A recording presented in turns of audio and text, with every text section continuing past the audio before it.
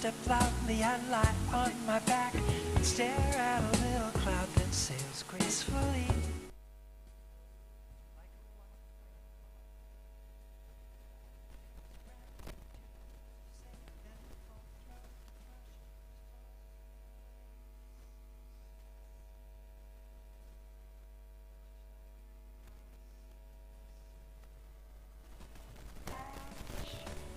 Quiet pine and hemlock make my canopy.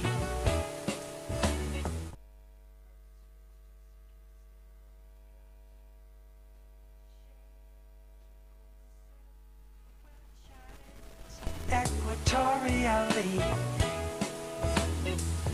an invention I can't fail to mention, the idea of a tree.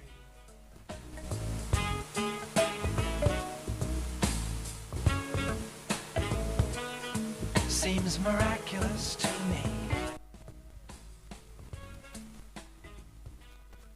The idea of a tree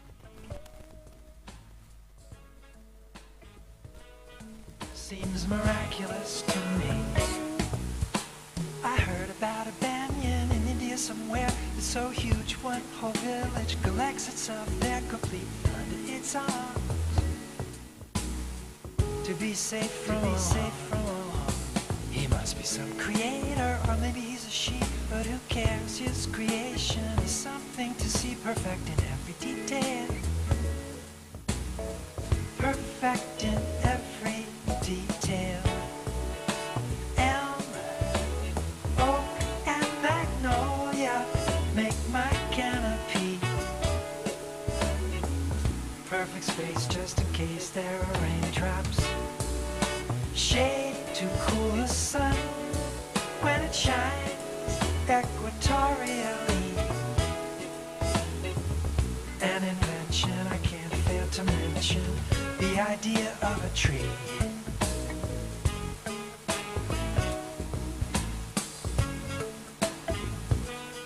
Seems miraculous to me.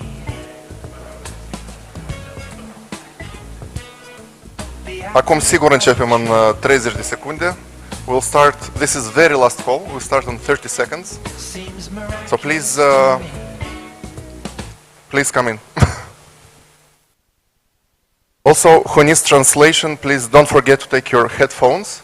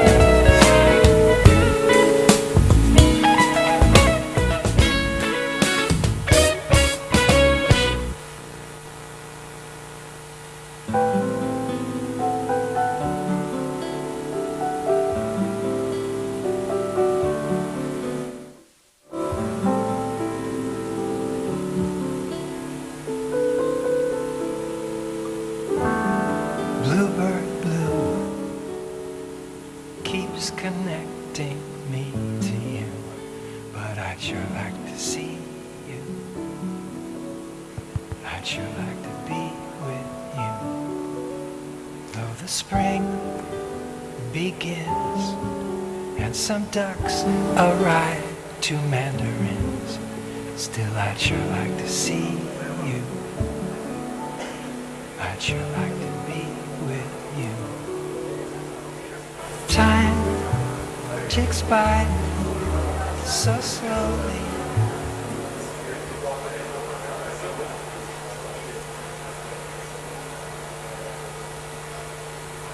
Da.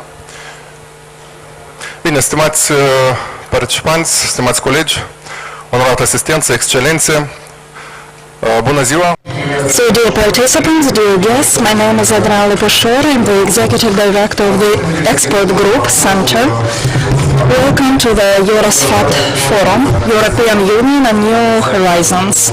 It's a forum organized for the first time in the Republic of Moldova, but for 10 years it's been held in Romania with colleagues from Europols, who are the organizers of this beautiful event. I was thinking that this event is actually reflecting the European integration of our country, Moldova.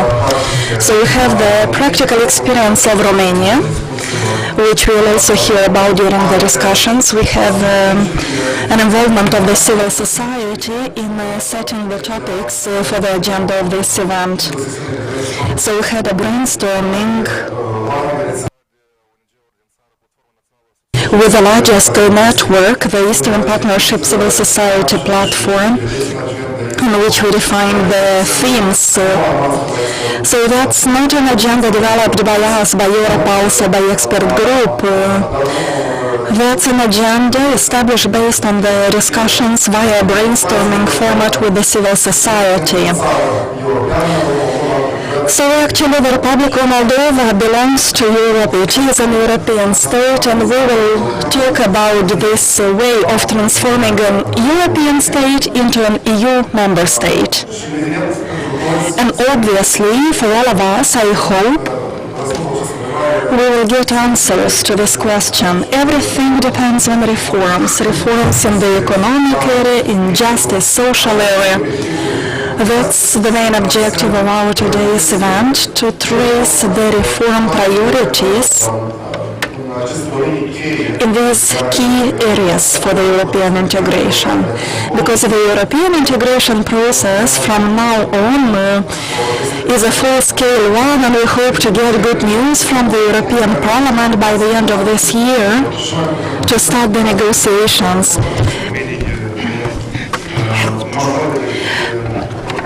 So actually these were the major areas for the Europeanization of our country. So we are waiting for dynamic discussions in the panel. That is why we encouraged the participants in the panel not necessarily to present long PowerPoint presentations, but rather to deliver short, punctual messages, and maybe then we have a round of discussions, lively debates in the panels, and we will also hope for the moderators to make their job, so that at the end of this event we get a list of to-dos, the key priorities for above-mentioned areas. But before we start the panel discussions, we have an introductory session, and I would like to start this event with a video introductory remark on behalf of Ursula von der Leyen, President of the European Commission. Please. Dramatic war, but Moldova is the subject of constant destabilization efforts against its democracy. It also suffers the consequences of the war in Ukraine. Moldova is welcoming a large number of Ukrainian refugees. Moldova is facing disruptions and blackmail related to its energy system. But like Ukraine, Moldova has undertaken significant reform efforts. For example, in the area of the judiciary, it has stepped up considerably. For example, in the area of the judiciary, it has stepped up considerably. The investigative work related to corruption and organized crime, It has made legislative changes to fight vested interests. So here too, the Commission recommends that the Council opens accession negotiations. There are some remaining measures that have to be finished, and on this basis, here too, the Council could then finalise the negotiating framework, and the Commission will report on the progress.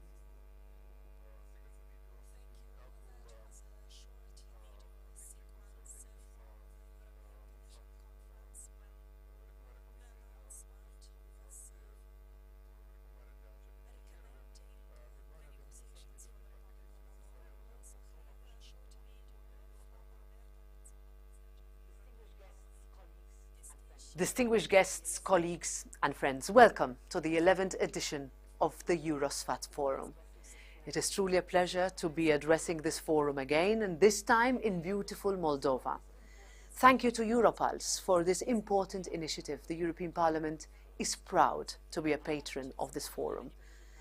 I have been fortunate enough to visit Moldova a number of times, and there I have met, spoken and listened to citizens like you, who believe in the values of democracy, of freedom and cooperation, and who are confident in the European path of their country's future. The Republic of Moldova is a proud nation with a huge heart. Even in hardship caused by Russia's war on Ukraine, the Moldovan people have showed remarkable generosity by opening their country, their homes and their hearts to hundreds of thousands of Ukrainian people. Moldovans have shown their commitment to our common principles and that their country's place is in the European Union. Granting candidate status to Ukraine and the Republic of Moldova, while also giving a clear perspective to Georgia, has been one of our most significant decisions. It sends a strong message of hope and of solidarity, and is proof of our commitment, especially during these difficult times. It also gives the Republic of Moldova a clear course for development and a historic opportunity to strengthen its democracy, empower its youth, and build a modern and resilient country, building its future to the European Union. I am proud that the European Parliament played a part in this by being the first EU institution to call for the Republic of Moldova and Ukraine to receive candidate status. Of course, every candidate country must follow its own path to EU accession. But Moldova has already made huge progress by initiating reforms in justice, in the fight against corruption and in its electoral law. It has enhanced the participation of civil society in its decision-making processes and has strengthened the protection of human rights. Even in the most challenging of times, the commitments of President Sandu, Prime Minister Recean and Speaker Grossu to Moldova's European cause have remained steadfast. And so I am convinced that Moldova is on the right track. We, the European Parliament, will continue to play its part. We have welcomed the Commission's recommendations on EU enlargement, and we remain hopeful that the European Council will open the accession negotiations with Moldova and Ukraine already this year. From our end, we stand ready to continue to provide the support that Moldova needs in order to meet the EU accession criteria. Moldova will always find friends and allies within this House. Thank you for this opportunity, and I wish you many interesting discussions ahead.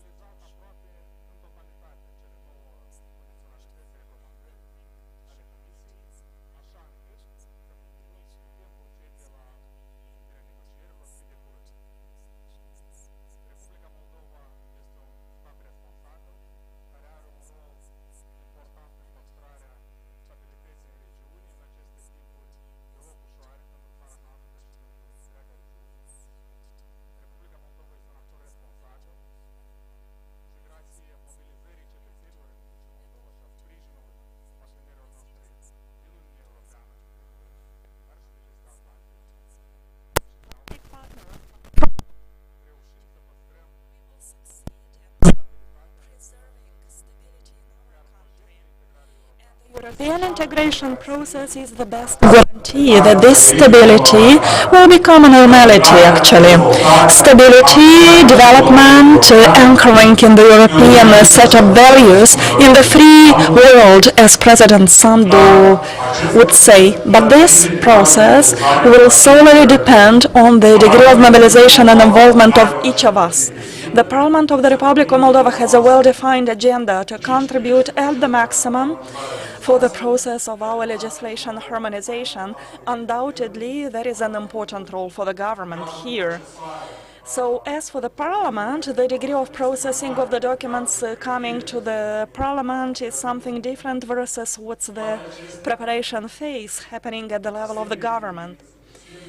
That is why such formative events are extremely useful to help us to see which are the gaps, which requires bigger effort, and any recommendation, any constructive criticism is not only required, but it is welcome and necessary, because thus you help us be better and altogether to deliver what we've promised based on the mandate that we have in the Parliament of the Republic of Moldova, the Forum EUROSFAT. Thank you. Thank you. That was a very important message on your side. Yes, we will have to anchor on the reforms, and we will follow the experience of other countries, both the positive and the negative sides. But the key factor is our internal capacity to meet the expectations. And I am happy with your message for internal mobilization. And the Republic of Moldova is definitely not alone facing this challenging, large agenda of harmonization, of European reforms. The Republic of Moldova is receiving political, technical, financial support, and words are not enough for me to express gratitude for this multilateral support.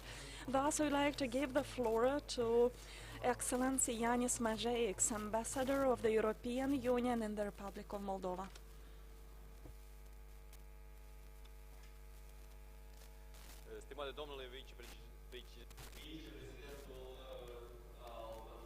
So, dear Deputy President of the Parliament, dear Minister, dear Director of the Soros Foundation, dear representatives of the civil society and of the public authorities, dear partners, dear colleagues, good morning. I'm delighted to take part of the EUROSFAT Forum, which happens for the first time in the Republic of Moldova. And actually there couldn't be a better place chosen, more logically chosen place to hold this forum this year here in Chisinau in the Republic of Moldova, and I hope in the following years that will be the case.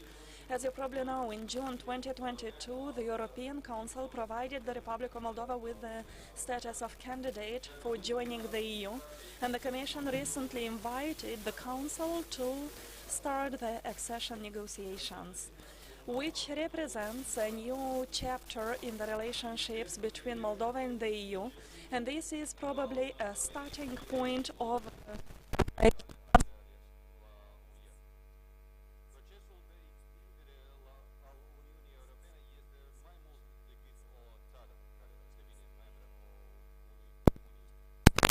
states. It's also about the society, a society which becomes an European society, embracing the values of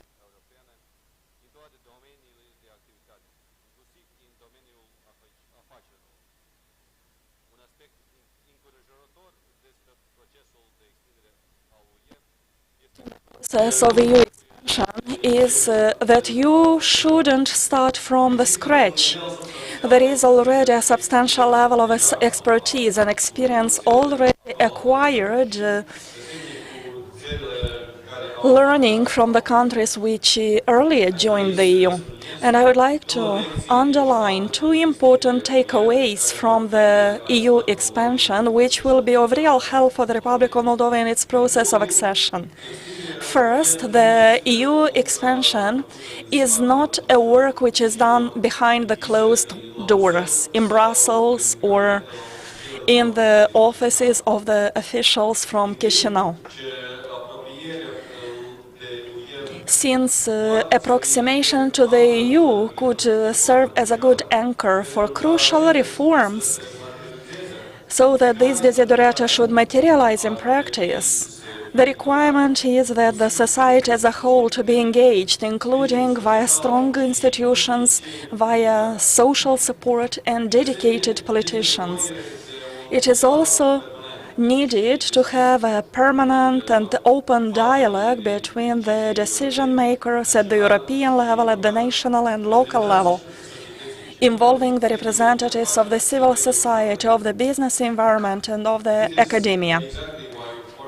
Are important.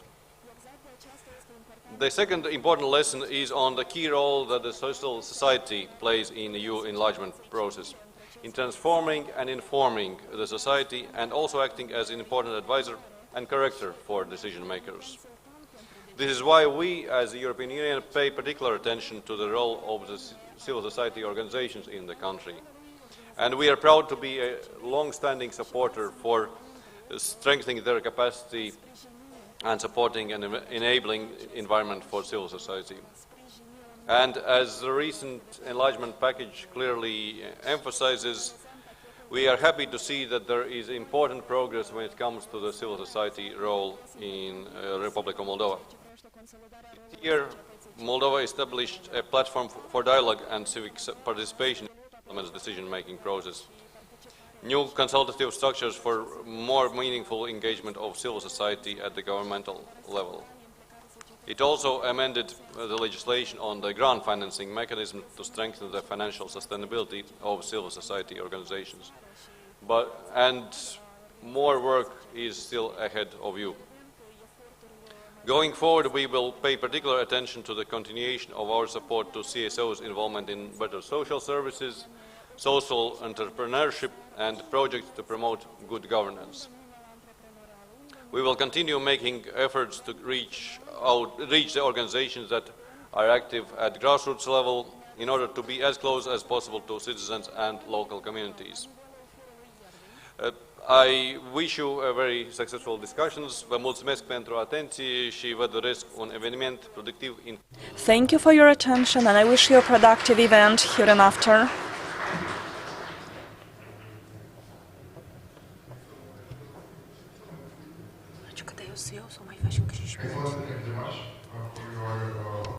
Remarks. În continuare, aș vrea să ofer cuvânt. I would now give the floor to the interim executive director of Soros Moldova Foundation, Elena Vakarciuk, because this event is also organized with the generous support of the Soros Foundation.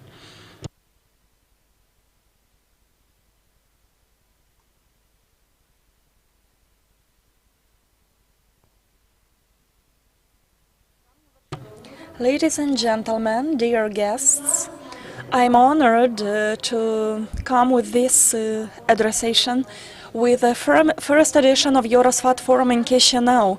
It's an event which will trigger discussions about Moldova's accession to the EU. Approximation to the European standards stimulates the economic growth. It also consolidates the democratic values, the rule of law and the human rights in our country. The exchange of ideas in the framework of the EU favors sustainable development and participatory governance, contributing to higher cultural diversity. The unique heritage of the Republica Moldova will enrich the diversity of the European Union, promoting good understanding and unity. Nevertheless, we have a series of challenges to cope with. That is why it's utmost necessary to arrange for the necessary reforms in the public administration and the judiciary in order to get closer to the European standards and to ensure sustainable development. Focusing on the human rights aspects, Moldova's integration, which will be an opportunity to raise the level of protection and promotion of fundamental human rights. While we are talking here in this forum about the transformational opportunities for Moldova, we need to emphasize the importance of collective efforts to make sure that the pathway of our country towards European integration will bring us progress, prosperity, and more important than anything, respect for the human rights. Thank you for your attention, and I hope for good discussions.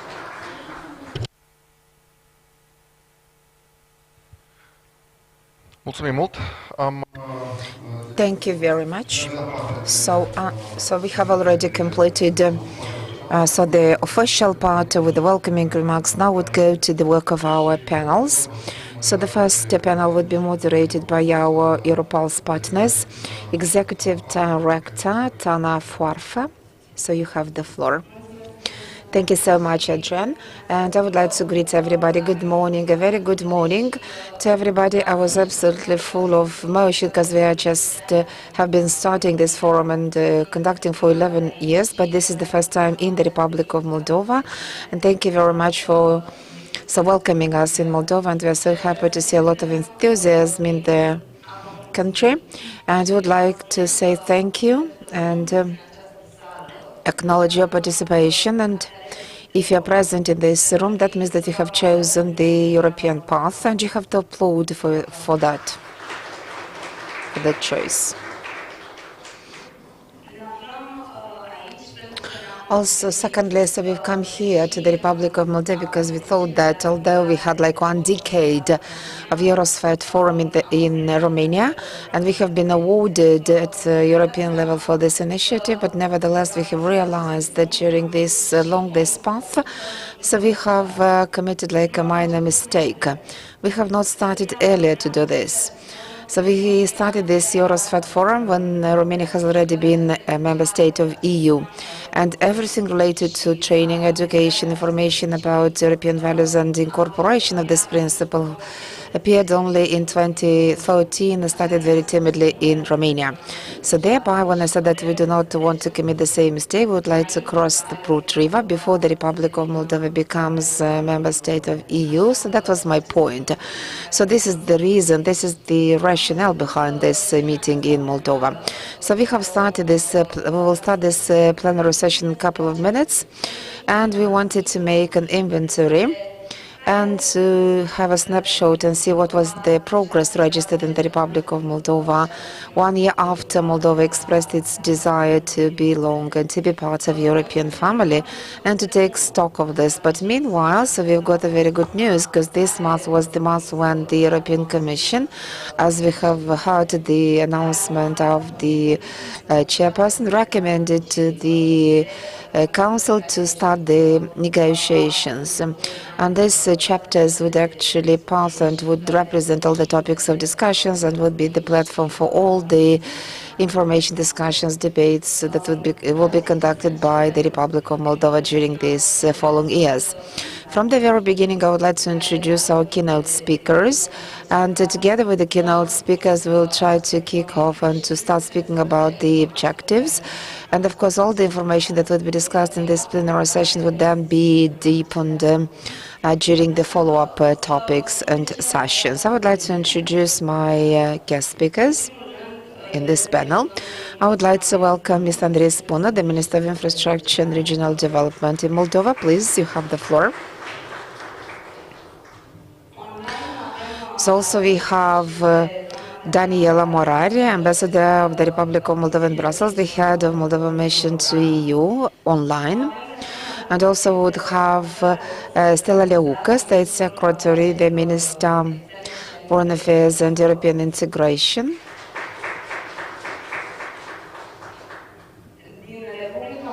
Also online, from online we'll go to Brussels, and we would like to welcome Mr. Tudor Constantinescu, Senior Advisor of the General Director for Energy in the European Commission. So welcome. And also, what else we are planning to discuss? First of all, we'll speak about the civil society organization contribution to this, and I would like to greet Mr. Iulian Groza, Executive Director of the European Foreign Policy Institute, IPRE. And also I would like to welcome Mr. Primož Vehar, who is the leader of the project team funded by his support for the structured political dialogue, coordination of the association agreement implementation, and the strengthening of the harmonization process in the Republic of Moldova. Please, Primoz, you have your seat. So I would start these debates by a question, and I believe that you're also torturing and thinking about this question, because so we've come to this very important news that was shared by the European Commission, but here the challenges would start. So thereby, in that light, I would like to speak about the next steps, the other initiatives that would be taken by the Republic of Moldova. What can we expect from the Republic of Moldova from this moment onward? So, Mr. Minister Spina, could you share some ideas in this regard? Good day. I would like to greet everybody. Thank you very much for inviting us, for inviting me. So I believe that the most important thing that is actually happening in the Republic of Moldova in the context of the European integration, and I don't want to upset our colleagues from the Ministry of Foreign Affairs, but I would like to mention that the European integration process gradually becomes an internal policy subject already. It's no longer a foreign policy problem, in becoming a domestic issue. And this is the main change of paradigm that is actually happening in the government of the Republic of Moldova, and not only in the government, but with effect all the state institutions in our country. So this effort of changing the paradigm of all the civil servants, of the dignitaries, would be to see the European process as an internal subject of our policy is very important, and that would change fully the efforts and the priorities that would have to be committed and undertaken by each of the institutions. And here I can give a lot of examples, very simple. I will give you just one example.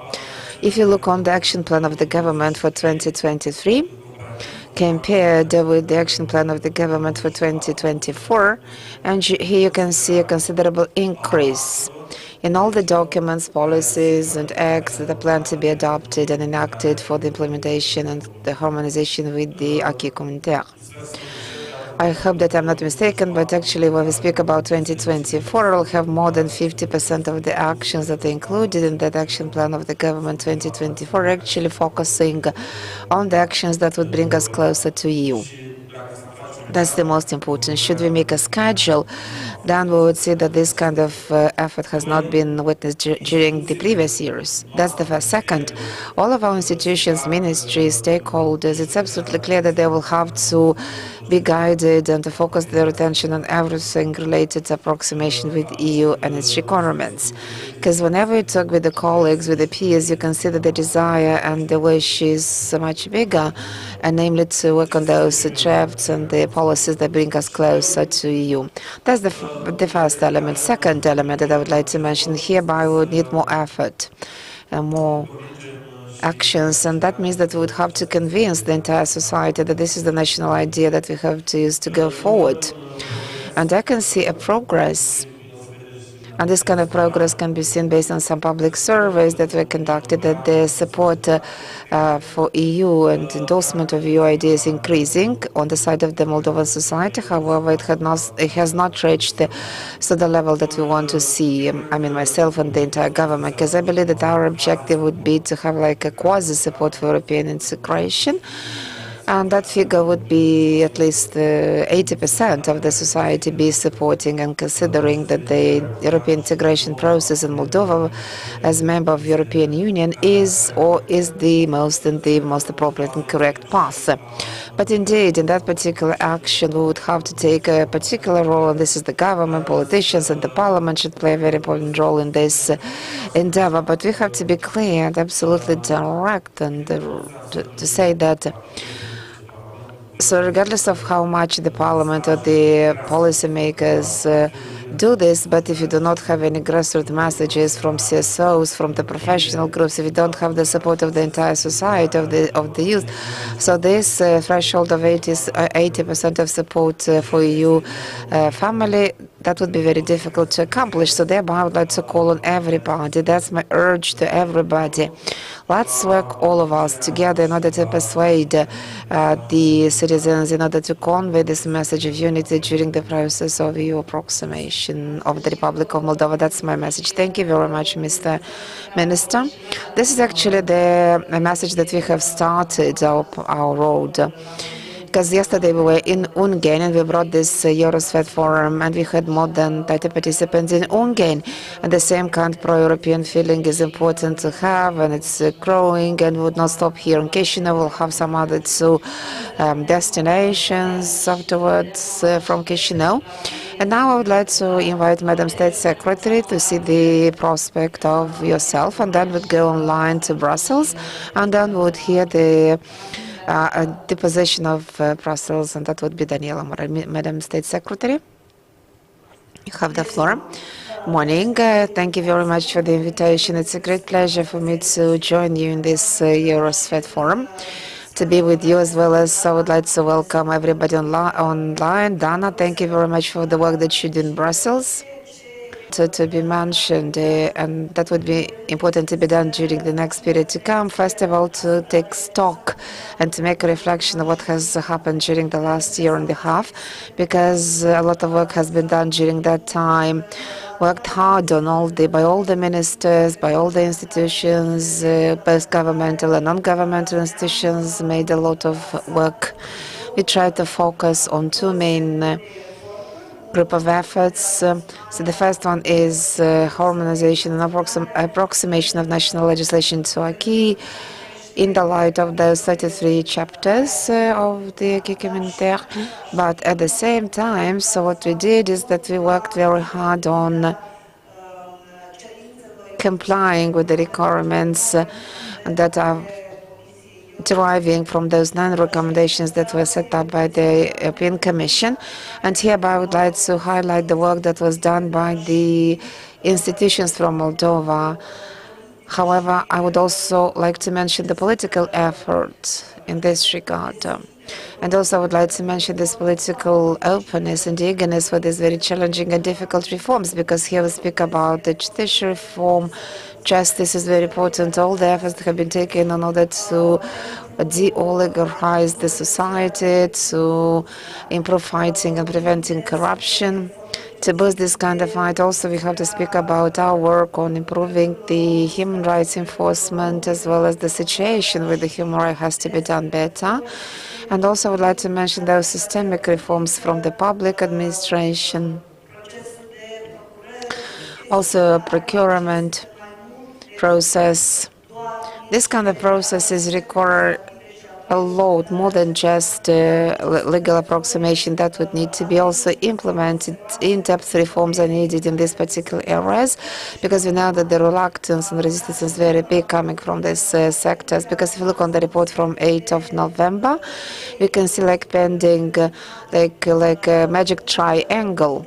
We have got these 3 recommendations that are still in the pipeline, but these kind of recommendations are likewise important as the previous ones, and they're very important for the next couple of months for us.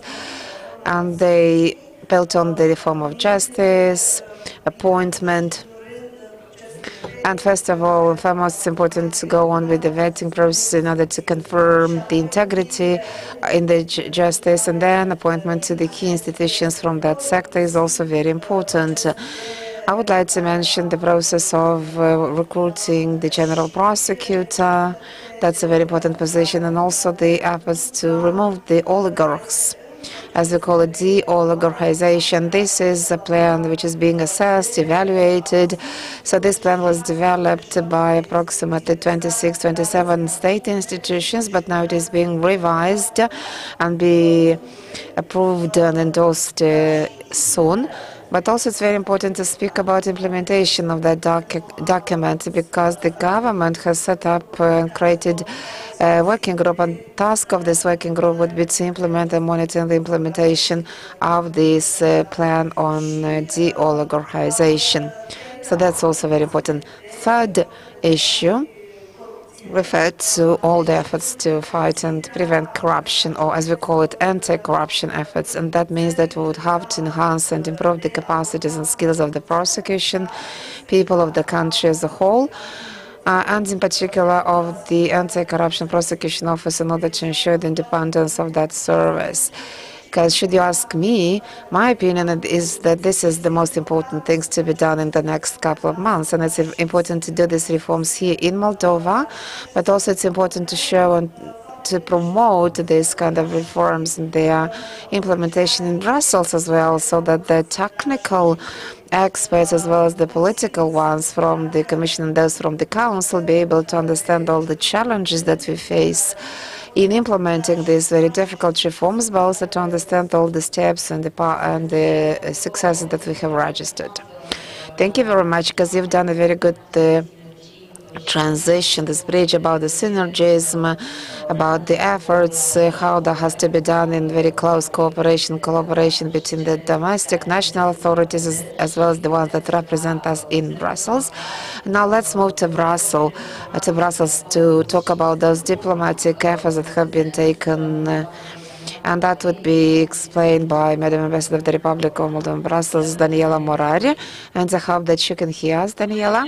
Good morning. Greetings from Brussels. Can you hear me? Yes, sound is okay. Thank you.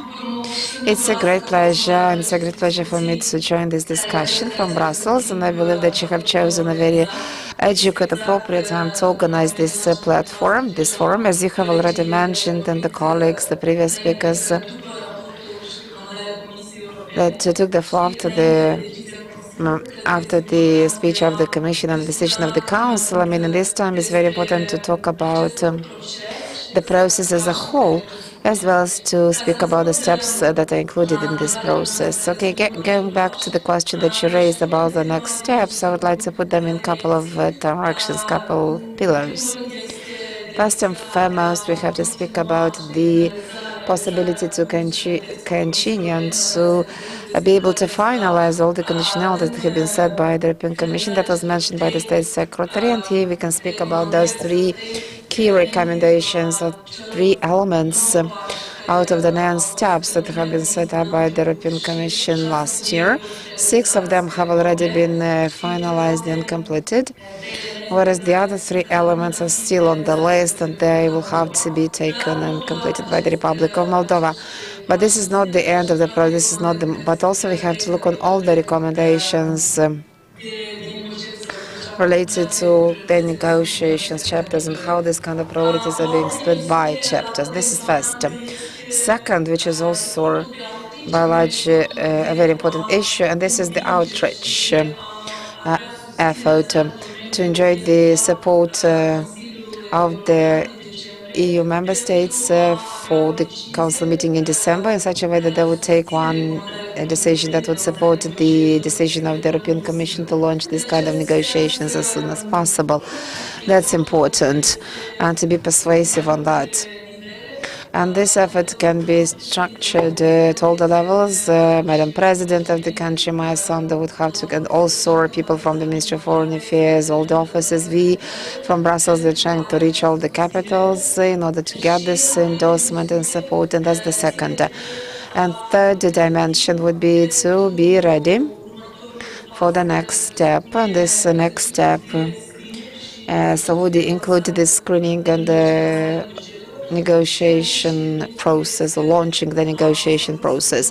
So last week, Mr. Minister of Foreign Affairs was in Brussels, and together with the delegation, with the colleagues from the Ministry of Foreign Affairs, as well as some other institutions like Ministry of Finance and Chancellery Office, in order to understand all the details, all the steps that are included in all the actions, in all the steps, and what would be the best option for Moldova to get ready for this process. And the other dimension that we have started working on full-fledged, once we have got the candidate status, that would be to identify some new dimensions, as well as to identify some tools and elements by which the Republic of Moldova would be able to gradually enjoy in the future and not in the past, because already being in the situation of a candidate country, we have to see what we can do more in that direction And I would like to give you an example because Moldova has already had access to additional 6 programs. And here I'm together with Mr. Efros, Minister of Home Affairs, who's got a lot of meetings on the Home Affairs side in Brussels. And once that has been ratified by the Parliament and the Civil Protection Mechanism has already been ratified by the Parliament, that means that Moldova can benefit from this instrument fully, because that would make a big difference for Moldova. A series of our programs that are now being negotiated in different sectors and some other dimensions that would give like full-fledged and full access. Those would be the next steps. In the light of all the actions that need to be taken by us, by the Republic of Moldova, in such a way that we would go deeper in the process, as well as to make this cooperation path absolutely irreversible, because this is the most important objective for our country. Let's join to get this decision about the launching of negotiations. That was a very important accomplishment. And should you have any questions during the panel question answer, so I would be more than glad to do this.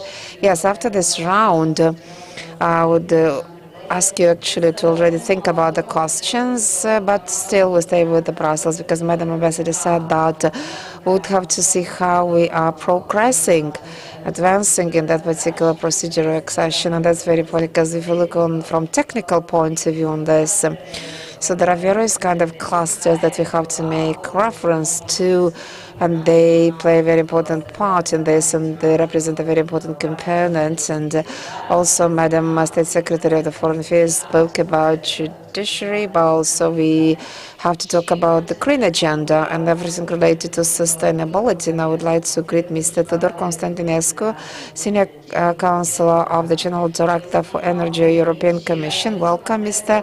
Constantinescu. I would like to ask you, Mr. Constantinescu, how we can make sure that the energy system of the Republic of Moldova is adjusted and is better accommodated to green transition. First of all, I would like to greet you. Good morning. Thank you for the invitation. It's a great honor for me to be part of this forum, and it's a great pleasure for me to be able to participate in this event.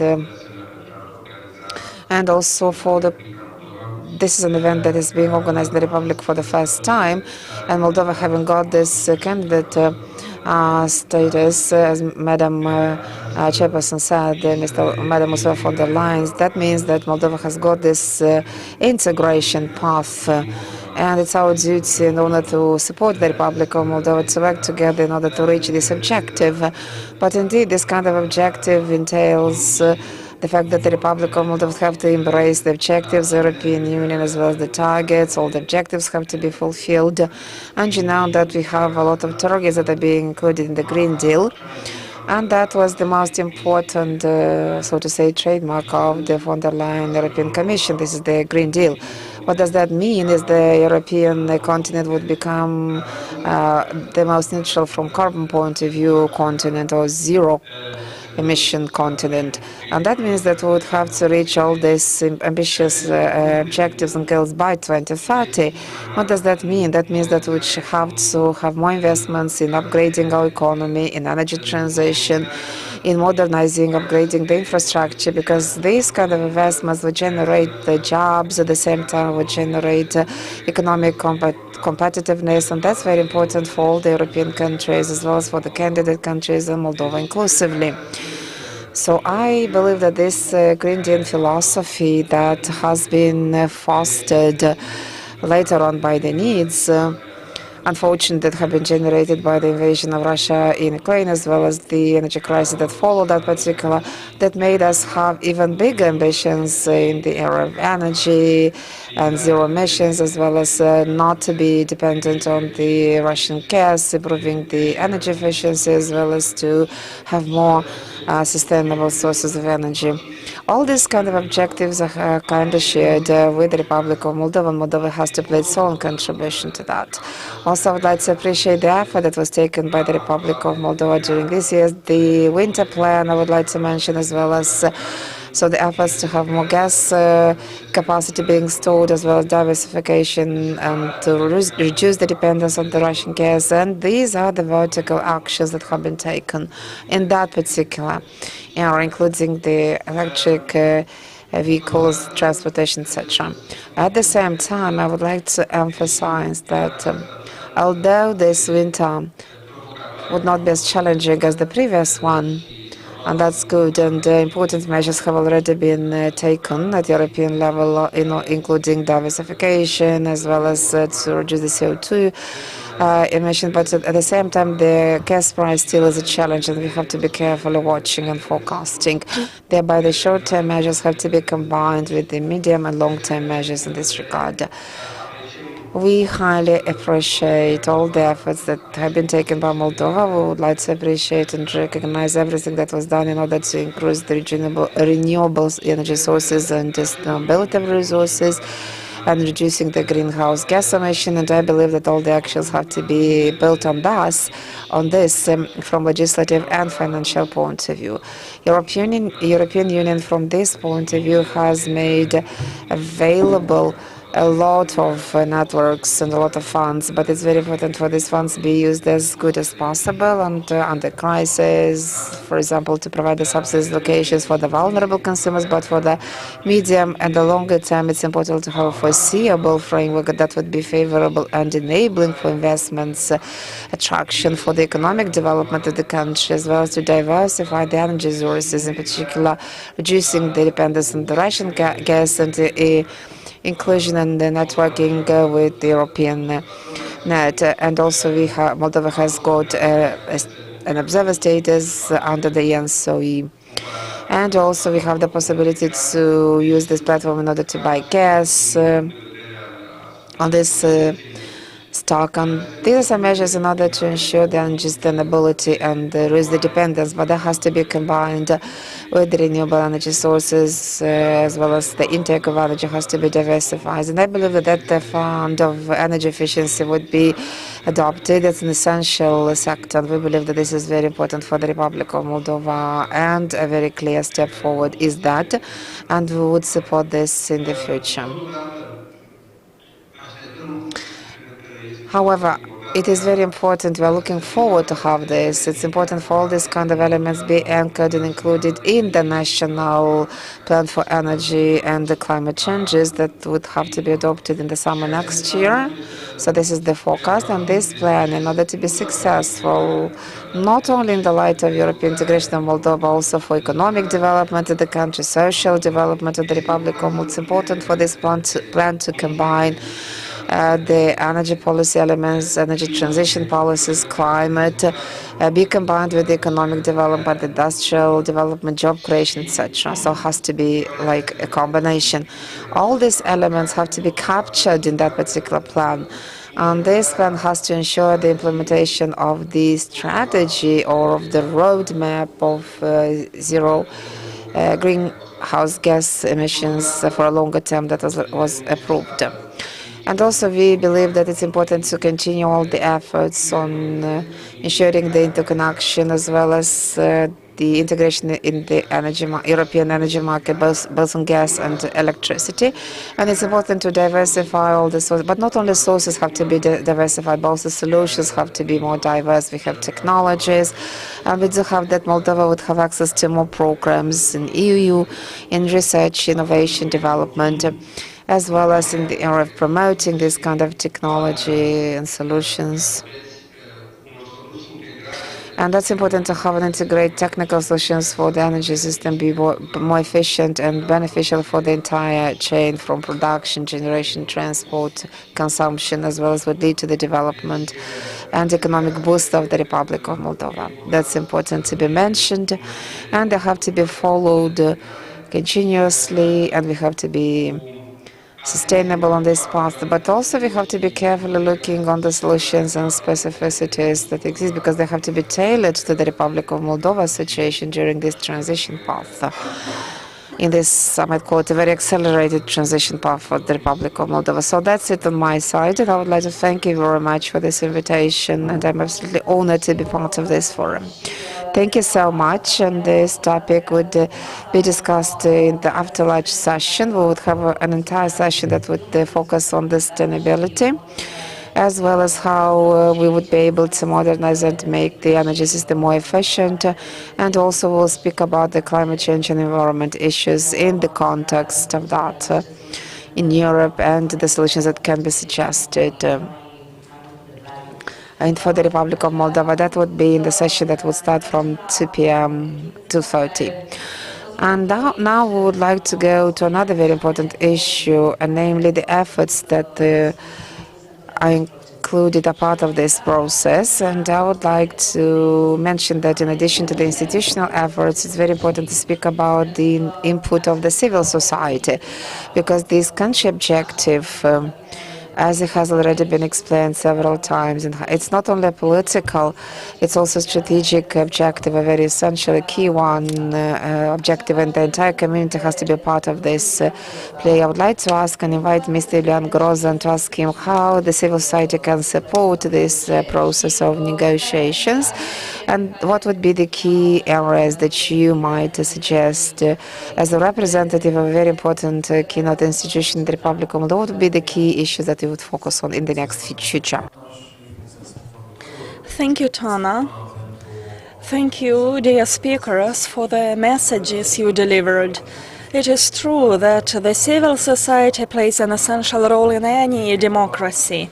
In the Republic of Moldova, the civil society is an engaged stakeholder. They are involved in all the reform processes, in monitorization, in raising awareness regarding the act of governance. More than that, probably you've seen really well that also based on the experience of other countries, the experience of Romania, and Europol's experience is actually a vivid example which shows how important it is to be engaged. I mean, the non-governmental organizations, the civil society organizations, all the stakeholders who are willing and able to work within the communities, but not only in the pre-accession stage, but also during the post-accession period. Because as it was said, accession to the EU is the best way for transforming a society, for modernizing a society, which is exactly what's happening in Moldova.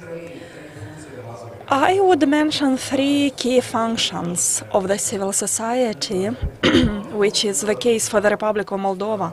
First, I would mention engagement. It's crucial for the local activity groups, other non-state electors, mass media also, to be engaged. First, via the information efforts, to inform the society about what the government does. From an independent perspective, they have also the role to raise awareness, to monitor the public authorities, for them to fulfill their commitment for implementing certain reforms or to show progress in certain reforms. And we saw this since the Republic of Moldova was committed to the EU integration process. Our civil society always had an important role. So you could judge by its monitoring reports, shadow reports, the recommendations they deliver, through the proposals that they formulate in the dialogue with the public authorities, governments, ministries, but also in the dialogue with the European institutions. European Commission, Member States, European Parliament. So the monitoring and information of the stakeholders is the key role for the civil society, and it contributes to the credibility of the whole process of a societal transformation. A second function, but it's actually related to engagement, it's the function of taking an active part in the decision-making processes. It's an equally important role and task, considering that the Republic of Moldova is finding itself in a full-scale EU integration process. And we need to be aware of the resources, of the capacities available, because we are a small country in transition. which takes small but steady steps on this new pathway for us. Well, coagulation of this national effort, not only at the level of public authorities, be it central or local public authorities, but also involving the non-governmental stakeholders, is essential, as an essential precondition, I would say, for a success of this European pathway. We saw that the civil society is open. We saw that the civil society works dwelling on its expertise that it shares with the public institutions. It provides consultation. It contributes to all the key moments the Republic of Moldova goes through, especially from the point of view of accession to the EU. We saw an ample involvement of non-governmental organizations, of research centers, think tanks, in formulating certain responses when we submitted our accession application after the Republic of Moldova was attributed the status of a candidate country. It was again an important role of involvement for the civil society organizations to double-check to what extent and what's the quality of the fulfillment of the 9 steps, 9 conditionalities. They also formulate reports, proposals. Well, now, since we got the recommendation of the European Commission for the launchment of the accession process, we are waiting for the political approval. So the CSOs from the national platform, but also the trade unions, the employers' organizations and other stakeholders from the non-governmental sector were invited by the government to be active participants in this process, to be involved as members of the working groups created by the government, working groups which will include both civil servants, experts in the governmental area, experts from the civil society. So it's like a hand-to-hand effort in the process of proper planning of legislative measures, of requirements for implementation at the national level. And in a nutshell, it's a common effort for the European negotiation. It's a new practice for our country, but it's not something new for other candidate states. So in the Republic of Moldova, the civil society will have a twofold role. On the one hand, the CSOs will monitor to what extent the Republic of Moldova has progresses in taking these commitments, delivering shadow reports to the public institutions and to the European Commission. But on the other hand, the non-governmental experts will be delegated as members for the working groups. That's important, and that's a good sign that in the Republic of Moldova there is a lot of emphasis put for the plenary involvement of all categories of stakeholders, including civil society. And one more very important role of the civil society is that of communication, information. It's very important that every citizen of Moldova to be involved in properly communicating, informing our Moldovans at the grassroots about what is actually happening in the process of our country's European accession.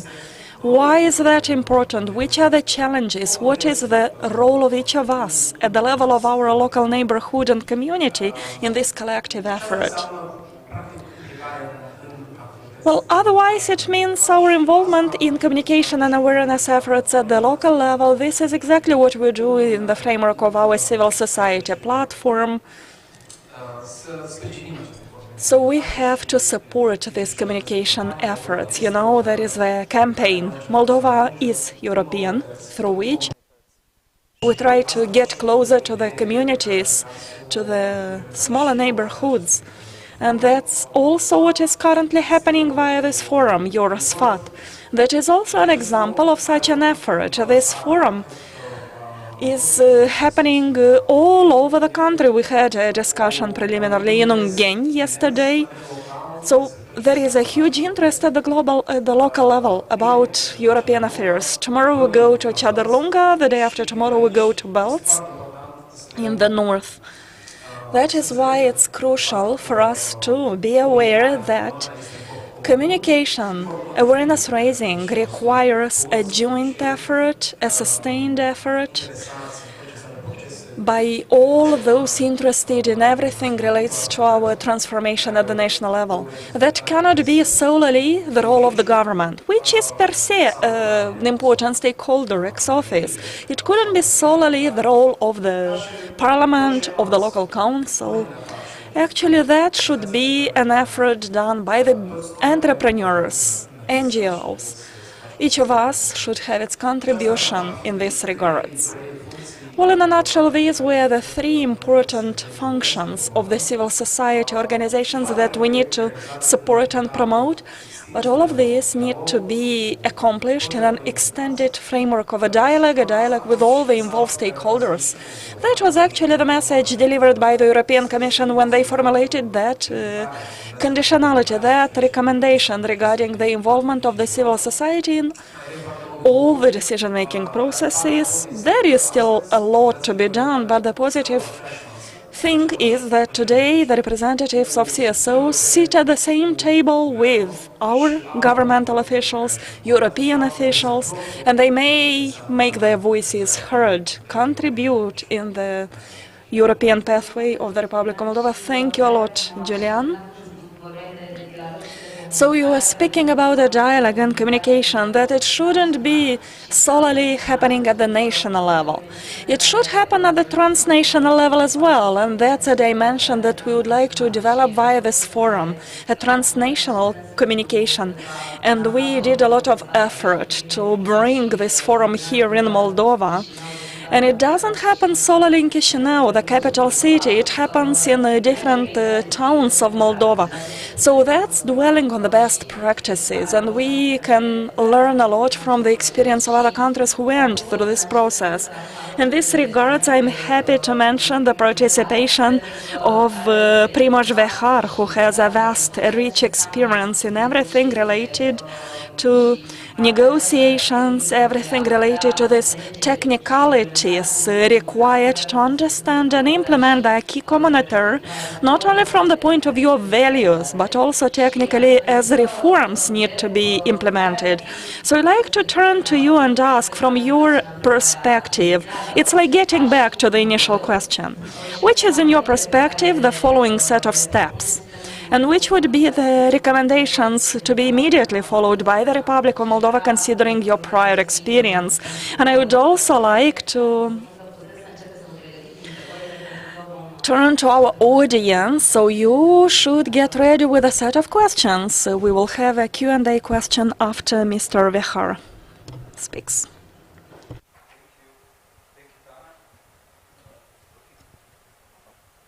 Thank you, Tana, for this nice introduction. I'm just lucky that I am old enough that I was part of the whole accession process in one smaller country than Moldova in Central Europe. Process started over 30 years ago, so negotiations exactly 25 years ago. On the other side, I'm young enough that I'm still able to speak and be here in front of you, just the proper age. So, yes, I would just refer to legal approximation with the EU acquis, as you mentioned, and absolutely agree what Mr. Groza said about involvement of civil society, which is absolutely necessary, that takes part of it, but we cannot forget, and I speak this as an ancient senior civil servant, of all three branches of law in the process of EU accession. I mean here absolutely government, which by the constitution leads the process and it's responsible for the whole implementation. Parliament, which adopts legislation, laws only, because government adopts also almost half of EU legislation with the bylaws. And of course the judiciary, because judiciary has to enforce this legislation. So, and when we speak about legal approximation, it's not just simple drafting legislation. This is for us legal drafters the easiest part.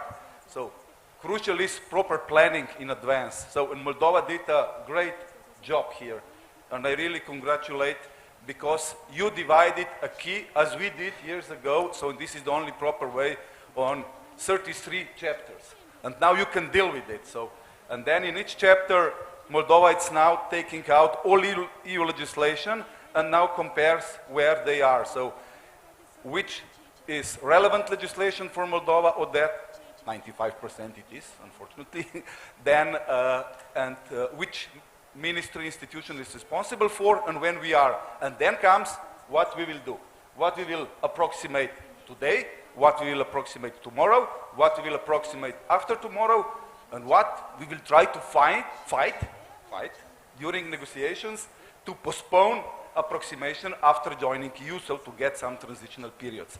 Because why? Everything is connected with implementation capacities and costs.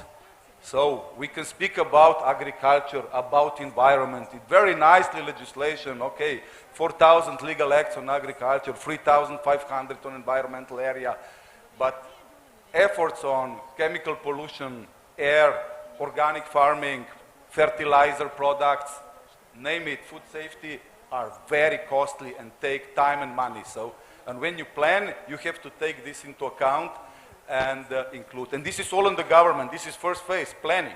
So huge job. Then comes legal drafting. When we know what we will draft and when, then we can engage us lawyers, let's see, include also colleagues from civil society in the discussion, have public discussions and all that, and see and prepare a draft. Then it goes to Parliament if it's a law, and here it's super important role of Parliament, because it's not just adopting. Parliament is not a voting machine, so Parliament is above all a discussion forum where also position and opposition members of the Parliament has to ask critical questions also about this legislation. It happens in our Parliament as well, where position members of Parliament ask, but how this law will enter into force in 15 days, how our factories will adapt to this environmental, how is this possible? Dear Minister, could you explain? And then, yes, it's EU requirement. Okay, so EU requires in 15 days you have to adopt this law. Well, not exactly, but we want to show our readiness and so on. So what was the result of the discussion? The Committee for EU Affairs in the Parliament adopted an amendment that law enters into force 1st of January. And it was, I think, May or June. So half a year vacatio legis, which helps a lot to the industry to prepare. Just because of simple reason, it was not enough discussion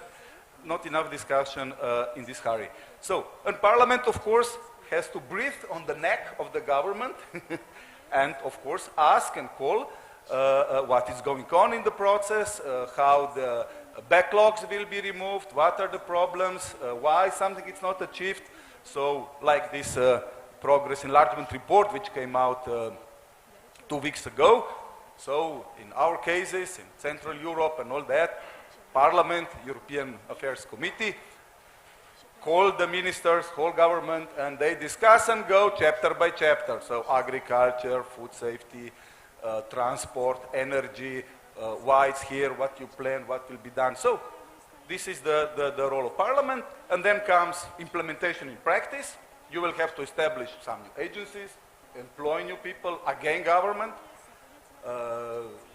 and enforcement. You will have to enforce. So inspections will have to go. Inspections will have to check. This is not written in the directives and regulations.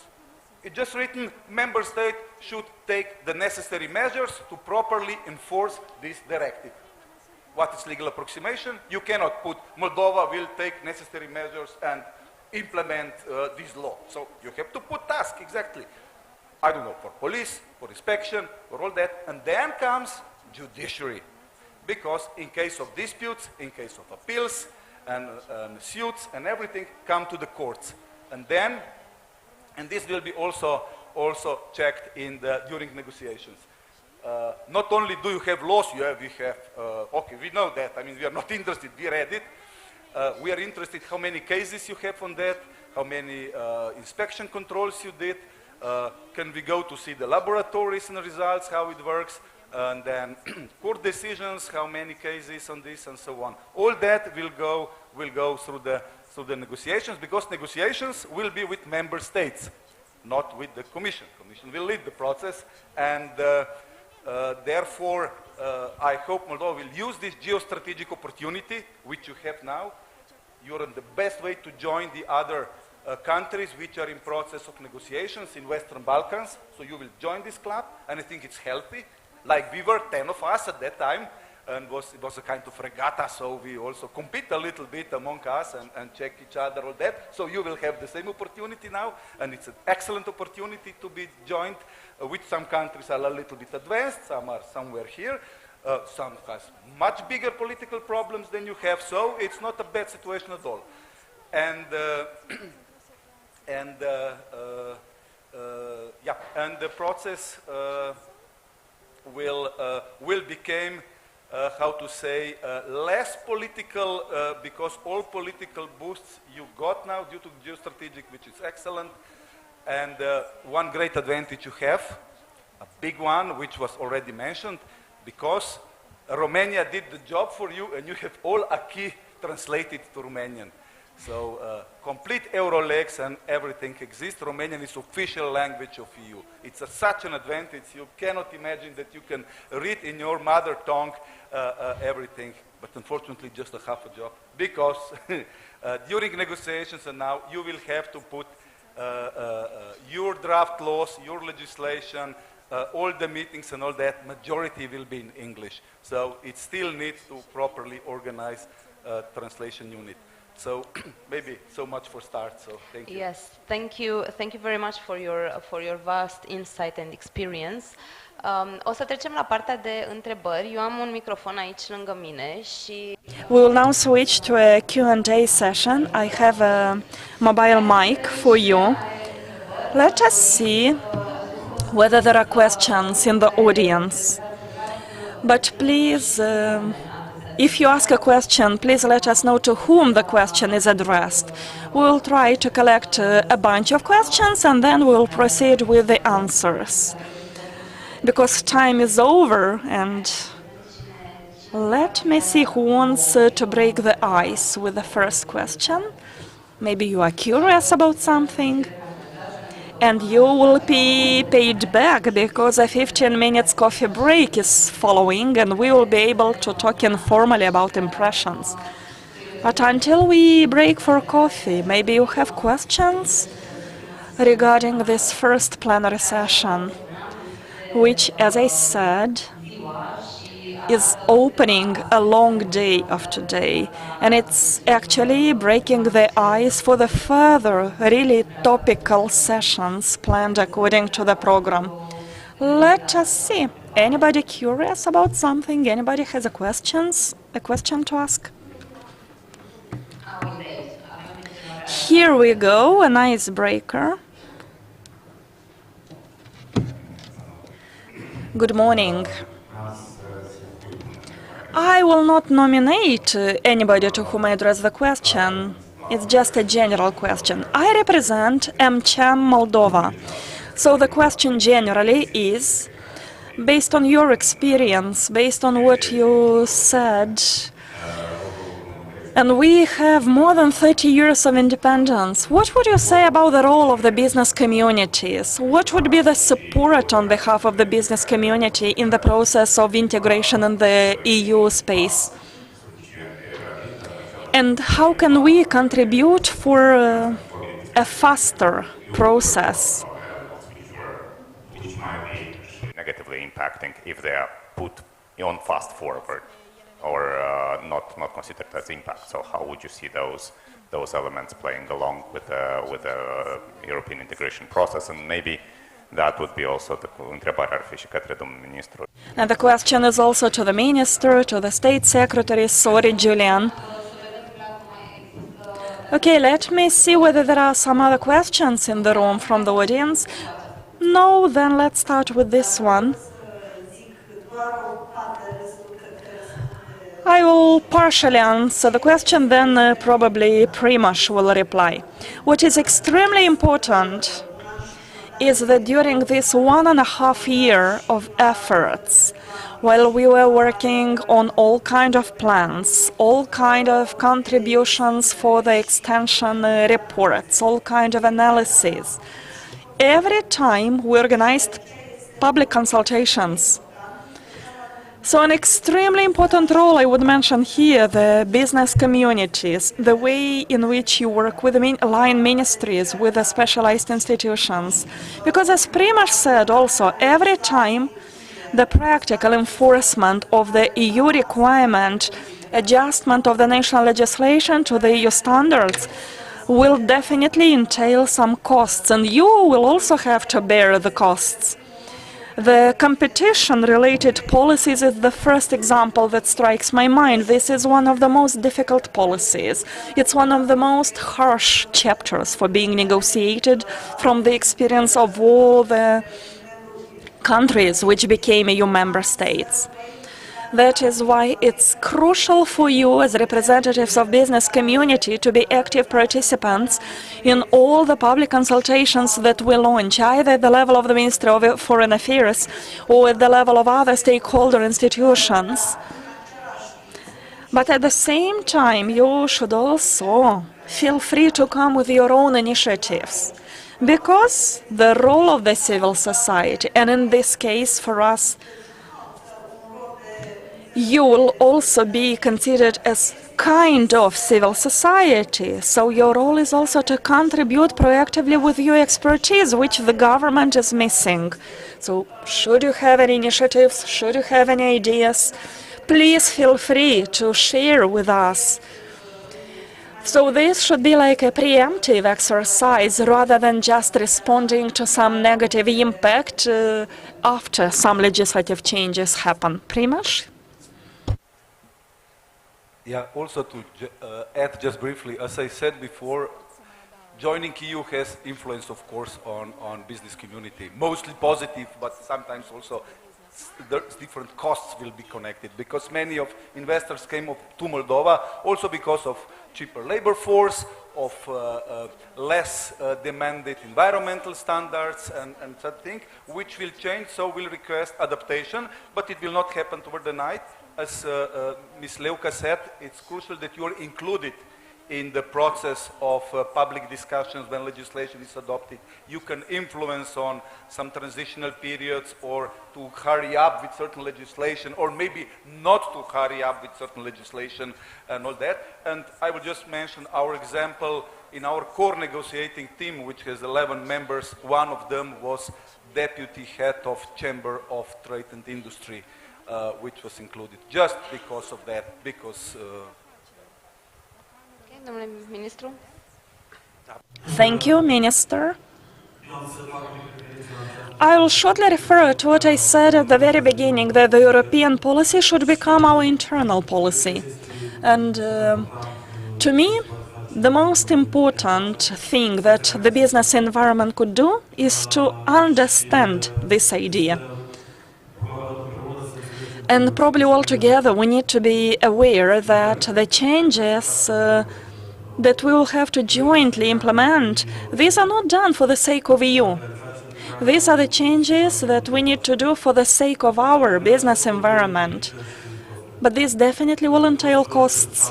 This will entail costs for the whole of society, and I mean mainly the painful costs in the short term.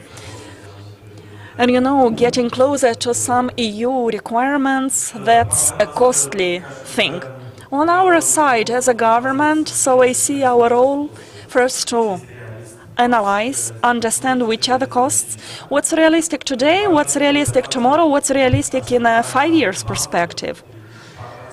Our expectation on the side of the government is to see that the business environment is open to the changes and regards these changes not like some whim, some caprice of the government, but like something beneficial for you, for the business environment. And already have very good examples visible in the previous period of time, which clearly demonstrate how important is for us to produce the changes as fast as possible. Let me give the example with the plums.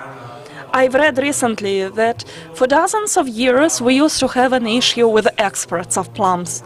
And this year, finally, I read a report that the Republic of Moldova is like in the top 3 exporters at the global level of plums. And definitely that required a lot of pain and effort. They needed to change things in their practices. It's not only about plums, it's also the wine industry and others. So only altogether we need to be aware of what should be enforced, how it should be enforced, and the business environment should understand, as I say, I repeat, that's not something to be done against you. That's not something to kill you or to bother you. Actually, these are to be regarded as an internal reform mechanism, which is demanded on the side of the business community, similarly as we have these demands on behalf of the government. Let us see maybe some reactions in online. Ambassador, maybe Mr. Constantinescu, if you want to comment. I may comment. Yes, please, feel free.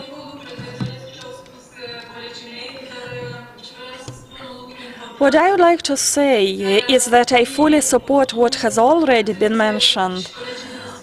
And also the colleagues from the institution, from the business environment, should work hardly on figures and statistics, because that will help you negotiate in a justified manner. This will help you require for certain transition periods of time, some exceptions. You may only require that if you have sound arguments and figures. And we know that in many branches, they just start the process of developing statistics and sets of figures. And I would encourage the business environment to start building this narrative already today. Please do your homework. Please make sure you have your sets of data statistics ready to defend your priorities. Thank you as well. Unless there are no more reactions or questions, I suggest we should break now. We are really well on time, so we will break for a coffee and we'll reconvene in 15 minutes. The following session will refer to European values, democracy, good governance and rule of law. And it will start with an interesting message on behalf of Laura Codruța-Covesci, Chief Attorney of the European Prosecution Office. That is why you are all invited for some networking during the coffee break. On behalf of Europol's, the European Expertise Center, I'd like to thank you for your participation and for hosting us in Chișinău.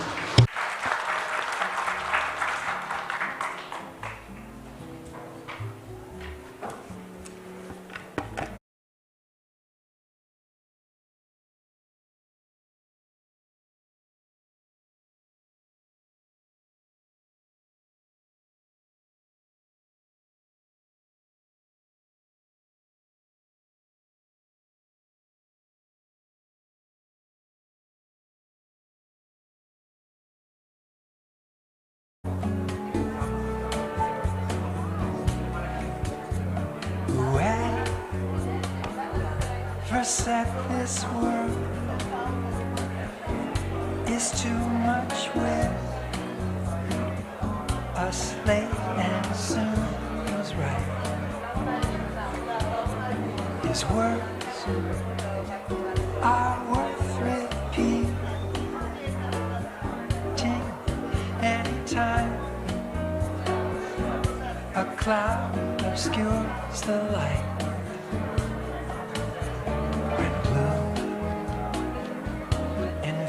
My path, that's the moment I retreat with you.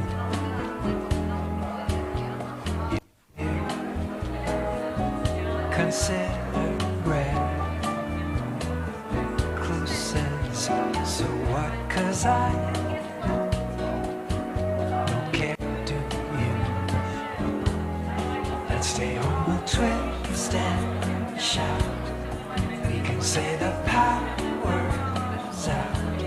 It doesn't matter what we do. I just want to spend the day with you. Let's call it and sick like others do. Say we don't wanna catch the flu. I really don't care what we do. I just wanna spend the day with you.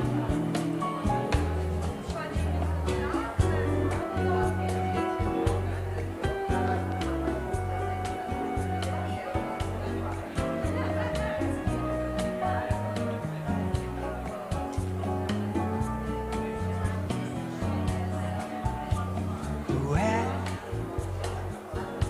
said this world only appears to be a land of dreams. Sailing straight for truth, unless the dream is starting you and me. Still, my drug got joy.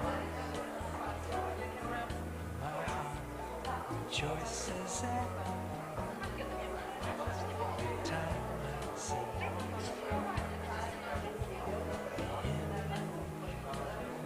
image of your face as it comes in sway.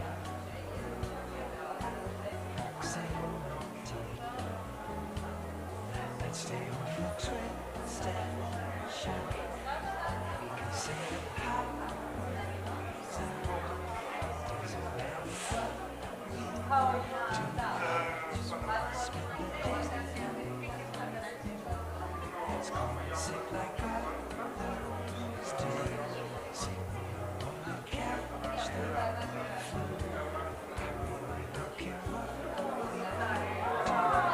Just wanna spend the day with you.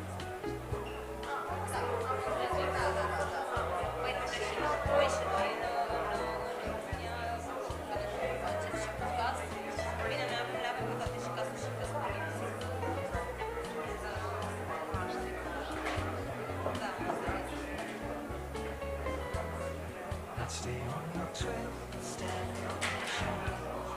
You can see the powers out.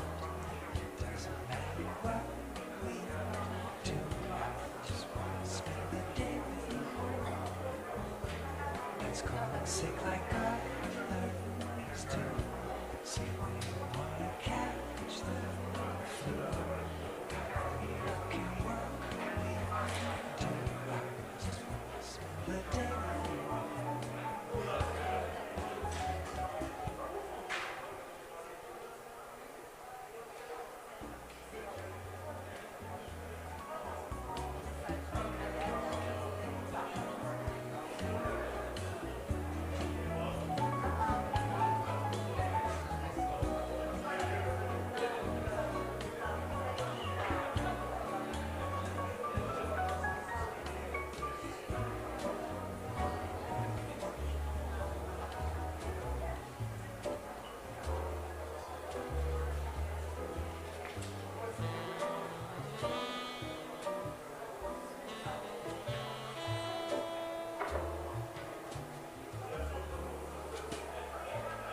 Every weekend while at college, I frequented a little club to listen to jazz.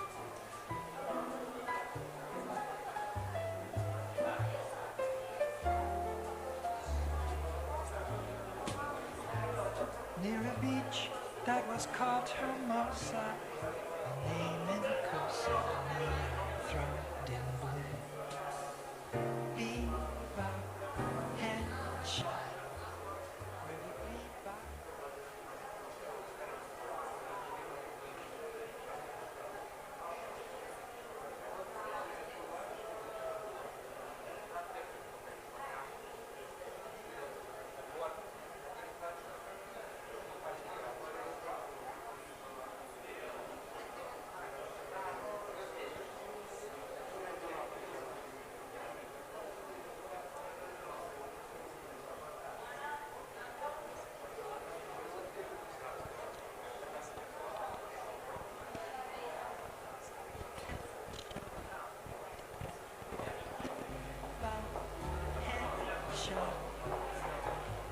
Down at the bebop head shop.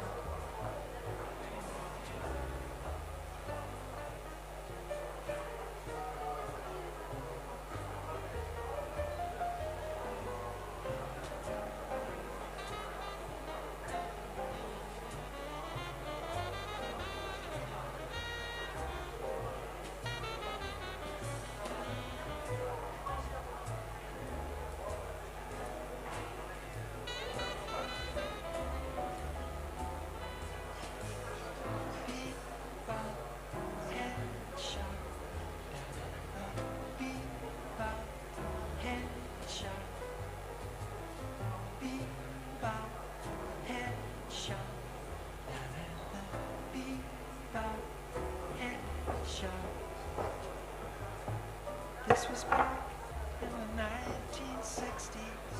Everyone's the girls whenever Handsome Jack was the prez. Bebop, headshot, down at the bebop, headshot. The cat who coined the phrase, somewhere else too is he. The guy behind the bar said it's a tribute to Dizzy. What a time it was, why did it ever have to end? All those cats are gone, and now the bebop head shops close.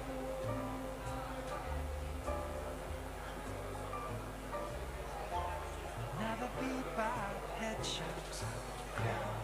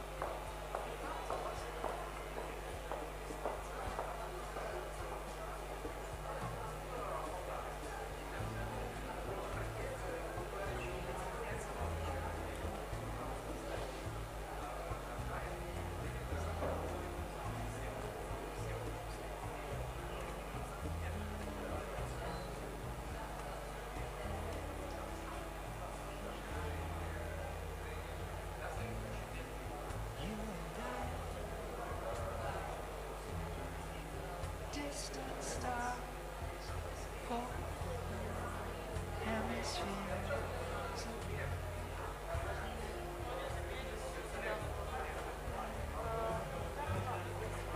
You're the lesson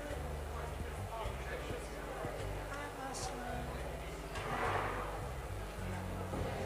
I must see it inside your heart. It seems so honest when you first misplace it.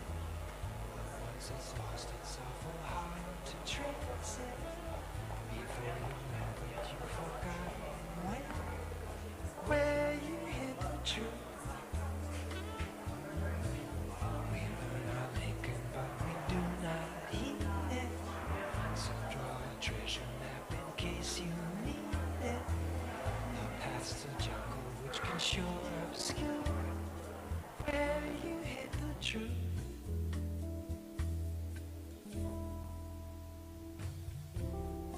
Why not recherche your temps perdu?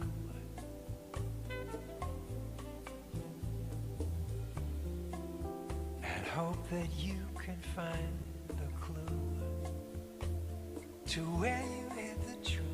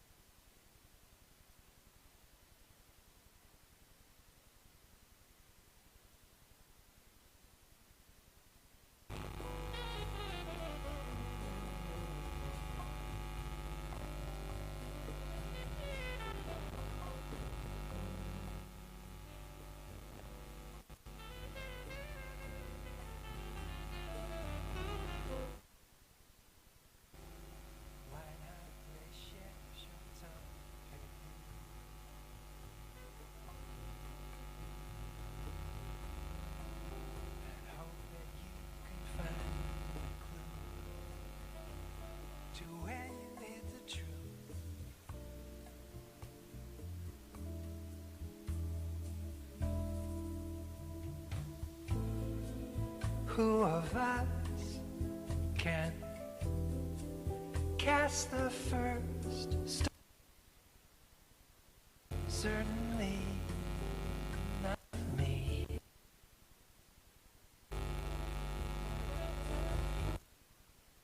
But at least I know. Friend, you can rely upon. It seems so harmless when you first misplace it. Once it's lost, it's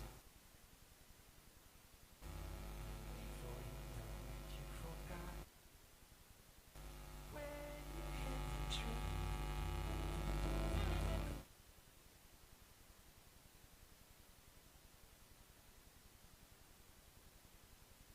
In case you need it, past the jungle which can sure obscure where you hit the truth.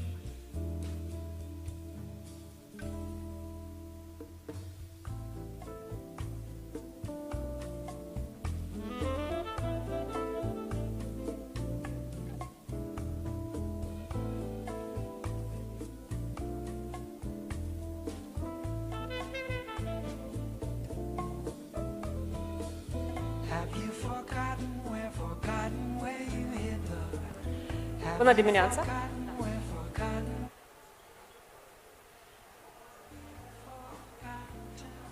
Doamnelor și domnilor, în 2 minute începem discuțiile în cadrul celor de-al doilea panel. Vă rog frumos. So I would like to invite everybody to take your seats and we would go to the second panel.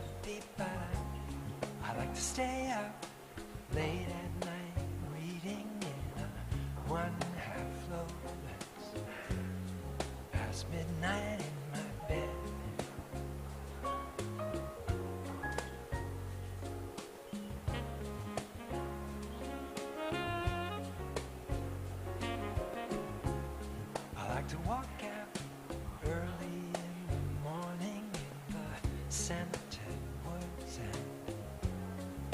and listen to music in my head. Music in my head. Please don't misunderstand me.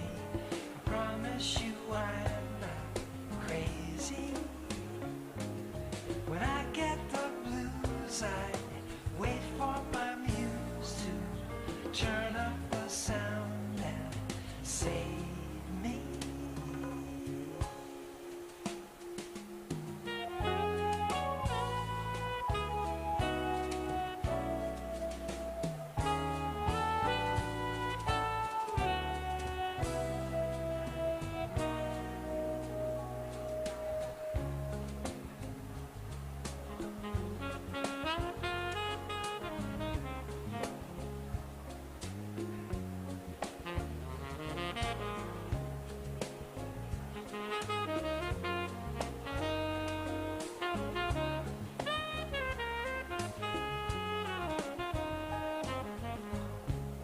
I like to listen to the sounds of August when a thunderstorm drums distant timpani.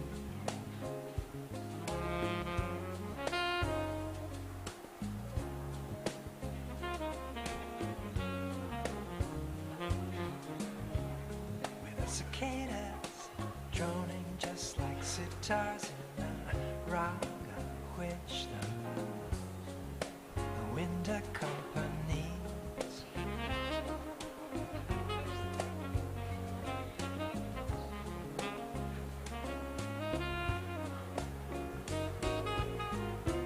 Bird song stereophonic creates an ear elation.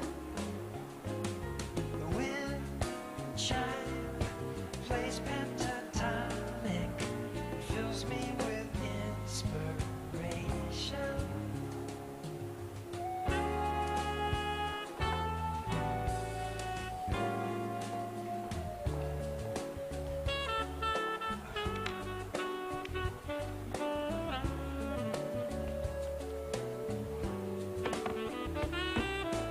Ba-de-da-da-da, ba-de-da-da-da-dee-da-da-da. Ba-dee-ba-da-dee-ba-da-dee-ba-da, ba-de-da-da-da, ba-de-da-da-da-dee-da-da-da. Ba-dee-ba-da-dee-ba-da-dee-ba-da.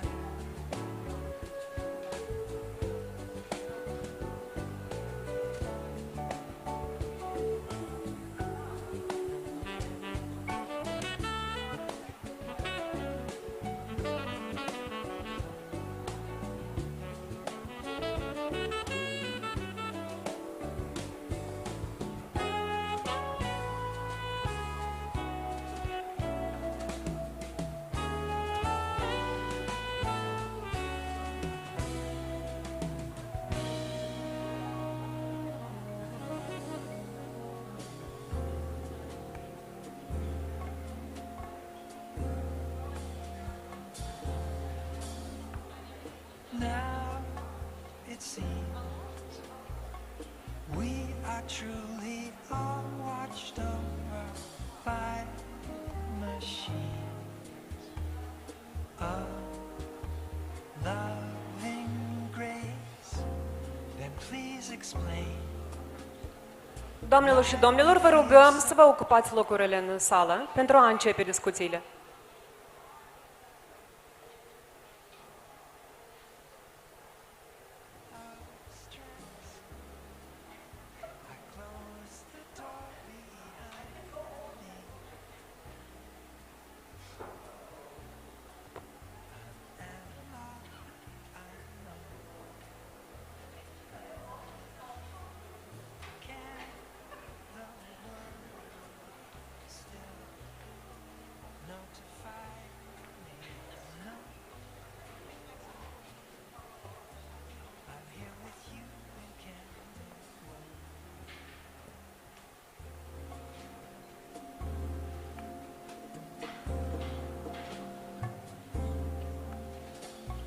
cries obscene.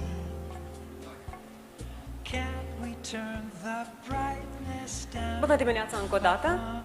Aș vrea să invit în scenă So I would like to invite the keynote speakers for this panel. I would like to invite Madam Ramona Strugariu, member of the European Parliament, Group Renew Europe. Ramona, please take your seat.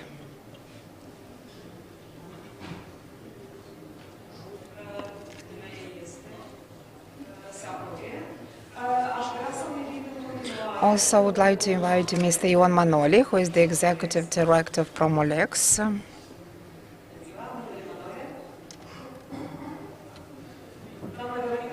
Veronica Mikhailov Moraru would join us a bit later, Minister of Justice. Also, I would like to invite Mr. Vladislav Gribince, Program Director from the Legal Resource Center from Moldova. Mr. Gribince, you're welcome.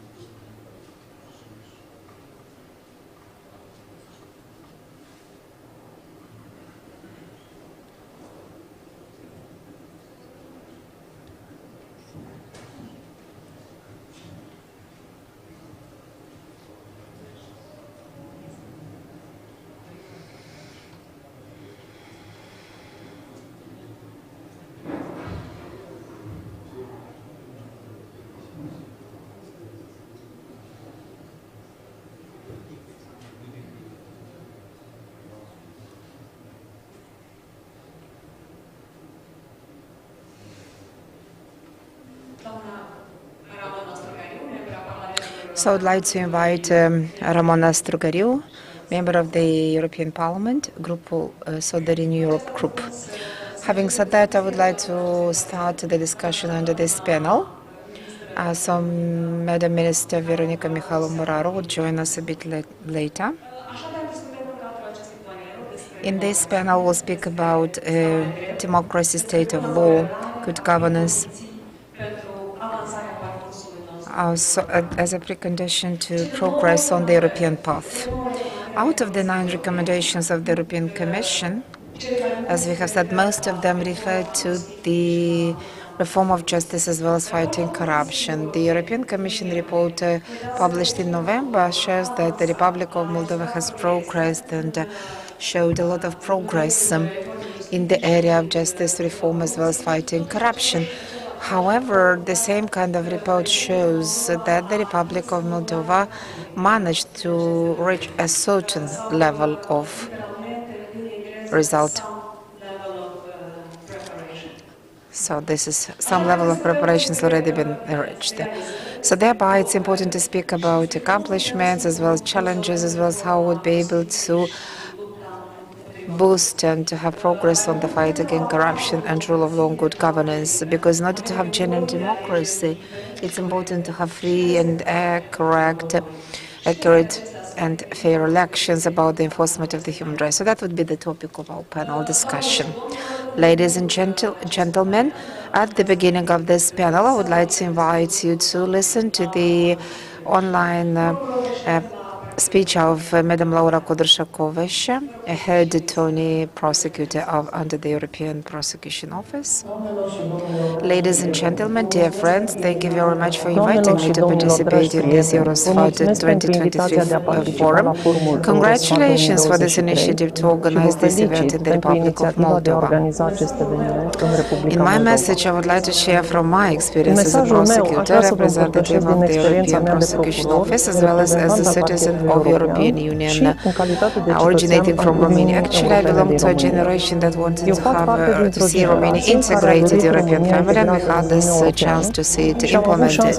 During the last 30 years, I have known more about the country. I saw how Romania transformed into a European country, because we Romanians wanted to be part of the European family. But I saw this transformation from the point of view of justice. It's indeed that speaking about that fighting corruption means that we would have to prevent and sanction. It's about education, but this is not the ultimate point. We have to speak about courage, desire and courage. And the idea would be to gain the trust of the people.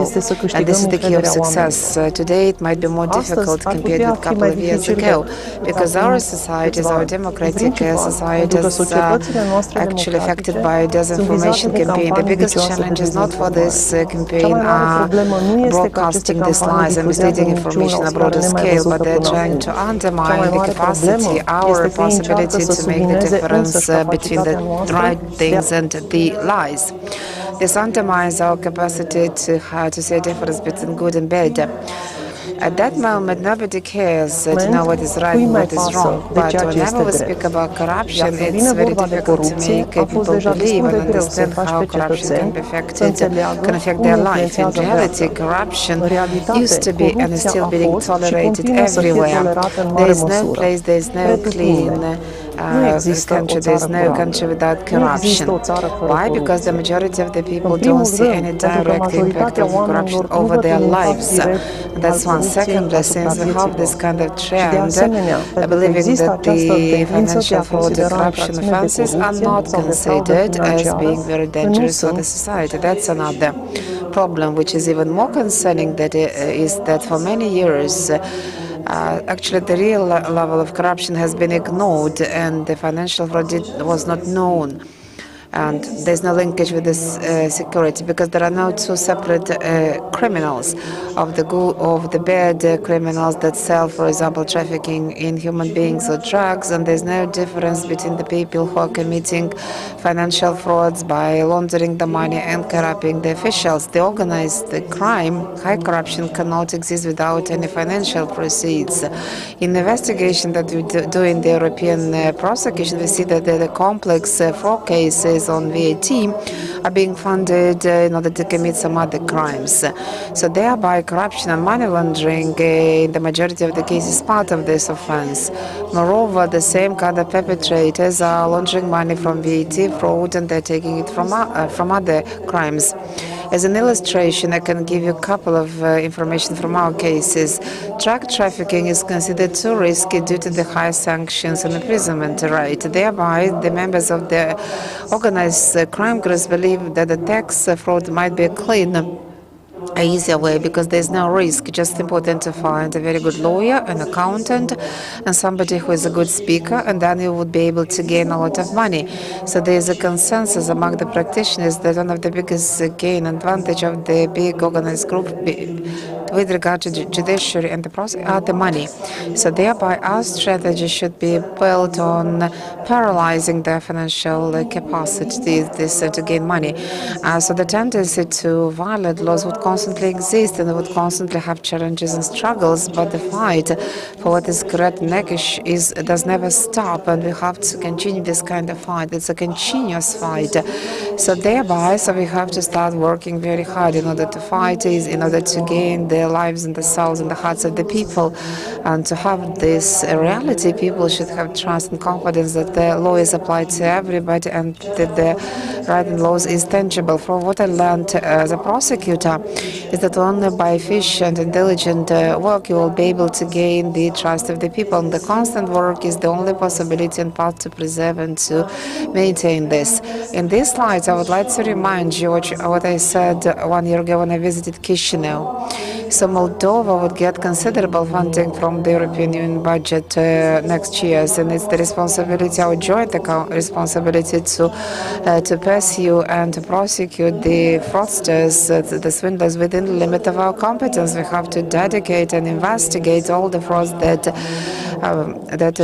bring detriment to the financial budget, as well as to share information as stakeholders. At the same time, it's important to initiate the process of approximating the Moldovan laws with the European laws, namely the legislation on preventing corruption as well as the fraud have to be brought in compliance with the interests of EU. The EU process is being presented only in technical things.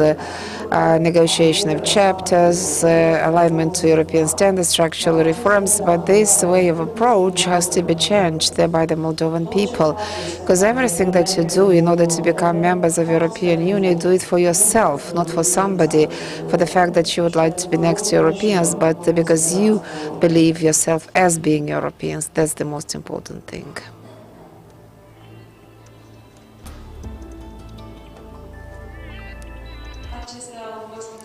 So that was the message of Laura Kudryavtseva, and during our discussion maybe we'll get back to what Madam Laura said. Now I'd like to invite Ramona Strugariu, who is the member of the European Parliament. She is a very good friend, dedicated friend of the Republic of Moldova, as well as a supportive European course. So, Madam Strugariu, what would be the messages for the government as well as for the Moldovan society at large at this historical moment for our country, as well as on the eve of the European Council decision on starting the negotiation of Moldova's accession to you? Good morning to everybody. Good morning, dear friends. Because you know that from my place to Chisinau, it's actually very close if I were in Romania, because I can drink then coffee in Chisinau and then go back to Romania, because I was born very close to Moldova. But unfortunately, I'm not very often, I don't have this possibility to go to Romania very often times. But this is finding we're very close, Romania and Moldova very close, but this kind of political barriers, as well as some other type of impediments, are more like some things that have to be overcome, they have to be lifted stage by stage, and then we have to get them integrated in our minds, in our actions, in our deeds. We have to be close in our behavior towards the others. That's very important part of European integration, as well as of the progress as a whole. That's the most important thing. So what I would like to know, that maybe very few of you understand what important steps have been taken by the Republic of Moldova in a very short and challenging time, with a lot of unforeseeable events, and nobody could have actually been expecting to have such kind of events, neither in EU or worldwide or Romania or Moldova. Nobody could have expected such challenges. Actually, in war situation almost, there were some unprecedented decisions taken. We could never think that this succession rhythm would take place or would have to be accelerated so quickly. And indeed, that meant a very important, big pressure that was put on the Republic of Moldova to deliver on this commitment, as well as to do a lot of things in a good way, quick way, as well as with limited resources that were available, as well as there was no that quietness or peace in order to take some well-lit and well-structured decision that would be important decisions for a longer term, like a couple of months decisions, but for a longer term. So that was another issue. Also, there were a lot of conditionalities that were listed for the Republic of Moldova. All these kind of conditionalities were very complex. Some of them could have been delivered quicker, the others would have entailed a longer time for them to be delivered. Fighting corruption as well as justice reform are not something that can be just put on paper. They cannot be just tick of a box. This is a very important finality for the state of law that has to take place every day, similar to fighting and gaining democracy and values in the country. So these are processes that are not fully irreversible, because they might go up and down. They might have different configuration, even for those countries who are very ambitious, who are in the process of accession. So this kind of problem might appear and might go through a less fortunate time. And I absolutely agree with Madam Laura Kudryavtseva.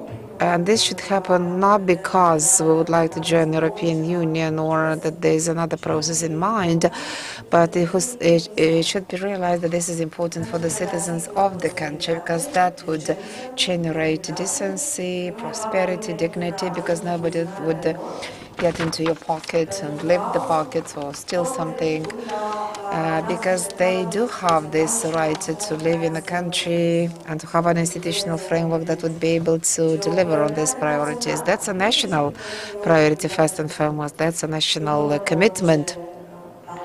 in addition to some other things, that's a national priority. And what is important is that it has to be, and it is part of the European agenda. So the people in Brussels have a very good opinion about you, about the Moldovans. And so my great pleasure is that every time when I meet with my colleagues or whenever we discuss in different kind of forums, so we talk what Moldova has done or what is the way for Moldova to go. So unlike some years ago, not so many years ago, but now people are actually smiling. They have a different image because they say that Moldova is doing better. They're smiling. It's absolutely evident that Moldova did a very big progress. It's indeed evident that Moldova has to be supported. And we can see all these kind of efforts that have been taken by Moldova like in a miraculous manner. And you had the possibility to do it, and you're doing that in continuation, and my congratulations go to you for that. However, having said that, yes, you can do this kind of reforms. You do reforms with the people, with a legal framework that has to be solid, should not be changing so often times, and also you need money for that. 3 elements that are important. And to make this kind of reforms continuous, so the things and the efforts that you do has to be supported and endorsed by a support from other sides in such a way that the human resource be built, be developed, as well as money be challenged, channeled for those things in order to implement the reforms. And thereby it's very important to speak about that from the sustainability point of view, because we cannot rely only on European money, but we have to rely on the economic prosperity and the capacity of a country to get developed and grow. And that's also the case of the Republic of Moldova, to grow, to be developed, as well as not to be dependent on any source of funding, because that's very important to be accomplished. Also, speaking about the justice field, indeed, the legal framework has to be appropriately updated. And those people have to make sure that this legal framework is applied. They have to be trained, they have to get necessary capacity. Those people that are already part of the system, they're working the system, but they don't understand how it has to be implemented, or might have some problems with integrity or other issues. Maybe, so those people have to be encouraged, and they have to be explained, and have to make sure and understand that the Republic of Moldova is now facing absolutely different stage of its development. That particular path, the European path, is a compulsory, is mandatory in such a way that their kids and kids of their kids feel in a safe and live in a safe environment in a country that they are not scared to live. And that would not happen in days or weeks or months. It would happen only in years that all this would be implemented. I know that anti-corruption files and cases on fighting corruption is important, because people are constantly saying that we would like to see the corrupt officials and the bribed ones in the jails, and for the sanctions be applied. Yes, it's important to have results, but at the same time, these kind of cases have to be well investigated, not just for the sake of having certain number of people in the prisons, or have a certain number of population, the prison population, or, for example, for the sake of ticking the boxes and say that we have done that, etc. And the reasons are actually the same, and I already mentioned these kind of reasons, because once a file or case is not complete, or is not so well documented, or maybe being pressured to have this case finalized, that kind of case or file is vulnerable. The human being or people have been working on investigating are also vulnerable. And then there might be some kind of tools in the judiciary, and you should have this access to remedies. Remedies that would help you understand that maybe something was done in a rush or was not documented correctly. It could have been done better if it had been part of a more solid and accurate and fair process. That's important. Then second, speaking about fighting corruption doesn't mean like number of convictions. Because fighting corruption means to have a prevention framework, a deterrent framework, which is the most important and should include something very simple. So transparency of the public people as well as the possibility to trace them back. And these are the most important instruments and tools that we have in order to prevent. Public tenders that have to be organized based on rules without any preferential treatment. Second, very simple and plain mechanism of monitoring how money is spent. That's second. Also some integrity structures, and this is the integrity agency from Romania, likewise in Romania, that would have to check and see whether there is conflict of interest or not. Do we have any kind of rules that would prevent this kind of revolving doors, and we have it in the EU? And I'm looking very carefully there because I'm the reporter of the European Parliament on the anti-corruption proposal. This is the first one that we do on European level in order to harmonize the anti-corruption framework in the EU, and I know how important these aspects are. And we are also looking very carefully on this, on prevention. This is a very important thing so to be taken in mind. Because when we speak about anti-corruption, that also deals with an economic framework that has to be functional in such a way that you would be able to find the efficient tool of fighting corruption. Because you have to understand that fighting corruption means good salary and payroll for the civil servants.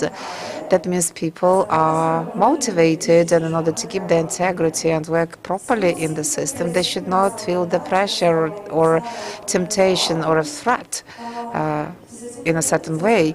They're being paid, respected in their work, and not to have anybody with a sword on top of their head. Although they should understand that it is important to be integral and to be, as well as should understand how things have to be delivered on, but not with a sword. A lot of aspects need to be discussed here, but I would stop here because I know that the other colleagues would have their own ideas, their own presentation, then would go back to questions. However, so this desire to do something good for the people and to take care of them, as well as to make sure all of us together that they have this kind of dignity, they are protected in the country.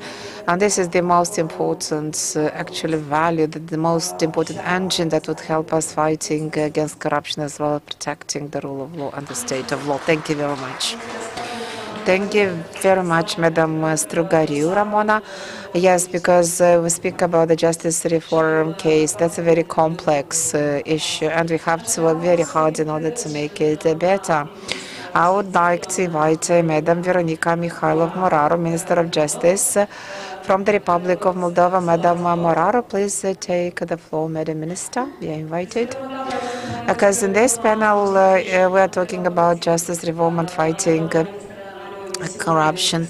I know that Madam Minister has a very important mission and very challenging, very difficult one, because the citizens of the Republic of Moldova, as well as the development partners, everybody is looking forward, expecting to see progress and tangible results be achieved, as well as quick results. But we know that any type of reform requires measures and efficient interventions and actions that cannot be seen, results cannot be seen overnight. I would like to ask you how you're able to cope with this kind of task, the immediate priorities in fighting this evil of corruption. And the crime corruption is the biggest issue. Good morning. First of all, I would like to thank you for the invitation. I would like to congratulate you for this dialogue platform, which is a very important and a very useful platform that would help us inform the society in a better way what we do in justice and fighting corruption, as well as what is our state of play in terms of implementing the recommendations. And I've saluted this kind of events because I understood that they are being organized outside of Chisinau, and this is very important because it's important to inform the society in a correct manner about the real situation. Indeed, in the context of preparation for joining EU, so we have to do a lot of home tasks, assignments, and we've done a lot along with the government, with the parliament, and with the society. And the reform of justice is the most important as well as the most complicated action, because a complex of measures was envisaged from the very outset. These kind of measures cannot be expected to deliver upon overnight, because their complexity requires a lot of work, diligence, as well as a lot of attention, quality, paid time, in such a way that the results be sustainable for a longer time, because we want these reforms, these extraordinary reforms, to generate the effect and to be sustainable in time in such a way that the system be a functional system. So when we speak about the justice reform and fighting corruption, it's very important to be clear that here we speak about recommendation number 1 and 3 out of the 9 measures set up by the European Union for Moldova. Although all these kind of measures have not been 100% accomplished, so this is the term that we use in the reports, but nevertheless we can see some dynamics, some progress on that, and I can tell you that we have seen a very good tangible progress on this path. For example, on the justice reform, we know, and everybody knows, that we are now in the process of finalizing the pre-vetting process, and then so the vetting of the Supreme Court of Justice is underway. And in parallel, what we do is that we are preparing for the vetting of third stage, and that would be the extraordinary assessment of the prosecutors and the judges from the key position. So why it was important to have such an ambitious reform? It was important so that the self-regulatory bodies from the prosecutors and the judiciary to start from scratch and to regain their confidence, and the system be able to regain its independence, trust, confidence, and be able to function on its own from inside. Because we know that we had a lot of cases or data that showed that the system was not okay, so thereby we had to undergo this extraordinary path of reforming the justice. The question was about the fighting against corruption, particularly about the grand corruption, and this is actually referring to recommendation number 3 of the measures, but it doesn't mean that there was no commitment at the country level to fight this grand corruption. That was a commitment of our government. What does this recommendation include? First of all, to have powerful, strong institutions that would have the power and competence and be able to fight corruption, be resilient in such a way as be able to investigate, prosecute, as well as indict, as well as what is also very important is to recover all the assets, because a justice act would not have any kind of finality if the recovery of assets is not possible. And thereby our attention was focused mainly on a couple of draft laws, because from the point of the Minister of Justice, the biggest and the most important powers would be through creating some of the tools and powers be granted to those institutions in such a way that they would be able to fulfill their duties and competence. So first of all, we tried to clearly delimit the competences between the National Anti-Corruption Center and the Corruption Prosecution Office, because there were several recommendations and studies showed there was no clarity about the powers and the duties of the NEC and the Anti-Corruption Prosecution Office. So thereby the grand corruption would be of the Corruption Prosecution Office, and grand corruption means that the corruption that is being committed by the officials of the country, MPs, as well as so if the harm that is being generated is very big to the public as well as to the state. This delimitation allowed us to make a clarity, because once this kind of powers of the two institutions was clearer, so that meant that we should have separated that two bodies. And that means that they are not working together in the criminal investigation field, and that National Anti-Corruption Center would have the possibility to investigate the cases together with the District Prosecutorial Office. That was first. Second is now in the process of implementing this step, and we have the anti-corruption platform opened by the Minister of Justice together with the other institutions. So the purpose would be to enhance the Anti-Corruption Prosecution Office, providing technical equipment, premises, offices, and once the new powers would come into effect, then the Corruption Prosecution Office would be able to fulfill all the duties in terms of the subjects of the crimes and the prosecution that has to be conducted. Recommendation number 3 is a very practical recommendation, and that means that we have to deliver results on the corruption cases. I mean, it's not suffice to create the legal frameworks or tools. It's important to generate and show specific results. Yes, we did have obstacles. Maybe they should not be called obstacles. We might have had some difficulties in this period, but I believe that we are sufficient, we are perseverant, and we are eager to overcome challenges that we had at the beginning. So these kind of challenges were related to the insufficiency of the legal norms that would give sufficient possibilities and powers for investigating the case. And what we did is that we revised the laws on special investigation measures, and also we have tried to provide broader competence, powers and tools in special investigation. Also, the criminal procedural legislation was revised regarding the investigation, prosecution, as well as how electoral, for example, corruption can be qualified and considered, because it's also another issue important.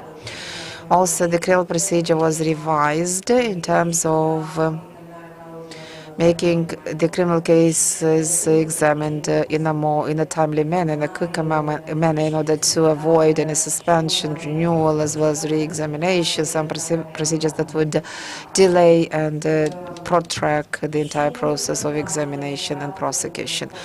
And also we have explicitly stipulated several times that in addition to the minor cases as well as the person who are arrested, so the corruption cases have to be treated with a priority. I mean, should be a priority, because some of the statistics show that on corruption cases there were a lot of delays, postponements, and if the hearings and the trials were actually protracted for a long period of time and rescheduled several times. When I meet with the judges and the prosecutors from the field offices, we are trying to motivate and to show to everybody from the judiciary that fighting corruption is our joint commitment of everybody, because the Minister of Justice provided all the necessary legal instruments and tools for the law enforcement bodies that have these powers. But now it's your duty, the responsibility of the law enforcement bodies, and according to the powers they have, the function of prosecution, investigating, indicting the people, as well as the court examination shall be under their power, and then do the other action.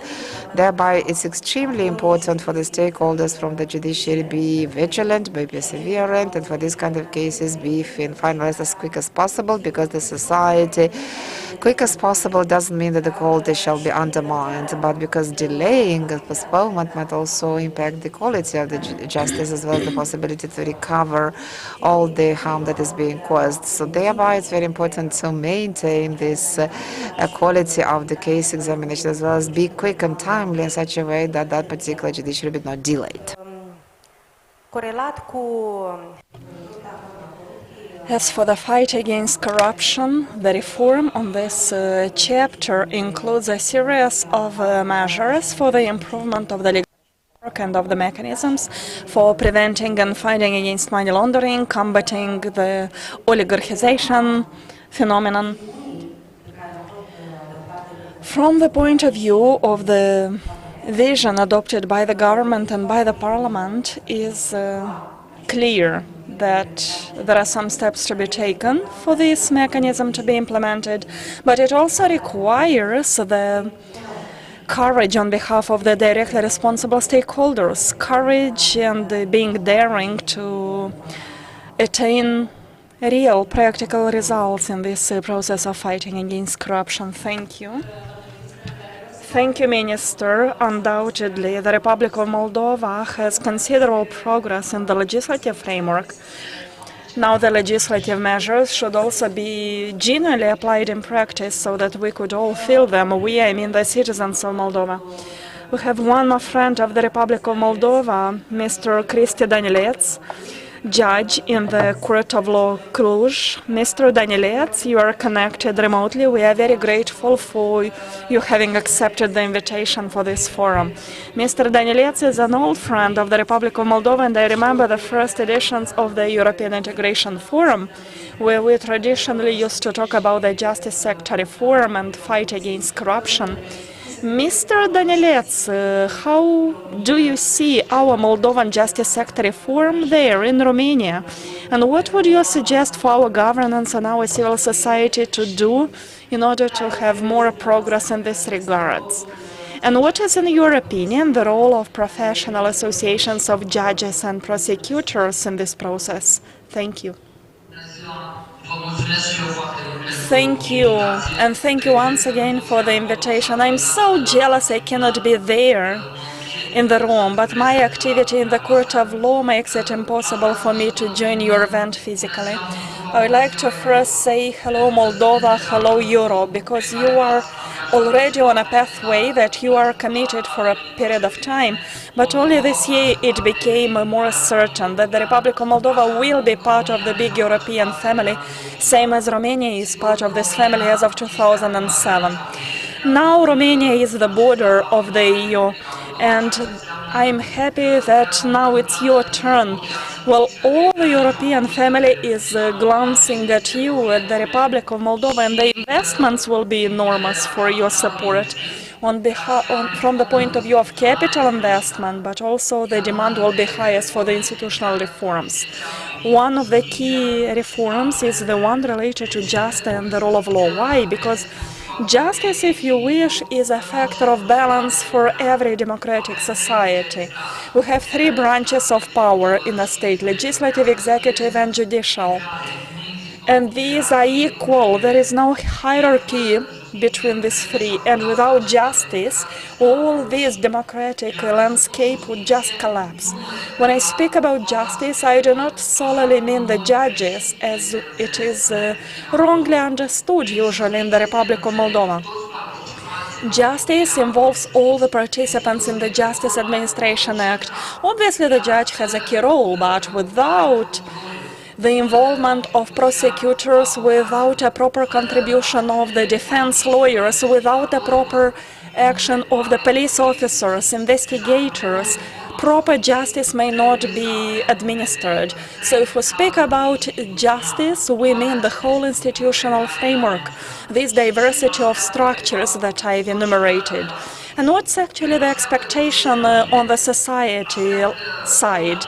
So they would expect convictions of perpetrators, disincentivizing punishments for abuse, corruption, and of course the society expects fairness, correctness on behalf of magistrates. And you should know that this is a very high level of demand, and that's something about guaranteeing the independence of justice. Every political class, every politician which gets in power in any state will try sooner or later to control justice. Every one of those who are in power have the tendency to try at least to abuse justice. That is why it is needed for justice to be protected, defended from the political factor. This is what we call independence. If the society and the politicians grant independence to justice, so what should be the expectation from justice? First, fairness and correctness, which means unbiased, correct, impartial judges, courageous, daring judges, and I'm not afraid to say that, because fighting against grand corruption, when fighting against strong, powerful, dangerous perpetrators, organized crime, so the investigative authorities, the prosecutors, the judges should have certain types of features, certain type of personality, and this doesn't happen overnight. As the minister said earlier, these changes require a certain change of culture in the profession. The culture of this profession should start with discussions. I don't know how many judges are present in your room, but I know that usually the judges would refrain from talking in public, from participating in debates, to meet politicians, to give interviews for mass media. There is a certain wrong opinion that the role of the judges is only to solve cases in court. But in Europe, this was overcome already. The judges are not only to stay in a court of law. The judges should get out into the middle of the society. The judges should be the ones which direct the society in a certain direction. Well, this is the case about Romania as well. Before accession, the judges were scared to get into public. We had hidden meetings. We would give interviews without being very happy to have these open discussions with mass media. But finally we understood that the key word is transparency, and if you wish, that's my takeaway for the citizens of the Republic of Moldova, but mainly for the practitioners in the court of law.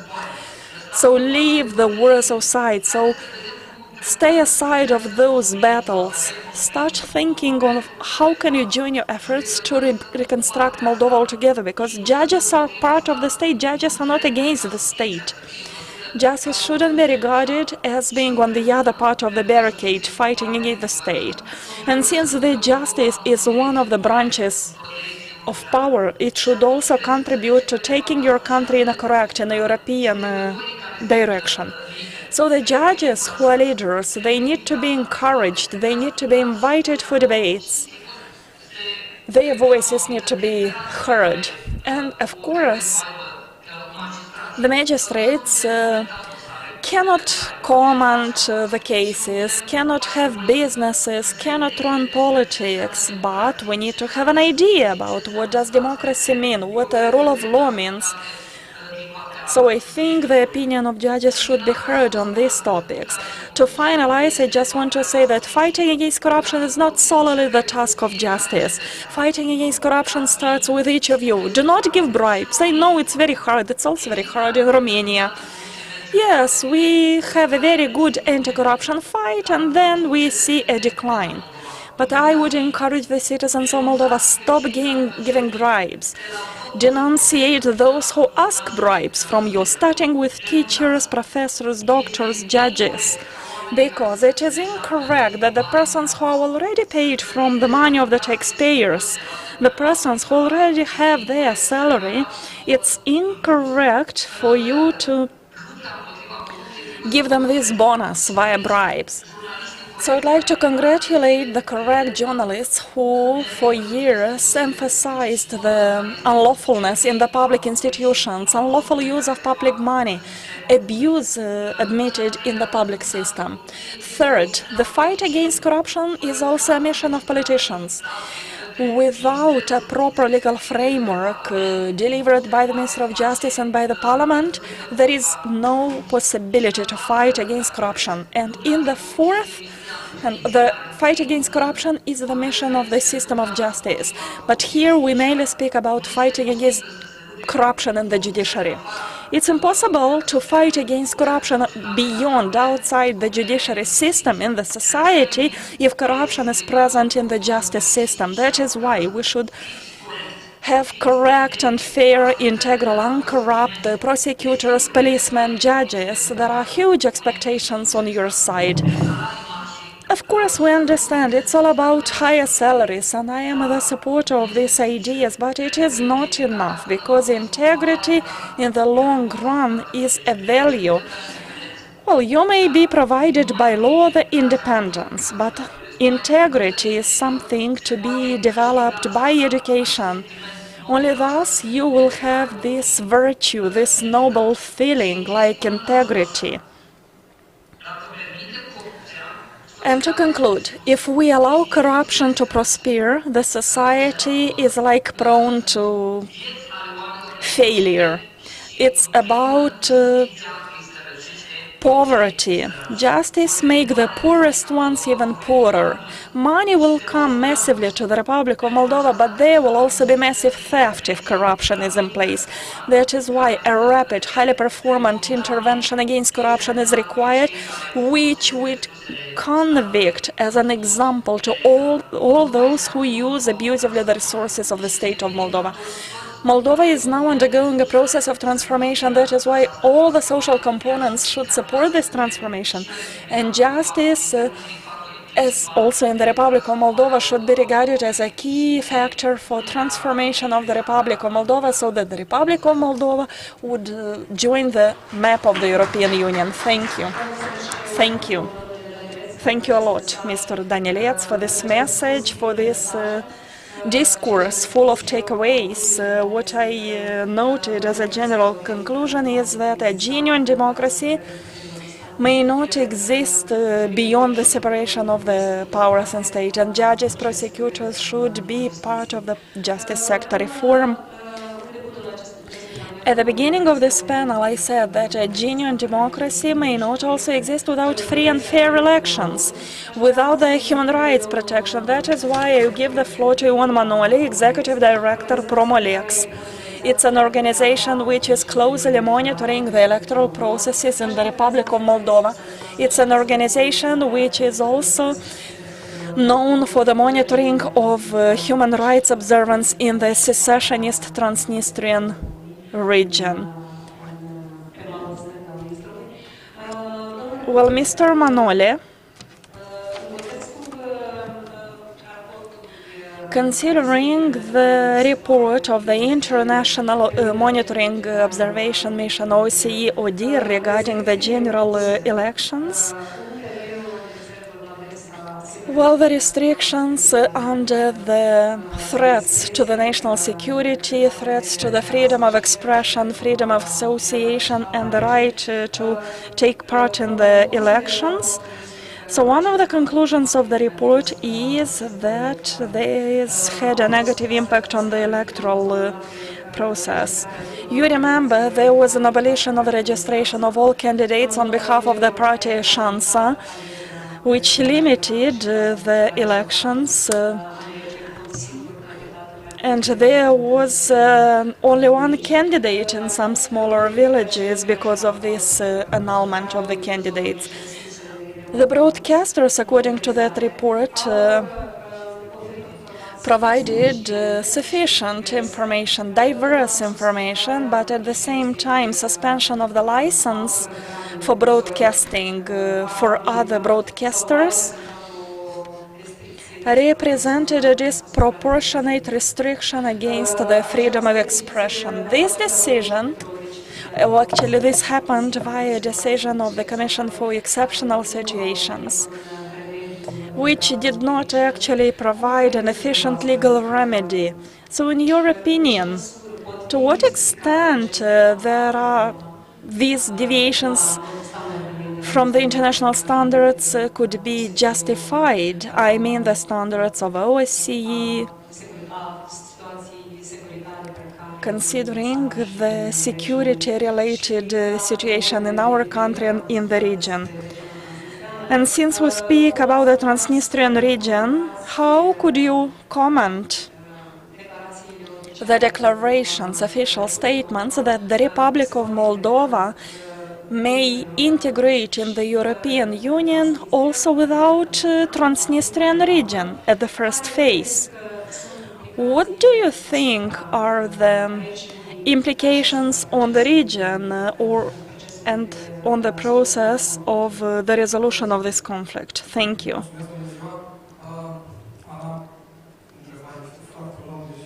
Thank you, Anna. Such a long question consisting of many other questions. I think it's complicated in this small time slot to provide you answers, but I will try. So you are right. It was for the first time in the Republic of Moldova that the national elections, general elections, happened in a very complicated circumstances due to the war in Ukraine. Plus, we also had a hybrid war on the territory of the Republic of Moldova, and we witnessed it, starting with disinformation, ending with illegal financing. What OSCE said may not be ignored, but there cannot be also ignored the fact that in the country we have national observers who were deployed throughout the country. So the organization I represent did exactly that, and our conclusions, our findings also deserve being analyzed attentively by the society, but especially by the authorities. We are now in a process of negotiations and EU approximation, but these are also conditions to make sure that the democracy in the Republic of Moldova survives also in the following years, regardless even of the result of the goal for 2030. It could happen sooner or later. For us, it's very important right now to understand that the appreciation by Promolex in the framework of the Coalition for Free and Fair Elections So our mark for those elections was like these were partially free and partially correct. That's not a good mark. That's, in my opinion, a bad mark. But we should understand what was the geopolitical context, the security background when these elections happened. So the society, the international community, international partners could somehow reduce a bit the criticism. But I think let's leave it as it is. We need to be very aware of what happens. And as Judge Christy Danilet said, everyone who gets into power will sooner or later try to abusively use the administrative resources, as it happened in this example of elections.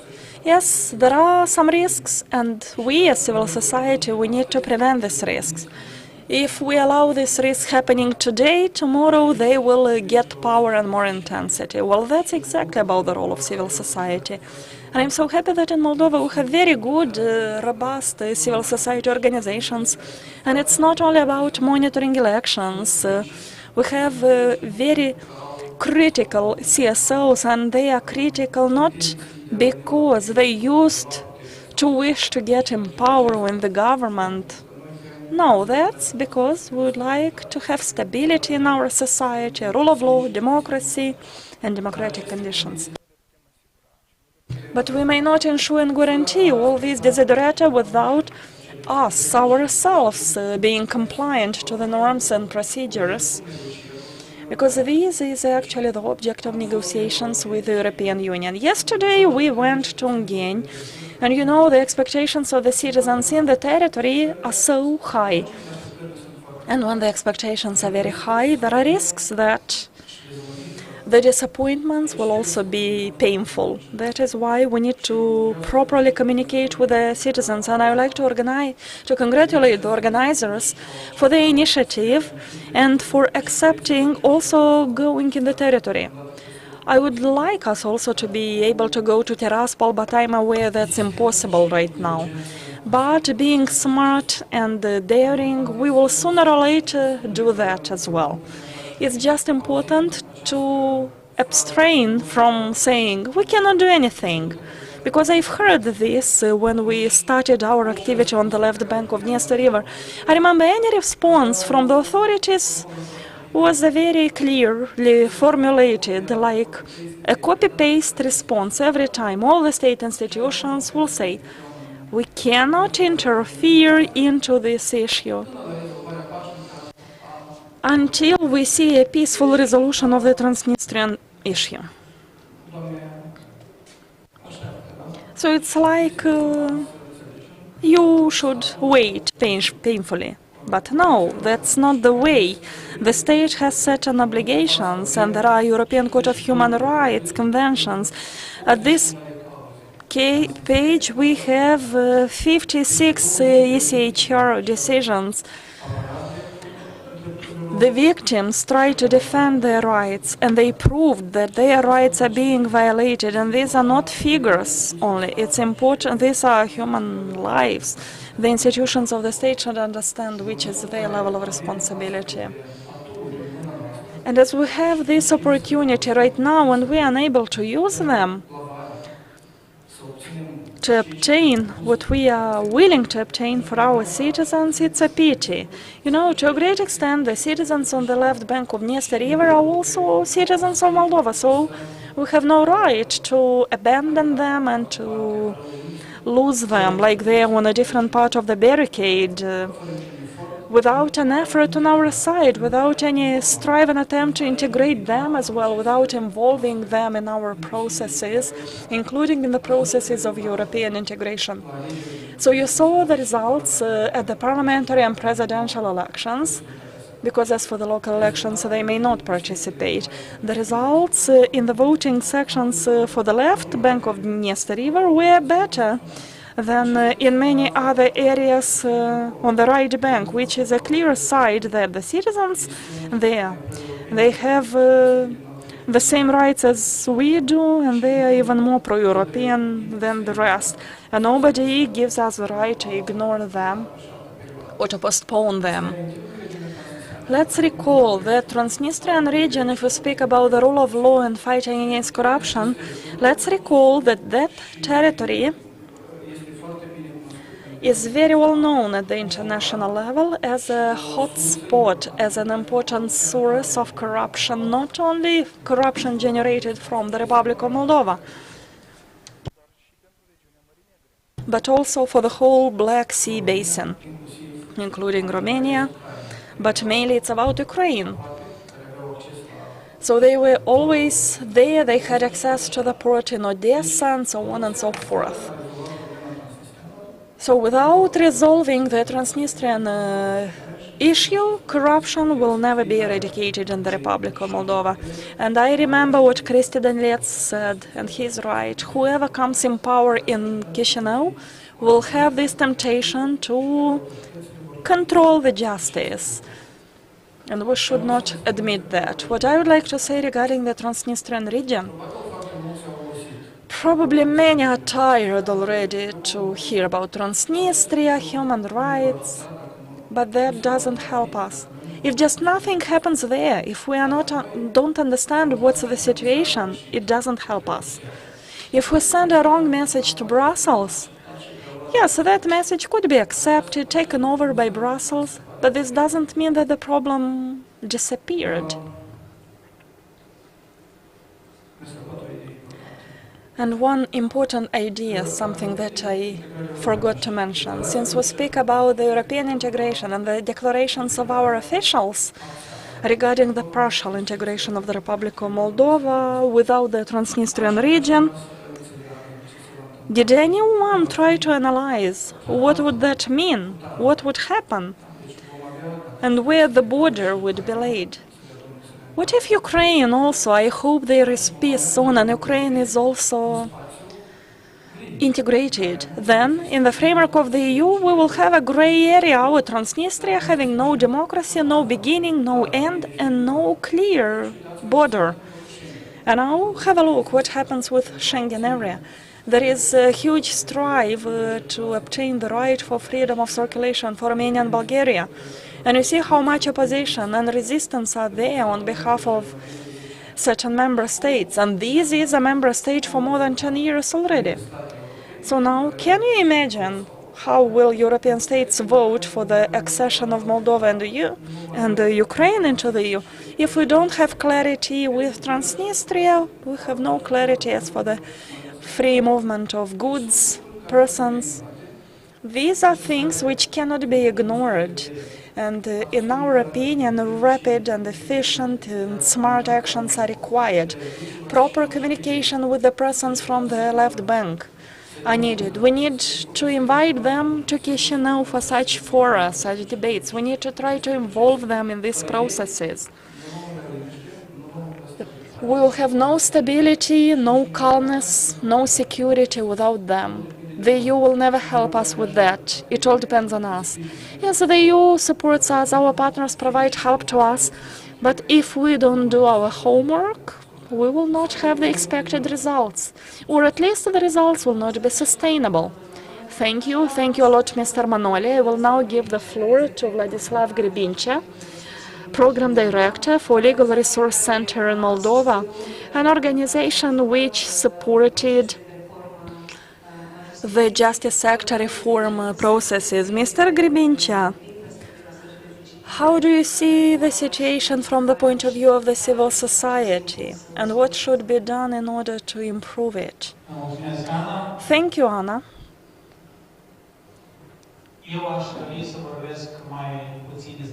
I would like to speak less about what has been done already. I would rather speak about what should else be done further on.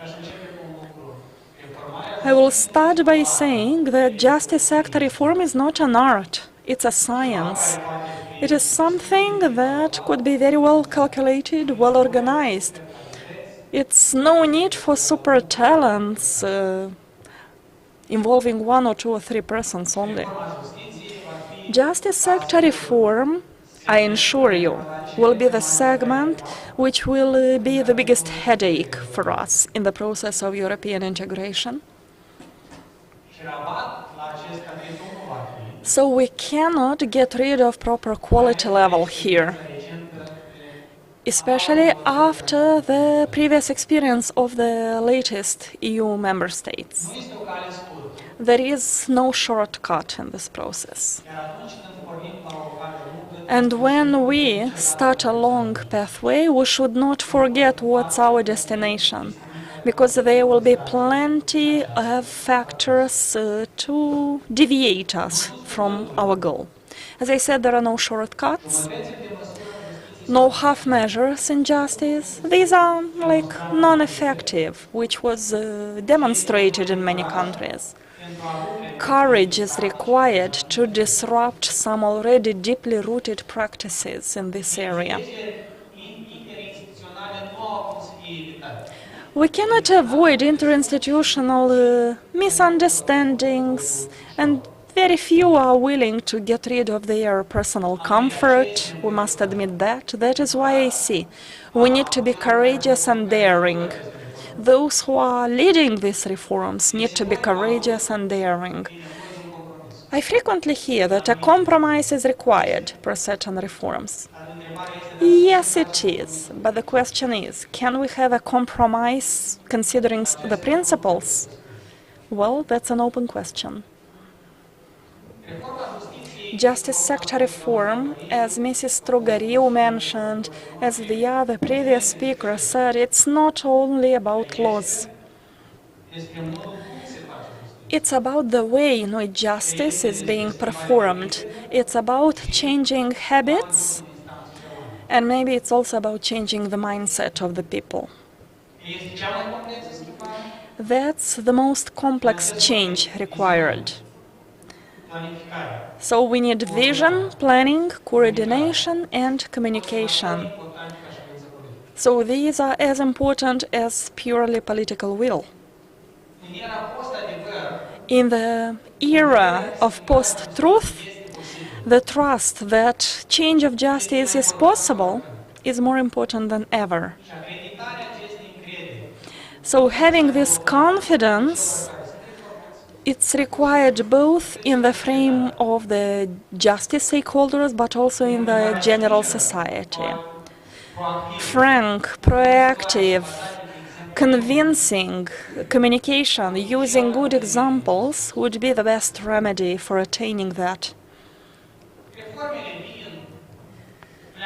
The reforms come and go, you know. But what we are interested in is sustainability of the good things achieved in justice. And again, it all depends on people. So the former bosses in justice are gone. Now the question is, who comes to replace them? That's a legitimate question.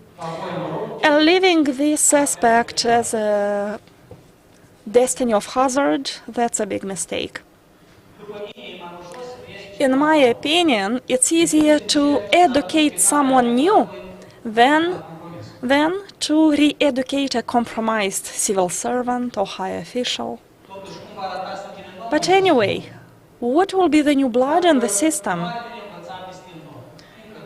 if they still do not have models to learn from, and the old habits are still there?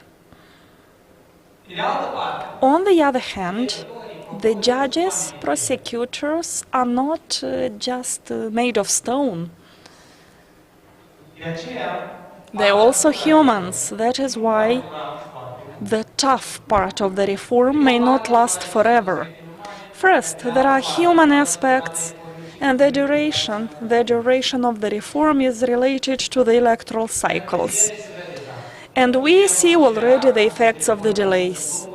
How can we accelerate these reforms so that in 2.5 years, maybe to finalize the hardest part of the reform? Again, it's an open question. Justice sector reform is not a goal as such. It is actually an element of a mechanism for ensuring welfare for everyone.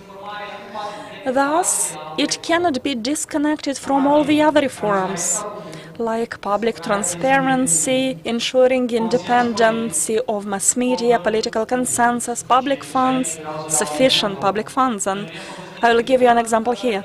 We want to have good justice, but we have the worst salaries for our magistrates, even worse than in Armenia or Azerbaijan or Georgia. It's not just worse than, it's shamefully worse. Without the consolidation of the public service, without combating corruption, and combating corruption with no exception, and especially in the grand corruption, so we should be the models. Zero tolerance is really zero tolerance. Without that, we will fail. And this puzzle is so complex and rich, and it cannot be solved easily. But there is a French saying, we should be realistic, but we should claim for the impossible.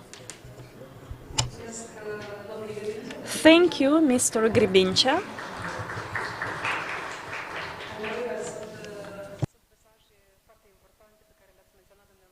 Yes, these were key important messages that you mentioned in order to promote the justice sector reform. Regretfully, we are short on time, but we cannot close this without at least one or two questions from the audience, considering the importance of this topic, and usually this triggers a lot of debates in the society. So maybe we will collect one or two questions from the audience. Yes, please.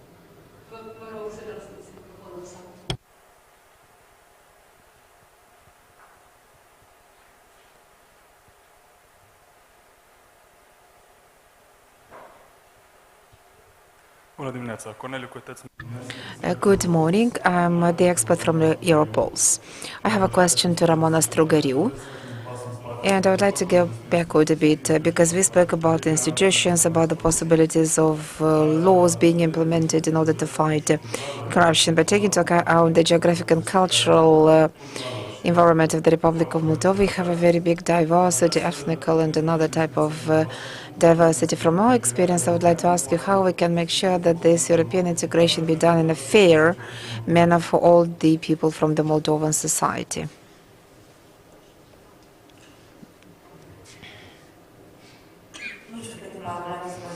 I'm not sure how much time do I have to answer this question, because it's a very comprehensive, because European integration means that stage by stage you have to do things, but eventually the decision is like a political decision, but stage by stage, so it has to be based on rights, duties, responsibilities, people have to be involved. And everybody has to be integrated step by step in such a way that, for example, when the political decision is taken, that's already a formality. And also we are in a very complicated, politically very complicated context, and strategically it's very complicated.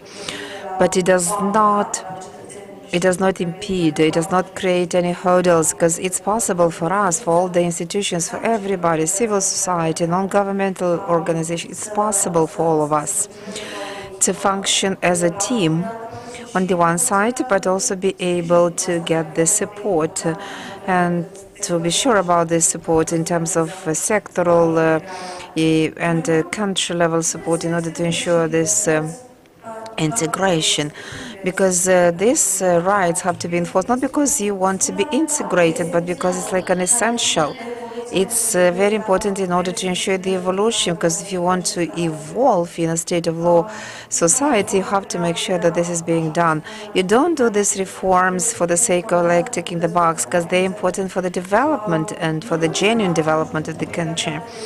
Gender equality and some other categories, be it cultural, linguistic, is not just one item or conditionality in the agenda, but this is like an integral part of a society which wants to make this step forward and wants to achieve. Because people, when they hear about EU, and that's true for Moldova and Romania as well as for the other countries, they are not thinking about negotiation chapters, they are not thinking about conditionalities.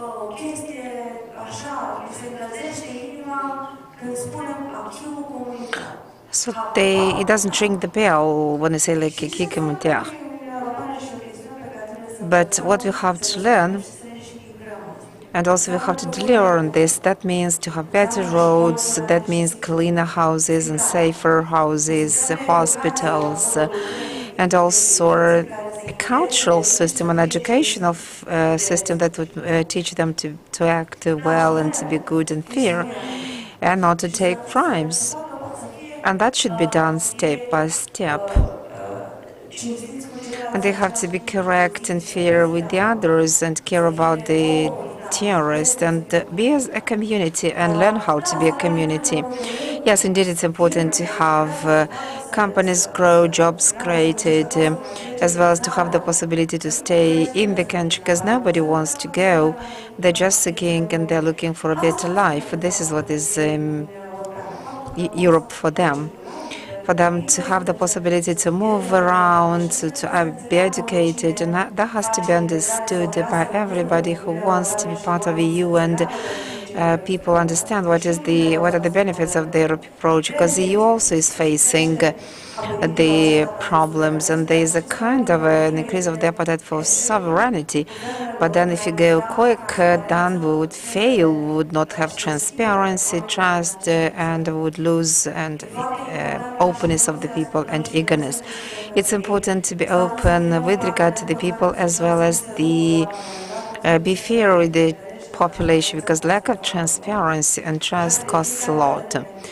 So please, every time when think about integration benefits and all of these things that look so abstract in the mind of the people, first and foremost we have to think how this is being felt at the grassroots and how they're being translated into something that is safer, better for the people. That's indeed something about, this is about integration. It is possible for the entire society to reach and to get into this European family, the big European family that is helping us. And frankly speaking, actually would be absolutely lost if we did not have the support of this big family.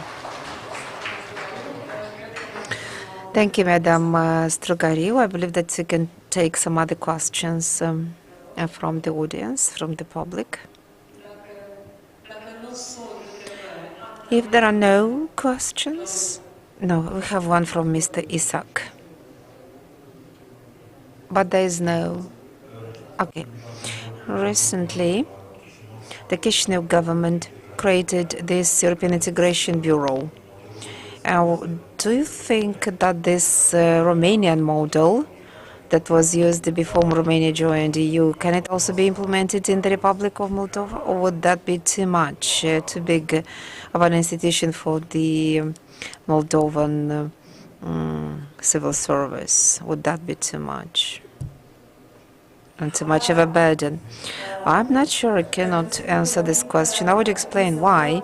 Because first of all, I have to see what are the powers and what are the duties, what they have to do, to make an analysis, and then to have an impact analysis of. Maybe it would be useful, but frankly speaking, I cannot give you any idea about the functions and the powers of such an agency bureau, because I'm sure it was not done randomly, because people have to understand what they're doing and how they have to function, and maybe they've come to the conclusion that it is necessary, and for that office to be created, I'm sure. But to be able to answer your question, I should have more details and resources, what is being done, and how it is correlated. Because should you ask me, it's very important, and it has to be important. And then the ministries should also be sure about what are they doing, and if there are some entities that would deal with this kind of coordination and make it efficient, of course, then I think it's an excellent idea. Madam Strugariu, thank you, and I would like to thank all the keynote speakers once again, and I would like to wish all of us success in this very difficult, very challenging reform of justice, fighting corruption. That is an ambitious agenda of the European reform of Moldova. Thank you very much, ladies and gentlemen. If I am to draw some conclusions, I would say that we cannot have a reform of justice if we are not able to have a strengthened public service, if we don't have an independent media, if you're not able to have zero tolerance to corruption. That's important. Now everybody is invited to lunch, and let's be back at 1 p.m. so that we can go with the next panel.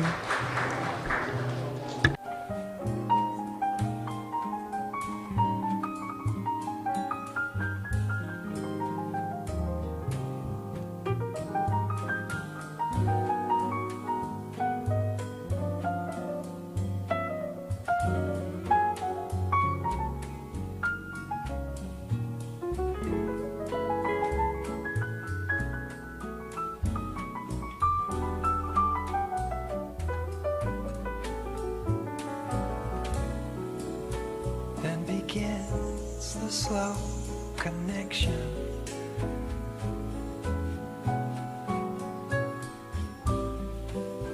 In some H2O affection.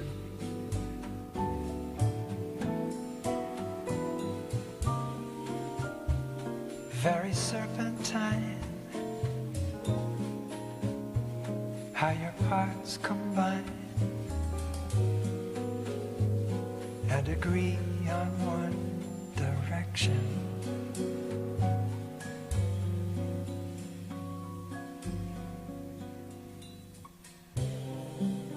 Iguazu, is it true? You were once an April shower.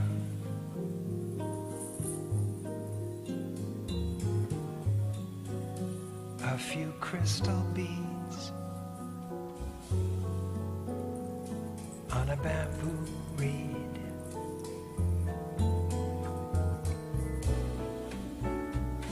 Do you still believe you're strongest?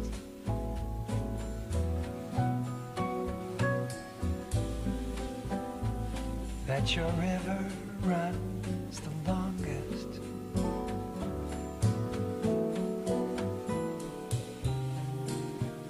Wait till you release in a sea of peace with a love you longed for longest.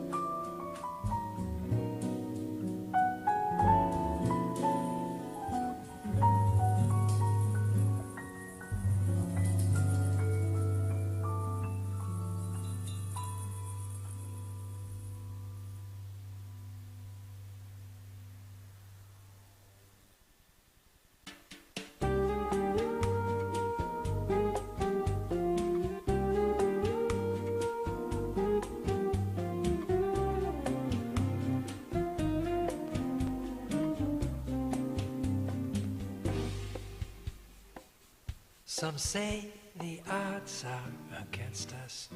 Some pray our love at first sight will not last. We know the past cannot harm us as long as we're both together. Sometimes the wind tries to break us. Sometimes we walk right into friendly fire. But our desire won't forsake us as long as we're both together. It may be cliche to say our love is stronger than Gibraltar, deeper than the deep blue sea, but me, I believe it.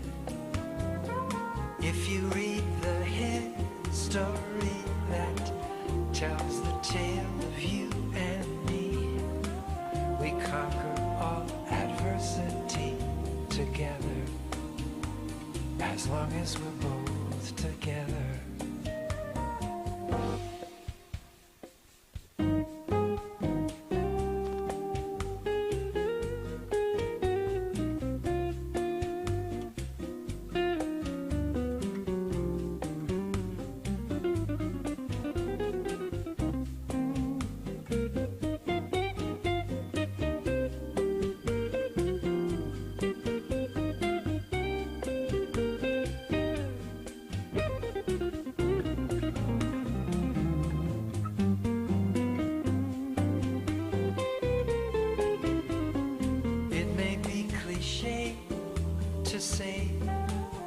Our love is stronger than Gibraltar, deeper than the deep blue sea. But me, I believe it. If you read the history that tells the tale of you and me, we conquer all adversity together, as long as we're both together.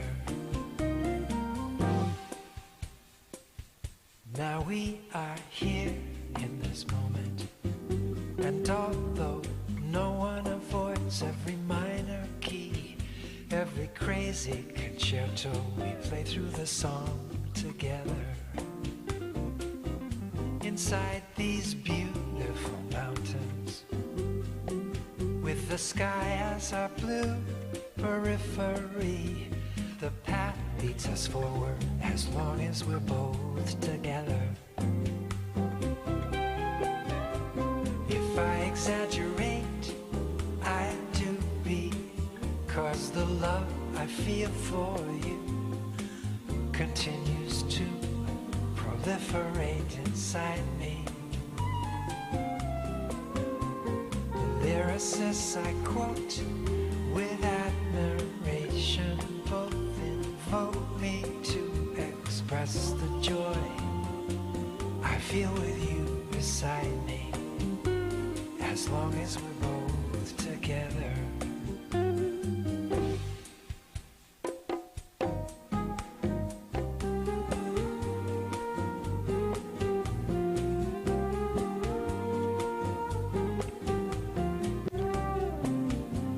As long as we're both together.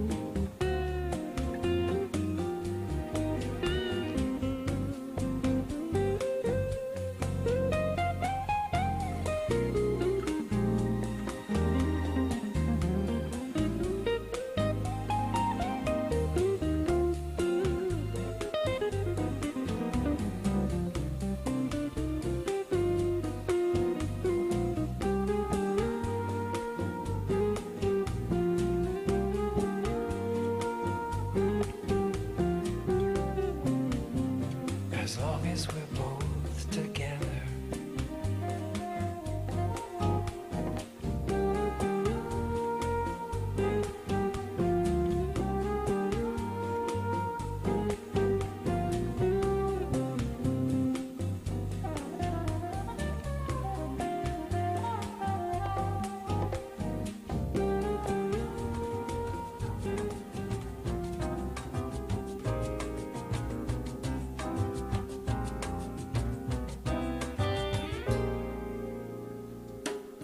I knew when that day dawned,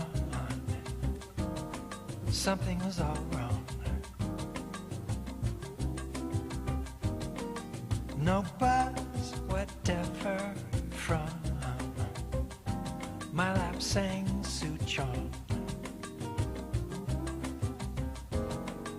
The world appeared in weird, distorted Wi-Fi.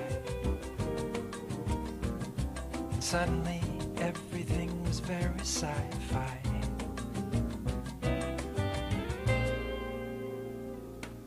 The clones were all acquainted, their brains synonymous, and all of them seemed painted by Bosch Hieronymus. It seemed to say in Philip dictation, it's now a sci-fi nation.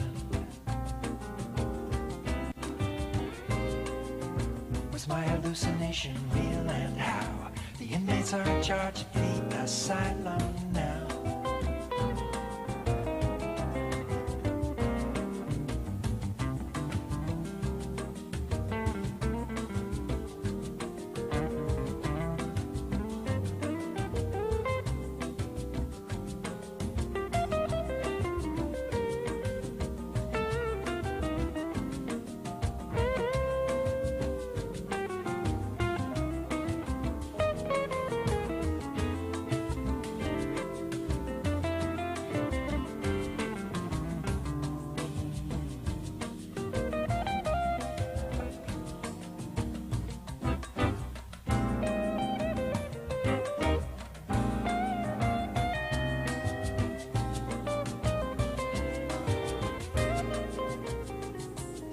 Pure chaos seem to be the prime directive.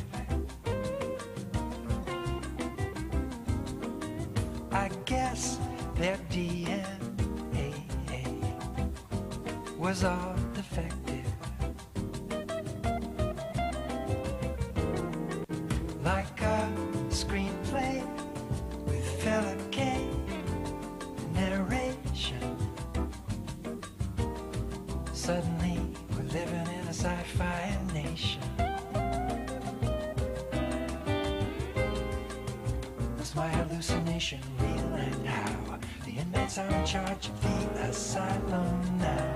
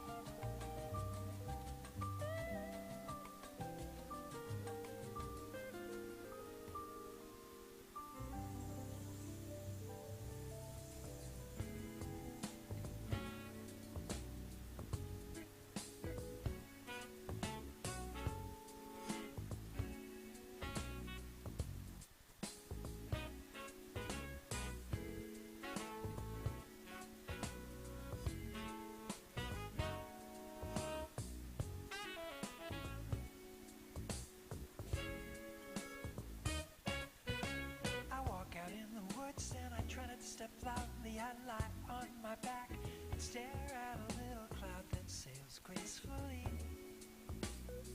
like a white fleur-de-lis.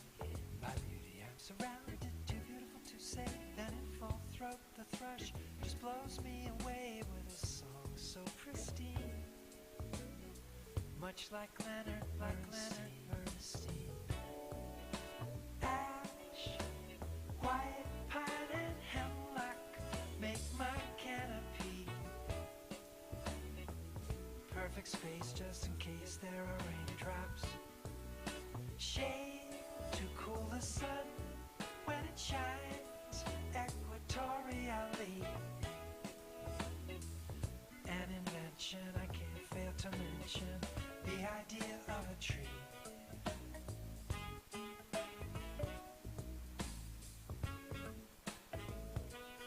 Seems miraculous to me. The idea of a tree.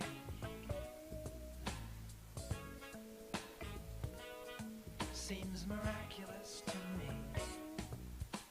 I heard about a banyan in India somewhere. It's so huge, one whole village collects itself there completely under its arms. To be safe from all harm. He must be some creator, or maybe he's a she, but who cares? His creation is something to see, perfect in every detail. Perfect in every detail.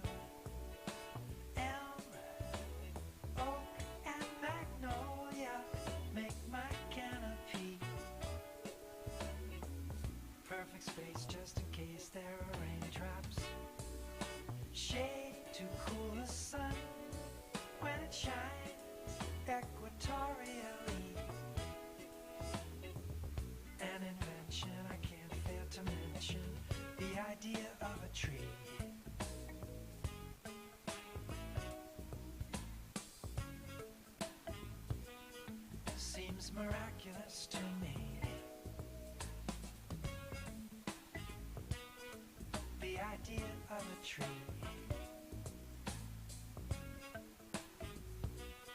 seems miraculous to me.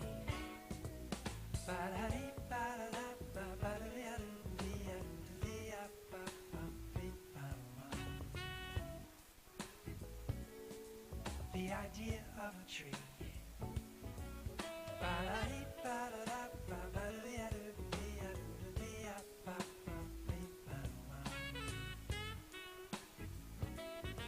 The idea of a tree.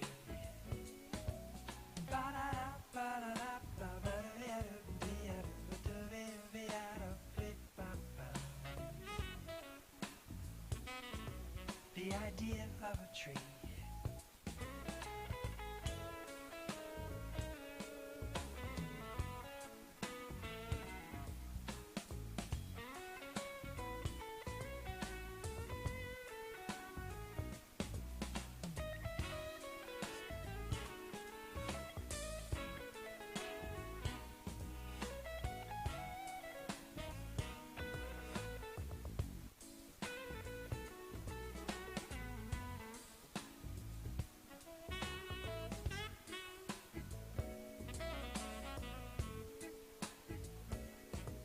The idea of a tree.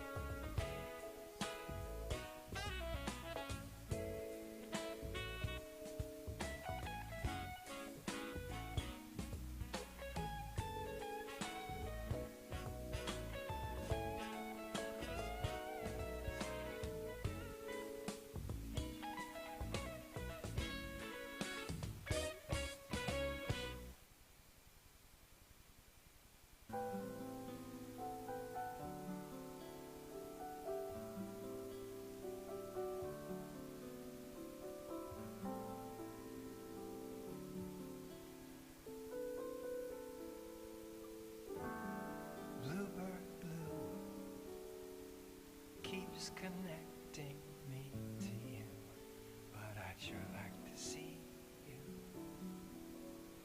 I'd sure like to be with you. Though the spring begins and some ducks arrive to mandarins, still I'd sure like to see you. I'd sure like to be with you. Time ticks by so slowly. Whenever you're not near,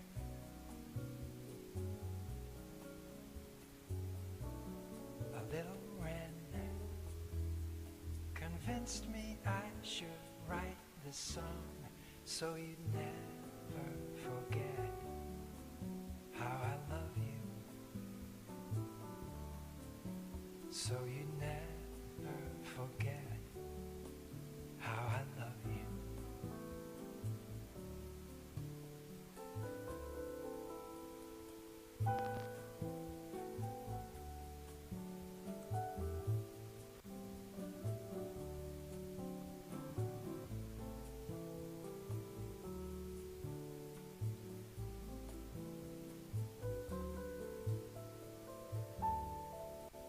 Phoebe's eggs are laid, and the spotted fawn sleeps in the shade, but I'd sure like to see you.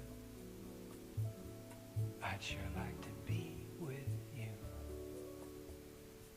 Swan and dolphin shine at night, fireflies like candlelight, but I'd sure like to see you. I'd sure like to be with you. Time ticks by so slowly. Whenever you're not here,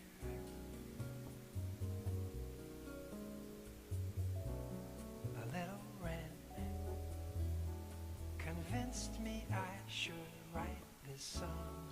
so you never forget how I love you. So you never forget how I love you.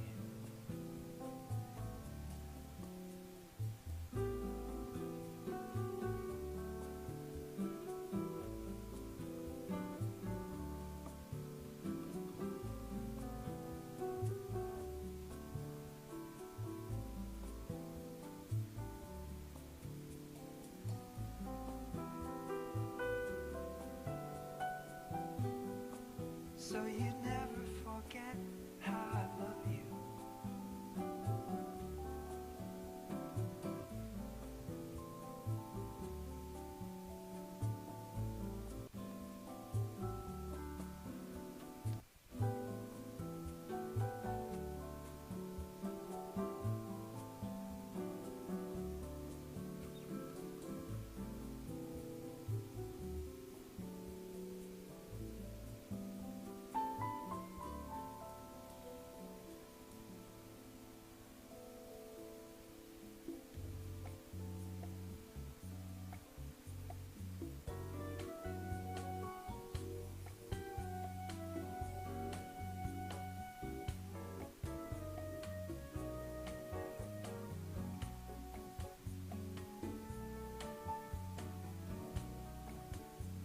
Whoever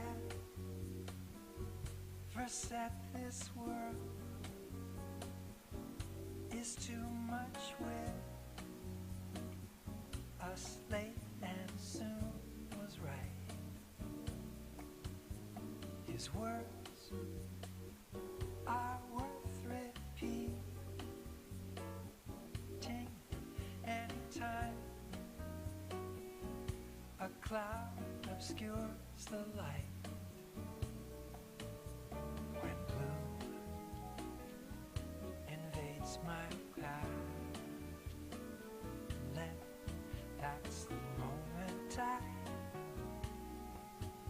retreat with you. If we're considered recluses, so what? 'Cause I don't care, do you? Let's stay home, we'll twist and shout. We can say the power's out. It doesn't matter what we do. I just wanna spend the day with you.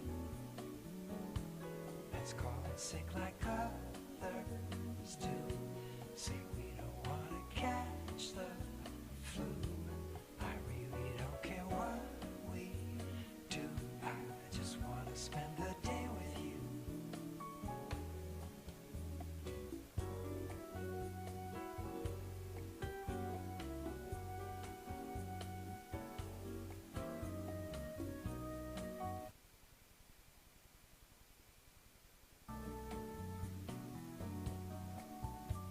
Whoever said this world only appears to be a land of dreams, was sailing straight for truth, unless the dream is starring you and me. Love still my drug of choice. My heart rejoices at the time I see the image of your face as it comes near in sweet proximity. Let's stay home, we'll twist and shout. We can say the power's out. It doesn't matter what we do. I just wanna spend the day with you. Let's call it sick like others do. Say we don't want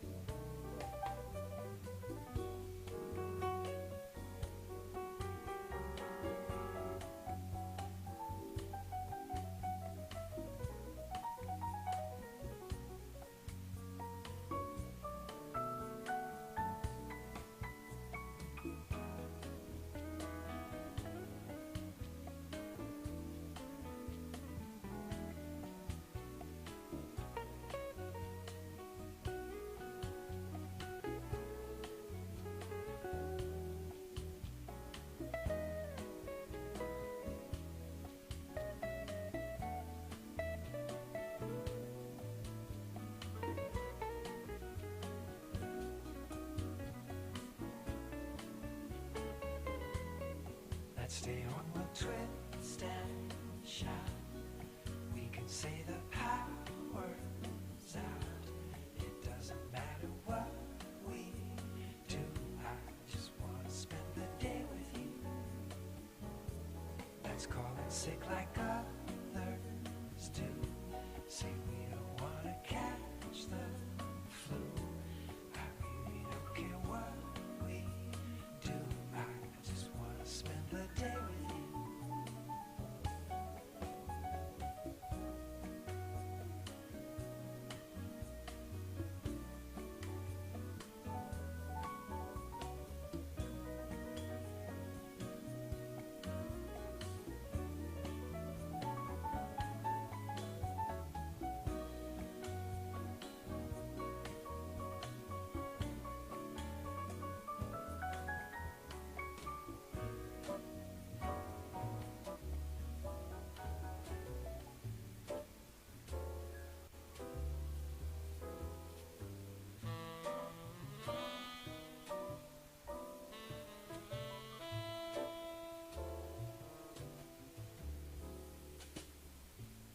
Every weekend while in college, I frequented a little club to listen to jazz.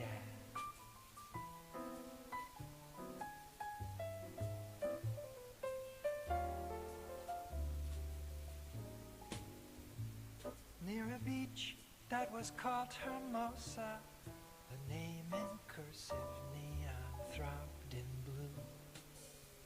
Bebop head shop, where the bebop players play. Nothing could compare with all the crazy things they'd say. Saxophonally,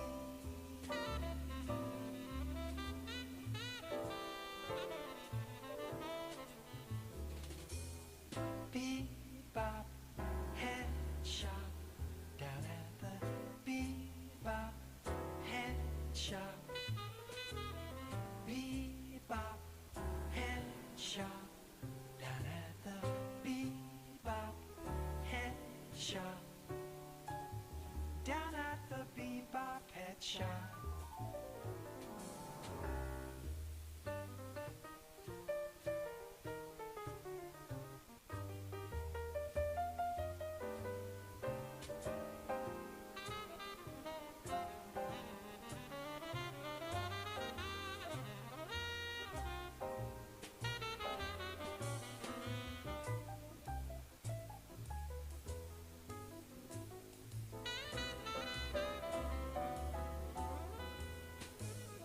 Bebop head shop, down at the bebop head shop. Bebop head shop, down at the bebop head shop. This was back in the 1960s. Everyone's lapels were narrow, Handsome Jack was the press. Bebop head shop, down at the bebop head shop. The cat who coined the phrase, someone asked who is he? The guy behind the bar said it's attributed to Dizzy. What a time it was, why did it ever have to end?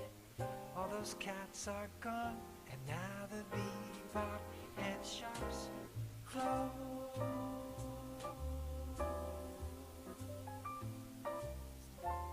Now the bebop head shops close.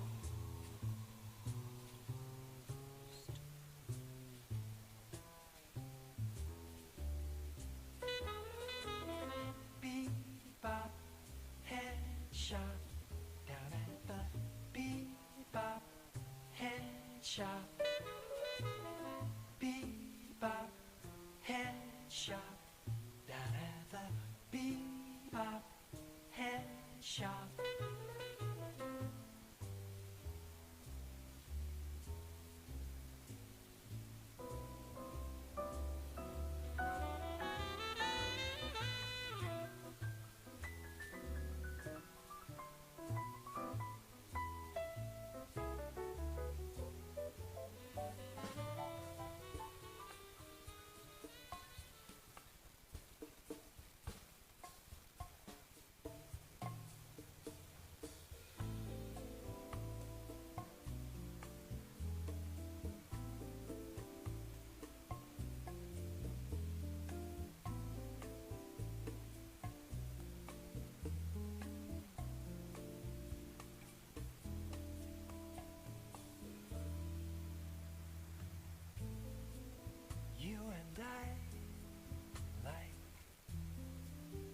distant stars, whole hemispheres apart.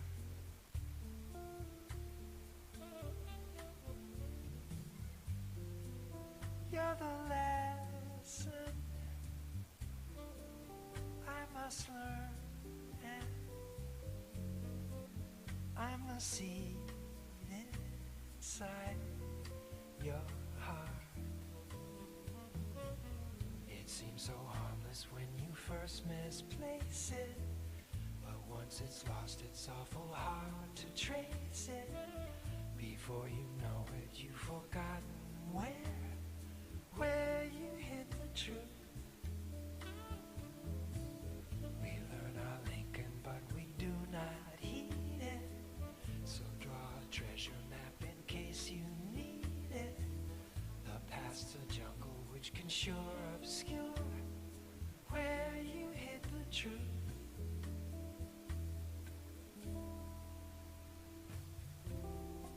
Why not recherche your temps perdu?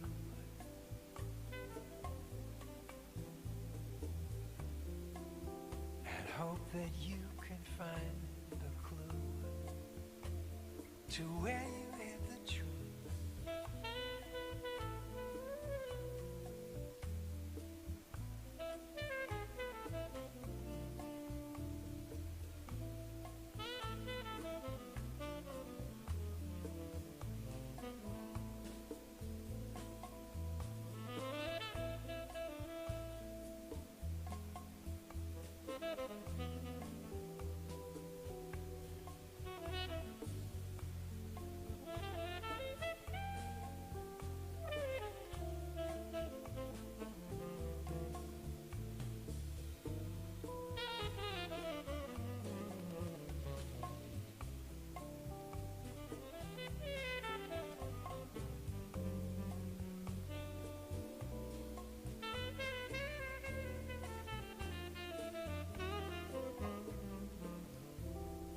Why not recherche your temps perdu?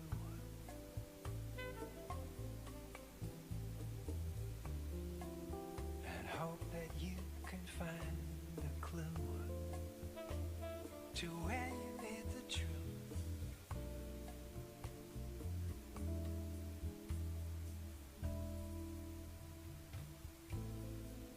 Who of us can cast the first stone? Certainly not me.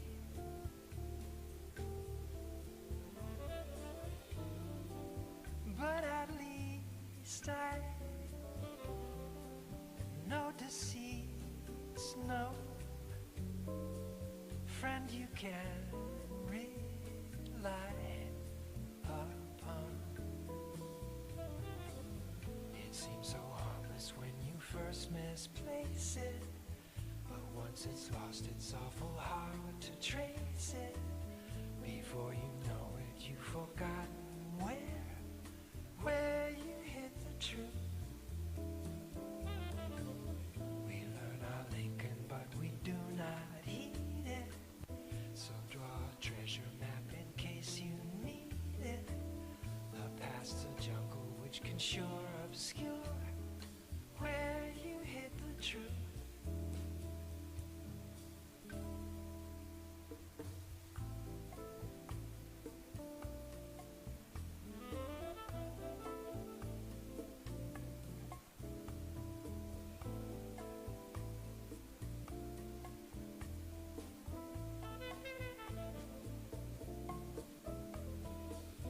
Have you forgotten where you hid the?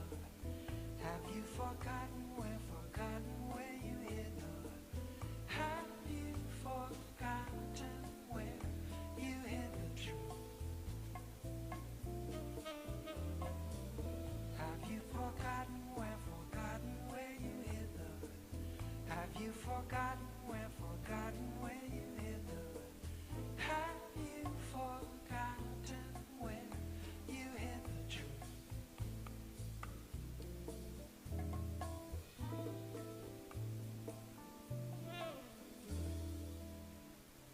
și la Chișinău, pentru că vorbim de democrație.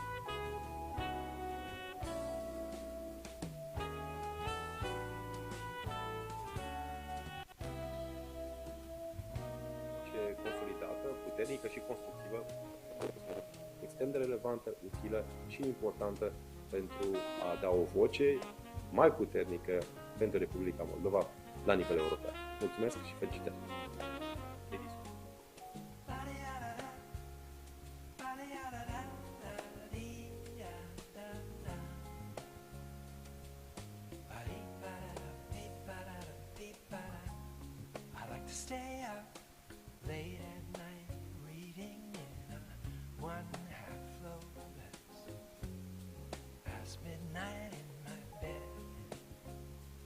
Dar acestor sesiuni de discuții și de informare de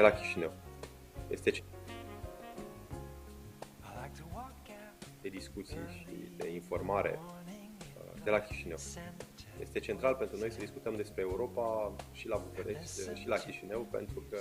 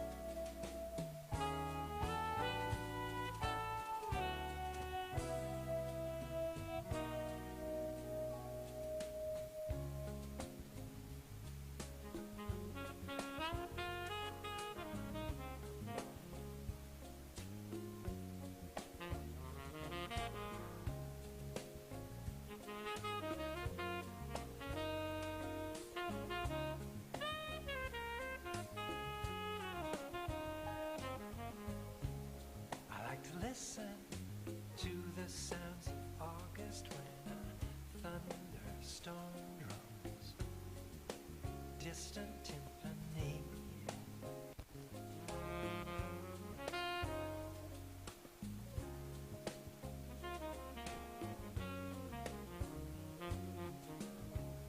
With the cicadas droning just like sitars in a rock which the wind accompanies.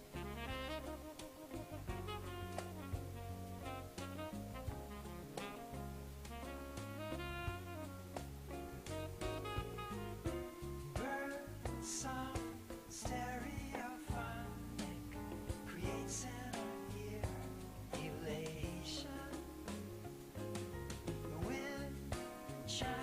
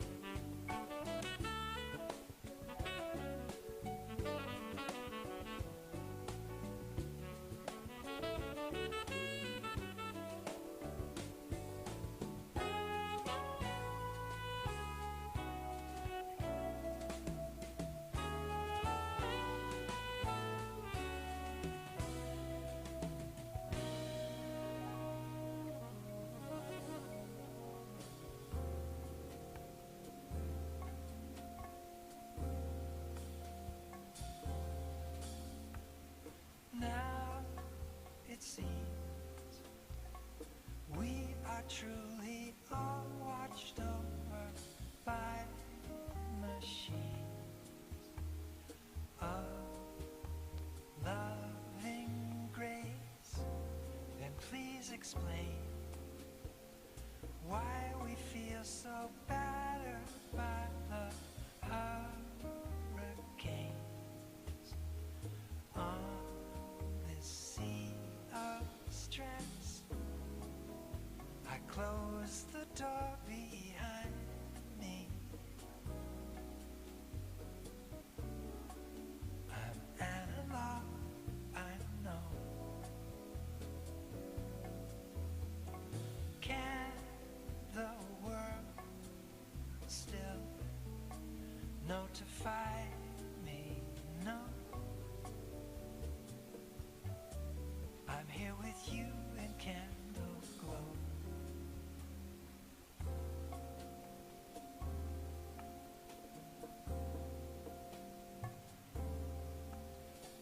The crimes obscene. Can't we turn the brightness down upon the screen? And the sound too. The famous fool who said love is uncool. We can disprove, I know. In candle glow, we close the door behind us. Outside the river flows. Can the world De discuții și de informare.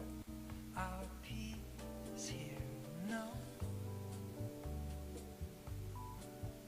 When we're bathed in candle glow.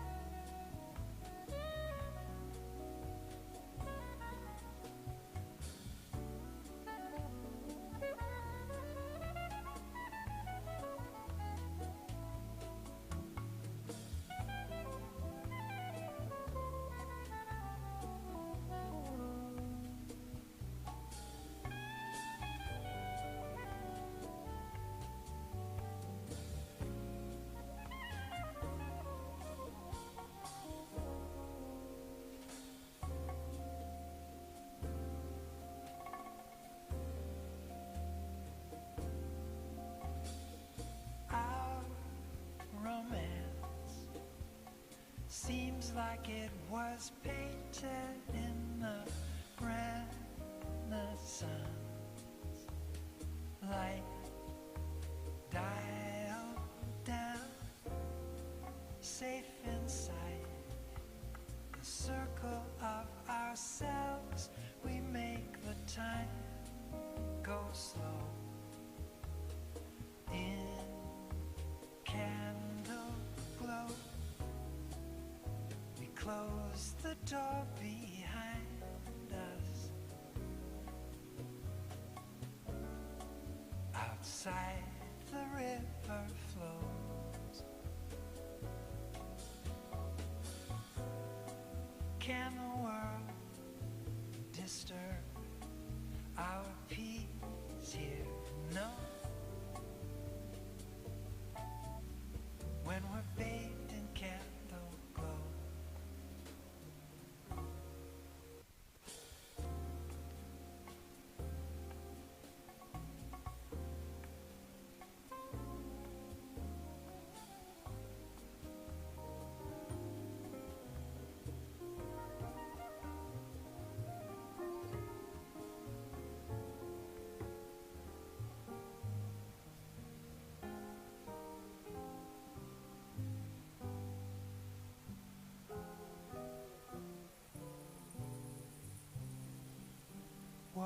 fall,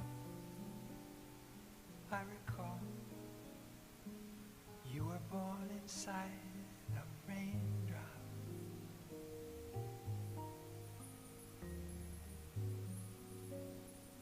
When the drop slipped out of an orchid's mouth,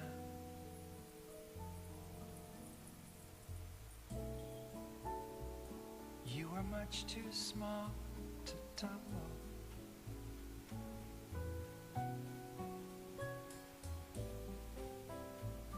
You could neither roar nor rumble.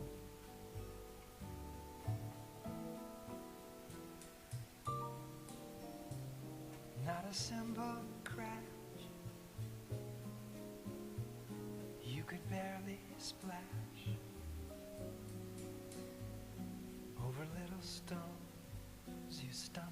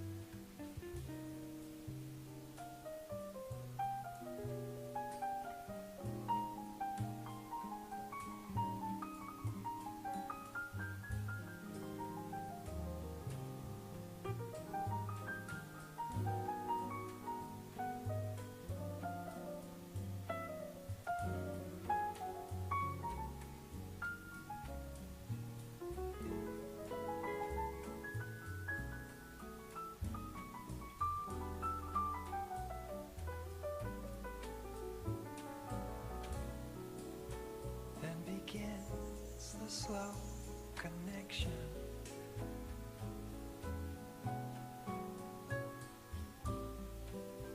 In some H2O affection.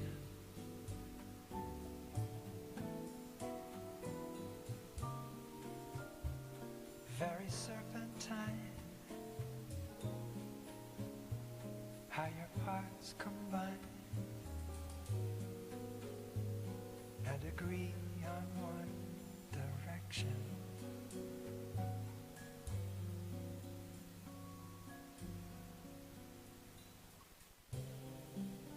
Iguazu, is it true? You were once an April shower.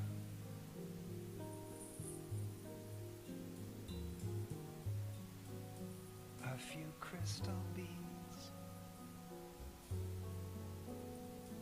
on a bamboo reed.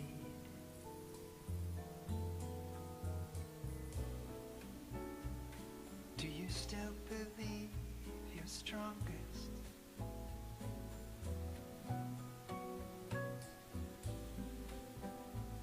That your river runs the longest?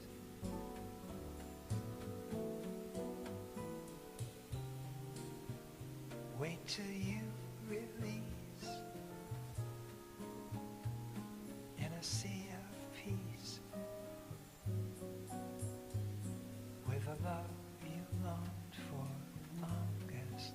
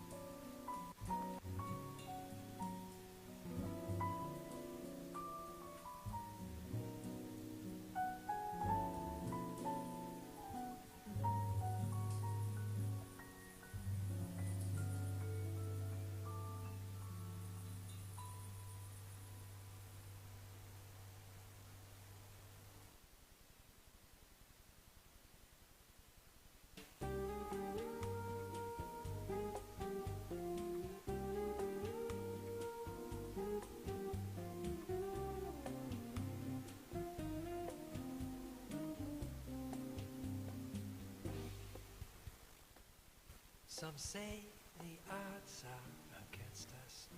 Some pray our love at first sight will not last. We know the past cannot harm us as long as we're both together. Sometimes the wind tries to break us. Sometimes we walk right into friendly fire, but our desire won't forsake us as long as we're both together. It may be cliche to say our love is stronger than Gibraltar, deeper than the deep blue sea, but me, I believe it. If you read the hit story that tells the tale of you and me, we conquer all adversity together, as long as we're both together.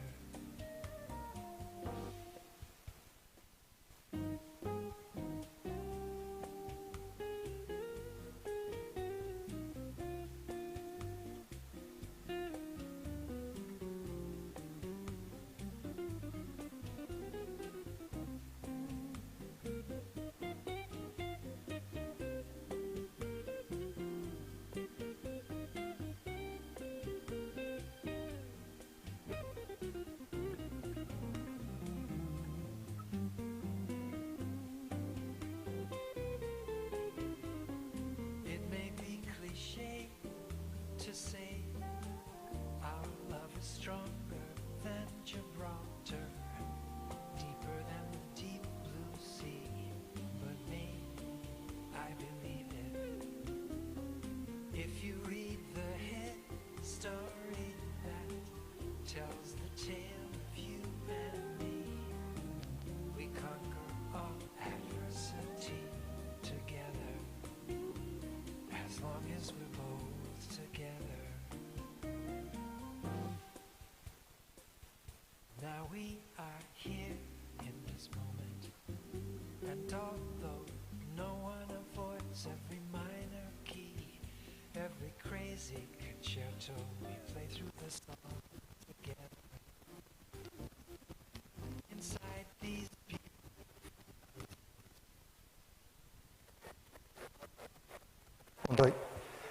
Bună ziua! Aș vrea să invit pe cei care vor să participe la forum să ia loc în sală și invitații care urmează să vorbească în acest panel pot să ia loc. I would like to invite all those people who would participate in the second panel, and also the guest speakers, please take your seats in the front row. Era doar un microfon.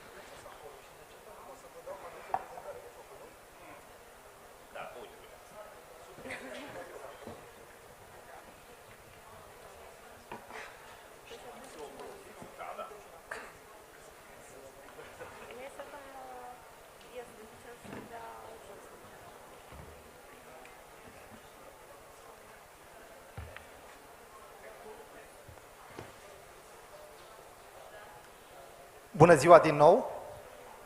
Cred că am putea să începem. Cei care urmează să vină acum sunt...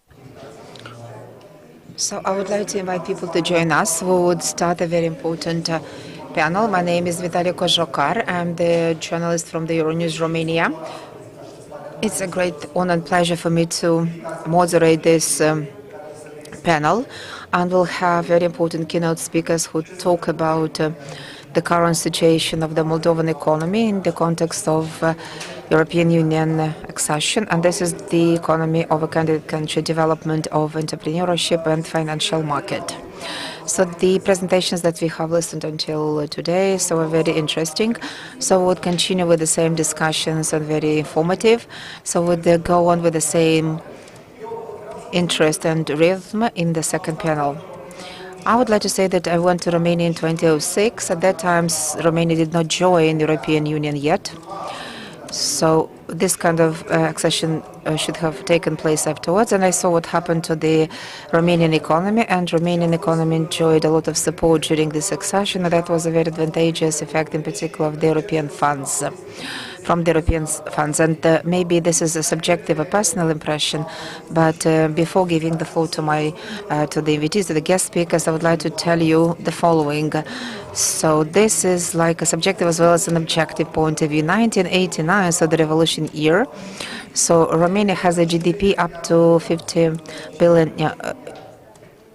And these are the figures of the World Bank. In 2001, 22, 2003, 4.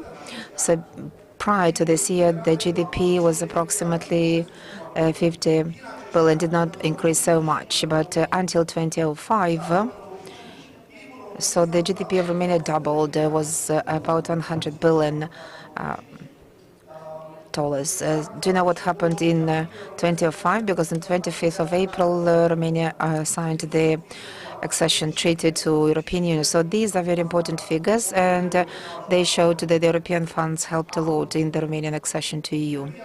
On January 1st, 2007, Romania joined EU, and in 2008, so the GDP Romania doubled again, so was $200 billion. And also the World Bank at the same time mentioned the following, that so last year was 300 billion, so that's an increase of about 6 times compared with the pre-accession period. What does that mean? That means that Romania enjoyed and received a lot of European funds, and European Union also helped a lot in the development of the Romanian entrepreneurship. And I wanted to say that in 2023, another very important thing happened in Romania, because Romania managed to surpass Hungary in its development, because Romania has got a GDP per capita calculated according to the purchase power parity, 7.7 of the average of European, whereas 76.7 is Romanian, 74.6 Hungary. So this showed once again that Romania managed to use the European money to full capacity. There are still some challenges and problems, and today we'll speak about these issues. I mean, more should have been done, and Romania could have attracted more funds and used more funds. And I would like to invite the keynote speakers to tell us. And first of all, I would like to invite Mr. Petru Rotaru, who is the Minister of Finance of the Republic of Moldova, and I would like to start by asking him until 2030. So the Republic of Moldova by that time should harmonize about 1,700 documents in terms of approximation and harmonization. Half of these documents relate to tax, customs, administration. So thereby I'm very curious, because we have this comparison with Romania, and Romania still has a problem with digitalization. And I would like to ask how Moldova would ensure that the customs services are put on the digital platform. I would be able to harmonize the Moldova legislation, brought it in line with the European legislation. How would that be done? Thank you very much for the question. Good day to everybody.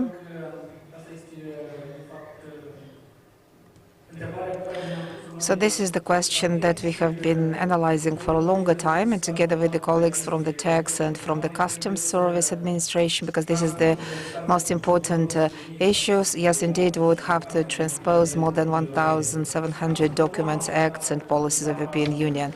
Of course, we did not expect that we'd receive this candidate status so quick, but we have started working on this act for a longer time. So we have the new customs code developed. and it would come into effect on January 1st, 2024.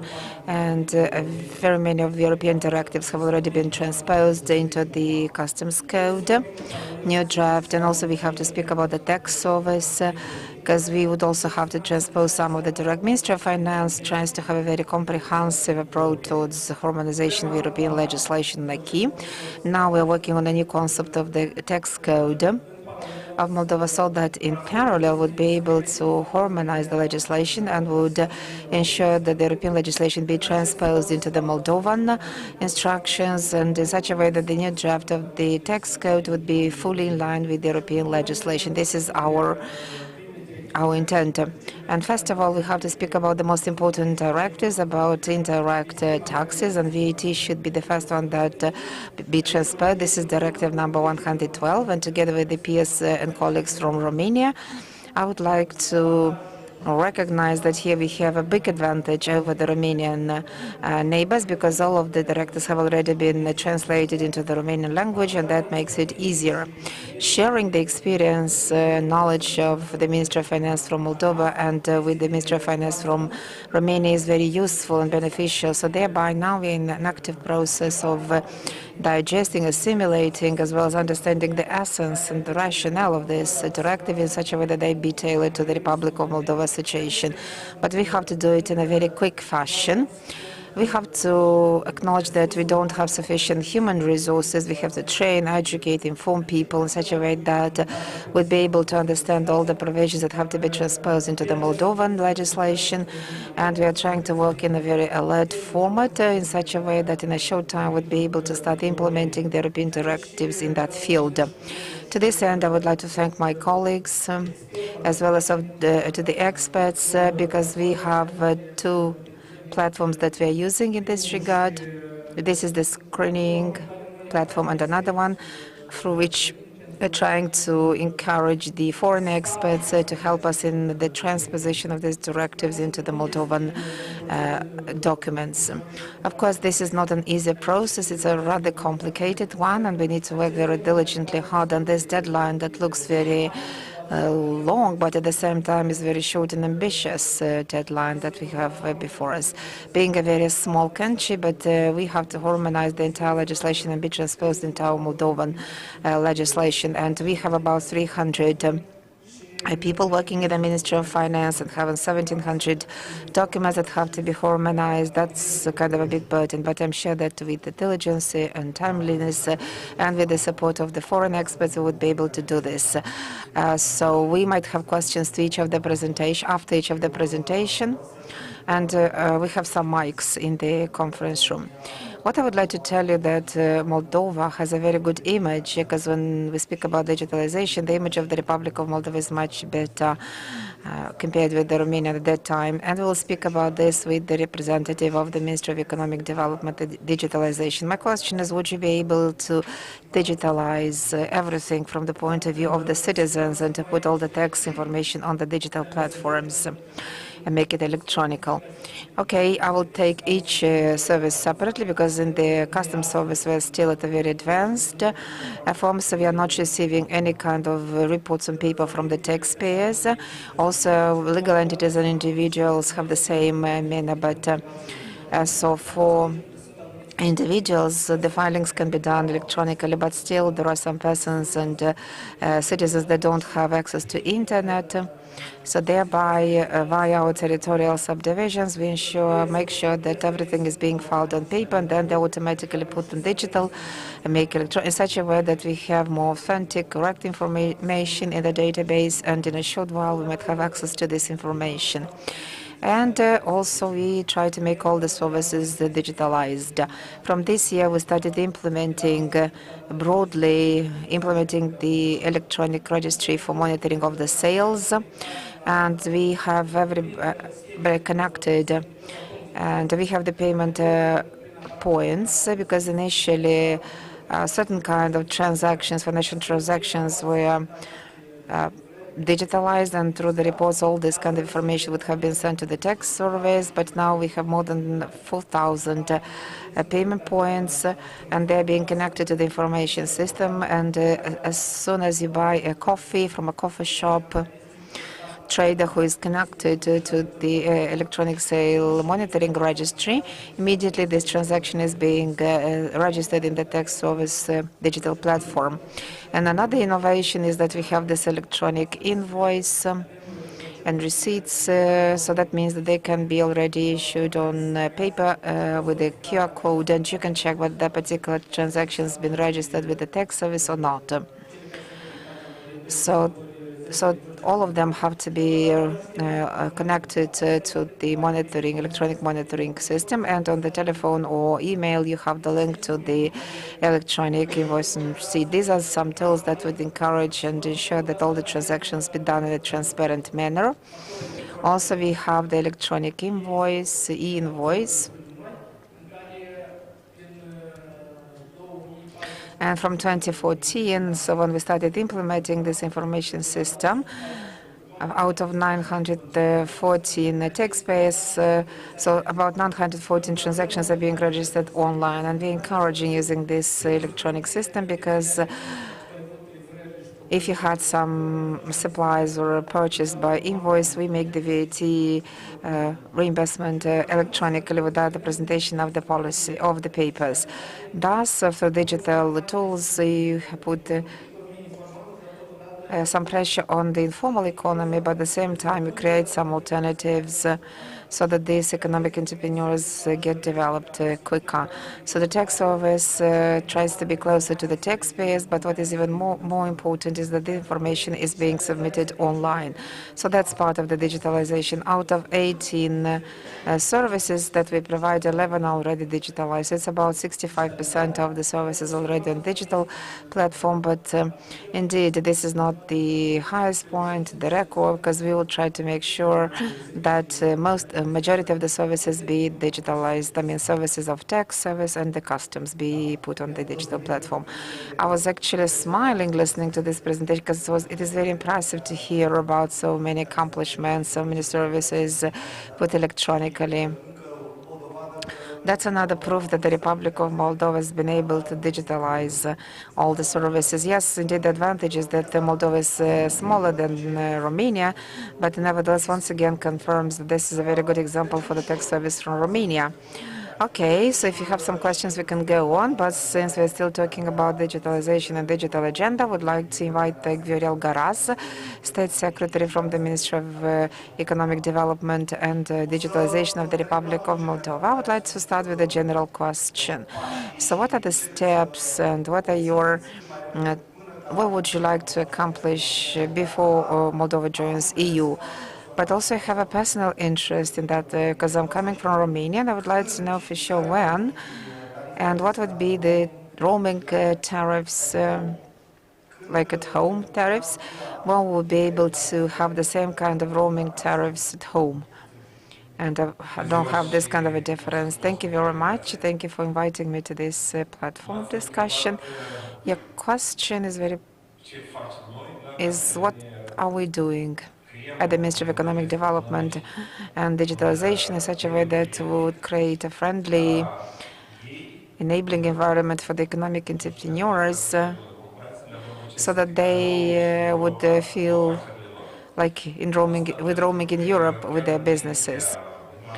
Because even starting this, getting on this panel, I've been talking with my colleagues from another press agency. And I was asked, what do we do for the economic entrepreneurs of Moldova so that they feel like at home and feel comfortable in the European community? And how would they be able to compete with the other producers and the other companies that are already part of European families? Yes, indeed, we would have this transition, adjustment time. During this, we would have to create and build the skills in such a way that once we join, the European Union family would be able to be on an equal footing and with the other companies from the EU countries. So in this light, in addition to the digitalization that would continue developing and ensure it in a shorter time, and I will talk about this a bit later. So what we try to do is we try to lift and remove all the bureaucratic hurdles and all the impediments for the economic entrepreneurs of Moldova in their business. and in particular in their relationship with the state agencies and authorities. Why this is important to be, because if you have like papers and some reports that have to be submitted, that would generate some additional costs and also would be an impediment for the business and a problem that might, or problem or a difficulty that might be solved by somebody. And that's a tool, that's an instrument to generate a corruption and to have this bribery. Through digitalization and simplification of all the processes, we are trying to do our best to remove and lift and to remove and fight this phenomenon of corruption in the relationship between the civil service and the economic entrepreneurs. In addition to what the Minister said, I'd like to mention that even without being an EU member state, we are aware already which are the barriers encountered by a Moldovan producer in trying to do some export to the EU member states. And I'm glad with the fact that recently, it seems to be like end of October or beginning of November, I attended an event in the framework of which the Customs Service announced becoming a member of an agreement based on which the transit declarations became much more accessible, digitized. It's like a distance of a click. So for the Republic of Moldova, through a click, you may do the paperwork for transiting the goods to Portugal or whatever, Norway. It's also our customs colleagues who said that paper-based customs declarations will soon disappear. That's one more page for simplifying, digitizing the public service. Currently, like 50% of our public services are digitalized fully. I speak now about services provided for business operators, and our desideratum is that by the end of the next year we will have at least 75% of services digitized, and by the end of 2025, 100% of services to be digitized. And again, this is not purely our personal ambition. It's not just because it's trendy elsewhere in the world, but this is also in order to fight against bureaucracy, red tape, and to cut the costs of business operators who will very soon have to compete with other business operators from the European Community market. At the same time, as for the taxation system, the fiscal service of the Republic of Moldova apparently was one of the most open and cooperating service in the relationship with us, attempting to simplify all the interaction with the public environment. And as the Minister mentioned, all the fiscal reports are now received exclusively in an electronic format. And the principle that we follow, and we try to impose all the other subordinated institutions, is that the information was once, at least once, found in a public system. It should not be requested repeatedly by another institution. Thus, we try to arrange for an adequate communication and data transfer from one institution to the other, for the sake of simplifying the reporting requirements. We also reduced plenty of numerous reports from the National Bureau of Statistics, because many of the sets of data could be just extracted from the other reports. Well, thus, as I said, we encourage all the business operators to apply at the maximum the digital solutions, because this cuts down their costs, it allows for higher transparency, and it makes them more competitive compared to other business operators elsewhere. Should you have any questions, please feel free to ask. But to continue, regarding the roaming tariffs, what's going to happen as of the January 1st next year? Is there any clarity, any good news? Yes, we are, well, that's not my area of competence in the ministry, but to my knowledge, we are very close to finalize the process. So as of 2024, we will benefit of preferential tariffs for roaming. I cannot promise right now that it will be the same tariffs as we have at home, but undoubtedly this will be much better. We will not feel the pain in the roaming when we travel in the European community. Yes, thank you. That's definitely a good news. Well, good luck further on. We are looking forward to see all these promises to happen in real life. Let's proceed with the other guests in this panel. And since we speak about economy, we definitely speak about money, of course. It's all about money. So I will now give the floor to Octavian Armașu, Governor of the Central Bank of Moldova. I have an important question to you. Romania, 20 years already, is unable to adopt euro currency. So I'd like to turn to you asking, maybe it's a too daring question. Montenegro, for example, adopted euro currency, but it's a different story there. Is there an initiative, or what do you think will happen with the Moldovan leu after accession of the Republic of Moldova to the European Union?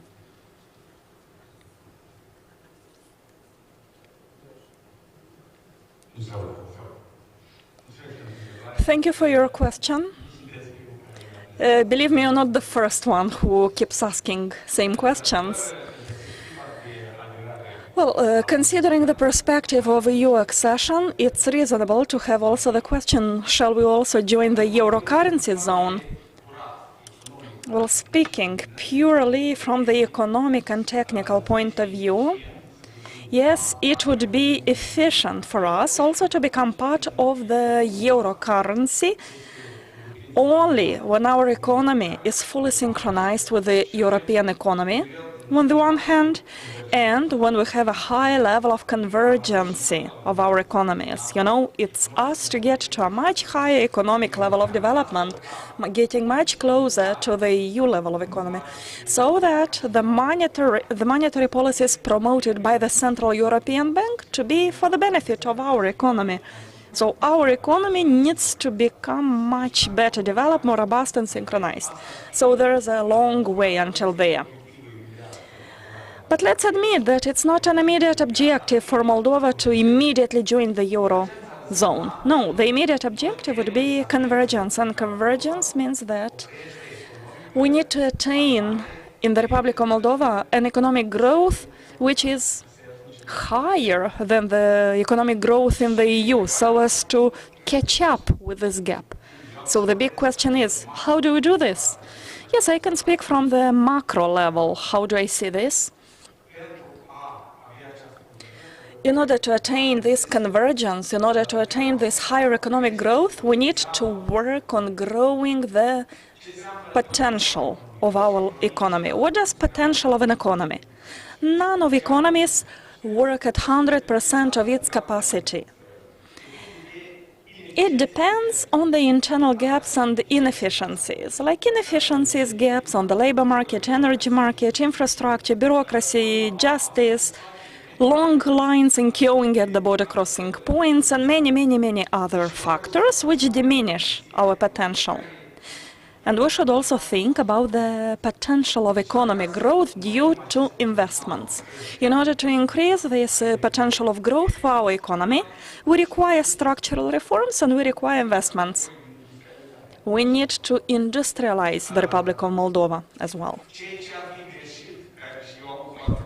And I frequently hear, and that is wrong, that we try to stimulate economic growth via the monetary and fiscal measures.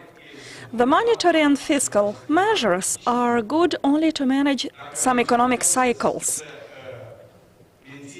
But if we try to preserve a higher level of economic growth with the help of monetary instruments, we obtain nothing else than merely inflation. And the inflation will just destroy this potential of growth. So the biggest challenge we encounter as an economy is for us to eliminate these inefficiencies. And that was also discussed at the previous session. How crucial is the justice sector reform, and I'm confident nobody doubts any longer that justice sector inefficiency is the biggest obstacle in economic growth and investment attraction for the Republic of Moldova. As soon as we overcome these obstacles, we have all the chances to have a higher economic growth. Better integration into the EU opens access to markets. Investments will help us become more competitive, will help us grow the productivity of work, for us to become more efficient, more competitive, increasing the GDP per capita. That's exactly what I mean by attaining the convergence with the European economies. Well, to answer your question, that was my feedback. Just to mention that the Central Bank of Moldova is already an active actor in this European integration effort. We performed an ample full-scale banking reform 2016-2020 with the support of International Monetary Fund, with the support of the EU via the twinning project as well that we had with the National Bank of Romania and the Central Bank of the Netherlands. It was a successful project actually, and we succeeded in bringing a turnaround in the banking sector. So we implemented the Basel III package of principles. And our normative framework is currently really close to the European directive. So in the banking sector, I must admit that we are very close to the European requirements. And the following exercise we plan is to evaluate the degree of equivalence with the European Central Bank Authority so as to see which are the gaps. I'm confident there are not so numerous gaps, but still we need to work to eliminate them so as to have full equivalence as for the banking sector regulations. A lot of things were done in the area of AML, new legislation was implemented, secondary normative framework was developed. Recently, a new AML software was commissioned, which was implemented with the support of USAID. That's something unique in this region, I must admit, for a central bank, and I hope that will contribute to raising the trust of our partners for the banking sector, for the transparency of the banking sector. We are very actively moving regarding the payment system improvement.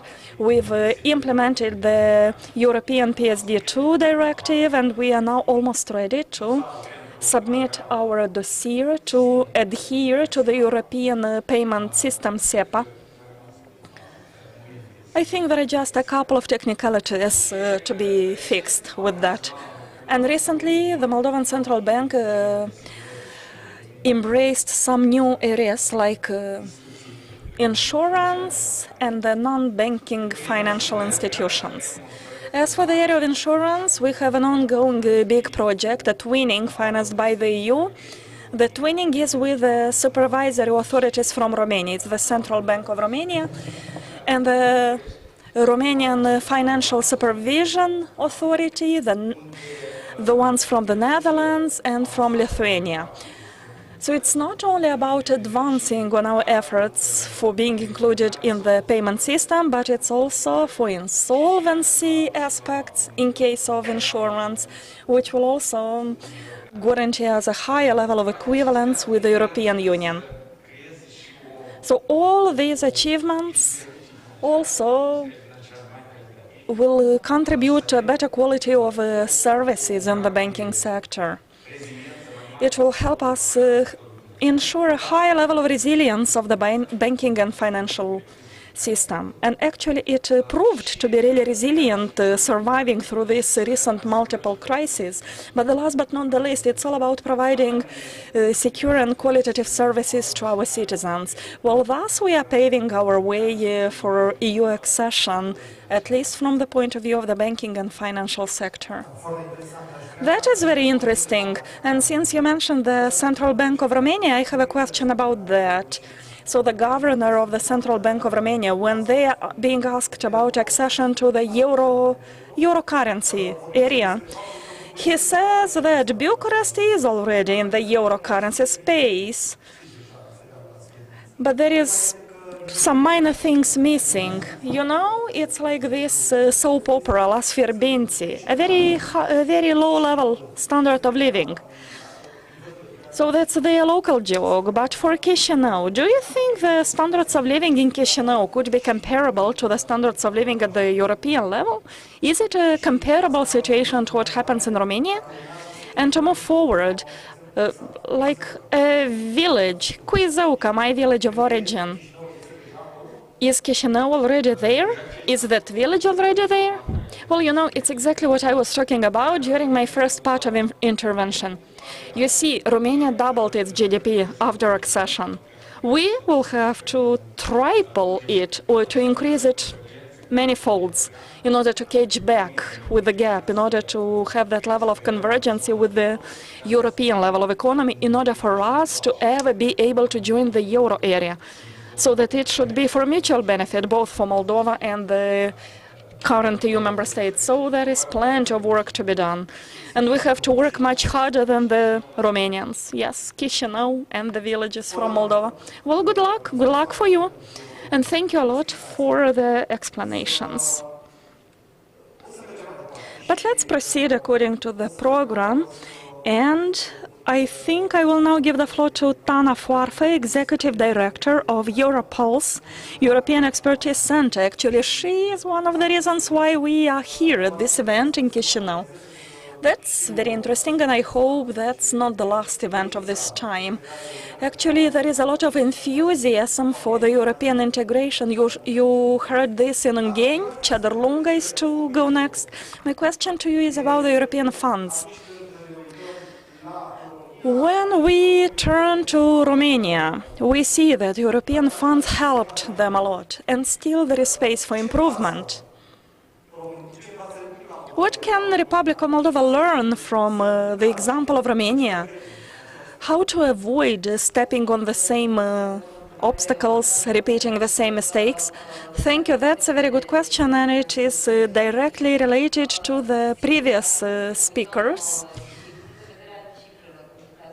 Analyzing the figures, and you are right saying that GDP in Romania registered a spectacular growth. It was like a boost economically. Yes, Romania benefited undoubtedly of its membership status. The European funds rushed into Romania. Nevertheless, if we have a look from a different perspective, certain zones, certain regions from Romania are still currently among the poorest ones at the level of the EU. We see a big discrepancy, and that is due to the fact that it's not enough to have a look at the economic growth only from the point of view of GDP. We need also to analyze the standards of living, the level of welfare in the society in general. Yes, undoubtedly we have a huge dynamic, a huge evolution. We cannot even compare with the previous things, but obviously it could have been done better. I mean the economic measures, the projects implemented through the national and the EU funds, so the impact to be visible in the pocket of every citizen. Well, in this regard, a very important takeaway is that in our mentality about the projects with European funds is that we should always implement this social impact component. So as long as we turn to European funds, we need to think how to make sure that there will also be a positive social impact. There are plenty of discussions about that at the European level, and definitely there is a difference of interpretations, of definitions. What does the social impact actually mean? What it is all about? Nevertheless, that's a message. Otherwise, we wake up having apparently useful projects, but they do not necessarily directly improve the life of the citizens everywhere. Well, we speak about infrastructure, for example, playgrounds, sport grounds, some parks in areas with no population. So who will enjoy these products? We do not have a clear strategy, and this is the result we sometimes see happening in reality. Again, it's not enough to write European projects in order to pump the money from Brussels without considering also the priorities set by Brussels, which means that as we have this opportunity, as we choose through the European programs providing funds to us, we also need to double-check with the strategy of the European Union in general. And we need to think, why is it important for us to invest in everything related to green technologies and everything related to sustainability? Why it is important for us to have an industrialization strategy, a competitiveness strategy? I must say that, regretfully, but in Romania, the industrialization strategy is like missing. And the competitiveness-related strategy also, it was adopted through shadowy pathways, and the business environment hardly had time to read this document of hundreds of pages, somehow promoted and... Well, I'd rather stop a bit, and I would insist on ensuring this interconnection. As we write projects, as we benefit of European funds, we also need to be interested of the strategies set at the European level. And if our projects are not correlated to the EU trends, to the EU strategies, then regardless of our efforts, we will always lag behind. And the last thought on my side for this question. It is very important to understand how this absorption part of the European funds works. Absorption of European funds is a debated every time topic. We are lagging behind with absorption of European funds, checking with the figures, with the digits, or the percentages in a nutshell. Since we joined the EU until the end of the last year, we received like 80 billion euros, and we offered back, like every member state should contribute with a certain amount. So we came back 27 billion. So we received 80, we paid back 27. Obviously, that's a very nice profit.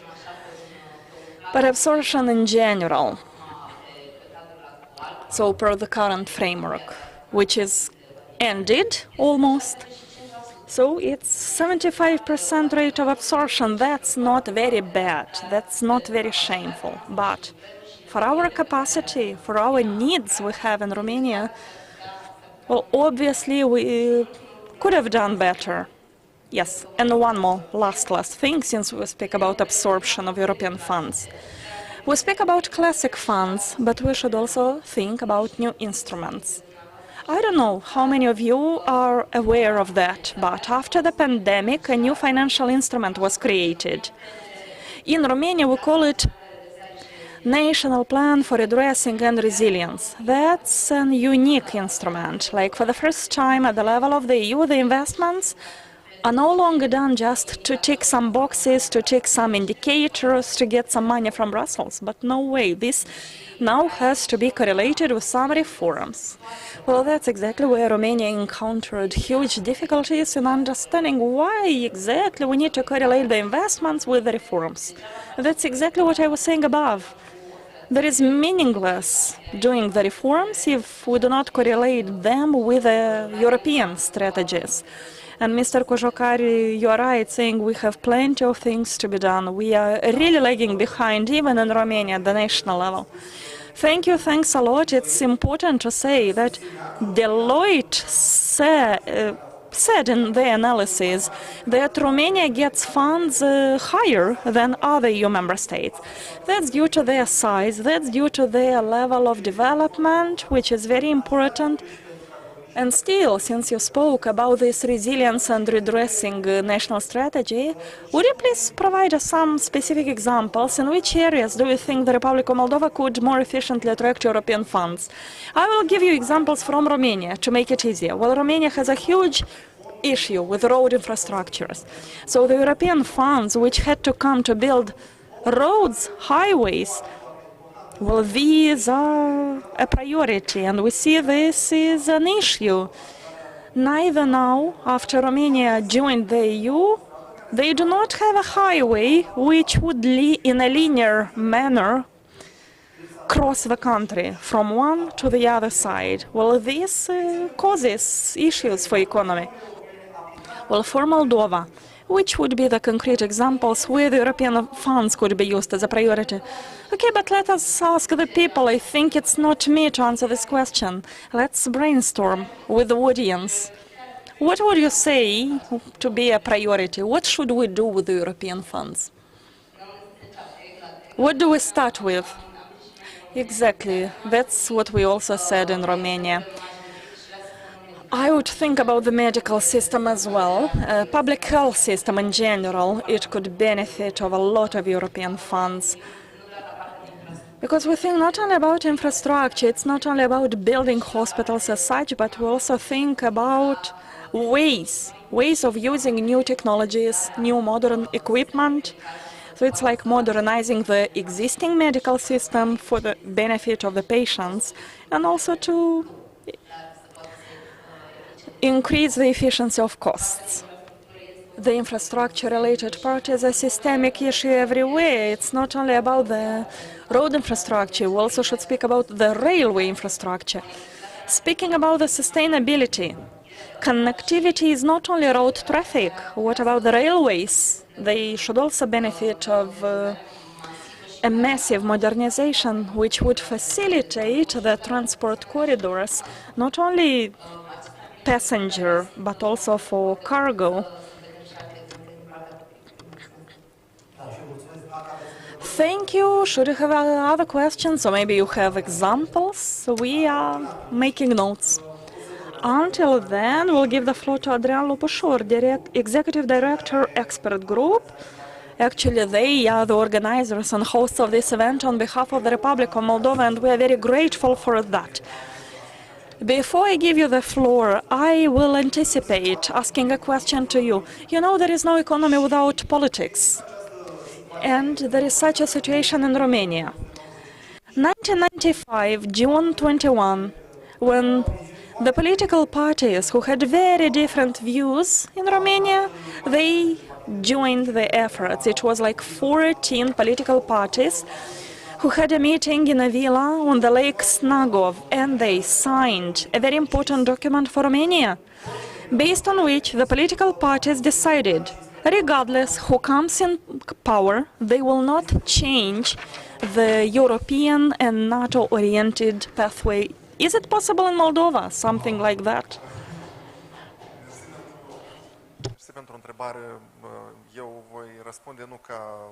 Thank you for the question. I will not answer as an expert, but more like a citizen.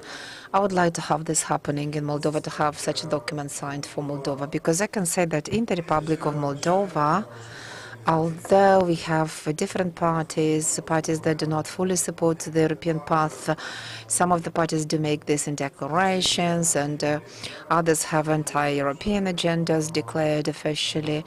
Nevertheless, what I can say that when we applied for European Union accession, we did not have any protests, neither on streets or some other places. Everybody silently accepted this. And by the way, both local and parliamentary elections in the previous period, there were no rhetorics. There were no anti-European rhetorics. There were discussions and debates about corruption. I mean, corruption was constantly on the agenda. But the issue about you versus something else was never included in our agenda. And that would confirm once again that our political class, by and large, is more likely to be a pro-European rather than pro-East. So thereby, even if we have some political changes, we do not have any other place to go. I mean, should we accept the worst situation? No, that's not an alternative. Maybe would go slower with some of the reforms, but nevertheless, the European path would be continued, because Communist Party started this European path in 2003 as a paradox, and the European vector was promoted by all the political parties, sometimes slower, quicker, but nevertheless, I'm more optimistic from that point of view. That's my answer, making an analysis. But let me go back to the economic development and to economic situation of Moldova. I would like to highlight a point which is important in my mind. I would frankly believe that we are not going to EU or would not start this kind of negotiation only to get the funds. I don't want to believe that my country, the Republic of Moldova, did it only for the purpose of having money and tackling the European funds as a priority. I mean, the funds would have to be built on something or derive from something. They would have to derive from reforms or be used for reforms or maybe for the improvement of the governance, etc., but not vice versa. Maybe I would tell you something important, but once we start a negotiation, doesn't mean that money would come immediately, because there's certain budgetary planning process at the European level for a medium and longer term, and this is a more rigid process than we believe it to be. And of course, money out of EU funds, IPA and others, pre-accession funds, they would come in a couple of years. They would not come overnight. I mean, they would not come immediately in 2024. What can we do? And meanwhile, is to prepare some project, because even yesterday, when we were going to Ungain, so we had the same EUROSFAT forum, so we've been discussing that issue. So we thought that should be a priority. I mean, drafting, preparing these kind of projects to prepare in such a way that when we start eligible and be eligible for these European pre-accession funds, then we should know how to spend this money and have already projects prepared. And we should know for what kind of projects do we need money, be it like infrastructure or public health, education, etc. So we should have pre-feasibility, feasibility, cost estimated, and we should have all the packages ready and be eligible, be the first one to join it, because we'll have to compete with Ukraine and we'll have to compete with the other countries that are on the same stage. They are also in the process of, and I would say that the competition would be even more difficult than it is now. Because if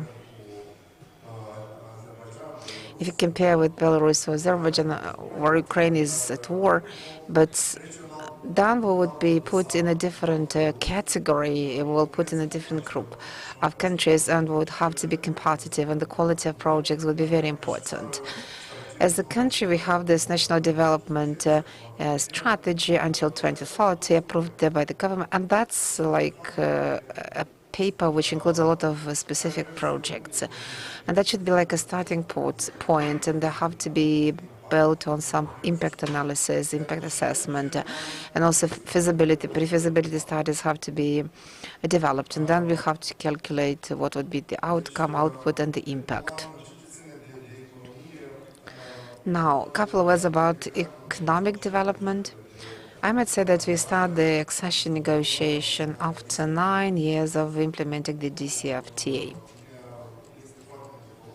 And this is very useful because our economy is already part of European platform, so the trade is almost liberalized. And except for some of the regions, so the majority of the country is just based on this European economy. We would need just to make it formal.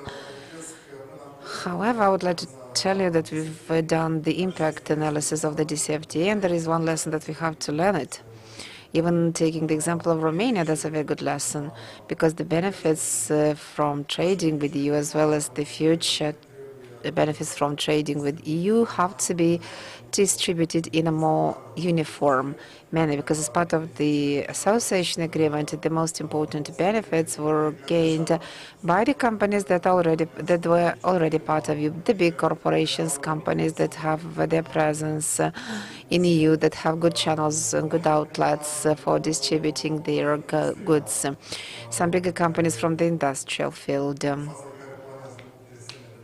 And here we also might have some question marks, but the European Union integration benefits until now have not been distributed in a uniform manner. And this is like one factor which is feeding this Euroscepticism in Moldova, as well as in Romania, by the way, has the same kind of attitude.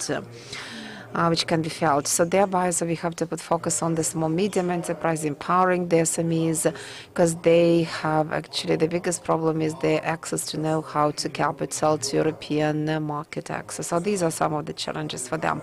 What does that mean? That means that SMEs and the development agencies have to be empowered, and they have to capitalize on what they have already got, be supported financially, politically, logistically, in such a way that they would play a more active role in empowering the small and medium enterprises, using the funds or via some preferential funding or training, mentoring, coaching, be organized for the SMEs, as well as to facilitate the networking with the peering companies from EU. So the same things that are being done by the ODA, by the Development Organization Agency in Moldova, the former ODIM, and it has to be like the support of the government in terms of empowering the small and medium enterprises. In conclusion, I would like to mention a couple of statements that derive from the report of the European Commission on the start of the negotiations, and what are the most important priorities that actually belong to the essential or fundamental chapters for negotiation with the European. On top of the empowering the SMEs, we should not forget about the state-owned enterprises. The European Commission gave its opinion, a very clear opinion, that the Republic of Moldova shall put the state-owned enterprise reform as a priority reform, and for that we need to improve the transparency, and the corporate governance has to be improved in this sector, as well as information about the state-owned has to be digitalized into the Ministry of Economic Development and Digitalization. The public property agencies are working in this regard, and our expert group is providing technical expertise. Maybe the reform has to be continued, but maybe in a more expedited manner, in such a way that we'll be able to implement this public property strategy that has been already approved, and also some other measures on that pillar should represent a genuine priority. Also, statistically speaking, and that might be a surprise for some of you, but statistics is part of that cluster of fundamental chapters to be ensured by the Republic of Moldova. Madam Ambassador, Daniela said the following, that we have to be ready for negotiation and we should have figures. And the quality of statistics is very important. How qualitative the figures are, that would generate some impact. But the National Statistics Bureau in Moldova is still an institution that is not sufficiently developed, and the governance and the politicians pay little attention to this area. Statistics is not regarded as a priority. So thereby, we have to rethink it and to put more emphasis on the quality of statistics. So Madam State Secretary said that we have to remove and to eliminate many reports that have to be submitted to the Statistics Bureau.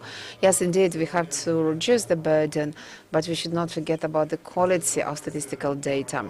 Somebody said that there is a reduced number of reports that might be found somewhere in the register, but nevertheless, the National Statistics Bureau has a problem in having access to these registries, including to the tax registries. That's a burden, that's a challenge, and that's something that we have to work on. That was mentioned by the National Bureau of Statistics, so thereby we need to improve the cooperation between the registry holders, including the tax, public service agency, and to cooperate better with the National Bureau of Statistics, because if you reduce the burden on the entrepreneurs, we have to think about the second aspect, and this is the quality of statistics and how we would be able to improve access to registries. That's it. Mr. Minister would like to have a reply to this.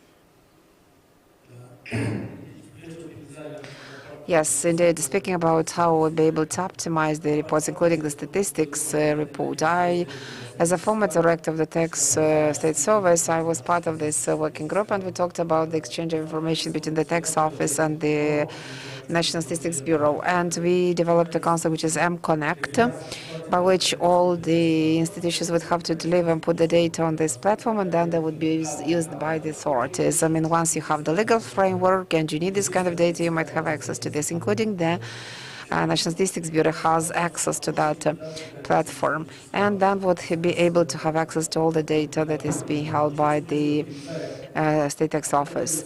Another issue is about how we'll be able to optimize the reports submitted and the statistical data. First of all, we have to think about optimizing as well as avoiding overlapping the data between different kinds of reports, and that was the basis of all the data. We understand the statistics as well as the use of this kind of data for decision-making process is very important element, a fundamental principle. And from what I know, there is now a reform of statistics taking place in Moldova, and of course there will be some projects and there will be some actions will be taken in order to make their salaries more attractive and to have to do it in a comprehensive manner. Yes, you know that the journalists are constantly coming with bad news, because recently I was in the European Parliament and everybody is talking about the Republic of Moldova as a diligent student, a diligent person or country. But when we speak about the Republic of Moldova, actually there's never been such a wave in European integration since 2013, but it doesn't mean that we have to be complacent about that. A lot of reforms need to be realized, and the economy has to be integrated. And since we're talking about entrepreneurship as well as the company's importance, I would like to invite Mr. Alexandru Buzun, who is the president of MCHAM, and he will speak about the cooperation in this network. My question is, from your point of view, what would be the something from the Romanian economy that would be like successful?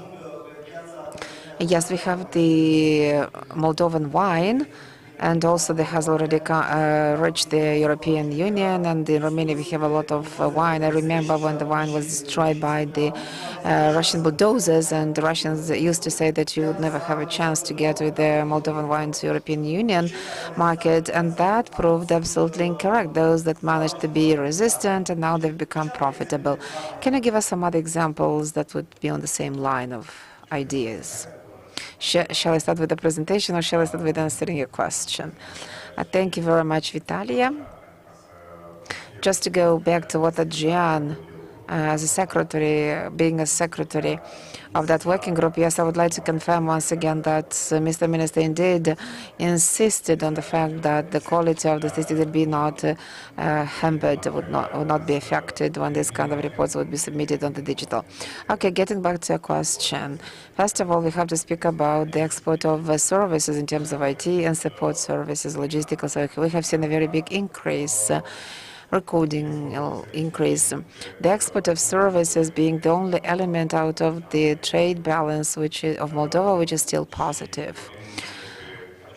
And also speaking about that, the context that was created for that purpose, and this is based on the tax framework, and I hope that would not affect the development of IT industry in Romania, because we saw a lot of Moldovan companies that are now part of the IT market of Romania, and we hope it would not be affected. That's just another example from the services. And also business support services, because I was analyzing some of the industry growth parameters, like thousands of people that have already joined this sector, and the figures increased a lot of times. And since the country is still thinking about enlarging the IT park regime, and maybe for this kind of services we might see another dynamics. So that's my answer. Can you help me with the website, with the presentation? I wanted to make it very succinct, and I believe that I would have to make it very succinct, although I prepared a longer presentation, but I would like to make some emphasis and to speak from the point of view of the business community that I represent. So actually, what is the current state of play starting from the November decision and the expected decision in December, in this period of time? What shall we do? And what I would like to emphasize in these slides is the importance and the relevance of the dialogue with the private community, with entrepreneurs as part of the accession process and the candidacy process. And this is what I would like. I would like to convey the message that it's very important for the private entities be part of this platform, be part of these discussions. And I will justify, I will explain why the entities should be part of this. That's a survey where we had about 100 CEOs from MCHM companies, and in this survey we try to see what is the perception of the business community of the Republic of Moldova before the support platform starts being implemented here. And you can see a couple of figures, because I believe that these kind of figures are very representative for the discussion that we have. You can see that the expectation of economic growth is 42% for moderate improvement. However, when we speak about the industry or company level, then we can see a very big increase. I mean, this optimism is built on the industry or company sector.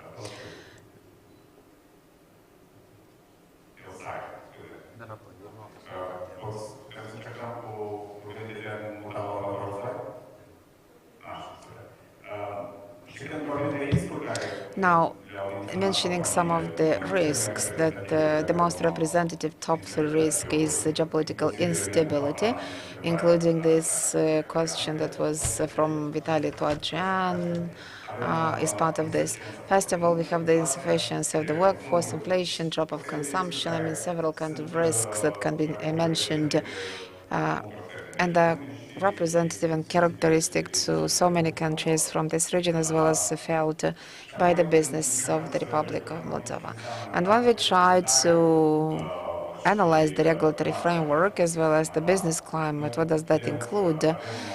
So here we can see that the 29% of the respondents perceive it as positive, perceive that the normative framework is relevant or is positive or is useful for the development of this business. I did not include so many slides from the initial presentation, but on that slide you can see the opinion about attraction of new investments, and you can see that this is a neutral or positive.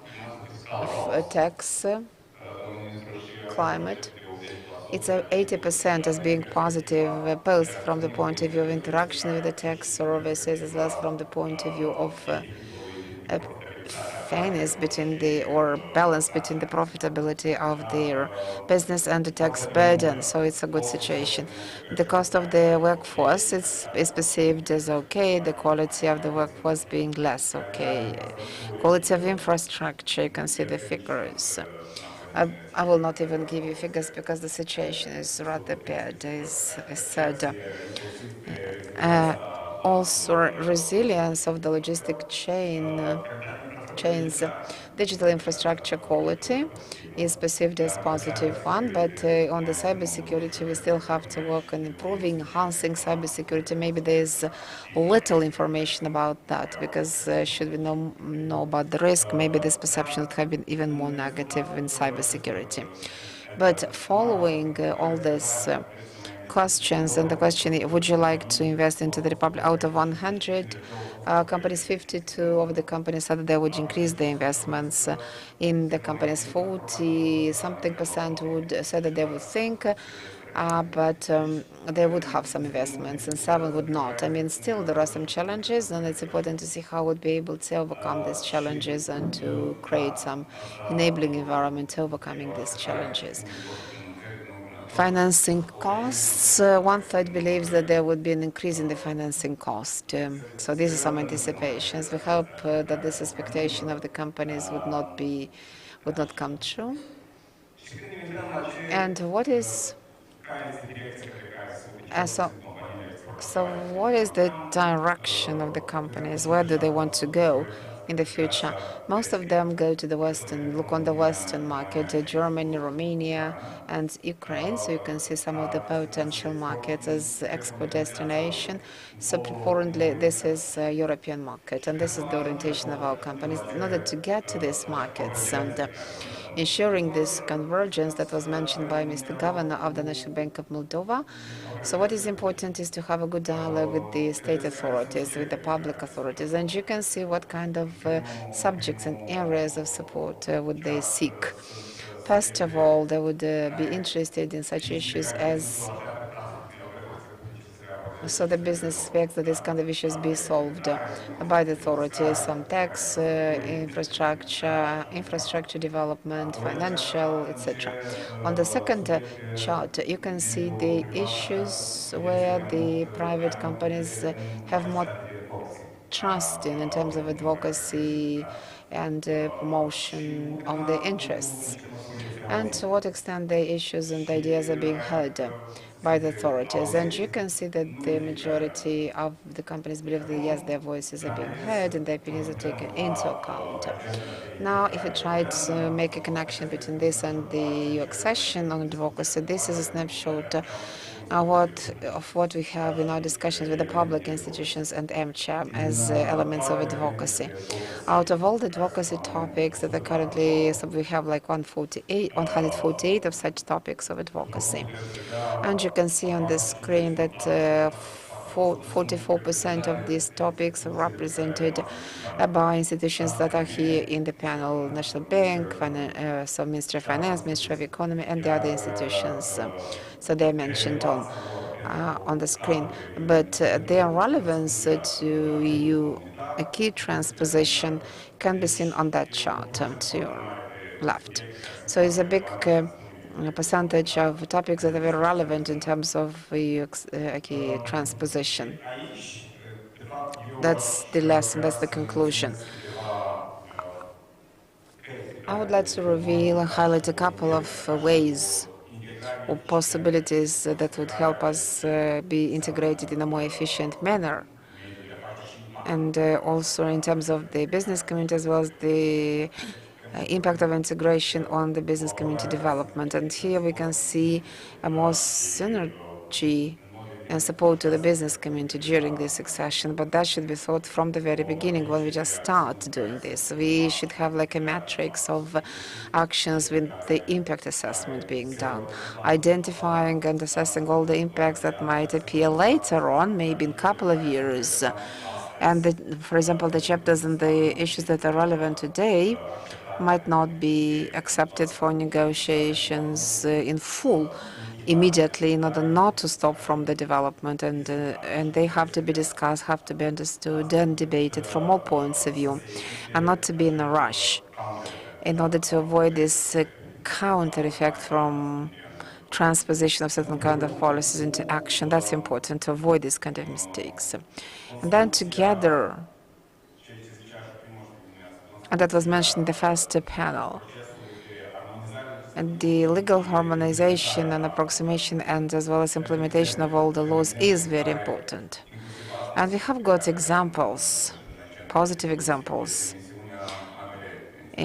For example, what was mentioned by anti-money laundering and the secondary legislation and how this is being done further on, interaction with the reporting entities and how they informed about anti-money laundering in order to comply with the fourth directive on anti-money laundering, as well as the custom code and enforcement of the customs code, and all the public authorities be trained and prepared for its transposition, as well as the companies be trained to work and to apply the new provisions of the tax code.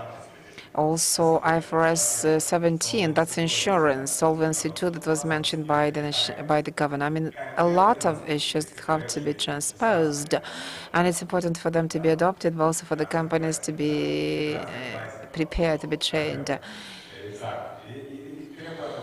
Everything has to be transposed, adopted, but that has to be done in such a way that business be helped and adjusted. I mean, the business leaders should have the expectation that so we can wait for a couple of years and then we would see what happens now. That should be like a joint effort from the authorities and the companies. The other areas can be like business-driven in terms of undertaking and committing to the European standards and how to make them more efficient. That's the answer to the sustainable progress given by the MCHAM. 33% of the energy efficiency, result. Also, we have services and goods that are climate-friendly ones. I mean, these are the green investments and the results from the green. Even today, so we have a workshop organized on ESG, and that was like a novice for me to see that our company is already thinking about sustainability as well as how these standards can be transposed. And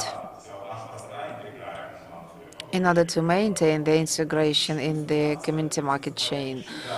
Yes, the business can also be a driving force in such kind of areas and also has the necessary experience and expertise that might be helpful and might expedite, help us understand all the lessons and draw some conclusions from the experience of the other countries. In conclusion, I would like to mention just one thing. A couple of weeks ago, I had a discussion with a colleague from the European Commission who's come to Moldova for a discussion, and he said the following, that EU integration is like a franchising in order to construct a prosperous economy. That would be my end point. I absolutely agree.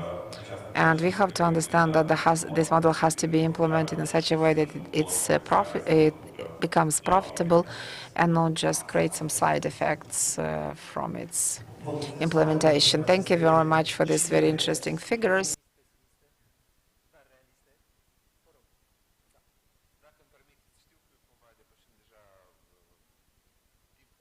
I know that we went beyond the time of this panel, but I wanted to make a short comment. Because in my previous presentation, I just covered one component out of all the commitments and the tasks of the Ministry of Economic Development, digitalization. I did not cover all of them.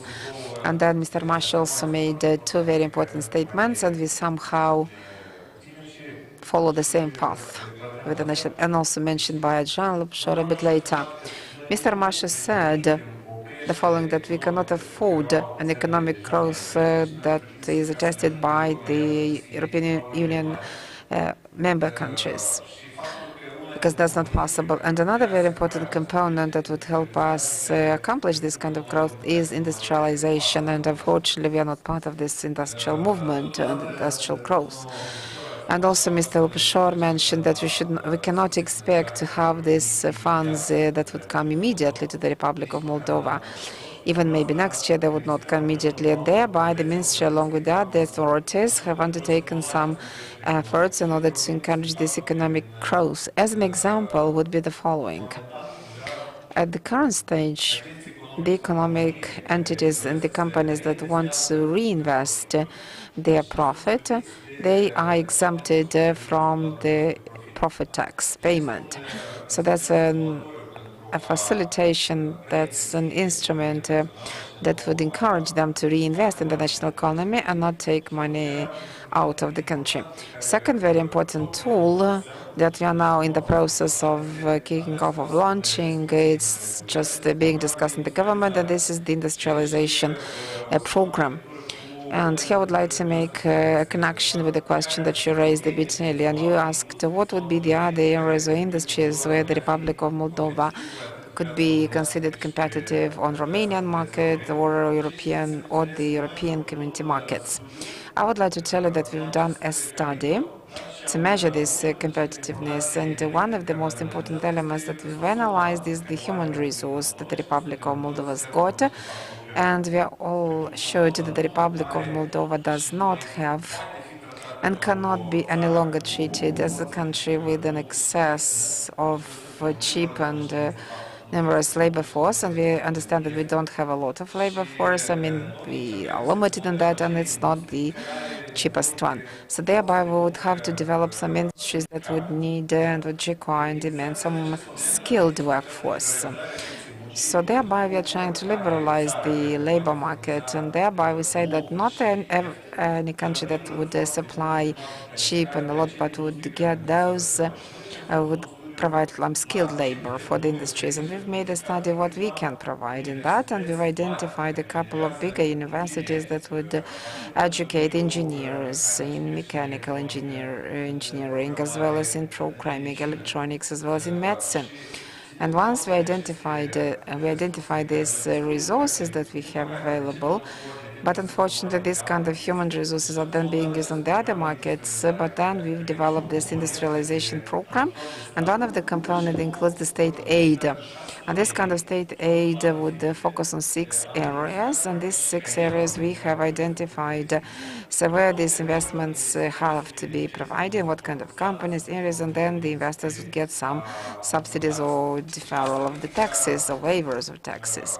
That would be like kind of help and state aid in encouraging and motivating the national economy via the industrialization, so that we would develop some industries where we might have this skill and capacities to develop further on. What would be these areas that you wanted to mention? We speak about the agricultural industrial products, we speak about medicine and pharmaceutics, we could also speak here about the chemical industry, about the automotive industry, which represents an important part of the industry in Moldova, and we do not speak about cheap components. We speak about much more complex, complicated components which involve processing of metals, injected plastics. We speak about the component of electronics, the processing part of textiles and wood industry, furniture, textiles, which is a traditional industry for Moldova. Wine industry, well, wines are in the category of agri-food industry. So it's still a priority for us. Yes, thank you. Thank you as well. Mr. Lupușor, please.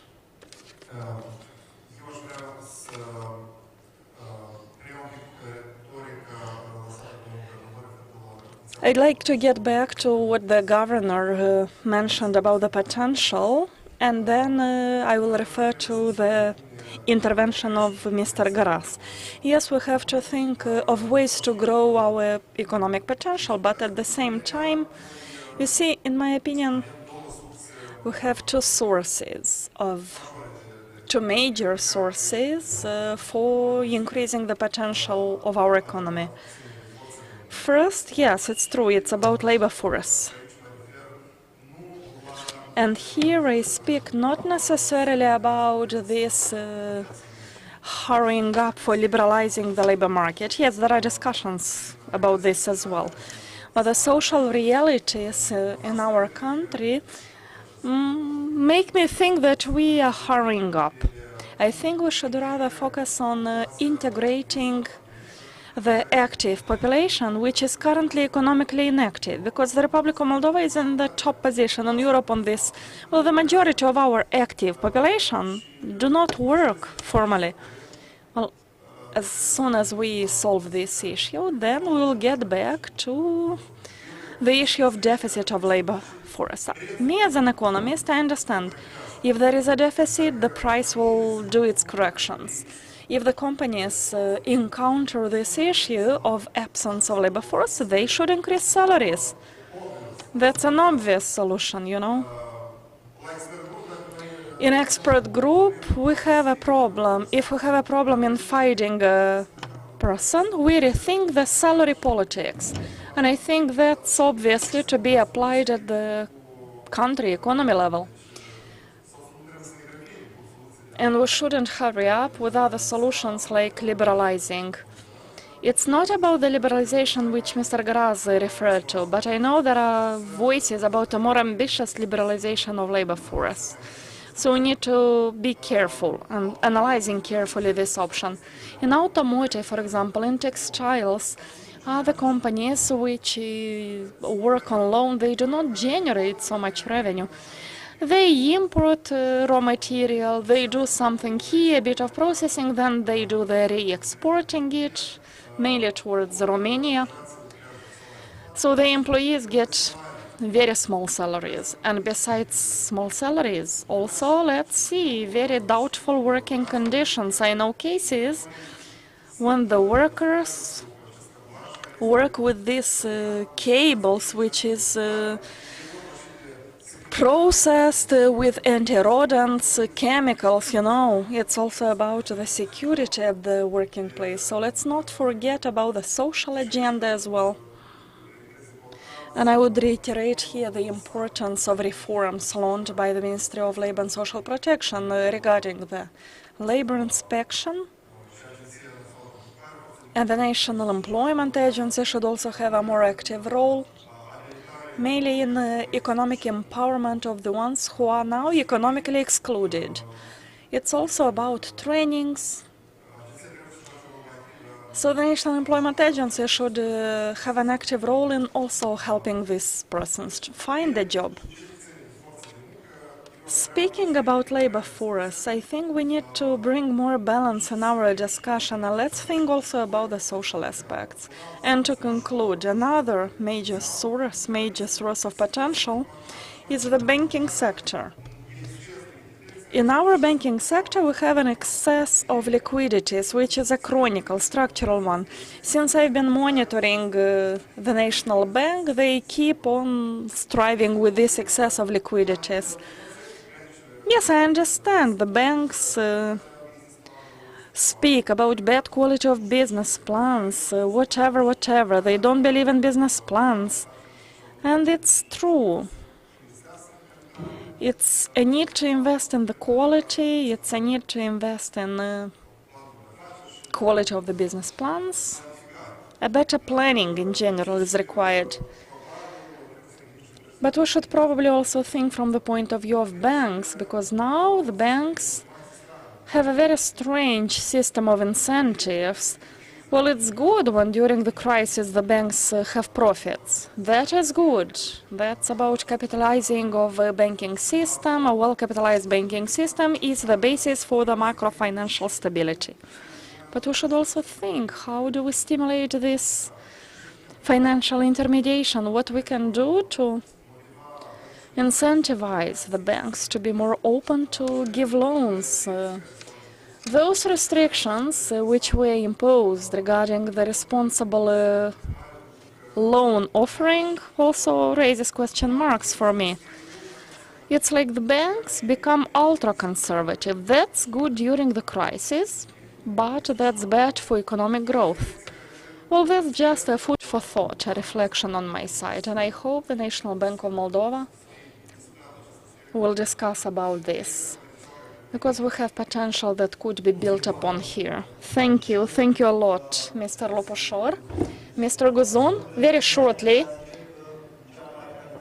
I'd like to say that punctuality is the best quality of a good speaker. Very quickly, I totally agree to what Adrian said. I just want to say that we should regard this set of measures for retention and attraction of human capital hand in hand with valuing what we currently have, the net aspect, considering the fact that the majority of the companies represent not only the Amcham community. Well, we see a chronic deficit of both skilled and unskilled human capital. It's a wide issue, and it's not always that you have the flexibility and availability to increase the salary and at the same time to preserve your competitiveness on the market, including on external markets. So probably what is needed is a set of more complex measures, maybe sometimes risky measures, but this should be a priority for the government. Thank you a lot for these interventions.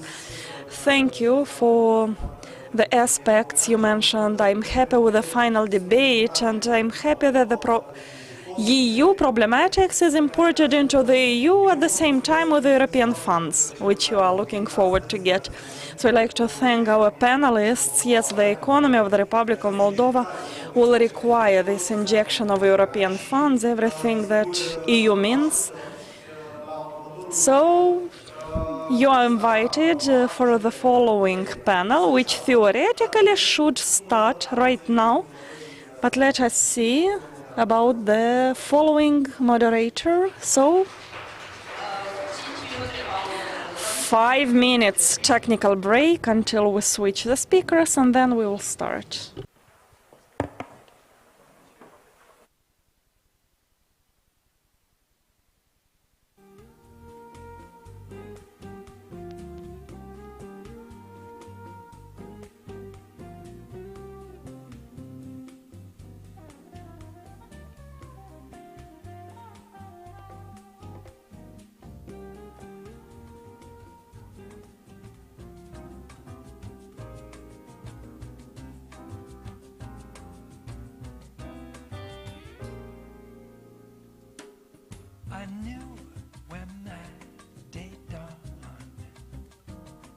something was all wrong.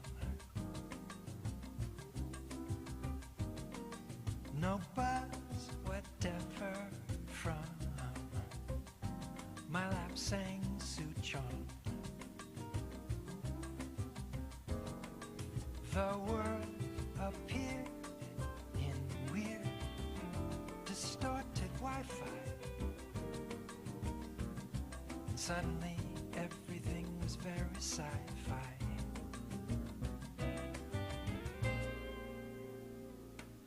The clones were all acquainted, their brains synonymous, and all of them seemed painted by Bosch Hieronymus. It seemed to say in Philip K. dictation, it's now a sci-fi nation. Was my hallucination real, and how? The inmates are in charge of the asylum now.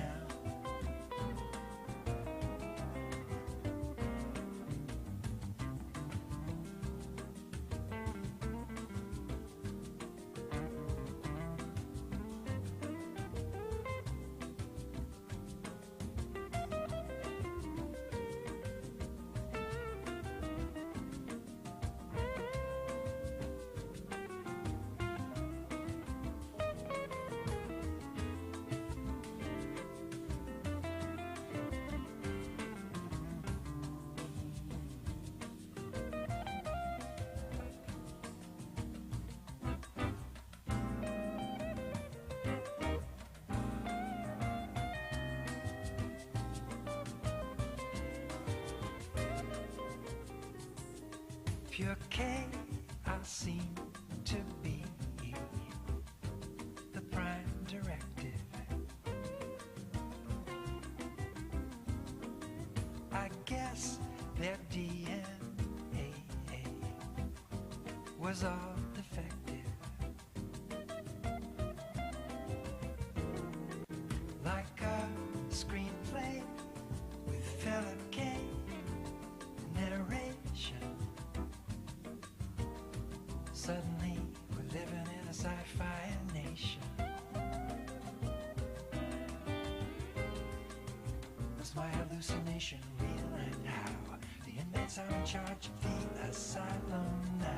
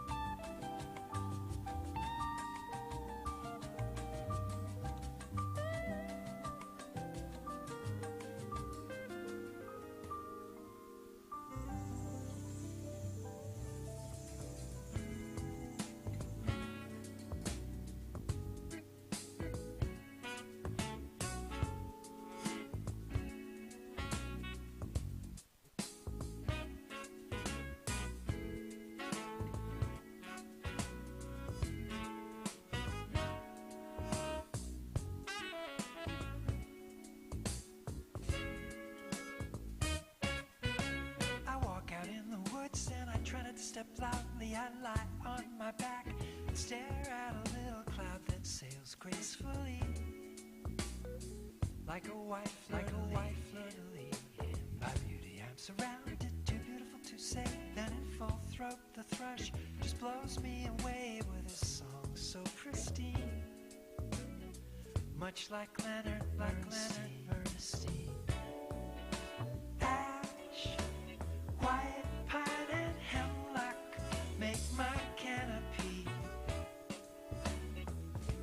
perfect space just in case there are raindrops.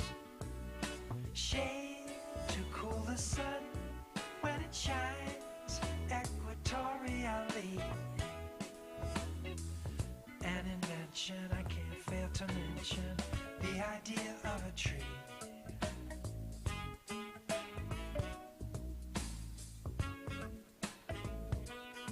Seems miraculous to me. The idea of a tree.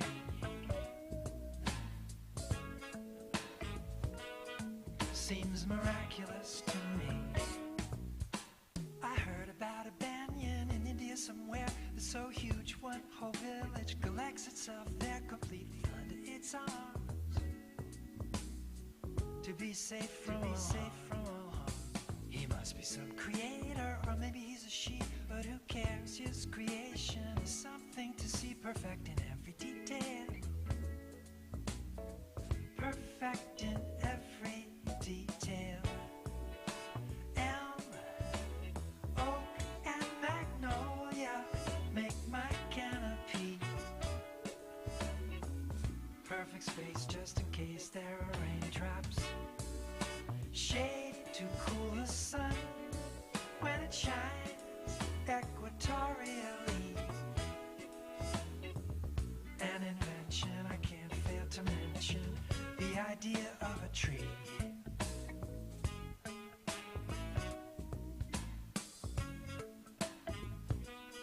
Seems miraculous to me.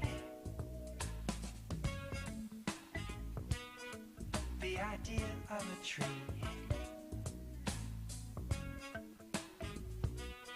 Seems miraculous to me.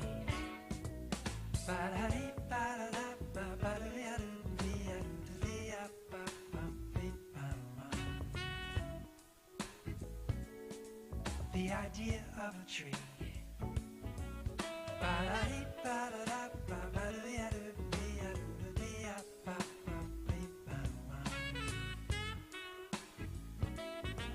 The idea of a tree.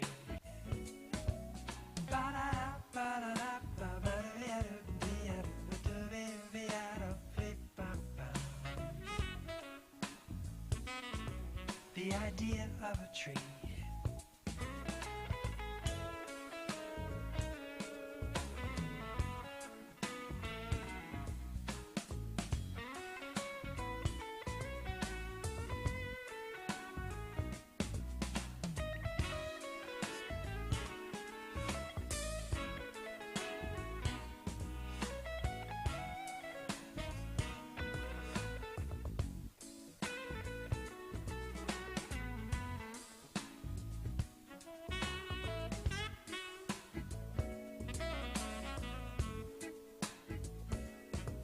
The idea of a tree.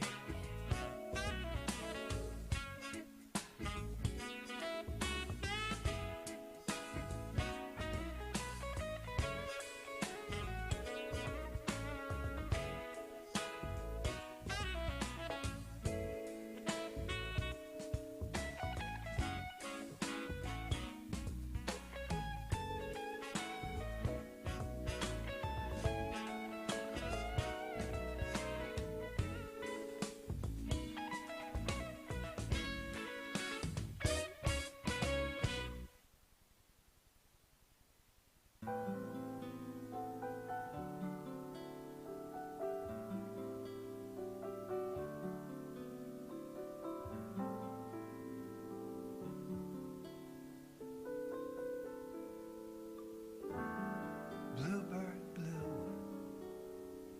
keeps connecting me to you, but I'd sure like to see you. I'd sure like to be with you. Though the spring begins and some ducks arrive to mandarins, still I'd sure like to see you. I'd sure like to be with you. Time ticks by so slowly.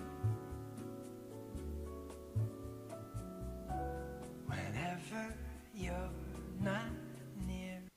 Nu arată. A little wren convinced me I should write this song so you'd never forget how I love you. So you never forget how I love you.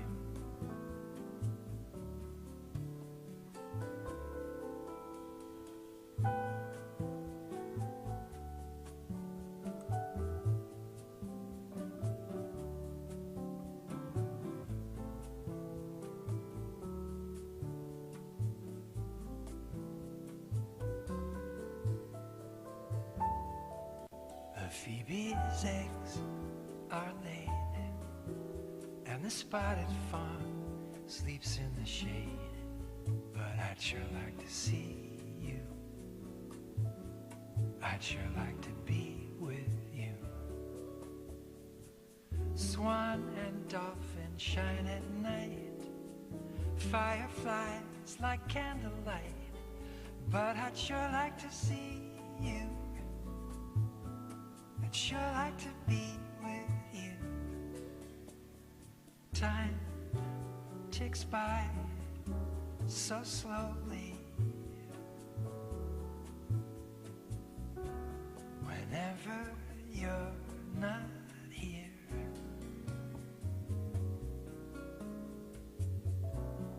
a little wren convinced me I should write this song so you'd never forget how I love you.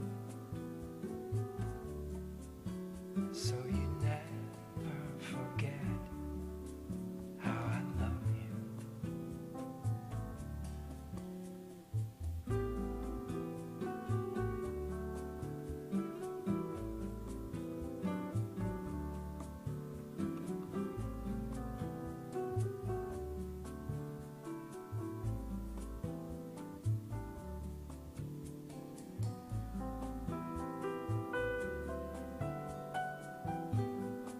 So you never forget how I love you.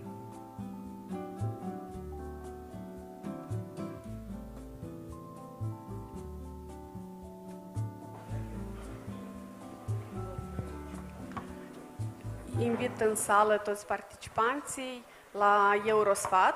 Vă rugăm, pentru că în scurt timp începem panelul.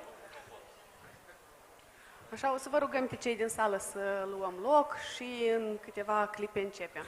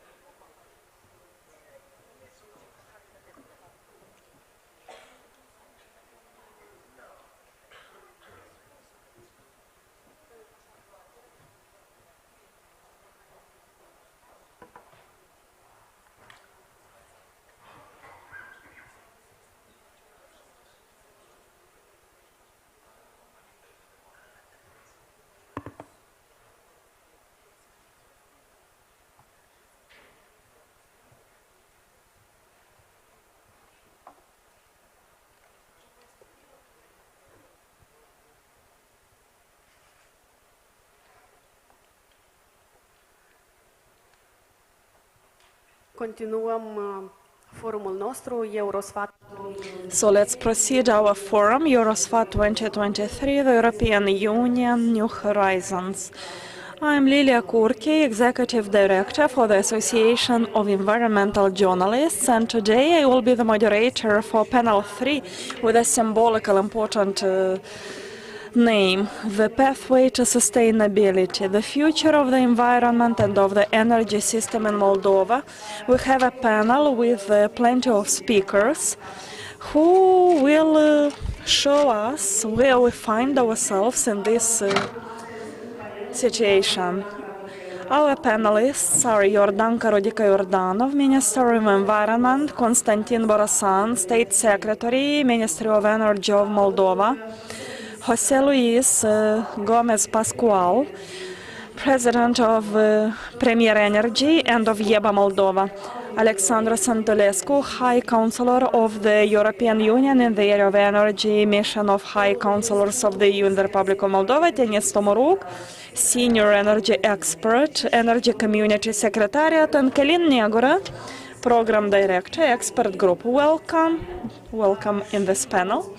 And thank you a lot for your availability to tackle the topic environmental protection and sustainable energy. Climate, environment, sustainable energy is an irreplaceable trio in the public discourse for the Republic of Moldova, because it used to be for a long period of time mentioned at the level of the EU as well. We all would like to breathe clean air. We all would like to have healthy forests, waters which are of proper quantity and quality in the Republic of Moldova. And at the same time, we wish we had energetically efficient buildings, clean energy, energy security, and zero energy poverty. All of these are possible due to our European pathway efforts, but there are also challenges in this process. The European Union provides a series of success stories, and we have things to learn in the area of environmental protection, climate, sustainable energy sector. I would like us to discuss today what can we take the best of the best from the EU models, the models which are viable here at the national level, models which would help us cope with the challenges, which would meet the expectations of the citizens of Moldova. We will first start with a round of contributions from the panelists, and my general question to you is: how do we guarantee a protected environment and also a sustainable energy and energy security? And I will ask each of you to answer from your point of view. The Minister, please, let's start with you. Thank you a lot. I'm happy to be part of this event and having the possibility to emphasize once again the need for environmental protection, the need for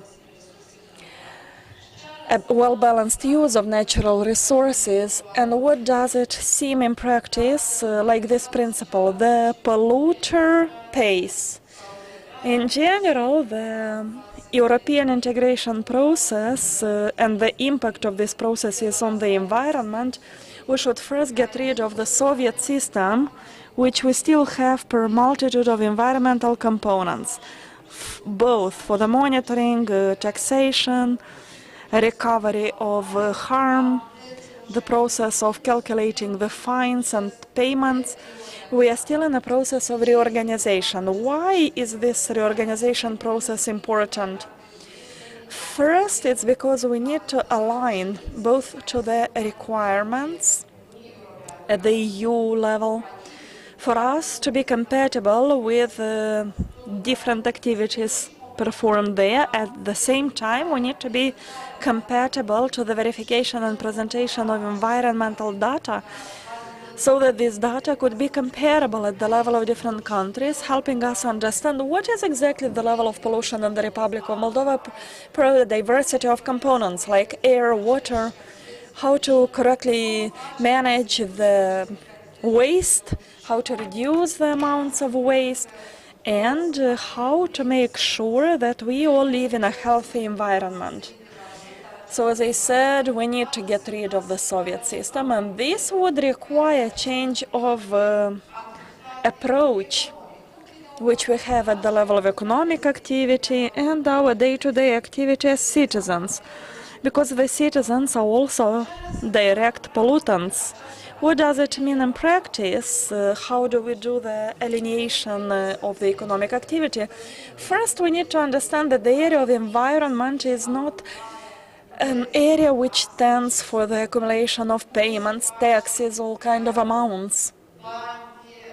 It's not business, it's not huge amounts of money accumulated to the state budget from these taxes.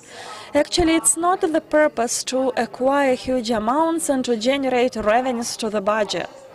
No, in the environmental area, the purpose of the taxes and fees is to reduce the appetite for pollution, is to facilitate the opportunities for investing in environmentally friendly economic activities, investing in environmentally friendly technologies, well, everything related to the changes in the taxes area on the one hand. There are taxes, payments that must be adequate. There must be payments which need to reflect the real costs and expenditures.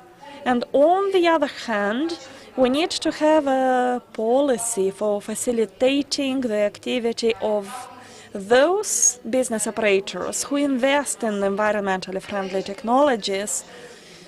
Well, that's the balance we are seeking to find. That is why we are open for the dialogue we have with the business environment. On the other hand, we need to understand this principle. The pollutant pays. Those who have an economic activity that exceeds the limits stipulated in the legislation regarding the pollutants in the water, air and soil, so they will have to pay the harm, pay the damages. Why do I insist on getting rid of old practices? Until now, we regarded this pollutants pay as an intermediary form of excusing certain types of activities. But since we want to do the integration in the, well, the pollutant pays is a form of accountability and liability. That is why changes are required at the level of normative acts, policies generated by our ministry. And we have an example already this year. We managed to approve the changes for the law on payments for environmental pollution. We changed that double payment. Obviously, there are some other aspects which need to be improved. Well, here we are in a process to make sure that nobody stays outside the process, to make sure that everyone who is open for the process of European integration, for ensuring the quality of the environment, will find its role.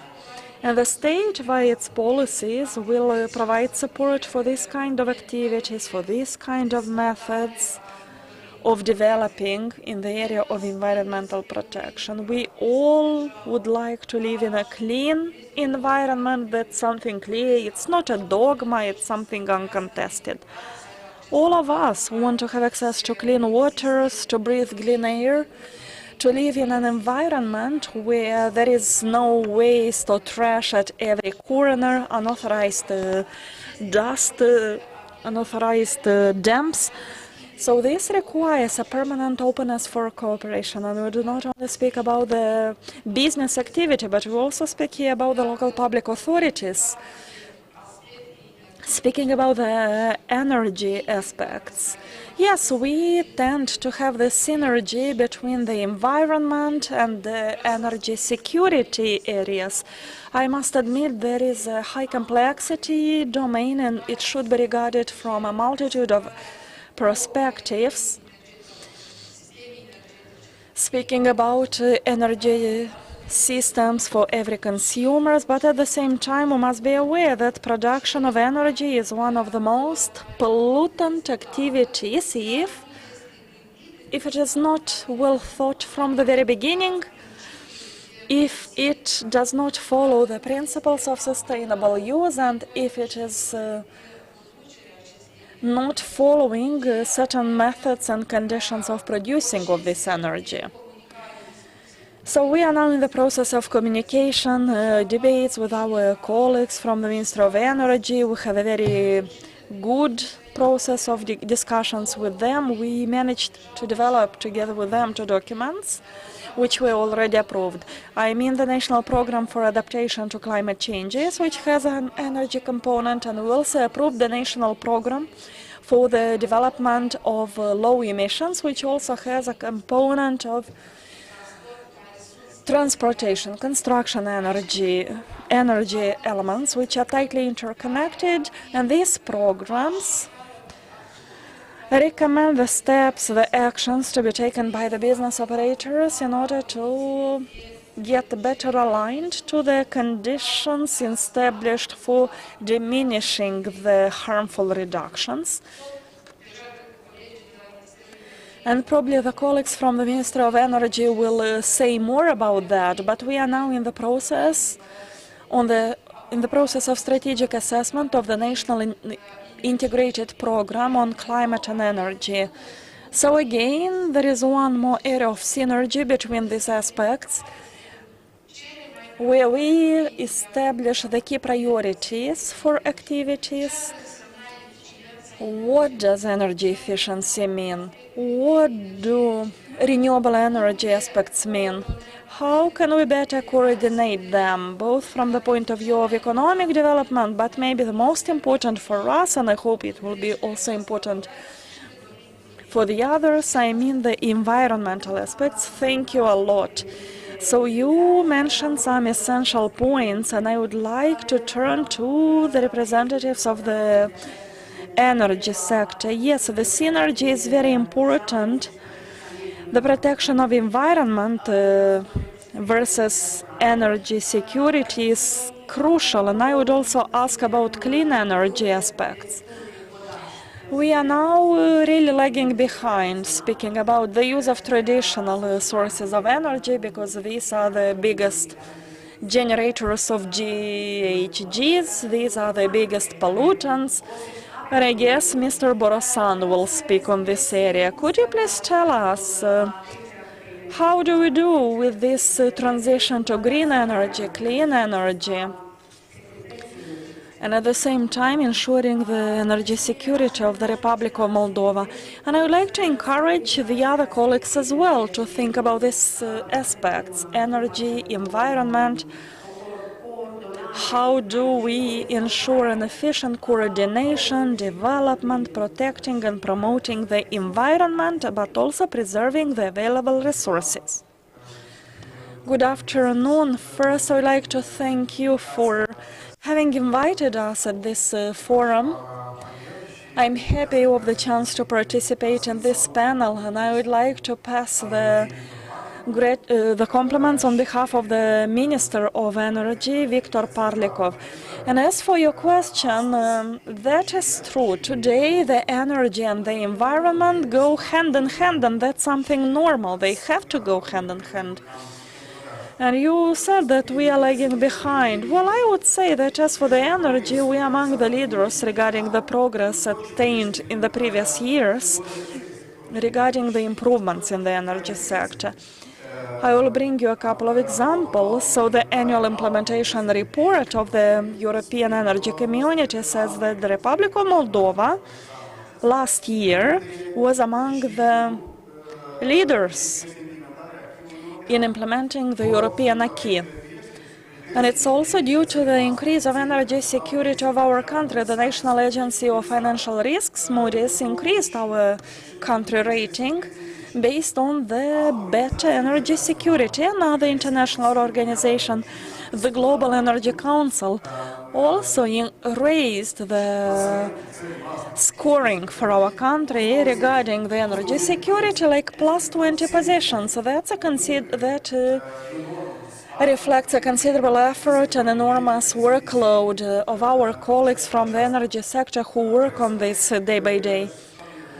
I would like to make a connection again with the climate, environment and economy.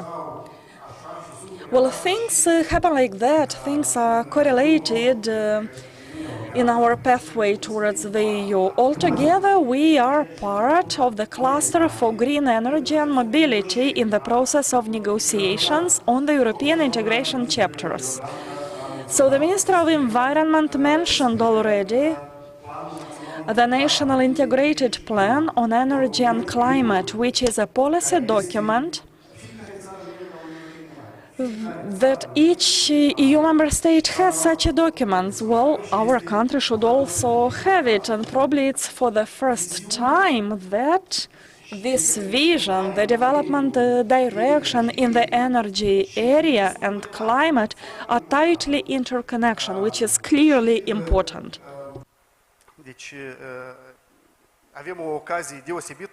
And also now we have this particular occasion to highlight our direction for the next 10 years of development, including sustainable energy, renewable energy, as well as sustainable energy, because by and large everything that is taking place in the energy field, and not only in energy but also in all the sectors, is due to a major process that took place or started many years ago, maybe 100 years ago, and this is the climate change and global warming. And we have a very clear answer to this. And it's clear that energy is actually part of this, of the solution, because energy can also set up and has the big potential to be transformed into a solution, as well as reduce the impact on the environment, and this solution not a problem for environment. And I would like to give you just one example. During the last couple of years, our country has gone through an energy crisis. And even if you look on the winter plan included some actions to substitute the fossil fuel with renewables in order to overcome the crisis. And also, similar to the EU, Republica Moldova is committed voluntarily to reduce the consumption of energy in their countries by 15%, and the same was done by the Republic of Moldova, had the same commitment. Energy efficiency and renewable energy sources, they represent part of the solution in the energy transition.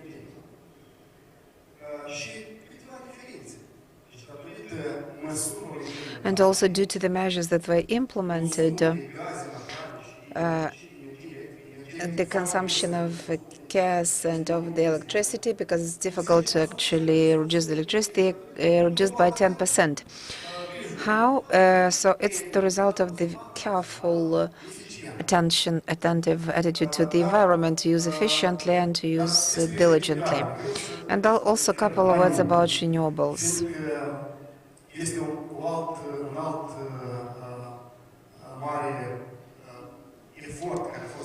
Because this is another important effort that has been undertaken by our country to untie this sector, as well as to make it more dynamic. Looking on the figures for the last couple of years in terms of investments in renewable energy sources and so first of all, the consumers are the biggest and the most important investors. And actually this net metering system has led to a lot of private investments, but the countries managed to create an environment for the renewables.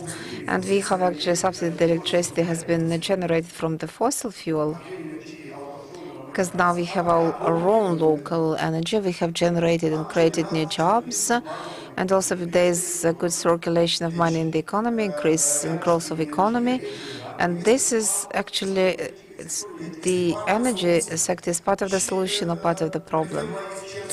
And energy efficiency during the last couple of years, the government has done a lot of efforts in order to mobilize some financial resources that would be targeted on energy efficiency. And energy efficiency is understood and realized as a sector that is opening a lot of benefits. So thereby, this is the second priority in the action plan of the government, European Moldova 2030. Energy efficiency opens a lot of potential to create new jobs in our country.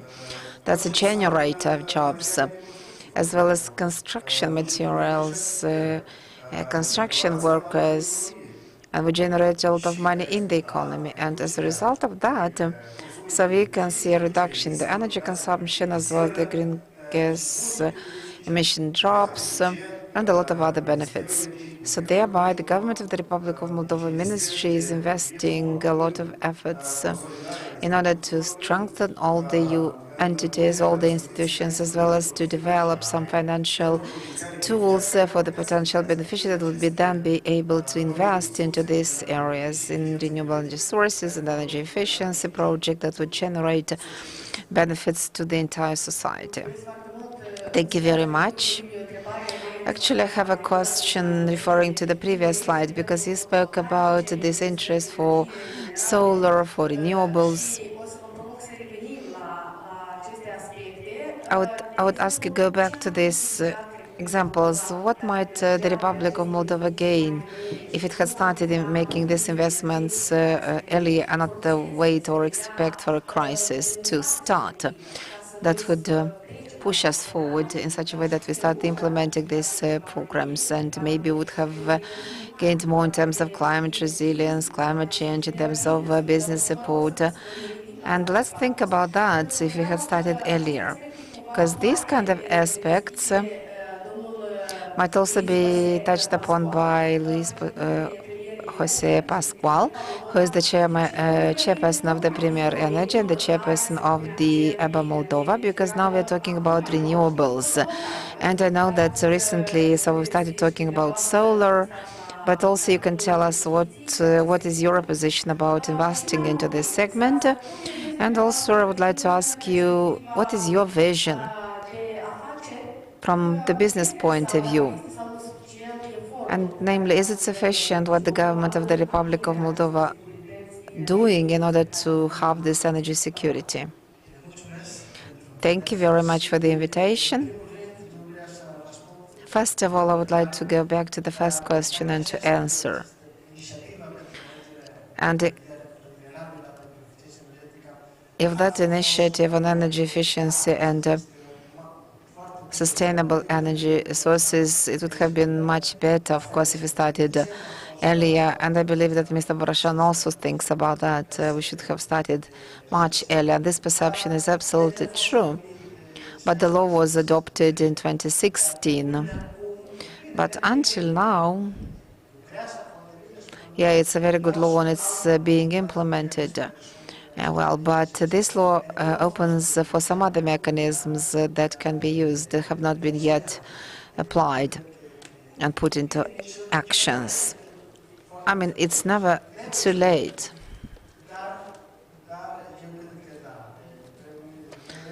But nevertheless, we have to be quick and agile in order to take advantage of all the possibilities that can be used by Moldova in this regard. And many years ago. Okay. Okay. Yes, I will try to be brief. Sorry, I changed to English. Okay, mai bine pentru mine dacă eu vorbesc în limba engleză. We met an EBA, European Business Association, with we have a group, a commission for renewables and energy transition, and to give our view of how do we think that the country is going into sustainability. But sustainability not just green energy, adică sustainability pentru securitate energetică, pentru tot, pentru diversificare, pentru care este for an independent energy system. And we came up with this. We identified, I think it's 19 points. And we each one of us assess how are we moving, how the energy authorities are leading the path towards a really sustainable energy sector. Again, not just in energy efficiency, clean energy, but also in terms of pure security of supply, diversification, and energy independence. No? And Mr. State Secretary was mentioning that the energy community gave us a very good appraisal, evaluation. We also did. I mean, the average of all these points. It's 74% out of 100, which I believe is quite good. And of course, we always battle, we always complain of things, the private sector. But let me highlight the most important, the most positive, and maybe those areas that need to improve. Positive, the highest point, the green color, is security of supply for gas. It's incredible what the country, led by the authorities and the regulators and companies like Energocom have done in the last year. I mean, in the last more than 1 year, almost 2 years with the crisis. We have new ways to bring the gas. Indeed, Moldova Right Bank is independent from the gas point of view from Russian gas. So that's the first green color. Second green color, very similar, is the integration with Europe. I mean, we are connected with ENSOE. Indeed, since a few days ago, we are Moldenetrica's observer member of the ENSOE. That's very important. Not only that, and we have talked before about that, the interconnections. There is already one interconnection going. There are 2 others interconnections. No, Vulcanescu is now ongoing, and then we have it's Balz, Suceava, and then I think it's Ias Strassen. So that's very good. We have plans, concrete plans for the first time that are in motion. Okay. So that's very important for truly energy sustainability and energy independence or less dependence of Russian fossil fuels. No? Then energy efficiency, yes, maybe it has moved a little slow, but I mean there was a reorganization of the energy efficiency agency. As you have seen, there has been the co-vouchers has been launched, the Rabla project. That's very important. I remember in my country, the similar equivalent Rabla project was very successful to reduce unproductive energy consumption. So that's very good. Also, I have to say, on the control of prices, I mean, we have a price, $66 megawatt hour, that is the best in the region. Yes, of course, it's an interim transition, but in the dilemma, where shall I go? Have lower prices for the people or go straight for pure EU integration? As of now, I think the government made the right decision. We think, it's not only mine, the green color is not me, it's the whole Commission. So we think that I mean, you have to be ready to make a big battle. You have to prepare, and the country needs time to prepare to escape from the dominance or dependence on in that case with England. So that's the good things. There are many other things: diversification, brave decision of the government to go into liberalized market. I'm talking about some components that are in the draft law 107. Okay, and what are the things that need to be improved? Just to not to take all the time.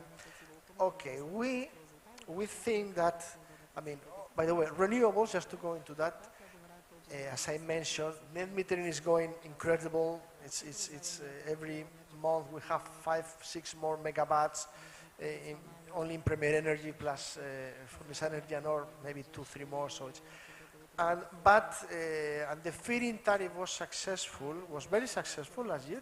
There was 100 megawatts awarded extra to what was envisioned. But at the same time, the international capital, the international investment, has not come to Moldova to to collaborate in the energy transition. It has not been here because it has not been called. Or let's say it has been called, but then once you are there, the tenders have delay. Okay, we have many companies several in the EVA that come, wait, and then they leave because the tenders are not there. Hopefully they are going to be by the beginning of next year, first quarter, I think. But that's important because at the end we believe that the feed-in tariff project, the small capacities, sorry to talk about so specific, maybe I hope that many of you are knowledgeable on the specific. The feed-in tariff, it's called the fixed tariff, is not making the change. It's 1 megawatt, but the ones who make the change is truly the big projects and especially the wind projects. No? So, and then another thing that needs to be improved is the engagement of the private sector. Goes in line to what I'm saying. I mean, the relation with the authorities is good. We have open dialogue, we discuss, we are listened to, and sometimes they act quite often on taking our suggestion into account. So we cannot complain as CVA that, or primarily that we are not being listened, that there is not a proper forum for discussions. But at the same time, as I was saying, conditions are not created so that the willingness of investors to invest, whether it's in renewable or in generation capacity, which is there, okay, inclusive for balancing and for flexibility. There are investors there, I know at least 3 of them that were to heavily invest in Moldova for flexibility, but then conditions are not there. Legal framework, the environment for the regulatory matters are not there. And that's a pity, because when the money knocks at the door of Moldova, and if Moldova does not open the door, the money leaves to Romania or to other countries. That's it. Sorry, thank you. Mulțumesc foarte mult, domnul Pascual. Thank you very much, Mr. Pascual. Maybe Mr. Borosan or the other speakers maybe would be able to get some answers to the questions that were raised by Mr. Pascual, as well as the concerns that were mentioned, because when we hear about these complaints as if the system is not so flexible and we need to have this balancing system in the energy sector. For example, we generate a lot of wind or solar, but what can be done during the night time, off peak hours, because we don't have any storage capacity. So these are the big challenges, and we have to be ready as the state, right, Mr. Borosan, and we have to be able to cope with these challenges, as well as to show an interest and to help the business entrepreneurs that are interested to do this. I know that you might leave soon. I would like to ask you whether the company Premier Energy that you represent, Mr. Pascual, do you think that there are some obstacles for investing into renewable energy sources or in more solar energy, or maybe to have this fed into the pipes, into the network? So do you have something in mind? Do you plan something in this regard? Barriers, no? It's stumbling blocks. It's maybe that the possibilities, they develop very slow. As I said, I mean, we are constructing, by the end of December, we'll have 10 megawatts installed in solar, okay. But maybe one is 6 megawatts. I mean, one is in Badul Voda, maybe it's the biggest in the country, but 6 megawatts is nothing. I mean,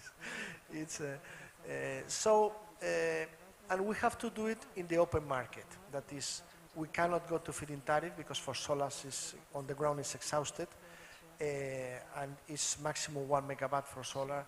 We cannot go to the tenders because the tenders are not there yet. So the only thing is the open market, which is okay, no? But and we are doing that. But this because we are here. We know Moldova. I know State Secretary Constantin Borosan. I can call him. I know. I mean, we know the environment.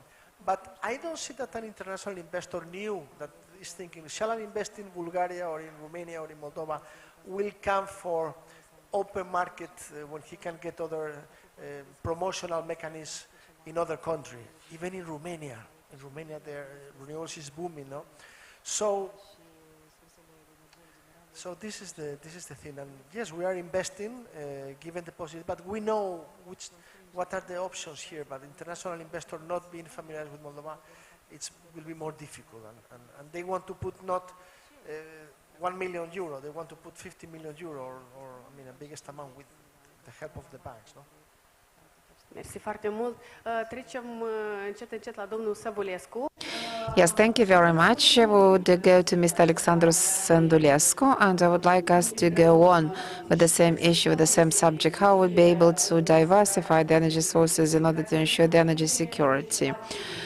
Because we've been talking about this for a longer time, but we've never had the possibility or maybe courage to embark on this, or maybe we did not have that force to take this change, and since we knew that we were insured with the gas, and maybe we're so fortunate, or now under the challenges that we have got before us, and in the perspective of joining the EU, as well as we have another challenge to meet all the targets that are being set at European level, because we have these voluntary targets that have been undertaken by the Republic of Moldova. What can we do this here? Also, some of the city halls and mayoralities, they have taken these commitments on the wind.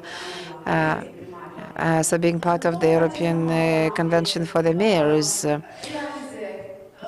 building on these steps, on all this accomplishment, what is necessary to be done here in such a way that would be able to foster, to ensure the diversification of the sources of energy sources, as well as to ensure the security on the market?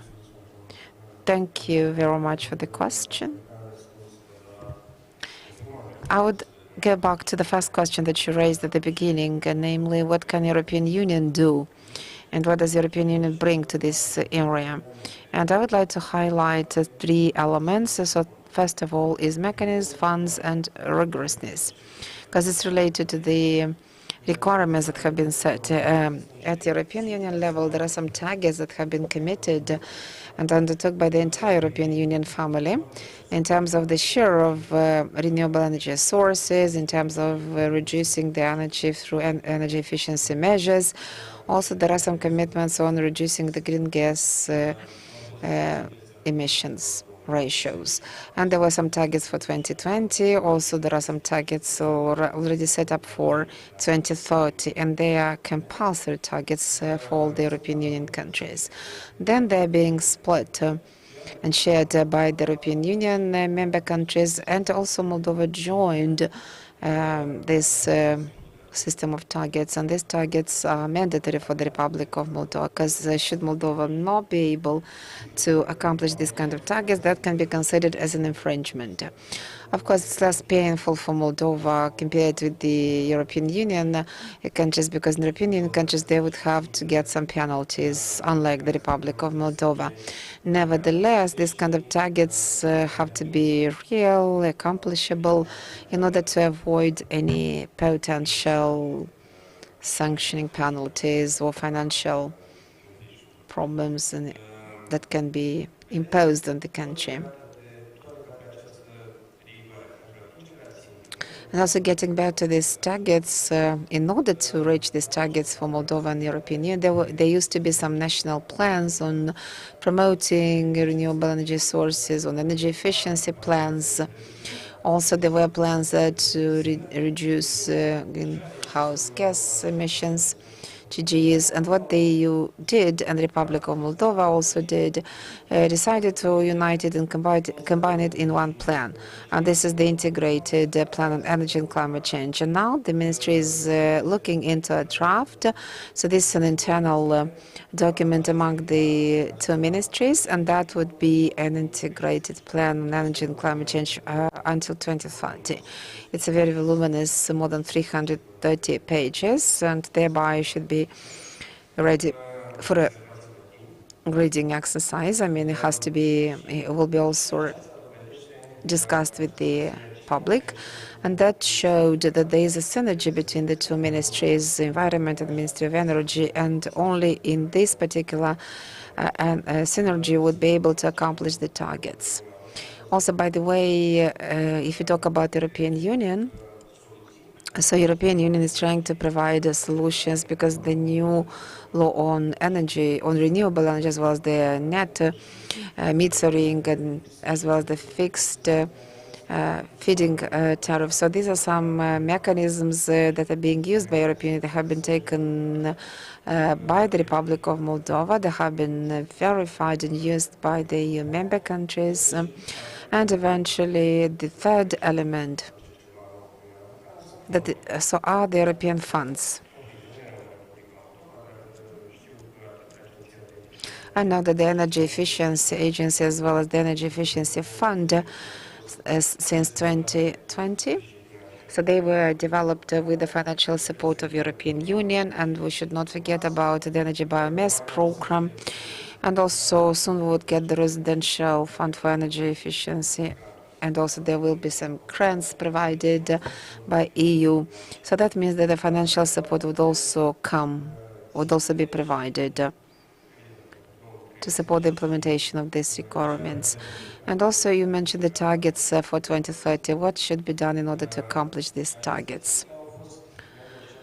So these targets were negotiated by the Moldovan party with the European Union as well as with the Energy Committee Secretariat, and that was in 2022. And during these negotiations, indeed, the Moldovan party provided some specific concrete data. So there was a simulation program called TIMES, by which Moldova showed what could be the targets that would be feasible for the Republic of Moldova, by which the energy consumption through energy efficiency measures could be reduced, as well as the greenhouse gas emission can be reduced. All of these have been simulated, and what can be really achieved by 2030. So this is how these kind of targets were calculated.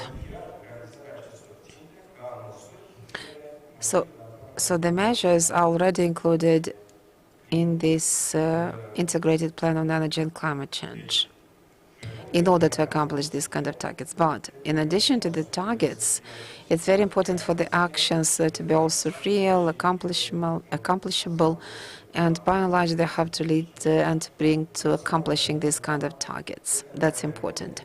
I would like to mention a couple of elements that might lead us to the possibility to accomplish these kind of targets. That's similar to an equation that is blocked by some, so to say, restrictions. On one side, we have the time constraint. You cannot have 600 megawatts immediately in wind power, 20 in solar, etc., etc. How it was, so that was the result of the simulation by 2030, because any kind of project might need any pre-investment, pre-project, pre-construction, because in order to have this kind of investments in the renewables, we have to start by tomorrow. So because we are constrained in time. Labor force represents another constraint. We are limited in labor force in the Republic of Moldova. We do not have we cannot start like 1,000 projects on energy efficiency and renovation of the buildings or installation. Everything has to be done gradually. And another one is what José Luis said, is about the balancing market. The energy market has to be balanced in order to have these renewables that have to be fed, be it from wind or solar panels. So they're unforeseeable. They cannot be forecasted. It depends on the wind blow, it depends on some clouds, or it depends on the time of day and night. And the question is how would be able to ensure that there is electricity provided when it's nighttime, there's no wind, etc., under these kind of constraints. And thereby we need here some balancing sources. The balancing sources would be two of them. So that would be the batteries, and they are very expensive, and that's another constraint because the cost of technology is very high. Both wind and the solar, like 20 years ago, they were at very high prices. And the same would be with the batteries, and that the price might also go down, but so far they're very expensive and they are not affordable. So thereby, from economic point of view, in balancing market, would be to use the gas turbine, gas generated, and also thermal turbines. And we shouldn't be very much scared by the word gas, because this type of gas is a bit different from the MGRAS, the hydropower station, which is continuously working. So this kind of balancing group would use the gas only when the wind doesn't blow. And that means that so there will be less emission of greenhouse gas compared with what we have today in the combined heat and power in Chisinau or in the hydropower MGRAS. I can tell you that I read this plan of energy and climate change, and yes, indeed, I can say that the actions are can be accomplished. There were teams of international consultants. Some of them worked on the modeling side. The others worked on the narrative side of that plan. And I believe that everything in this integrated plan is accomplishable, and the targets by 2030 can be accomplished. This is my point. Thank you very much, Mr. Alexandru. And I believe that I've heard some new elements about in your presentation, namely the balancing, also the gas-generated engines, and that's very important with turbines, and also some of the innovative elements that have to be need to be had by the people, and they also can be discussed, because not everybody would be able to read this 360-something pages of this integrated plan on energy climate change, and not everybody would be able to comprehend it, and people might not need it from beginning to end. And they don't need maybe to read this kind of documents like ordinary people, but what they need is to see what might happen in their communities, how would they benefit as citizens from these new mechanisms of energy generation, and they can feel it in their own houses, or how the sustainability can be ensured and clean energy. What does that mean that they are not poor in terms of the energy provision and supply? And this can be felt should be felt by everybody. I would like to invite Mr. Denis Tomuruk, and I would like to invite you to go back to the beginning of our discussion and to our European Union pathway. And what can this pathway bring to Moldova in terms of security, in terms of safety of energy, clean energy and renewables? What does that bring about to Moldova? And how we can make sure that this kind of energy is fair, is sustainable for everybody, for all the citizens of Moldova?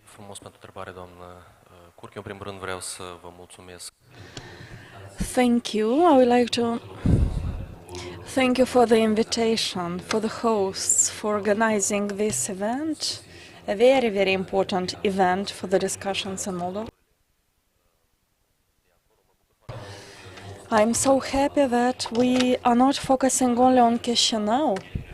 So yesterday we had an event in Ungheni. According to the agenda, we should also go to the north, to the south, because integration happens at the country level, not only at the level of the capital city. Me, as a great supporter of this pathway, I hope we will live to see these times of integration as soon as possible. My name is Denis Tomuruk. I represent an institution called Energy Community Secretariat, situated in Vienna, and all the materials distributed in the framework of this event made reference to this triangle like Brussels, Chisinau, Bucharest, but Vienna is also a point of connection. So the European energy community is like a guardian of the way in which the European energy-related and environmental-related legislation is being transferred. And I should emphasize the fact that it's not an obligation, but we, Moldova, took the commitments to transpose the European acquis. Everything that is a law there should become a law in our country. Something I would like to emphasize, as I usually do, is that the government transposes, implements the legislation mainly for the benefit of the citizen, of the final consumer, not only to tick some boxes and report some achievements to Brussels. Getting back to your question, I think again, from a helicopter view, what we should do is to bring the European Union closer to us, but that requires us following the strategies and action plans. We are rather good at this point because we learn some practices, some recipes developed in the EU, and we do this with the adjustments, with the support of the ministry. And I'm confident that everything we put on paper will help us attain the results, the respective results. And this is also providing benefits to the final customer, because that's actually the goal.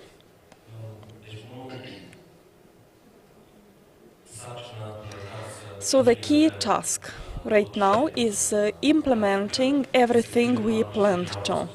Well, these plans were mentioned already: the National Energy and Climate Plan, the energy strategy is undergoing a process of revision right now, and for the first time we will present a vision until 2050, which is something new for Moldova, confirming that the state does actually mean to think about a larger perspective.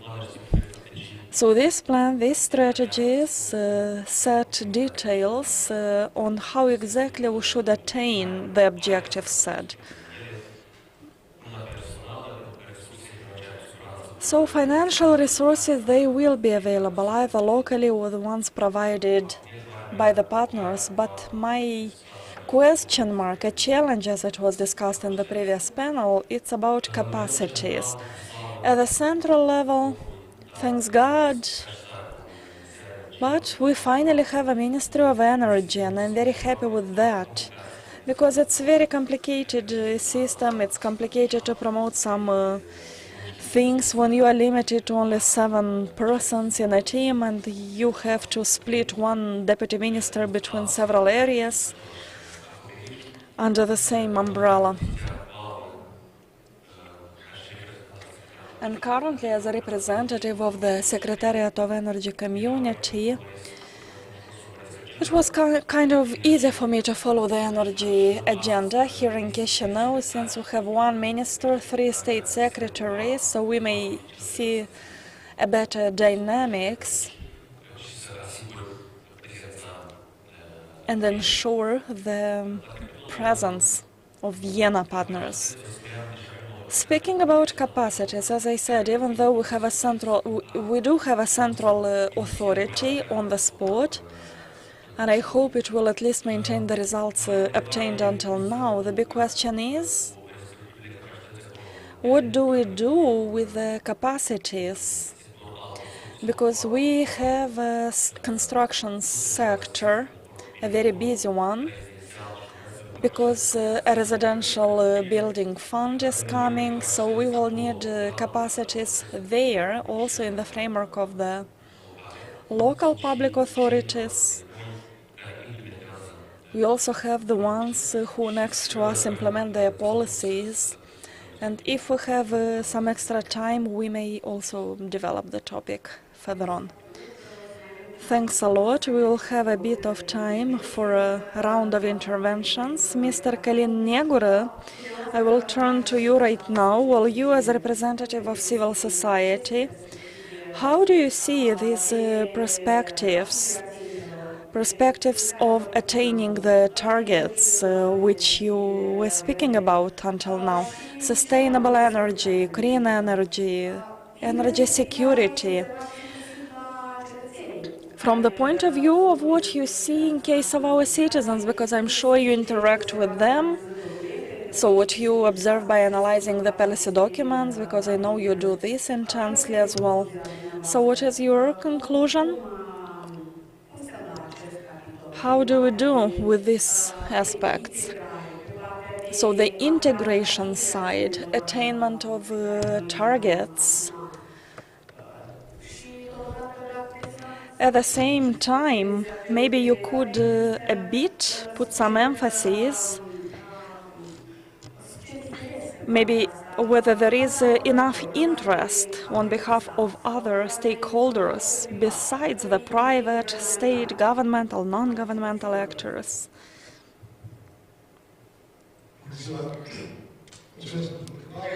Thank you a lot for your question.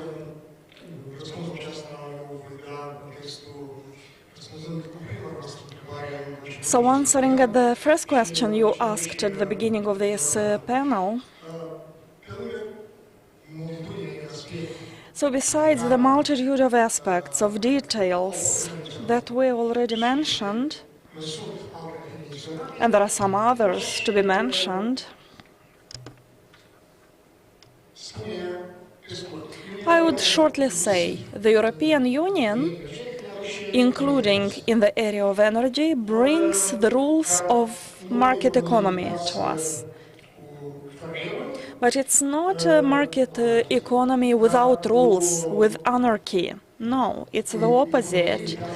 It's a market economy based on a certain quality of legislation, on the decades of experience of development within the EU. What does the market economy bring to us more exactly? They bring development. How? As for your question, why didn't we see this progress attained until now? Again, there could be a lot of explanations for that. Probably the most important is that we did not have enough crises before, because the crisis is a pushing factor, actually. For many years, we had a comfort, and it's not only us. The comfort of getting relatively small prices for energy resources. Small prices for energy resources do not trigger interest for change. And it was also mentioned by Mrs. Sandulescu, costs, investment costs. You should know that the energy area throughout the value chain is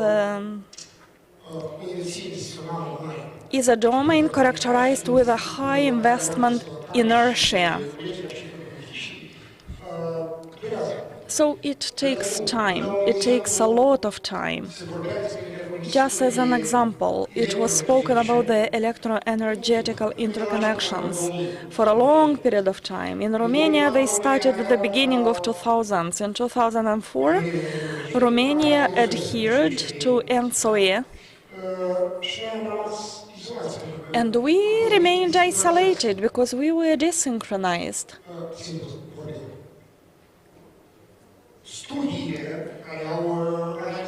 So the analyses which surveyed the feasibility of investments in the local production in interconnections, so the results of these studies appeared only 15 years later. And they said, yes, you should rather be interconnected and less invest in the local production. To open the brackets, it's not about renewables, it's about fossil resources. And until we got to start the construction of the first interconnection line, it took some time, almost 7 years from the results of that study. You know, it's all about inertia, as I said, and it's not about impediments. That's due to original context, which characterized that period of time. Now, getting back to the crisis make us better, the crisis make us more efficient. So what does the EU bring to us? Efficiency. So the crisis and the integration into the EU market will definitely not bring us smaller prices. No, but they will bring us fair prices, correct prices to resources. Fair and correct prices for resources will make us more competitive, more effective, helping us to compete with those from the EU. And as Mr. Borosan also said, all these investments taken together will bring collateral benefits to us. For example, there are investments in energy efficiency of buildings. So the benefits besides the economy, savings of energy resources, we should also understand that we may multiply it by 4. There are benefits for health, because we will produce less energy based on fossil resources, less energy produced locally using the fossil resources, because these are highly pollutant for the environment, especially if we use them day by day. So it will bring jobs, working places on a longer perspective, and it will help us diminish the energy consumption, because right now, let's admit, we have a waste of energy. In the buildings domain, so they are the biggest consumer of energy, like 48–50% of energy is consumed in the buildings constructions area. It's going down to 44% of consumption, but that's an effect of crisis. People started saving. Yes, sometimes it's about lesser comfort, which they enjoyed before the crisis, but very frequently that was an excessive, unjustified comfort. Investments will help us to preserve the level of comfort, but still to save.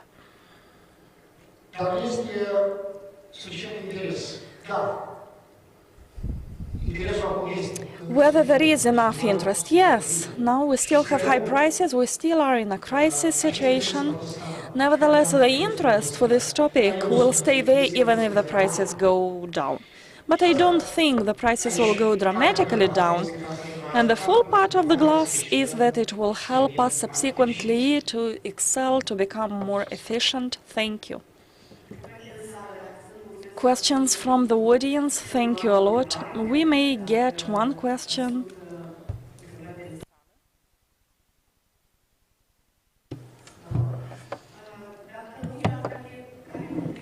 If not, I would like to ask each of the speakers.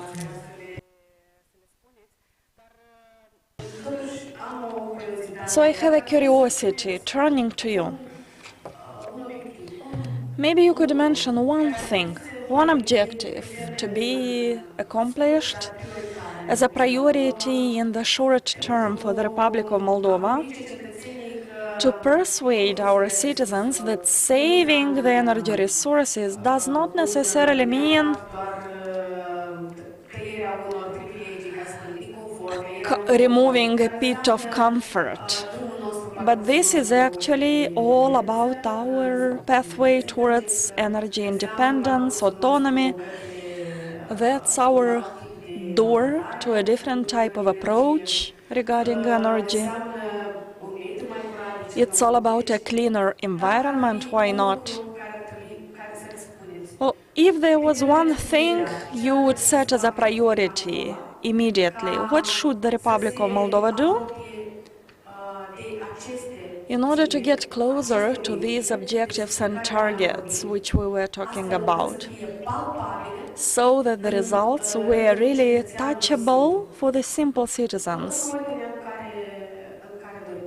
So it's up to you to decide who wants to speak first. We may start with Mr. Borosan on my left.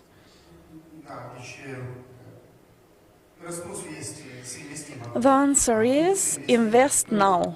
Invest now in energy production, invest now in energy infrastructure, interconnection networks, internal networks, investment in balancing capacities and energy efficiency. Because the benefits are huge, it's economic growth in the long run. But let me say not only one, but a couple of things we should get ready in the following years. And that's based on the discussions we had right now. Enormous investments in energy efficiency. So there are opportunities for businesses, human resources, qualified human resources are required, and Moldova is famous for construction works all over the world, so we are very good in this. That's an amazing opportunity for the diaspora of our country. So they should do what they do better, but they should do it at home. Second aspect is integration to the renewables. Well, you see, the system is now being developed in such a manner that in 10-15 years we will only use electricity. Everything will be based on electricity, which means electrification, which means raising flexibility, which means new technologies. Which means we need to rather consume electricity as we do consume gas right now. We should use more electricity. Then we may integrate more renewables, electric cars, heat pumps instead of stoves using firewood. Exactly. That's about environment and climate. So we need to leave the forests in peace. We shouldn't use the forests for energy purposes any longer. And another important aspect, human resources to be developed all over the country, the ones who will be able to build upon these opportunities. I would like to continue the idea of Mr. Constantin.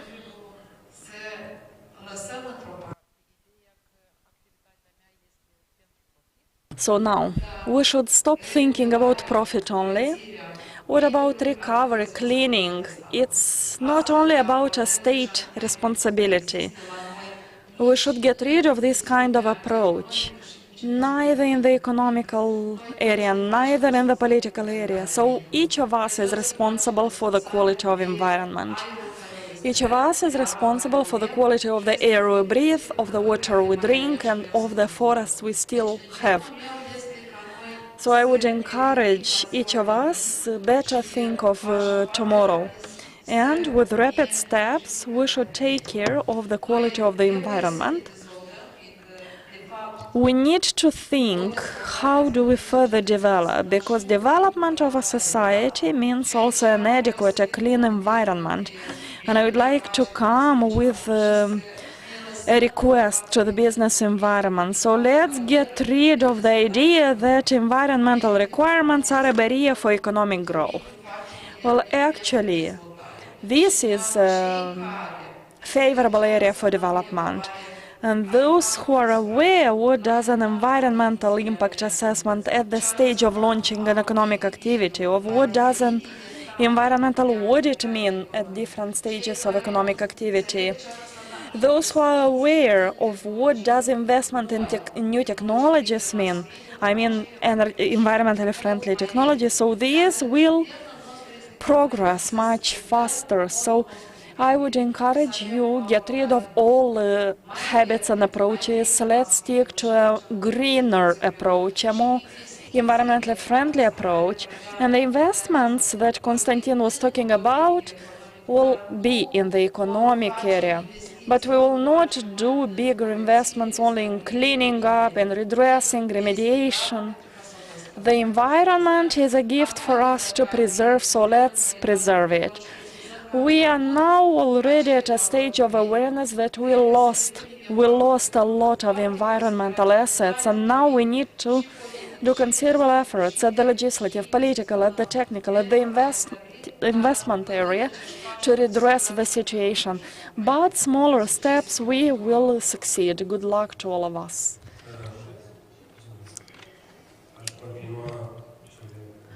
I would continue what has already been noticed. Everything related to the environmental aspect, I would start by emphasizing the importance of communication. We need to be able to communicate. We need to be able to explain to every citizen what exactly the things that were mentioned here today. So we need to be able to explain that what the government does, what the politicians do. So this is exactly for our mutual benefit. Even internalization of the environmental costs will bring us a cleaner environment for the further generations. We need to explain that the times of cheap energy is a matter of past. Now we think about a fair, correct price for energy, which means we need to save. We need to do savings. Savings will bring us more money. And that's for our benefit, both as citizens, but also as the country in general. Reducing the energy consumption, we will be less dependent on energy imports. Investing more in renewables, again, we will be less dependent on imports of energy. Investing, we will generate jobs, working places, which again is for the benefit of the citizens. Well, you see, it's a range of elements which at the first glance seem to be painful. Oh my God, the energy resources are so expensive, the natural gas is so expensive. But I think that in the long run, people could understand that we took the right pathway. Actually, that's the way towards the EU, that's the gate towards a proper integration in the EU. Because the EU also dwells on uniformizing the prices in a common market at the communitary level. And that's where we go. Thank you, Călin Negură. Yes, as the colleagues mentioned previously, the energy efficiency, first and foremost, is a principle that was recently transposed in our domestic legislation, and that's the principle that we need to follow, each of us. Any type of investment, any type of business in this regard should consider this principle, including the investments for building upon renewable energies. So it's something to replace the excessive energy consumption. Energy efficiency, that's the future. I can confirm the same, emphasizing again that energy efficiency is the top priority here in the Republic of Moldova, especially since we are a country where 3/4 of our consumption of energy are covered from imported energy. Well, energy efficiency as a priority doesn't only mean to the allocation of financial resources, obviously it's that as well, but energy efficiency is also about growth of capacities. It's also about integration of renewables, and by the way, we can also tackle the things in the following way, as Mr. Sandulescu mentioned, and I agree to that. Energy efficiency is also about communication. Previously, when I worked in the Energy Efficiency Agency, well, one leu invested in energy efficiency is important, and we will have to change the current approach ever. As Mr. Negură mentioned previously, but let's think about 2016, 2017, when we had a certain price per kilowatt of electricity. How difficult it was to promote energy efficiency, because energy was very cheap. And we kind of neglected the energy efficiency aspect. And finally, the crisis struck us, and I hope that we will keep on the same pathway, regardless.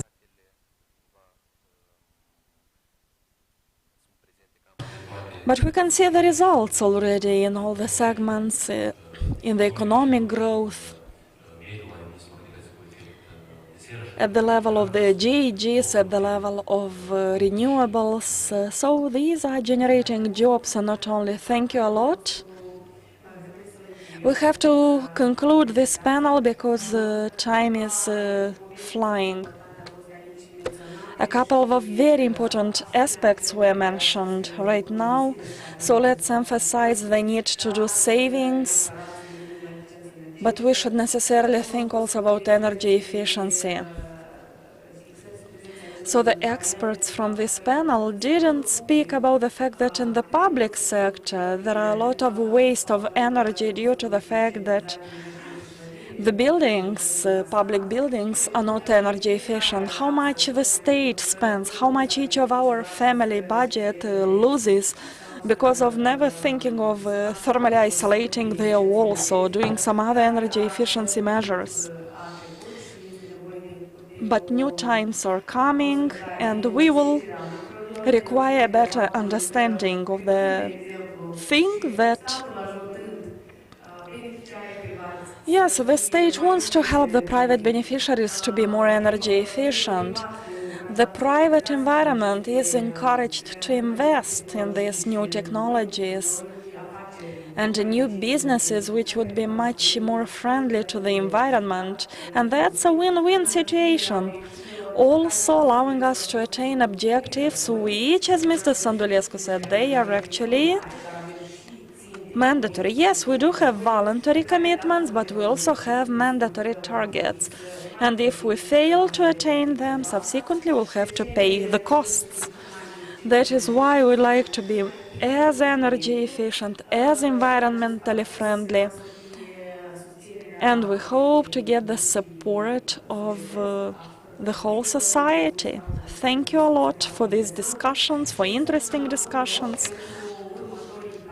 Now we will have another panel, New Generations in the Republic of Moldova.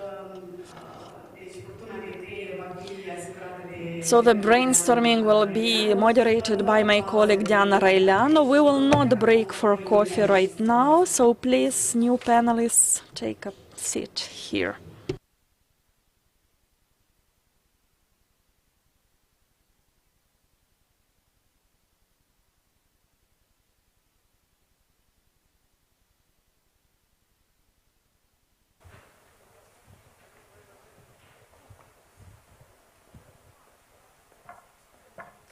Bună seara, doamnelor și domnilor, și vă mulțumim mult pentru răbdarea de care dați dovadă. Ladies and gentlemen, thank you very much for your patience and for being with us until the end. As Madam Kurki said, we will not have any coffee break, but would like to welcome you to the other panel, which is dedicated to brain drain or brain gain, and we'll speak about the new generations and what kind of tools so that the brain drain be transformed into a competitive advantage that would encourage the development, innovation in the Republic of Moldova. My colleagues are inviting people front to take the seat, but I would like to say that the next panel would be very important because along the other discussions and during the other discussions we've heard a couple of statements, and in particular lack of skilled qualified labor force. That means that the brain drain is affecting us heavily, and in a beautiful future once we become parts of European Union, then the question is who shall we be with, and who would help us in developing and implementing all the policies, strategies that would have to undertake as well as adjust to the reality of the Republic of Moldova. Now, I would like to invite all the keynote speakers, new generations in the Republic of Moldova, brain drain or brain gain.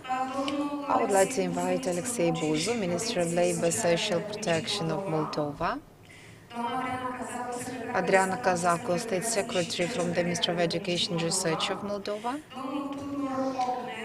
Mr. Tudor Okner, Romanian entrepreneur and executive director of the program Youth Capital of Romania. Also, Mr. Sanchuk, Deputy Chairperson of the National Confederation of Trade Unions in Moldova. Thank you very much. And also we have two guest speakers that would be connected online. So that would be the video messages that would be broadcasted. So that would be Victor Negrescu, who is the European Parliament member, so the Alliance of Socialists and Democrats group, and Francesco, who is from the Labour Market and Youth Policies. Ladies and gentlemen, good evening, and thank you very much for being with us tonight. And we will start this panel by using a video message. So this video message is coming from Mr. Negrescu, so the member of the European Parliament at the Progress Alliance of Socialists and Democrats, and we hope that Mr. Negrescu would kick off the discussion. Thank you very much for inviting me to this discussion. I would like to congratulate the EUROSFAT for organizing this kind of discussion and for informing this in Chisinau. It's very important for us to speak about this, about Europe in Chisinau, in Bucharest, in Romania, because we're speaking about European democracy and we have the right opinion and we have the possibility to participate in the decision-making process at European level. And also would like to hear this consolidated, strong and coherent voice of the Republic of Moldova, the European family. And that voice is very important in reaffirming our countries on the European arena, because we're not speaking about losing any sovereignty or gaining an European sovereignty that we can or cannot participate, but it's important to be part of this in order to be a global force and to be able to cope with the competition and promote our values and interests that we have legitimate at global level. So thereby this discussion is very important because we speak about education, talents, as well as depopulation. So these are very important issues and problems, challenges that are faced by all the countries and Romania inclusively. In the European Parliament, I'm the Deputy Chairperson of the Commission, which is responsible for the youth policies.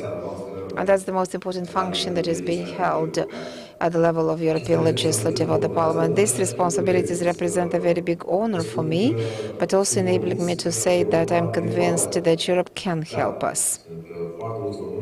Indeed, there are a lot of Romanians and Moldovas that have left for some other European countries, and I was among the other Romanians who left the country and now decided to come back. And we can see a lot of examples of the same nature in the Republic of Moldova as well. So these kind of things happen naturally, but this is the duty of our country to have a strategy for returning and encouraging our citizens to get back by acknowledging the diplomas, licenses, as well as by promoting the economic insertion of the Moldovans and Romanians who wish to get back home. At the same time, so we have to give our citizens the possibility to be more for mobility, because European mobility is like a force of our country, have the possibility to study in the other countries like through Erasmus or the others, and to be able to work in other countries and get experience, or to take advantage of the program of young entrepreneurs and to learn, be entrepreneurs and come back with the new skills and competences. All of these are very important solutions, but at the end of the day, these skills that we gain outside of our country have to be efficiently used in our home country by combating corruption, transparency, increase efficient use of the European money. And in the case of the Republic of Moldova, I wish very much that Moldova take advantage of these additional resources. And based on my position, being responsible of the social democratic groups on the European budget during the last 3 years, we have also increased and we requested increased resources for the Republic of Moldova on different pillars. And I was very vocal to insist that Moldova benefits from pre-accession program.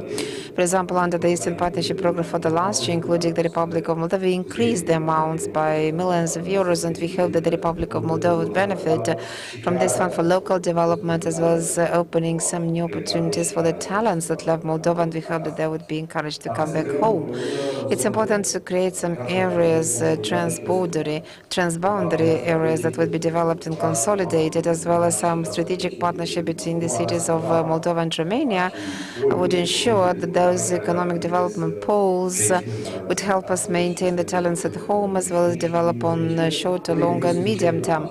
Unfortunately, we are not thinking sufficiently about this, the importance of this local components development, and also we have to take advantage of the non-reimbursable funds that are being provided by Romania to Moldova. Once the pre-accession funds are accessible, we hope that they will be used adequately and correctly according to these objectives.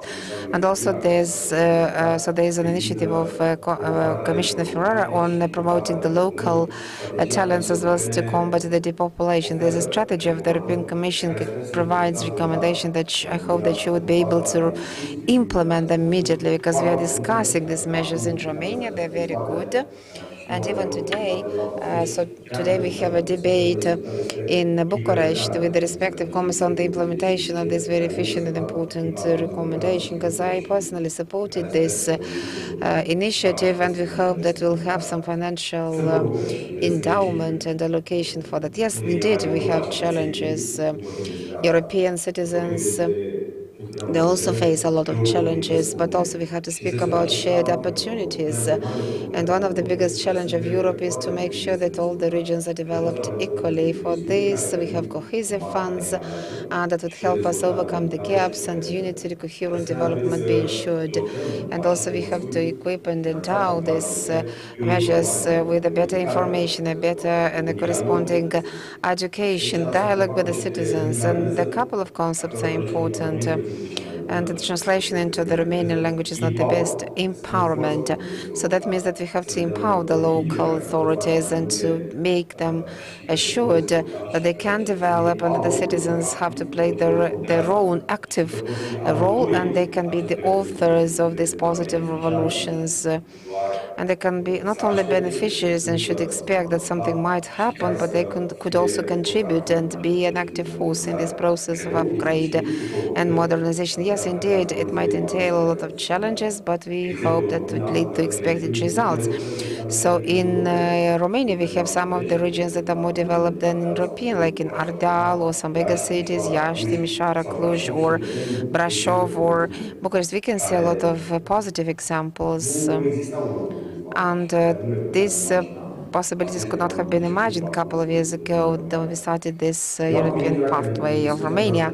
I'm sure that the discussion of today would generate some specific examples, and I can assure you, as the European Parliament member, I would make everything possible to help you in implementing all this. I've got the peers and contacts in Moldova, and I'm also considering myself as being responsible for Moldova's fate until its accession to you. Let's work together. And these conferences are very important because they would strengthen, consolidate relationship.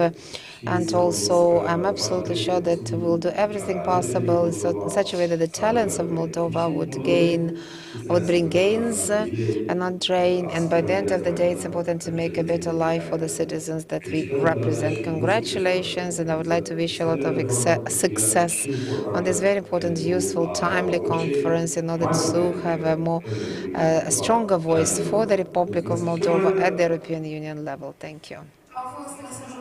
So that was the message of Dr. Negrescu, member of the European Parliament, and now I would like to invite Mr. Alexei Buzu, because Mr. Negrescu highlighted a couple of messages that I put down, and he spoke about the importance and the need to have a strategy of bringing back the citizens that have been educated abroad. What are the strategies of the Ministry of Labour and Social Protection in order to improve the labor conditions and social security conditions so that they would be able and encouraged to come back, those who are in Moldova to stay in Moldova and not be encouraged to leave, and those who left to be encouraged to get back to Moldova. Thank you very much. I would like to thank for inviting me, and congratulations for this. Actually, I miss the colleagues from the NGOs, and thank you very much for this invitation.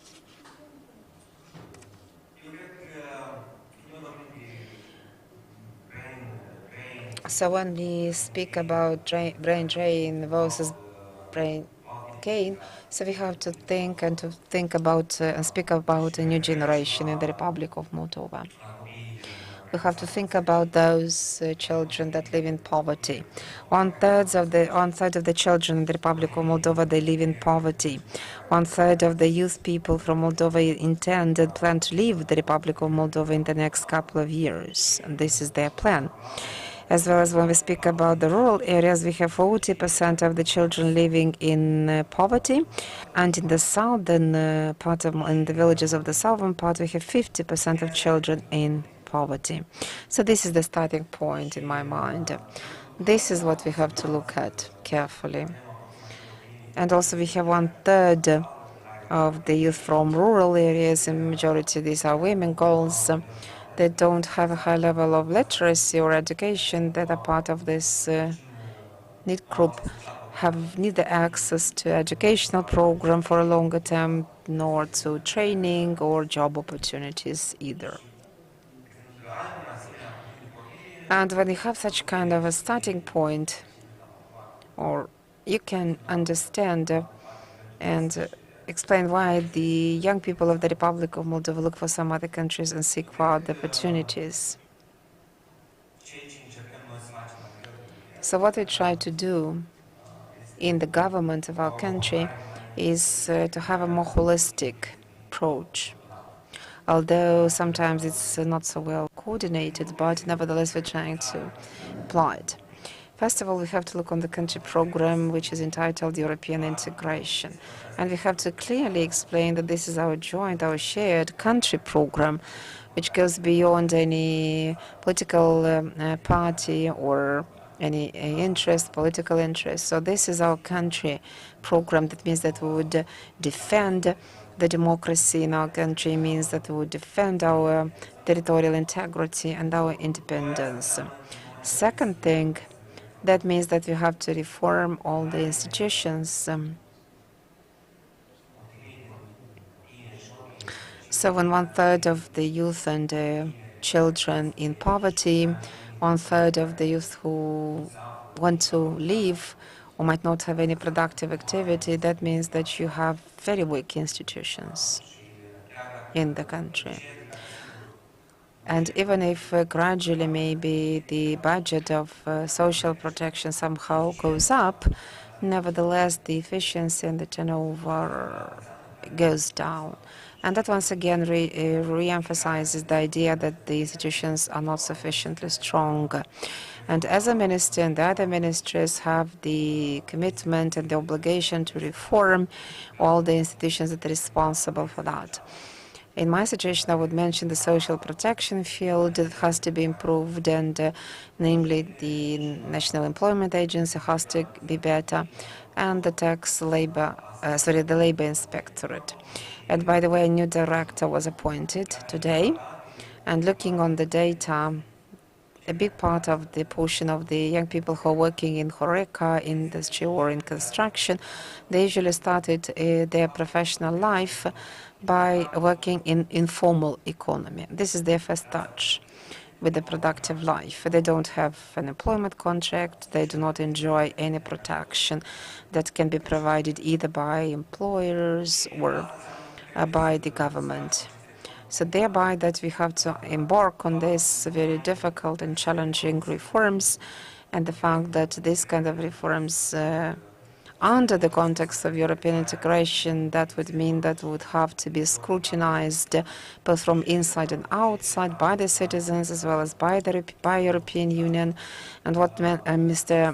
Member of the Parliament mentioned, that access to European funds as well as to European framework, that's important for us to know, because we have this program on children guarantees, which enhances and engages the government and the local authorities to provide access to care services, as well as to medical, social care services, as well as qualitative education and after-school programs. That means that we should have some guarantees for youth. And recently we have had a new package on demographic challenges from EU and the Republic of Moldova. So we have both resources and the responsibility, and the design, the paradigm of these programs would help us maybe overcome these gaps and cope with the challenges. And we have to be frank. To me personally, a country which has 40% of the children living in poverty cannot be a European country. And that's another point. And the last one that I would like to mention is that we did not do sufficiently well in order to attract our co-citizens, co-nationals into different projects. Because when I was traveling and as a minister and before, actually I met a lot of talented young people that are living outside of Moldova. During this year, so we tried to encourage and to invite the colleagues. For example, 3 colleagues from the leadership of our ministers are from diaspora. One lady came from Oregon, from US. So this is Felicia Petholt, Corina Ashler, who came from Berlin. And recently we employed the Deputy General Secretary, who's come from UK. And the talented people. And we have to make a more substantial effort in such a way that the experience of the leadership team be broadened, and then be able to attract some professional leaders, maybe for a short or longer projects in ministries or agencies, because we need their contribution and involvement.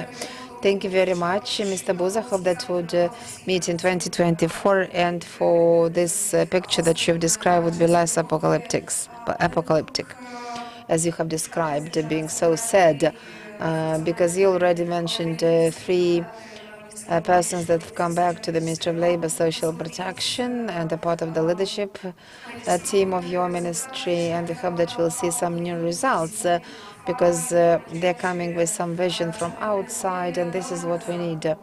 Thank you very much. Now I'd like to invite Madam Adriana Kazaku, because we are talking about education and qualitative education. Also, we speak about the training and of different skills and competence. To what extent that would be able to stop the brain drain or prevent the brain drain? Good day to everybody. Of course, I will address this question, but after the statistical data that were presented by Mr. Minister Buzu, so actually kind of a sadness is is capturing my mind, because we understand what is actually happening, but whenever you hear such kind of statistics and figures, then we see the situation even more dramatic. However, at the Ministry of Education and Research, we try to be confident and to give to all the children of the Republic of Moldova, to provide them with the qualitative education. Sometimes it is not possible because the general schools in the Republic of Moldova, they are so different. Some of the lyceums, they are endowed with the best equipment, upgraded, they have digital laboratories for physics, chemistry, biology, they have absolutely everything that the child might need. Lingophonic labs for foreign languages, they have young teachers. At the same time, so we have educational facilities where you might have only 15 or 30 pupils, and for example 3 or 4 subjects might be taught by the same teacher. Of course, in such kind of situation we can speak about unequal conditions. Nevertheless, we are seeking for some other solutions, looking for them, because we believe, we're sure that we have to create some qualitative educational environment for the children. And another problem is that lack of teachers, lack of resources, human resources are lacking. In this regard, we have a program on reconceptualization of the pedagogical faculty. We would like to attract some talented young people and to double these scholarships for students from the pedagogical department, as well as to have an allocation from 120,000 and be increased in 200,000 lei, and that would be provided to the young teachers like in one tranche, so that they can go and work in the schools. So this is what we're doing. Now, answering your question as a follow-up to what Mr. Buzu said, I would like to say that indeed the number of students dropped like by half, by 50%, although maybe pandemic somehow smoothened the situation, because after the COVID-19, more students applied for higher education in the higher educational facilities of the Republic of Moldova, in the universities. Maybe it's a coincidence, maybe not, I'm not sure.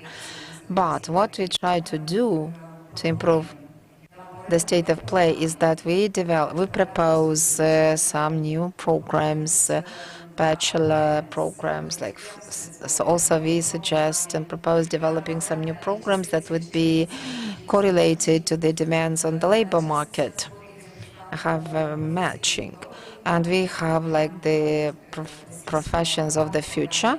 We opened 4 new programs, multimedia production, game design, and the other 2 disciplines additionally were opened. Actually, I can tell you that we had a lot of young people that wanted to be enrolled as students in these faculties, and I believe that should we suggest some new programs that are similar to the European institutions, maybe more young people would decide to continue their education in the Republic of Moldova. And the same is that with the universities, we equip laboratories, and we've got a project which is now being implemented, and this is the reform of educational system in the Republic of Moldova. And we open laboratories, develop new programs, and all of this together make us believe that we hence will be able to attract more students, and those who decide to stay in the Republic of Moldova, they will have access to high-quality education. Also, we would like to have more foreign students be encouraged to come to Moldova, because that's become a trend. And one example is the State University of Medicine and Pharmacy. Testimitsana has a lot of foreign students, and that's a widely spread practice in the European universities. All the European universities are trying to attract and enroll foreign students. But indeed, we should not go from one extreme to another extreme, so we have to take care of our young people, to persuade them, to convince them stay home, or should they go and decide to go abroad, encourage them to come back. But to do this, we need to generate new jobs, opportunities be opened and be more attractive. For example, when we speak about graduates, how they're distributed among the labor slots. So maybe we can give more allowance to them.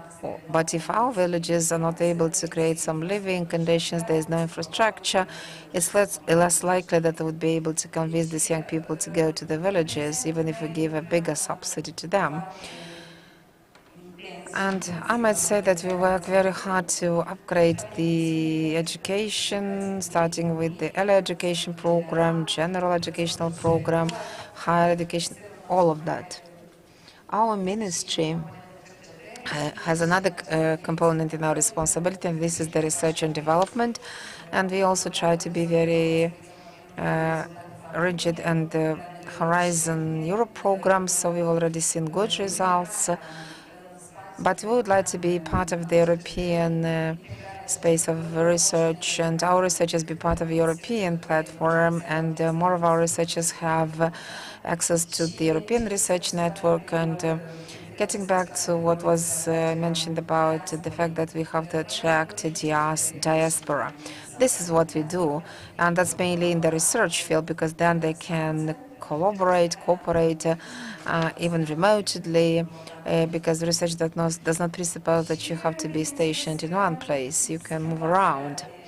And this type of change of mindset, mentality change, is the most complicated thing to be accomplished, because actually our education is more focused on skill development and skill building, but I'm not sure that all of my colleagues manage to focus on skills and not theoretical knowledge.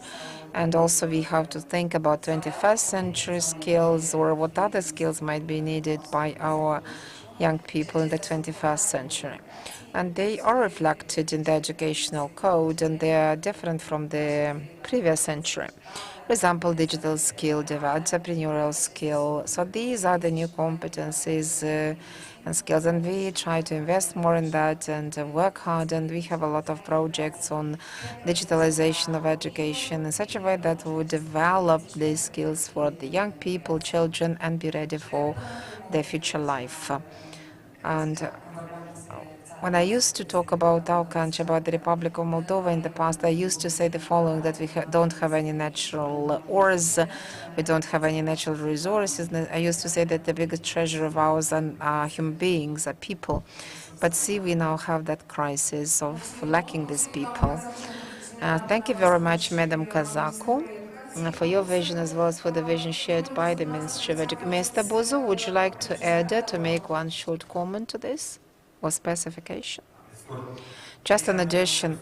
Actually, what I said shouldn't make us sad, but should make us more courageous and determined and committed. And this is the purpose. So that means that also we have to start moving faster. Now I would like to invite for a regional or European approach in our discussion, and that would be another online video, and that would be the message from Francesca Crista, Europlus expert, and she'll speak about the youth policies and the labor market. And let's follow the message. Good day. It's a real pleasure to be with you and to participate in this first EUROSFAT forum in the Republic of Moldova. And that was brought by the Europulse along with our partners. It's a real honor and pleasure to be with you and to be part of this team that's managed to do this result. For more than 11 years, we've been talking about important aspects at European Union level, as well as how this future labor market might affect us all. So we talk about the young people, labor market, how we can match it, social aspects as well as rights and obligations. Very few of you might know that the future of the labor or future of work is actually one of the objectives that has been committed by Romania as part of the chairmanship of Romania in 2019 in EU. And the seventh objective of the youth strategy of EU was chosen by Romania. And the purpose was to work better to interconnect the young people to the labor market. Yes, we have this law on internship. For example, if one employer is appointing or is allocating a slot for internship, then he is required to pay the salary for that particular young person, as well as the other benefits have to be accomplished in this objective. Also, we have the unpaid paid internship movement, which is implemented at European level. And also here I would like to welcome the chairperson of the Youth National Center Council in the Republic of Moldova, Teodora Panuș. So this is the organization which is part of this movement, because the youth work or future work can be viewed differently. Maybe this kind of week might include 4 or 5 days, reduced hours, how this working week might look. Or maybe we can work at home, from home, and only maybe 4 days in a week, because you know that the pandemic has changed and made us find some alternative solutions for the work and be better interconnected, as well as telework be provided, as well as be able to accomplish the objectives remotely, and also be part of the teams remotely, as well as be part of our partners. A positive achievement during the pandemic was actually the need to develop the digital skills, but also to align them to the standards which were imposed by the modern times. How did we do that? Well, there are plenty of programs to develop the skills, digital skills, and there are plenty of and there is a special component including the digital skills development for pupils, students, for professors, and also for the public officials and civil servants. At the same time, we speak about the Reconsolidated Youth Guarantee. The Reconsolidated Youth Guarantee is one of the key methods through which Romania helps for readapting the youth for the requirements of modern times. So there are also aspects related to better reconnection to the jobs of the future. A big number of current professions will not necessarily vanish, but they will be transformed. And there is this demand for the demand for automation, which was implemented among SMEs, among industries.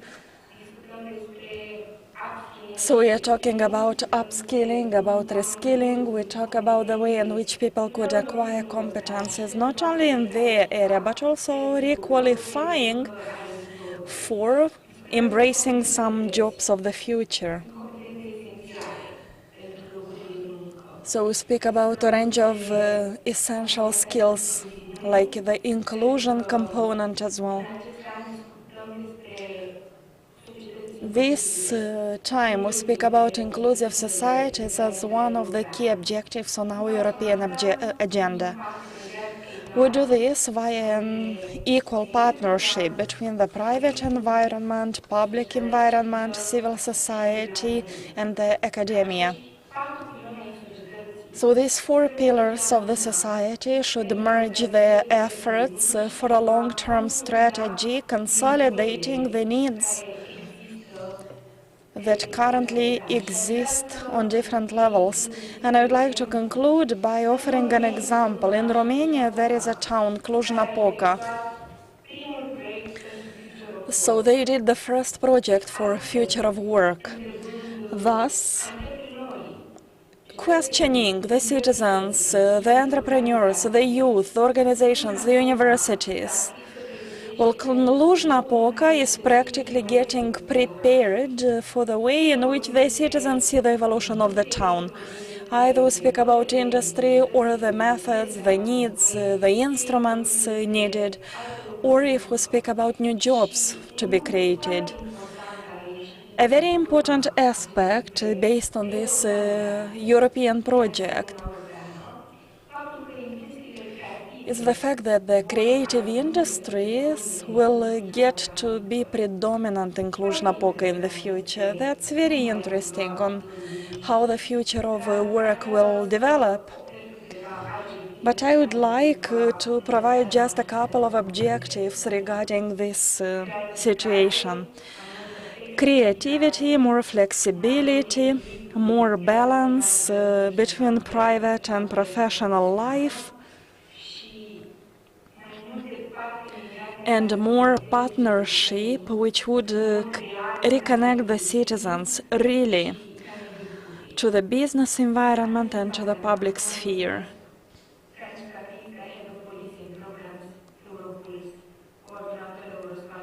So I'm the coordinator of EUROSFAT 2023. Thank you a lot for this message. Mr. Tudorogner, you are the following speaker. So we are used during the time that Romania is one step ahead of Moldova and the solutions to certain issues are being sought like looking on the other side of Prut River. I appreciate the frankness of Mr. Buzov, Mr. Kazaku. I must admit that if I were a student abroad, I would get a ticket home only to visit my family for Christmas. That's a reality.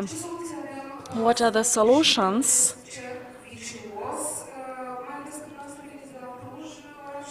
So you come from Cluj, it's the town mentioned by Francesca Cristi in this video. Hello and thank you for invitation. It's the first time I come to the Republic of Moldova. Yesterday I went to Ungheni in a dialogue with the citizens there.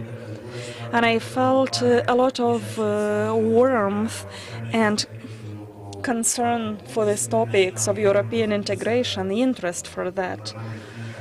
And there is a huge number of youth which are preoccupied, interested in this topic of European future. So I come from Cluj, and during the previous years I was involved in a diversity of programs for youth. And there is a myth that the EU steals our youth. That's a myth. It's not the EU stealing our youth, but it's our absence of competitiveness in our countries. You know, it's not like youth lives in countries and continents. The youth lives in villages and towns. If we talk about the jobs of the future, these are not necessarily somewhere in a physical place. During the pandemic, we saw that more and more jobs may be delivered online. But the place where we live is the place where we like to feel comfortable. And to feel comfortable somewhere, it's all about the standards of living. The standards of living are impacted by a couple of elements, if we may see Cluj-Napoca and other towns which are the capitals of youth in Romania. First, it's about a system of education, an accessible and performant one. Accessible and performant medical system, well-paid jobs, residential opportunities, more and more sticking to the green environment, green jobs, green economy, better quality of air, and also leisure time opportunities. So these are the key ingredients that might help a youth to decide whether to live in a town in Moldova, in Romania, or elsewhere in the world. It's not necessarily based on the salary, paradoxically, but the studies show this at the level of the EU, that so the salary level does no longer depend on the place where we decided to live. So we need also to take into consideration the fact that today any young person from Moldova has the possibility to acquire the citizenship of Romania and then to work freely anywhere in Europe. So I don't think European integration will have such an effect. So it's not because of the EU that the exodus of brain happens. No, this is a myth. So I think these are false things.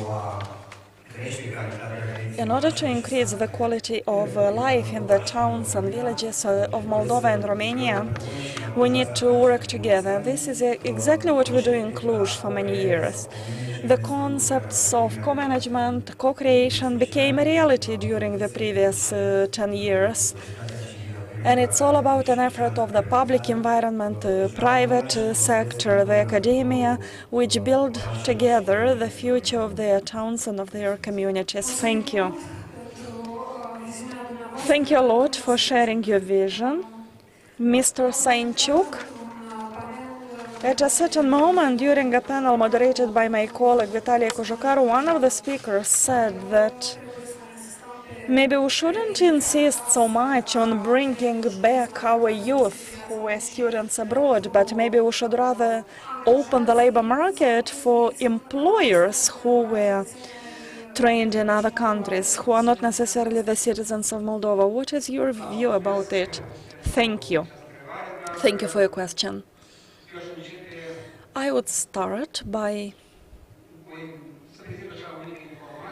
delivering a piece of information for you regarding the situation on the labor market. For 10 years, since 2013 until 2023, we have 623 workers, 729,000 by the end of the year. So practically we preserve the same number of workers, plus or minus 10,000. So we are concerned about another indicator, like the rate of occupation is only 40%, while the average on the EU level is 60 and 70% even. So a lot was said today about the quality of labor force. So that's a major issue for us, because the quality of labor force triggers disbalance on the labor market. We have disbalance comparing the rural to urban. So the labor force in the rural area, but the jobs are in towns. Another factor of disbalance is about the quality. So the net youth, which are in Moldova, like 60,000 of them, they don't even learn anywhere, they are not employed anywhere. One more indicator, 65% of those who are registered in the National Employment Agency do not have a profession at all. So I'd like to mention that the Ministry of Labor recently did a lot to improve the policies on the labor market. Plenty of necessary changes in the legislation. The voucher system was introduced, so that a person looking for a job, having no profession, to choose a vocational school to learn. But you know, the demand was so big that the financing drained. They added a bit of more budget, it drained due to a huge demand. You know, it's like it's not the National Employment Agency should deal with training qualified working force. That's something to be dealt with by the educational system. In the previous years, I'm not sure what's the situation today, but in the previous years, the vocational professional institutions had more than 1,000 vacancies for free of charge, but they couldn't cover these vacancies. Well, in this case, there is a disbalance again between what we prepare and what is really demanded by the labor market. I saw situations when the unemployed are there registered, there are vacancies, but the employees, the unemployed ones cannot be hired because they are not compliant to the requirements. In this regard, I would mention the issue of the quality of education and the quality of remuneration. Yes, we should stimulate the students also to join. We should also stimulate the teaching staff, the professors. Well, that's about our internal system. Well, again, we need to correlate the educational policies with the requirements at the labor market. Another aspect is about the labor force migration. It's a phenomenon that existed, it exists today, an enormous number of persons who left the country. Well, obviously, it would be good to think of policies of returning them on our. But you see, the youth sees opportunities to learn in other countries, then they find employment opportunities in those countries, different conditions, different remuneration level, a different infrastructure, beneficial, comfortable infrastructure for them. But we also have a huge number of active population in our country who could work here, but we need to do everything possible to keep them here. The Ministry of Labor in this context implemented a range of specific policies for them to work here, but not to be parasites and just to drain money from the locations. Another motivation is about remuneration. So again, we saw the evolution of macroeconomic indicators in the previous days. The GDP increased by 56% compared to 2019. The salary increased by 74%. But the number of employees remained almost the same. So the salary for the second quarter is 12,000 Moldovan lei. It seems to be rather a good salary, but it seems apparently it's not enough because we have a huge gap between the branches of economy. In agriculture and services is like 7,000–8,000 lei. We have the IT area where the average is more than 30,000 lei. And there are also vacancies because they would rather go abroad having bigger salaries. But again, besides the fact that we need to provide adequate salaries, but we need also to create other opportunities, flexibility of working hours, something to raise the interest of the youth to stay and work here, the legal environment regarding the immigration.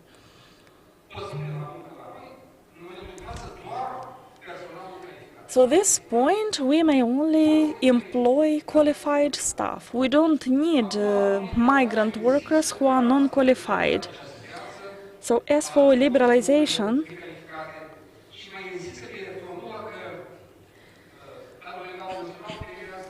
well, currently the institutional framework allows the access of qualified work in our country, but there should be a guarantee of the average salary per country.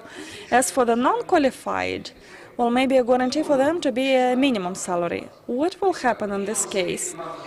Somebody from Bangladesh will come to work here with a salary of 4,000 lei?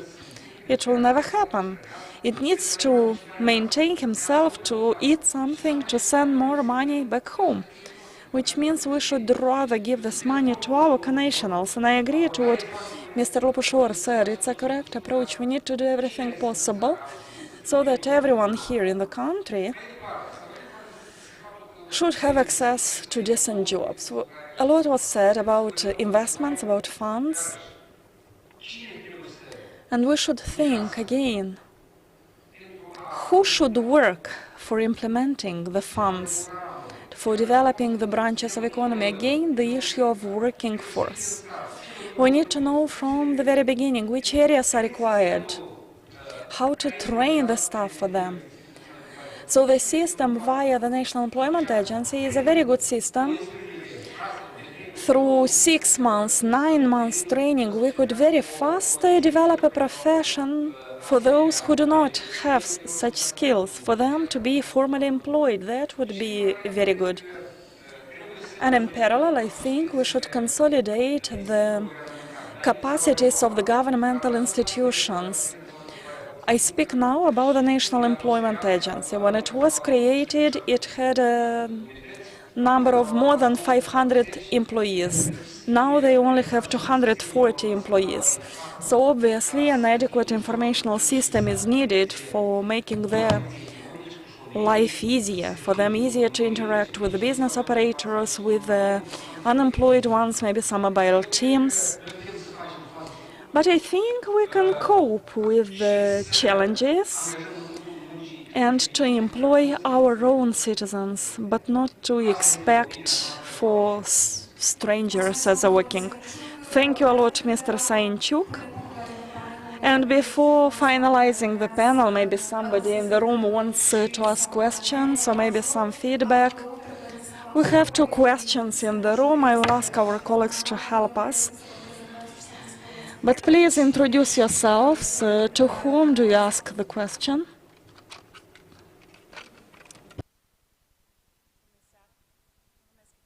My name is Ekaterina Tanasiev. I have a question to Mr. Buzo, and if Mrs. Kazako wants to respond, you should feel free as well. Mr. Buzo did statistics for the category of children who are not educated at all. It's like they don't go to general school at all. So my question is, did the ministry somehow do an analysis at the European level, maybe at the level of some European countries? What do they do in this area? How did they motivate their parents to send their kids at school? I mean, how to fight for these children to be enrolled in schools and to be offered a good quality education?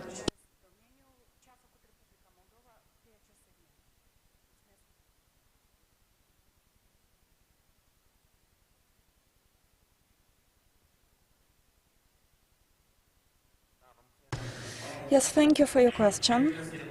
Let me start with specifying that when we speak about net young people, so these are the ones which are not educated on or who are not employed, not educated, not employed. It doesn't mean that we speak here about school abandonment, about illiteracy.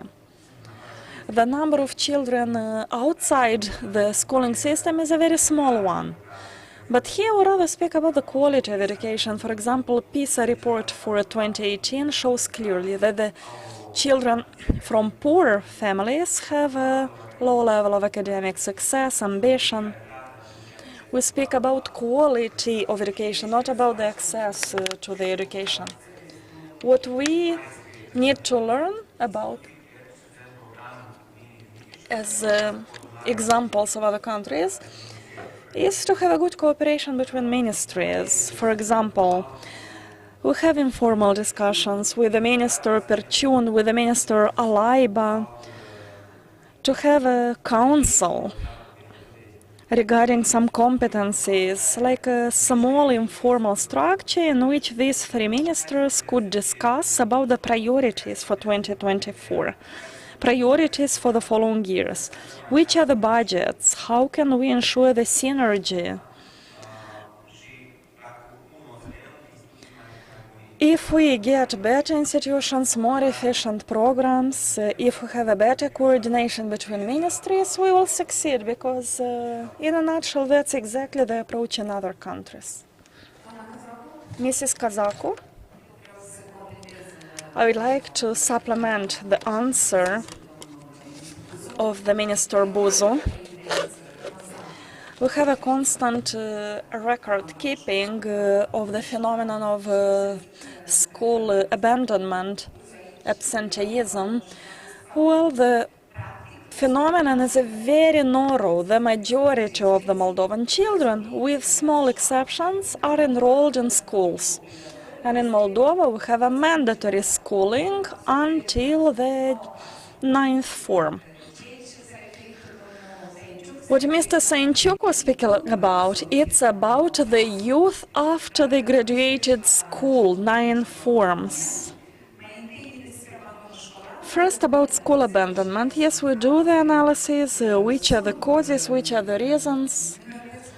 There are national minorities, there are certain national minorities, like the Roma children are prone to school abandonment, and that's mainly due to the fact that their families have a certain way of living, nomad way of living. They live in one country, then they move to another country. I recently went in a working visit to a village in Glodeny, and there in a gymnasium we were told that, you see, that as the war started, 20 children of Roma ethnicity moved to Germany together with their parents. Well, now they have this opportunity and they used this opportunity. But generally we do not have children who are outside the school system. Maybe in some districts 31, one in a village. But it's true that after they graduate the gymnasium, a lot of young people do not integrate neither in following levels of education nor on the labor market. Recently,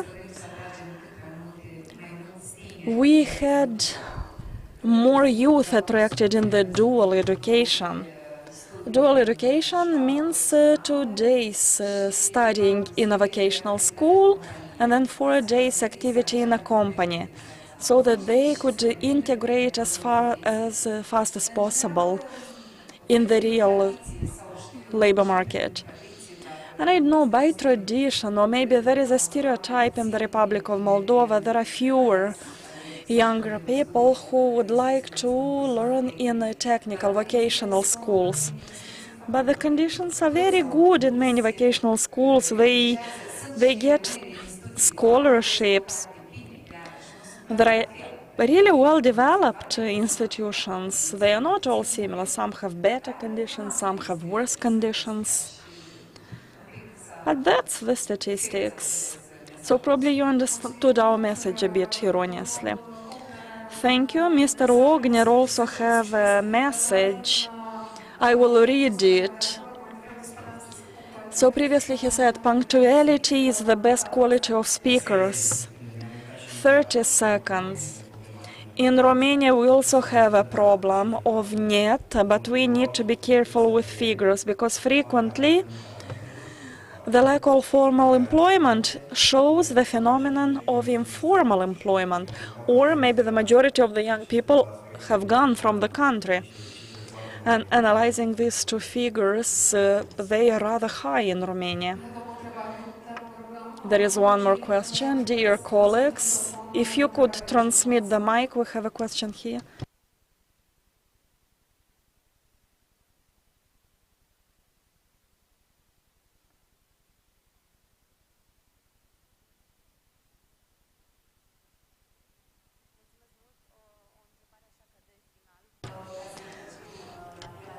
A final question maybe. Let's get back to the title of this session.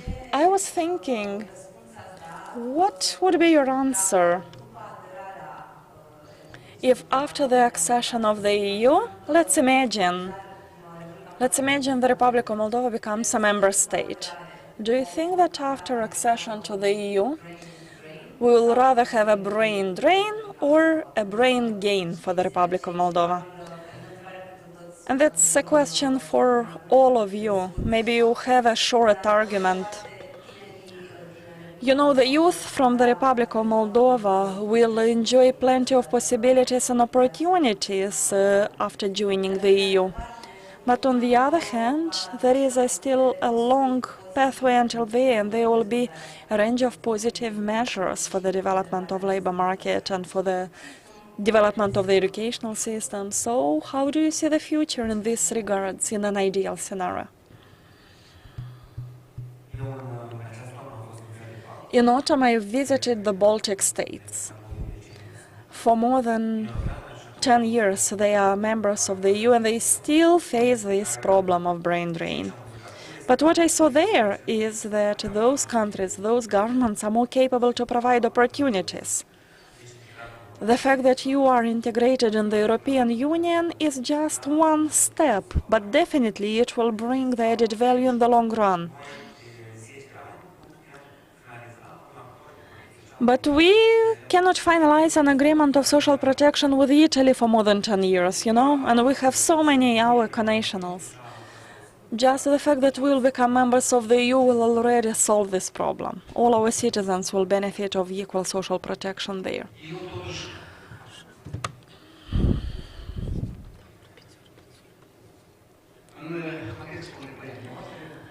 To respond to your question, I would say the following. A big part of the Moldovan citizens also have the Romanian citizenship. We have Romanian passports who have the possibility to work, to travel there. That's not a problem. Accession to the EU will be beneficial for Moldova from a diversity of reasons. First of all, it's about development. Development, increasing the standards of living, services, and then I'm confident that there will be rather brain gain. I would say the same. I'm very optimistic. And I think that the youth never had any big obstacles until now to move to the EU. But the opportunities to be provided by the EU after accession, I think will bend the balance towards the positive things for us. I would like to specify that in general in the EU we have a demographic decline. So we have a negative demographic growth. So definitely there will be a demand for labor force and there will be a competition to attract human resources in all European towns. In Chișinău, in Bucharest, in Cluj, well, the communities will strive to attract good quality human resources. But people usually choose what is best for them. And there was an important indicator, besides the quality of life, is the rate of criminality and the safety perceived in a community. And I think in general in Moldova and in Romania, that's really good, and there is a trend even to go to less populated towns, to smaller towns, which turn to nature, to the short food chain, which turn back to traditions. That's a global trend, I would say, and I'm optimistic, and I believe the same that after the EU integration in the medium and long term, so the picture will be positive for us. Thank you. On this optimistic note, I suggest we should finish this panel. We will break for 10 minutes only, and then we will have the last discussion panel, the Republic of Moldova in crisis, increase of resilience for future challenges. Thank you.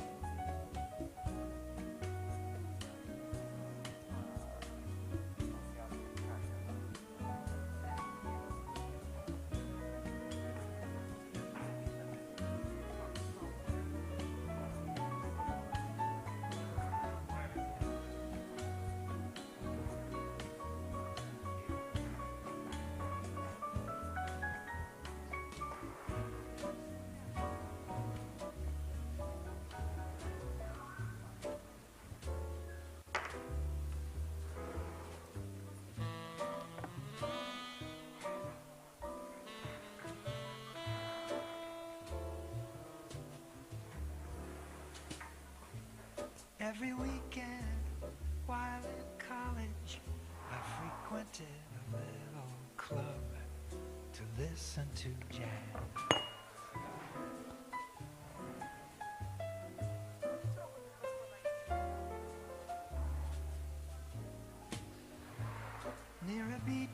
that was called Hermosa. The name in cursive neon throbbed in blue. Bebop head shop, where the bebop players play. Nothing could compare with all the crazy things they'd say. Saxophonally.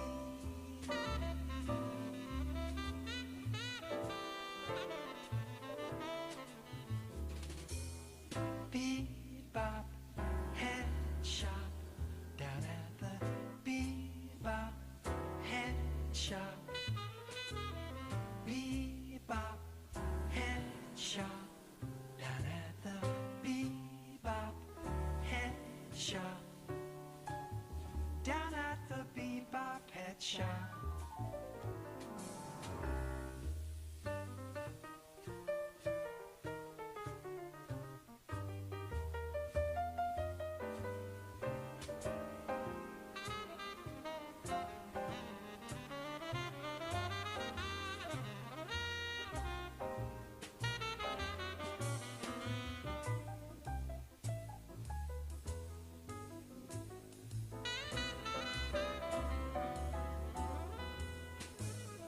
Bebop head shop, down at the bebop head shop. Bebop head shop, down at the bebop head shop. This was back in the 1960s. Everyone's lapels were narrow, Handsome Jack was the prez. Bebop head shop, down at the bebop head shop. The cat who coined the phrase, someone asked who is he? The guy behind the bar said it's attributed to Dizzy. What a time it was, why did it ever have to end? All those cats are gone, and now the bebop head shops closed.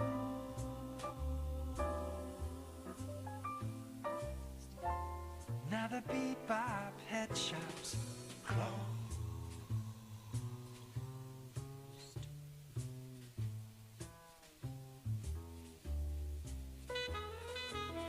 Bebop head shop, down at the bebop head shop. Bebop head shop, down at the bebop head shop.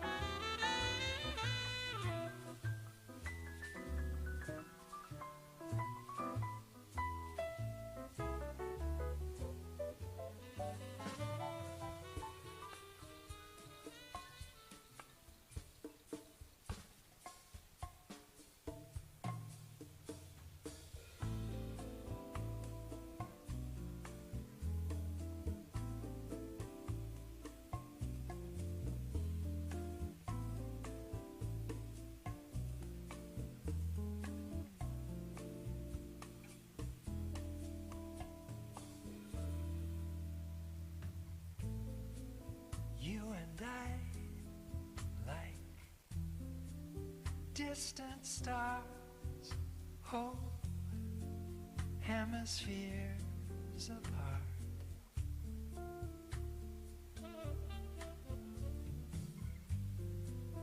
You're the lesson I must learn, and I'm the seed inside your heart. It seems so harmless when you first misplace it, but once it's lost it's awful hard to trace it. Before you know it, you've forgotten where you hid the truth. We learn our Lincoln, but we do not heed it. So draw a treasure map and past a jungle which can sure obscure where you hid the truth.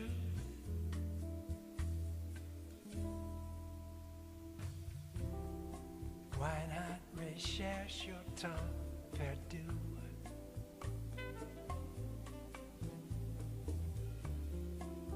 And hope that you can find a clue to where you hid the truth.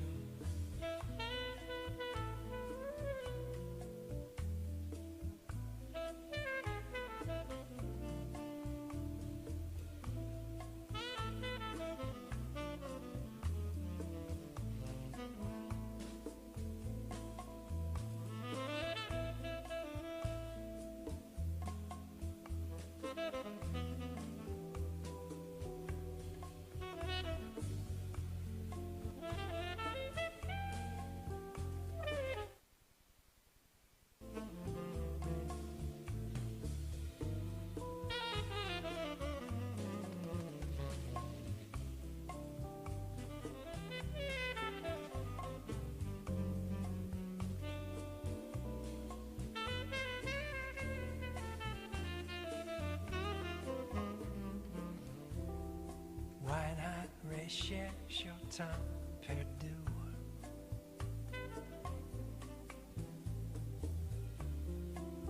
And hope that you can find a clue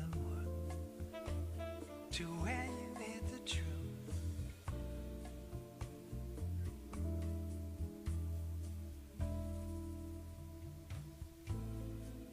Who of us can cast the first stone? Certainly not me.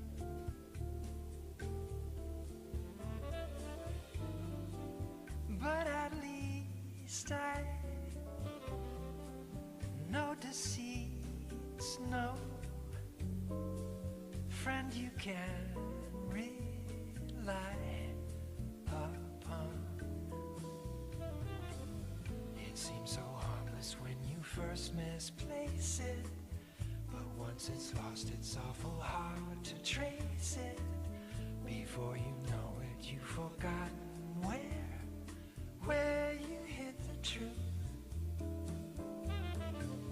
We learn our Lincoln, but we do not heed it. So draw a treasure map in case you need it. The past's a jungle which can sure obscure where you hid the truth.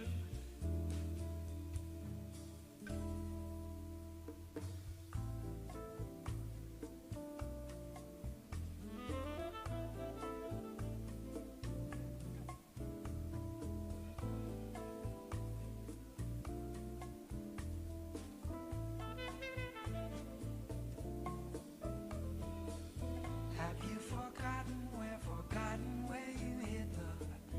Have you forgotten where you hid the? Have you forgotten where you hid the truth? Have you forgotten where you hid the?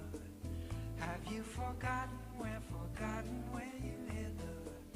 Have you forgotten where you hid the truth?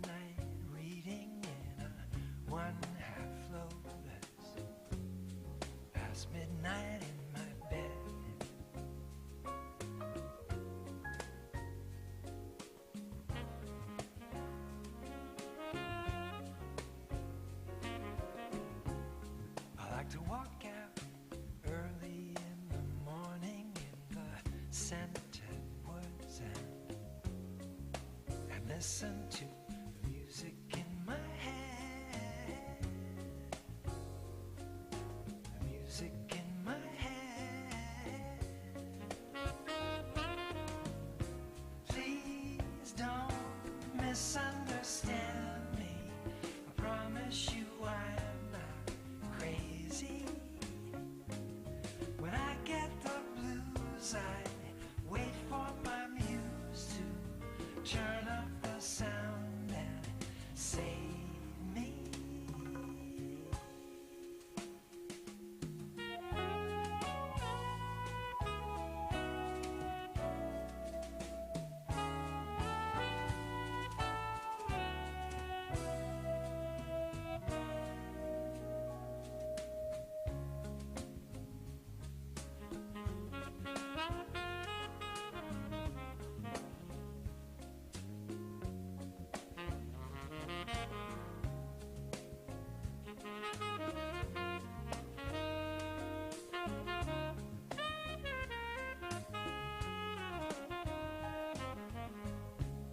I like to listen to the sounds of August when a thunderstorm drums distant timpani.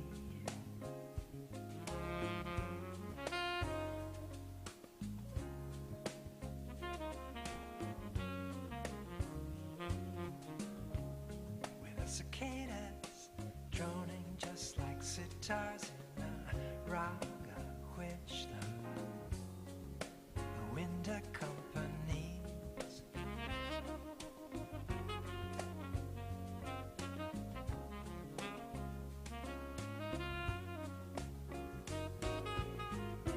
Bird song stereophonic creates an ear elation.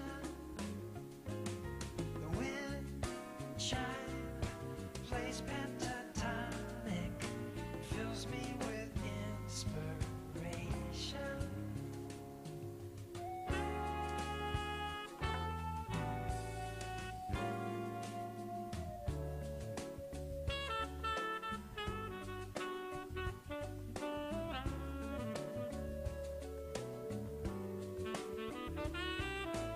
Ba-de-da-da-da, ba-de-da-da-da-dee-da-da-da. Ba-dee-ba-da-dee-ba-da-dee-ba-da, ba-de-da-da-da, ba-de-da-da-da-dee-da-da-da. Ba-dee-ba-da-dee-ba-da-dee-ba-da.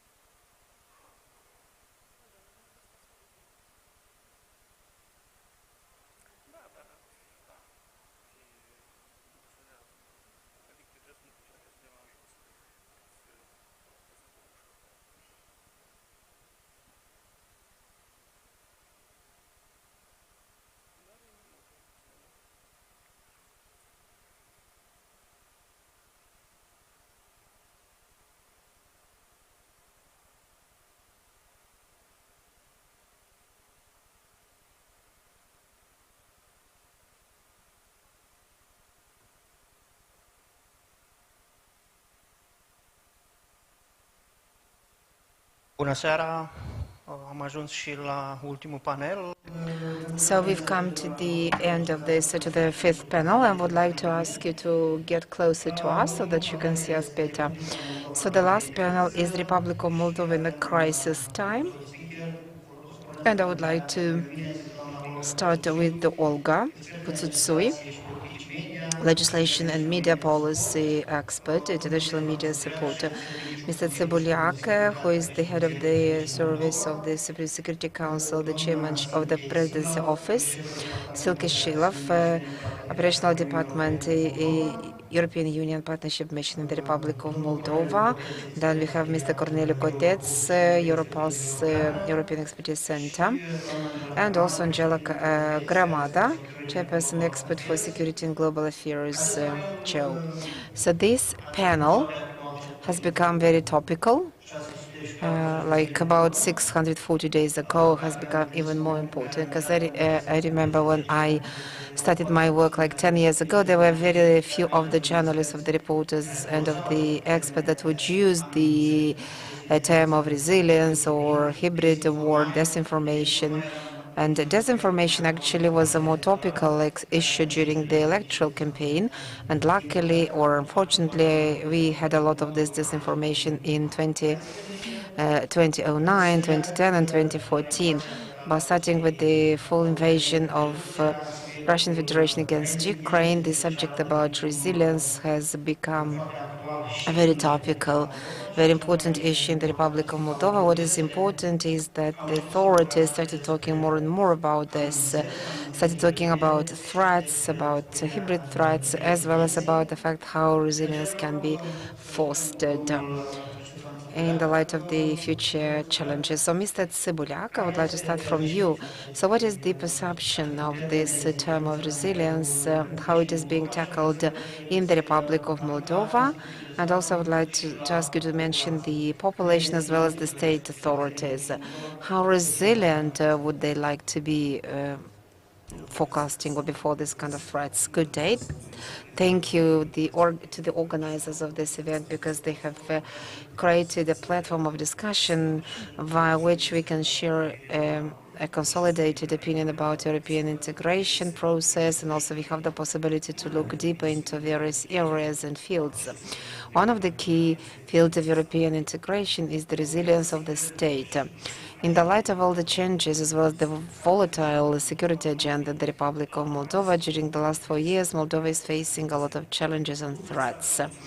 So this has been conditioned and triggered by the fact that people started more and more often using this term of resilience of the state in various circumstances, and the state resilience term is very often actually replacing the wording of state security. But when we speak about the state resilience, I would like to use one principle that I'm guided by, so namely that the state security shall represent the interest of everybody, but state resilience is nothing but the immunity system of the state, the capacity of the state to stand by, to overstand different kind of situation, to recover in case of some shocks or security crisis emergence. Unfortunately, the Republic of Moldova, when it appeared and was born as an independent and a sovereign, used to have a very weak immunity. And all the problems and challenges that appeared from independence onward have become like chronic issues. The old security agenda was connected with the new, coupled with the new agenda of security, and the Republic of Moldova faced a couple of crises and shocks that have actually conditioned to have this kind of security issues and problems in various areas. First, I can speak about the pandemic, and then the crisis related to the Russian Federation war against Ukraine. So the old agenda was somehow bridged with the new agendas, thereby the concept of resilience, as never has been, has got a particular value and importance for the national security, and represents the driving stone for the national security. Now, what is resilience for the Republic of Moldova? That means that it is based on 4 factors taken together. The first is related to the capacity and resources that Moldova has got. Second is the strategic analysis and planning of Moldova. The third factor is the perception and the security culture that we have got. And the last factor, which is the most important for our country, is related to the integration in the European Union. So this is a process that is generating and conditioning our capacity to be able to cope with the new security agenda, whereby the threats become more aggressive and also might have not only a national scale, but also be at a regional as well as a global scale. Now, speaking from the point of view of how resilience can be defined in the case of the Republic of Moldova, so first of all, it is important to mention that during the last 2 years, in the area of national security, and in particular in terms of the reform and transformation of the security sector, so here we have seen more significant progress, unlike the previous 30 years of independence. I'm not trying to exaggerate here or undermine what's been done before, but should we compare the national security system that was before and now what we have got, I must say that a lot of transformation were initiated in different sectors, starting with the strengthening of the national defense, as well as the upgrading and modernization of the armed forces. Cyber area. We are now developing a national authority, and the purpose and the duty of this agency authority would be to intervene with the consolidated response in order to combat any cyber threats.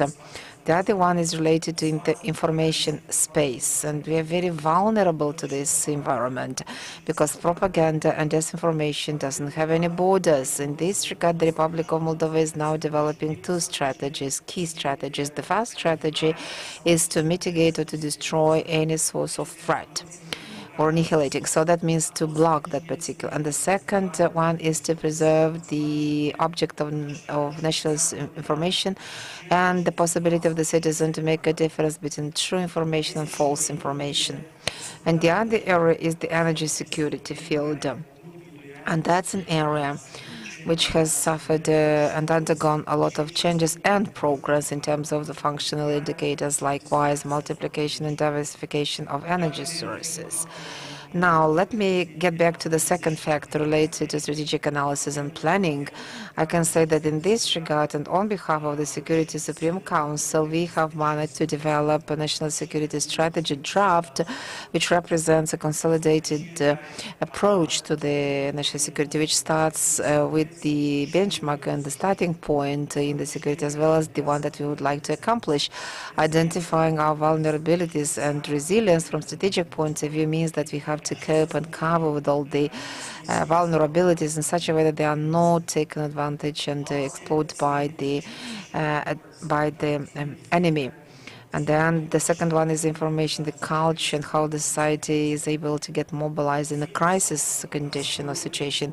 The war that is taking place by the Russian Federation against Ukraine, as well as the consequences of that, was showed that our society has a very big potential to get mobilized, a potential to be united in case such kind of crisis shock appears. And this is the key factor that would help the state and the societies to be able to be resilient and resist against any global or regional problems or threats.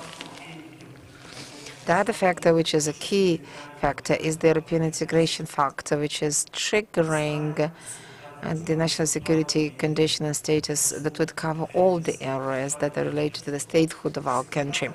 Because our security and the level of security of the Republic of Moldova is directly proportional to the integration level of our country, or to how much we're integrated.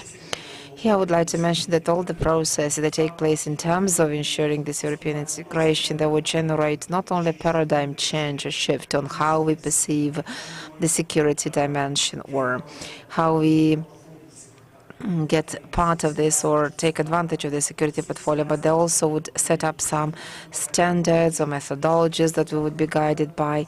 And in this regard, I must say that we have seen a lot of changes in terms of security pillars, be it agri-food security, because already there, so people are thinking from the point of view of the stocks, from the point of view of accessibility, quality.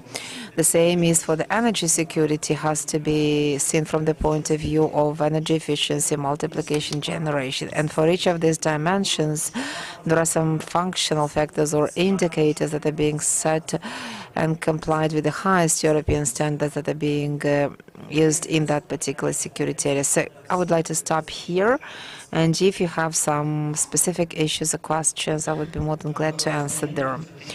Actually mentioned the new security strategy that was given to the Parliament for discussion.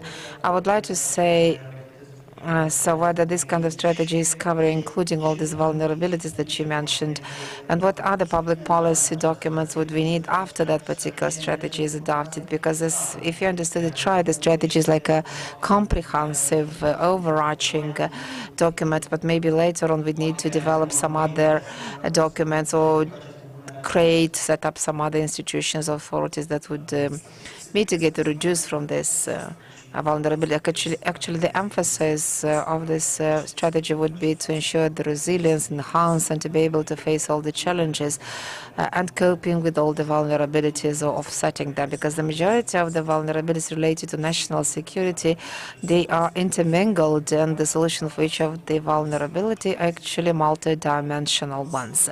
There is no one single measure that would be able to cover fully and to represent the full solution to the problem. So thereby the strategy is like a catalyst for the sectorial effort that would have to strengthen the institutional portfolio on different dimensions by using different kind of functional indicators that have to be met by the institution. We would then be able to measure. And the basic part, the narrative of the strategy is the European integration agenda. For the first time, European Union is not just viewed as a marketplace. It is not tackled as a community of values or as a dawn of the Republic of Moldova. European Union is represented as a security stakeholder that might condition the security status of the Republic of Moldova, providing support in terms of expertise, equipment, financial support in order to reinforce our security sector. Also, that particular strategy, from conceptual point of view, this is like a classical strategy which includes 6 chapters. However, if it is viewed from strategic point of view, this strategy is setting up and shows the circumstance, the context of the national security that we have to face. And the last chapter speaks about our directions of actions to be taken. So these are directions that are meant to give guidance to the state institutions in such a way that would be able to reach an integrated result. And that would be checked by the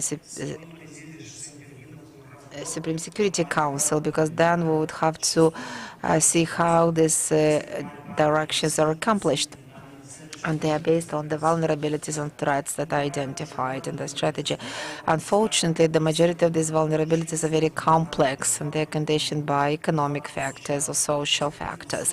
So hence, the measures are not like short-term, they're longer-term measures. But it's very important to speak about the approach and the starting point so that we face today, because that shows the fact that we have to have certain mentality, we have a certain European paradigm, as well as aligning us and guiding us to certain European standards. So, Madam Silka, I would like to ask you to speak about these issues of vulnerability of the Republic of Moldova from the point of view of European Union, how they're being viewed, and where Moldova is the most vulnerable at this moment in time. And how would the European Union help us? The entire EU would help us in these vulnerabilities and overcoming them.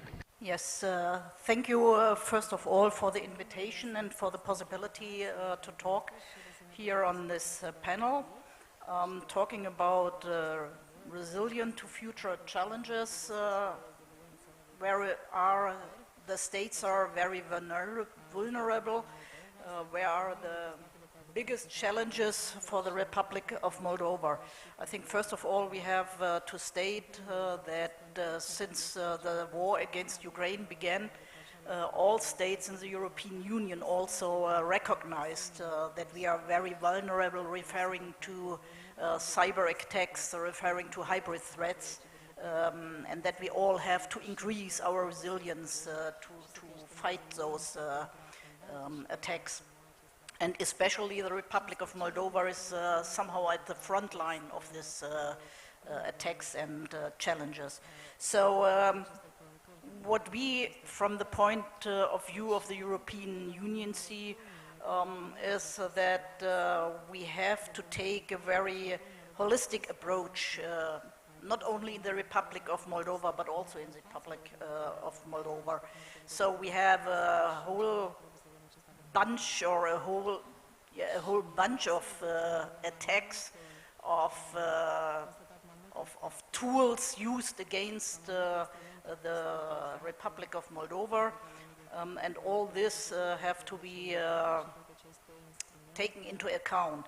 And so the main issue is to build up all governmental institutions, referring to plan, referring to analyze the situation, but also to be able to detect attacks as soon as possible, then to react, and finally, when the attack is fought, to evaluate the attack and be prepared for further attacks against state institutions. But I think it's also important to mention it's not only the state institution we have to take into account. Crisis, vulnerability on hybrid threats and cyber attacks also means that we have to take into account the economic in Moldova, as well as civil society, because, for example, if we talk about cyber attacks, all of us, we are using smartphones, we are using laptops. It's not only in the governmental institutions, it's not only in the business. And so we have to raise awareness on the challenges on these issues.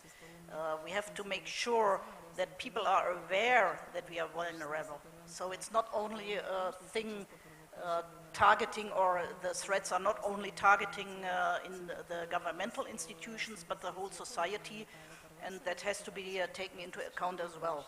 But first of all, of course, we have to build up a good strategy on the governmental level. We have to make sure that the responsibilities in the different governmental institutions are clear, that every institution knows what to do, what to prepare, and what to implement. So the governmental institutions have the responsibility not only to implement a relevant legal framework and implement a strategy, which is, I think, on a pretty good way, but also to implement standards which can be seen as more or less mandatory also, for example, for businesses, or which are a good message to give to civil society to be prepared on hybrid threats. And if I may touch another point, this is a point of disinformation. Just a few weeks ago, I have read research that in the Republic of Moldova, more than 50% of the people are sure that they are targeted by disinformation. But one outcome of this research was also that mostly the information, the true information which fight the false information, is usually seen as the disinformation, and that's something which is, in my eyes, a very critical thing, because the question is, what are the tools to fight this opinion of the people, thinking that the first false information is a true information, and stating that the fact-based information is a wrong information. So what might be the strategy to fight wrong information in this case? And that's something, I do not have an answer on that, but I think that's something what also has to be taken into account when talking about strategies and talking about increasing the resilience of the Republic of Moldova to future challenges, especially referring to disinformation and hybrid threats. Mai ales în contextul Yes, indeed. Indeed. In particular, so actually have touched upon two very important aspects. So false news phenomena, it's a big issue, as well as the cyber security and cyber threats. Now we also have to speak about artificial intelligence that might combine both of these two issues and might attack us directly, might ensure that this kind of disinformation is well spread and can be done by any person that has access to a smartphone or a computer. So then this area, so do you think that we should have some national programs on that already and be one step ahead of that? Well, actually, I think it's a good idea to have some programs implemented and to start as early as possible to teach people on those attacks and those problems. For example, I think you can even start in schools. To talk to pupils, to make them aware what does it mean to use technical equipment, not just to use it, but also to talk and discuss about the danger of this equipment. Because I think if you're aware of the danger, of the vulnerability, then you are also you have the possibility to think about it and to fight it. And so it's always good to have a strategy, to have a program, to have a teaching program for all different types of groups, in the vulnerable groups in the social society. And I think it starts really from the beginning when you start to educate. So in the kindergarten, in the schools, wherever it's possible, but also think about special vulnerable groups like women or like people in rural areas. Maybe they do not have the best access to all the information. So special programs for those groups, I think, are a very good idea to raise the awareness, especially. Thank you very much. It's very important that you mentioned about mass media, and let's stay with the same kind of situation, because Madam Gutsutsui, all the national and international reports show that we are on a very fertile, so to say, soil for fake news propaganda by the countries that want to cure us in the negative sense. I would like to ask you, what is the situation from legislative point of view, as well as how this is being applied in practice, not only theoretically, but also practically? Thank you very much. Thank you, Konstantin. Thank you, organizers, for inviting me to this event. It's absolutely true what you have said, because we can talk endlessly about disinformation, fake news, because the latest crisis faced by the Republic of Moldova, as well as by the entire mankind, showed the highest level of vulnerability and susceptibility of the institutions to fight and to be able to cope with this phenomena. From my point of view, I believe that we are foreseeing a period with a lot of challenges, and that means that we need a certain kind of intelligence, wiseness, and a balanced approach in taking this kind of decisions. These kind of decisions have to be in line with the enforcement of the fundamental rights and freedoms of the individuals, and we should never forget about the purpose and the duty and the purpose of these different environments of media, be it online, offline media. So we have to focus on that as well. Now, getting back to the Moldovan reality, we know that the broadcasting area is regulated. We have the audiovisual code adopted last year.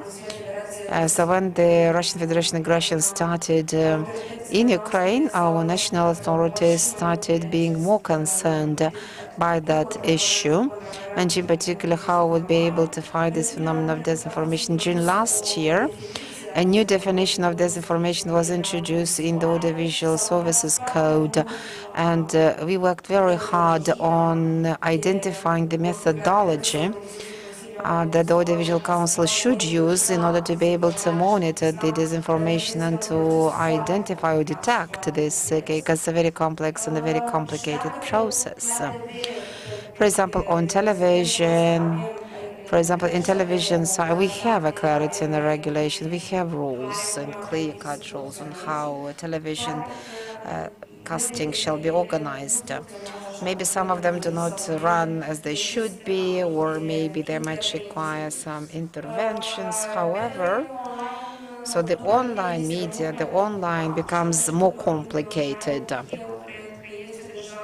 And whenever we speak about online, so we have to make this online split into the classical platforms, which are the news media platforms, and the other side we have the messengers or the social media that are also developing so quickly. And one of them is the Telegram. It's become very popular along with the invasion of the Russian Federation in Ukraine. And it is being used for both some of the bad interests of those people who are interested in distributing fake information and mislead the public. But also we have some media platforms of the authorities that are using these social media platforms in order to get information to us. Sometimes I'm getting scared.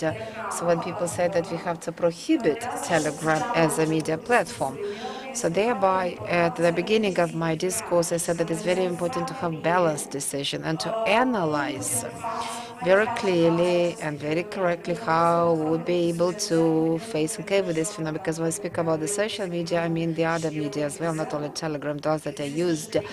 Yes, there is danger, but also there are some benefits from using this kind of platforms. At European level, I might say that in October 2022, the first regulation on digital platform regulation was adopted, and this regulation would come into force in February 2024. And then following this regulation, it would be important for us to examine this and to look into this regulation and to see how it can be implemented in the Republic of Moldova. Also to see what the other countries do, and then choose the tools that can be applied in our space, in our environment, because our environment or space is the most affected by disinformation. Second thing that is also important is that we speak about the media education at schools. But I believe that we have to speak about digital or e-education so that the children understand this. They have different kind of gadget devices that they use. It's very important for them at a very early age already to understand how this kind of devices and platforms can be used, what can be the dangers from that. And only by using this educational approach, then we would have good results. Maybe with the older generation, we should have a different approach, because we don't have another solution than cope and find a proper result to this. Yes, I know that there were some decisions to stop this propaganda, as well as to create some boundaries to this, and some of them went online, as you have mentioned. Yes, in terms of education, some of the time have already been lost. At least my generation did not enjoy any media education, and we have to learn it by doing. This is about our generation, but the question is what the state can do in order to meet these kind of challenges online, because propaganda goes quicker online than on TV. Yes, I definitely agree with you. Our generation needs to learn by doing, otherwise it will not catch up with this phenomenon, and it will be unable to keep the rhythm of the modern times. And I referred also to the context, meaning like we are a country having a war at its borders. We are affected of the disinformation which comes from outside, but also from inside. Which means that our authorities are kind of forced by the circumstances, since we are threatened directly and indirectly, so they are forced to take some harsh decisions. However, it is so important that all the decisions taken to be very well justified and to dwell on facts. Otherwise, we cannot just maneuver with very vague arguments.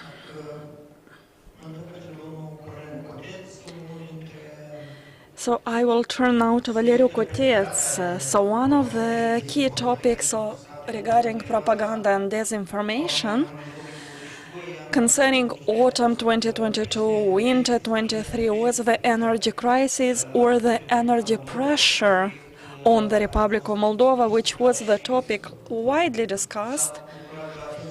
And it enjoyed attention also of the international media, but also of the free media and the Russian propaganda. So, Mr. Cotets, what do we do in winter 23-24 from the point of view of the energy readiness of the Republic of Moldova? I hope we no longer speak about an energy crisis. Yes, thank you a lot for the question, and thank you for having invited me. Considering the previous panel, I would say that I'm honored to be here as a representative of Europulse, but also as a representative of the young generation of Moldovans who were lost, if you wish, in other countries, who were brought in a different society. But now, in the context of the EU integration of my country, I feel the appetite to transfer my expertise and my experience acquired in other societies back in Moldova. And I would like to make a call using this opportunity to the youth present here and also those connected online to contribute as much as they can, whenever they can, because it's us, the youth, who may guarantee a fair and correct and modern development. I would say that at least in the short run, the Republic of Moldova did its homework really well. It ensures its reserves of natural gas, and it also has its alternatives for electricity supply via the interconnection with our Romanian colleagues, partners. But I think we have no other solutions or alternatives, so we should think also about some solid, sustainable solutions for medium and for long term. We definitely need to develop and proliferate other sources of energy. And if we speak, for example, in medium term, we may think about the wind energy, we may think about the solar energy, but at the same time, I saw both in the European Union, but also at the global level, and especially in the academy, and that the wind energy, the solar energy, may not be regarded as fully secure, because these are volatile sources of energy. These are sources of energy which may always stop due to different weather conditions. That is why I believe the Republic of Moldova requires a long-term energy strategy, as it was said previously. The pre-accession funds, regretfully, will not come right now, but they will come in a couple of years, depending on the development in our country. And at the same time, we need to think thoroughly of a strategy, of projects turning to other sources of energy. And I would say that currently there are debates regarding the nuclear energy, hydrogen-based energy. And I believe that many of the participants in this room would think that this is some utopia, something impossible for the Republic of Moldova to have access to such sources of energy. Nevertheless, from the point of view of natural resources, we have no other solutions. What we would require is sources of energy which would ensure the energetic intensity required. And at the same time, we require funds, we require strategies to be implemented by the decision makers, considering all the areas involved in the energy system, because we also have the environmental aspects, we have economy, we have education, we have AI, which was mentioned previously. So in order to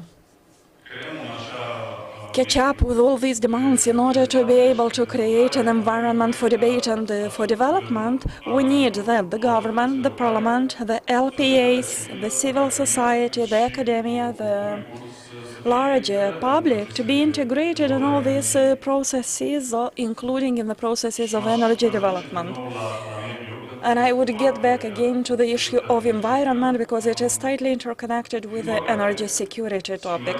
Regretfully, the climate change, which is rather well-studied phenomenon, but it is also a controversial topic. So we see that in the academia we have currently two extremes.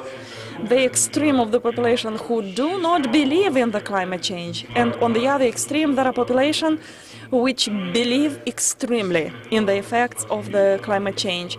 It's like we have to stop doing everything, we have to stop traveling, we have to freeze and do nothing, stay at home, to eliminate any footprint.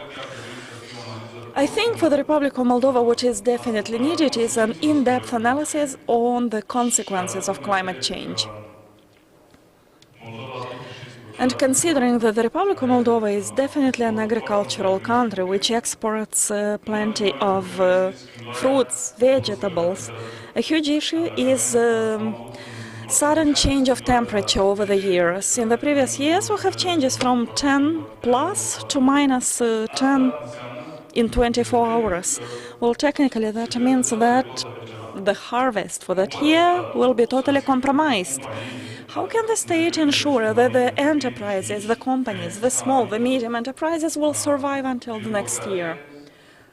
Regretfully, at this point, I don't think there is a well-established strategy in this regard. What we see every year is that in the villages, in the regions of Moldova, the smaller farmers just die, disappear for lack of necessary support. They get no support from the local authorities, no support from the government.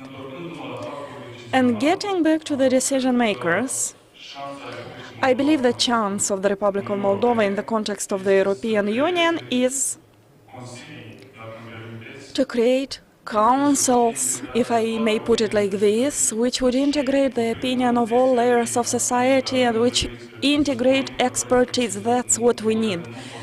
There is no policy, no politics without expertise. Otherwise, we will beat around the bushes without any new strategies, about any new future perspective. And I would like to sum up by saying that both the energy area and the environment deserve becoming more a priority, more a topic for debate, both at the central level, at the local level, at the whole society level. I know that plenty of debates is there for short-term solutions, but we also require medium-term and long-term solutions, which means we will require partners, we will require expertise from our European partners to learn from their experience. How did they cope with these problems? How did they develop their resilience? Because otherwise we will be unable to create a perfect system, and what is needed right now is more collaboration. Yes, the two topics which you mentioned, the energy security and the environmental topics. Do you think the Republic of Moldova should jump into regional projects? Why not? For the development of such strategies? And if yes, who should be our partners to turn to in developing such strategies? Well, definitely yes, energy and environment, these are trendy topics at the global level, not only European. So I think at least at the regional level, we need to collaborate closely with Romania. Second, I think Ukraine and Moldova should also go hand in hand on the way of sustainable development. Development of infrastructure, both as for the transportation of energy, and why not? Even if it might seem a remote future, but the Republic of Moldova might become an important exporter of energy. Again, we speak about long and very long term. So to reply to your question, yes, regional collaboration is crucial. But not only. I think collaboration at the global level is also a must. Let me turn to Mrs. Gramada. Well, we live in a very complicated context. So we have a war in the neighborhood, We have some so-called peacekeeping troops which stay for 30 years on the left bank of Dniester River on the territory of the Republic of Moldova. So, what's the performance of the Moldovan authorities in this very complicated context, regionally and internally? Good evening, thank you a lot. I'm always happy to come from home, back home. And it happens at least once per year, but I get back to my country of origin, either to the invitation of my colleagues from Romania or colleagues from Moldova. So I'd like to congratulate you for this event, especially because we bring an added value to the public debates from both countries, and it helps us know each other better, not only about the vulnerabilities, not only about the problems, but also about the achievements of each of us.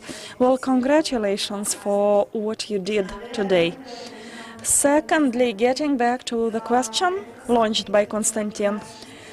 Well, we were speaking about the regional context, and I'd like to dwell on the idea mentioned by another colleague earlier. So let's step backwards. When we speak about energy, when we speak about environmental impact, I think we should not forget about the war in Ukraine and about the impact on the environment of that war, even though currently the emphasis is not so big on the environmental consequences of the war in Ukraine, but the Republic of Moldova and other countries in the region have to suffer a lot. So to supplement what was said by Corneliu, it is so important to analyze the impact of the war, not only locally, but also at the regional level, and to see which are the capacities of the Republic of Moldova to cope with these risks and threats. Then we could turn to the issue of energy, the way in which we tackle this problem, again in this very complicated regional context, and we may continue with our fragility at the level of national economy, our fragility at the level of territorial integrity of our country, because it is from there, from the Transnistrian region, that we got so many threats and risks until now. Risks which were not only applicable for us, but which were also applicable for Ukraine. And now the situation is even more complicated than it used to be before. So the presence of foreign troops, Russian troops, on the territory of the Republic of Moldova is the Achilles heel for the Republic of Moldova, is the vulnerability for our country. I didn't have yet a chance to read the draft of the national strategy. I only had a glance on it today, and this was the document mentioned on multiple occasions during this event. And what I noticed is that this aspect is rarely mentioned in the strategy, and it's not emphasized. Somehow there are other priorities that the authors believe. I think this is just an unintentional hierarchy, and it's important at least that it is mentioned there. The presence of the foreign troops on the territory of the Republic of Moldova is a threat. It needs to be regarded as a threat. The authorities from Chisinau need to take action and to look for diplomatic mechanisms, diplomatic platforms for an optimal solution of the conflict in the eastern side of Moldova. Further on, besides this problem and besides this vulnerability that is still there for more than 30 years on the territory of our country, I think that another biggest problem of the Republic of Moldova are the internal political actors which act against the national interests, even though they know exactly what is the regional context of the Republic of Moldova, even though they are aware of the crisis in the region.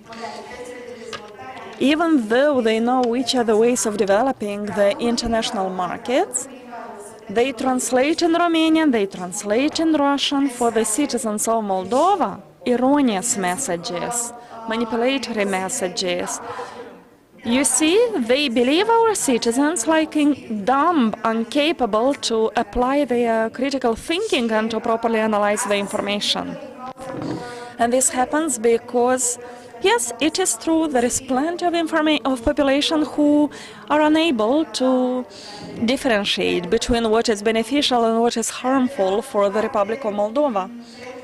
And on the other hand, I believe those who are leading some public institutions, who are currently in the government or who used to be in the past in the government, even they sometimes have a very limited capacity to properly deliver the message regarding the national interest of Moldova, to call things by their real names, to come with some open brackets, some explanations, so that it should be clear to whom do we turn, not whom we should follow like blindfolded. I mean, we should follow the person with a solution. We should follow the party who could help us overcome this multiple negative context in which we found ourselves unwittingly. And our colleague also spoke about mass media, about social media.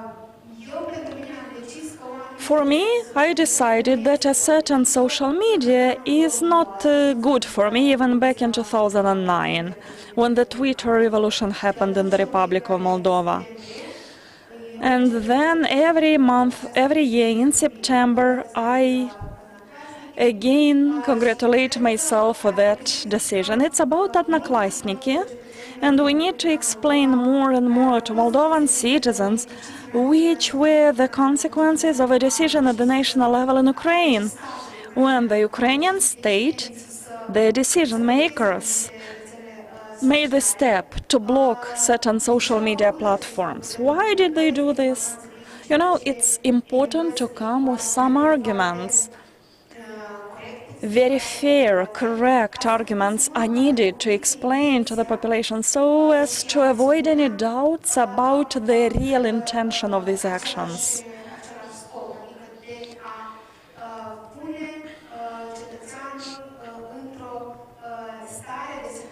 So it's also for personal, individual security of the citizen. It's not necessarily to play the tune of third parties who would use abusively the freedom of expression for their propaganda and disinformation.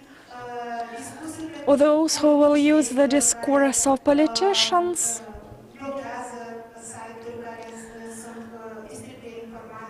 by delivering some falsely interpreted information, some harmful contents for our national interest, for our national security. So we need to hear those who speak about positive economic options, about the benefits of European integration, about the external policies in Moldova, and about the benefits of this.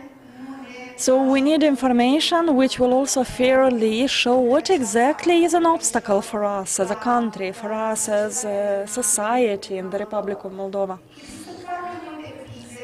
There are plenty of crises, there are plenty of vulnerabilities, there are plenty of sensitivities in this regard. And I think in the long run, when we speak about resilience, we shouldn't just speak in very technical and academic terms. It's important to turn to simple citizens in plain language, explaining to them that resilience means for you to adjust and resist to challenges, difficulties, coming both from inside but also from outside the Republic of Moldova. A very simple example, the Transnistrian conflict was also maintained by the authorities in Chisinau, by the authorities in Kiev, not only by the authorities in Moscow. Even many international organizations not always acted in favor of the Moldovan desideratum, territorial integrity of the country and sovereignty of the country. So we need to build a country in which the citizens, together with institutions but not separately, should be able to cope with these threats, to cope with these vulnerabilities, and to correctly analyze which are the priorities, which are the sources for support, and whom to follow in case of crisis. It seems like this chain of crises would first of all require an internal proper evaluation, helping us to prioritize, to make a hierarchy, and to see what is most important for us right now. Because yes, the presence of foreign military troops on the territory of the Republic of Moldova is the biggest threat in the present. that is that stone which may drown us in the process of the European integration if we are unable to have a proper discourse. It's like if we manage to take stock of the support in the external environment so that everyone would understand exactly why do we act like this and not differently. One more question to you and then we'll have a Q&A from the audience. Analyzing the situation after 24th of February 2022 until today, speaking about vulnerabilities, did anything change in the Republic of Moldova? You see, I was very attentive to the political discourse in the Republic of Moldova. Obviously, I was aware that there would be political forces in the Republic of Moldova which will always be on the part of the aggressor, which will always take the part of the Russians. And yes, this is a present phenomenon in the Republic of Moldova. Events, public events organized in this regards. Well, the government elected in 2021 in June. Well, they were initially very hesitant in formulating and clearly defining the source of threats and aggressions, that it comes from the Russian Federation. After it got clear that Ukraine would resist and that they would just need some technical, military, discursive, diplomatic, economical support on behalf of the Western partners, but they do have the internal resilience in Ukraine. It was only then when the political discourse changed in the Republic of Moldova. And I don't know, is it luckily or regretfully, but I'd say it's luckily. Anyway, we need to be able to appreciate the opportunity and the momentum. We may solve a lot of our problems. Let's admit that due to the Russian aggression in Ukraine. Ukraine created a favorable context for us to raise our head and to be committed to a more responsible decision-making process regarding what is yet to come in the Republic of Moldova. And we may discuss much more openly about the Transnistrian conflict, about the fact that some international decisions should come as a package. We may freely talk that the Republic of Moldova no longer should be 100% dependent on the natural gas from Russian Federation, that there are alternatives for the electricity delivered from Kuchurgan that we are currently using partially, and that there are other sales markets for the farmers of Moldova, for the producers from Moldova, and we should not stay forever dependent on the so-called lists developed by the Russian Federation on which farmers will be allowed to export on the CIS countries. We should speak about the fact that we are able to produce following the European standards, and this is not necessarily due to this European integration process which happens today, but it is first and foremost due to the events preceding this, like the Action Plan EU Moldova, the Association Agreement, the DCFTA that followed. Well, actually, those were setting the necessary foundation for us to continue with the implementation of these recommendations, considering the status of the candidate country, so that in December we could celebrate another phase which we open to ourselves soon. In this regional context, I would say it's a favorable situation, but it's important for Moldova to know, to use these opportunities. So we have like 17 minutes still available for this panel. Maybe there are questions in the audience. Dear participants, please feel free. There are no questions in the room? Well, maybe someone from the panelists would like to add to what has already been said. There are no questions? Either everything is clear or nothing is clear. Then I have some questions about the environment. Turning to you, Mr. Kotets. So, Getting back to the area of environment and energy. So if we solve the issue of environment, can we solve the issue of energy? How tightly interconnected are these two areas? And if yes, which are the practices at the EU level?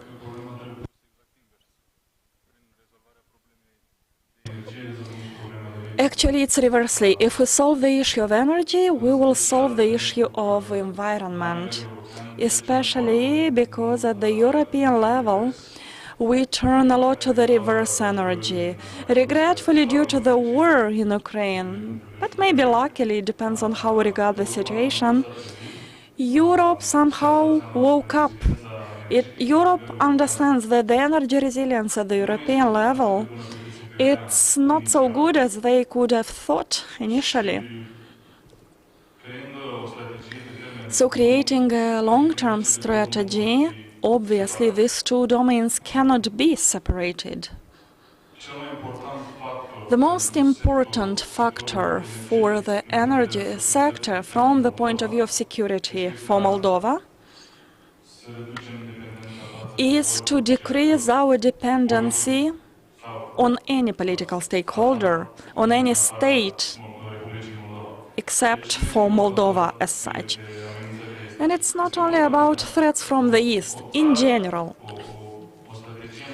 A national strategy in the area of energetics should ensure that in case of any geopolitical event, unexpected event, regardless of its consequences, our country should have its resources and capacities needed to cover its energy demand.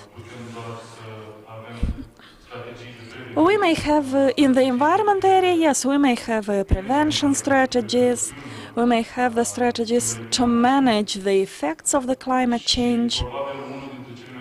And probably one of the most important things is for us to make sure that the society at the local level has the necessary levers to get over some catastrophic events. The Republic of Moldova, well, never encountered some massive earthquakes, for example, but we have other problems like floods, drastic climate changes. So you saw these blizzards that happened in the weekend. Even though authorities tried to do everything possible, still there were some difficulties, and every time we were not ready, we were surprised, and this will happen frequently, more and more. So we will have a public policy, a public strategy for energy, and environmental related issues go hand in hand with that. Mersi mult, bună seara tuturor, Dan Nicu îmi spune. My name is Dan Micu. Good evening to everybody. I have a question to Madam Angela Gramada, and thank you very much, Angela, for a very good presentation, a very well-structured and intelligent presentation about the regional national security of the Republic of Moldova, some regional threats that were mentioned by herself that might have some impact on the Moldovan situation. In one of your presentations, you mentioned the fact that it's important to find a diplomatic solution as part of the negotiation process for the Transnistrian settlement issue, in such a way that the Transnistrian issue is being settled peacefully, taking into account the status of the Republic of Moldova as a candidacy country that would soon open the accession chapters and will start implementing the key communitaire. This is our hope. So what is your opinion about the European Union role as a global agent? What would be the role of EU as a global security stakeholder, as well as an entity with the regional interest in the Eastern Europe, as well as with its force of attraction, as well as with its economic and civilizational part, and how can it help settle the Transnistrian problem, maybe for a medium term or a longer term? Could you maybe take the example of Cyprus or some other examples in that particular regard? And how could the Republic of Moldova take advantage of this new status during the next years in order to build the capacities as well as to take advantage of all the resources that can be made available by EU in such a way that would find peaceful solution to the Transnistrian issue? Thank you very much for the question. I might not say that I have a solution to this question, but what is important, it's important to make this reflection exercise. Having this debate here in this room, so maybe we can think about some ideas, some alternative solutions or options for the authorities that are part of this decision-making process, and eventually the authorities that have to approve certain kind of decisions at national level that might influence, affect us, or vice versa, might open some opportunities or provide some new benefits to all of us, the citizens of the country. Indeed, the Republic of Moldova cannot call for some other solutions but diplomatic solutions. We don't have either capacity to do this otherwise, but also there was no political will for this settlement to take place. So in this process of negotiation of the Transnistrian conflict, sometimes we actually lost some partners in this dialogue, because we somehow made sure that their presence in the negotiation format is not desired or accepted by the Russian party, or otherwise saying we tried to get some gains or benefits for a limited number of people or group of people on the side of the states that played the role as negotiators, or sorry, as mediators in this conflict. So fortunately, the EU mission came to Moldova and started to be more frank in the publications that were made every year, and they showed that there was more will in Chisinau more than it was in Kiev, in such a way that this black hole in Europe be somehow blocked, showing that there is more will in Chisinau for the institutions to develop the skills, capacities to be able to manage the crisis that are associated with the situation that was taking place in the Republic. But the same kind of will did not exist in Kiev, because they had some other security concerns of a national level.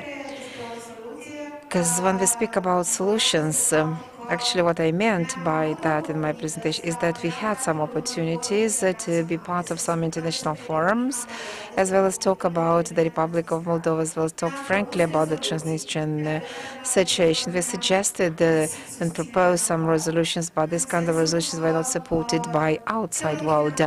Theoretically, we did something, but de facto we did nothing. And the same kind of status quo was preserved for the stakeholders participated in the transition. But at least we've tried to create this kind of sensation as if we are interested in our national security challenges. We made some other steps when the extended aggression of the Russian Federation started against Ukraine. So there was a kind of a change in discourse in the first half a year. Initially, we were scared to say something frankly, but when we saw that Ukraine was resisting that particular aggression, then we showed that maybe it's time to say that Russia is an aggressing and is an aggressor, although in our legislation we don't have such a definition. We have just an illegal station troops on the territory of the Republic of Moldova. This is what is mentioned in the new national security strategy draft. But we had only some kind of statements or declaration together with Ukraine and Georgia, but we didn't go further. We did not set up an international forum in order to suggest like a package of solutions to this kind of conflicts. In our situation, the conflict is of territorial nature, but in Georgia, it's an ethnical conflict, or Ukraine, for example, because the same kind of Russian connational is being used that need to be saved by this allegedly so-called Nazist government from Kiev. But we did not go beyond this objective. We put it somehow aside thinking that as if allegedly maybe Ukraine would be able to help us in that, and then we would then put it back in the agenda of international forum. But if you are not able to develop this kind of, if you do not support Ukraine, do not accept this invitation, then it cannot happen. It cannot be done, because these Western partners would never understand that such a problem exists and that Moldova wants to solve this problem.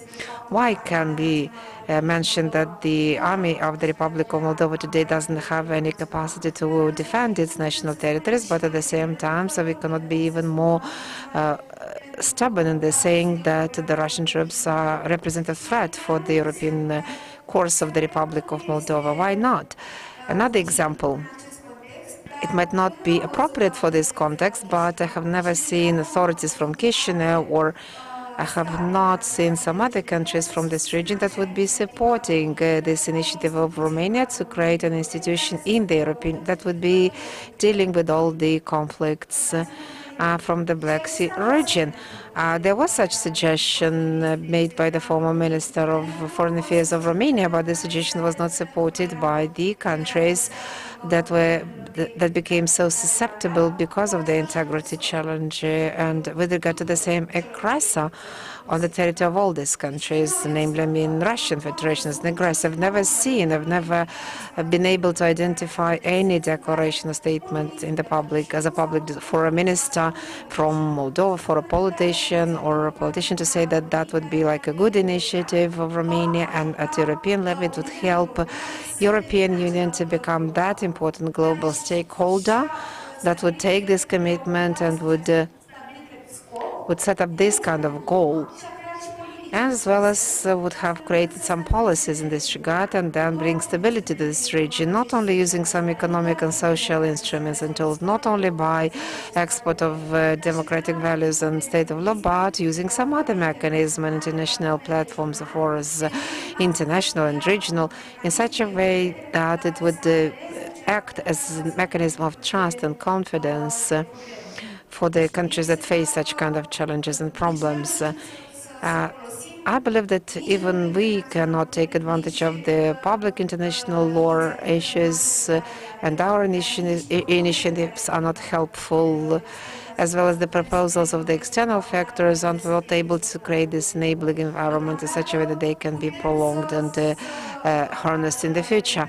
Yes, we can use the public international, but sometimes we are scared to make reference to this in order not to frustrate or to upset the aggressing country.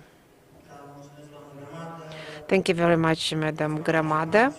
Dear participants, dear keynote speakers, we have 4 more minutes. We will have a technical break, and then we'll go to the concluding part of this forum. If there are no other questions or conclusions, thank you very much to the keynote speakers and to the organizers for inviting us. Thank you.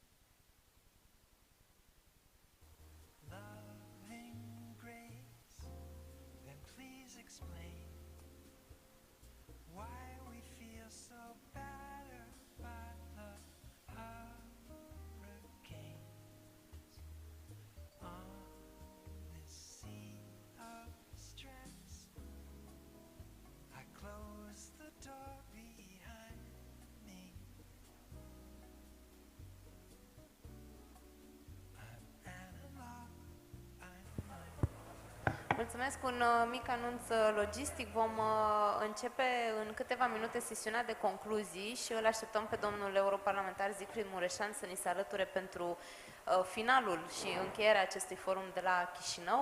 Așa că rămâneți alături de noi, pentru că urmează o mică pauză, cum a anunțat și colegul nostru tehnică, urmând ca apoi să prezentăm concluziile și să-l așteptăm pe domnul Mureșan. Mulțumesc!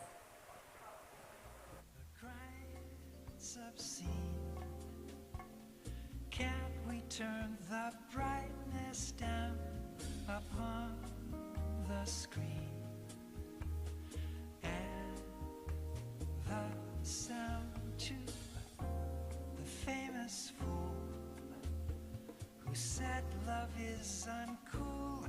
we can disprove, I know. In candle glow, we close the door behind us. Outside the river flows. Can the world disturb our peace here? No. When we're bathed in candle glow.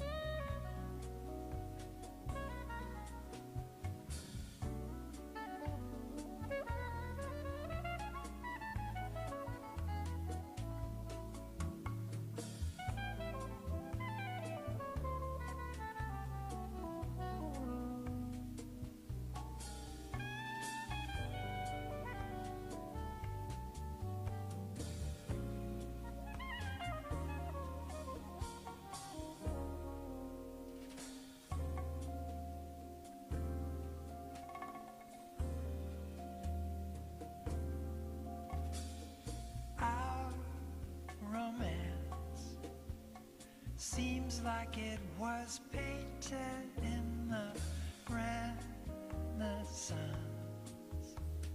Light dialed down, safe inside the circle of ourselves. We make the time go slow. In candle glow, we close the door behind us. Outside the river flows. Can the world disturb our peace here? No. When we're bathed in candle glow.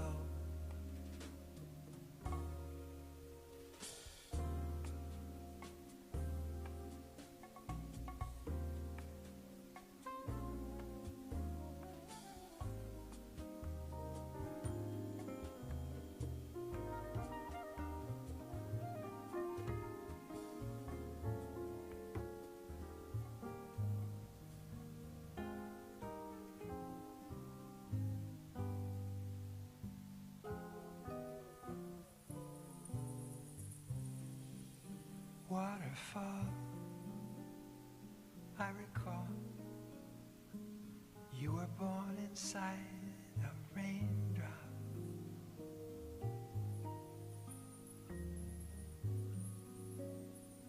When the drop slipped out of an orchid's mouth.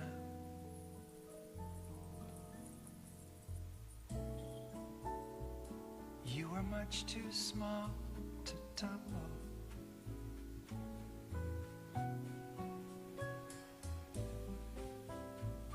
You could neither roar nor rumble.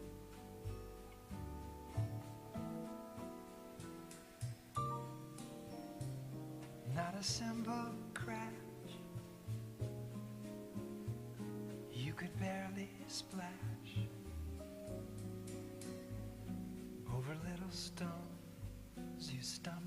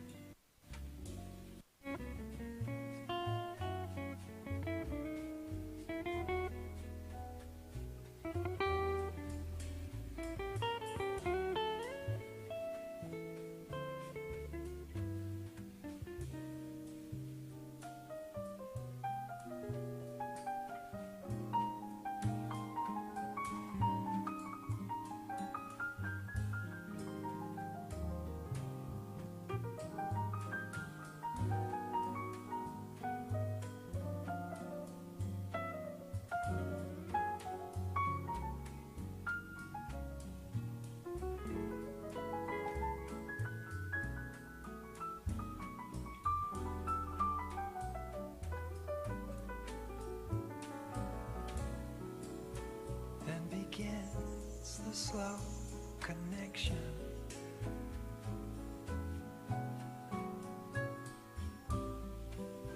In some H2O affection.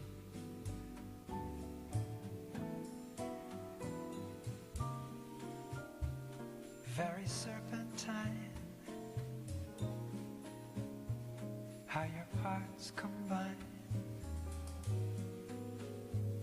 and agree on one direction.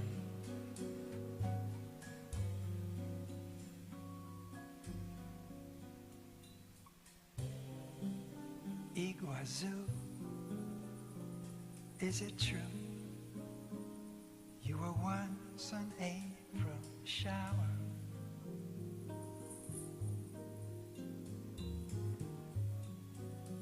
A few crystal beads on a bamboo reed.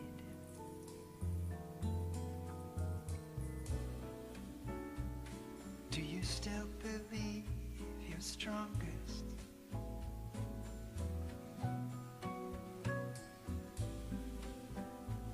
That your river runs the longest?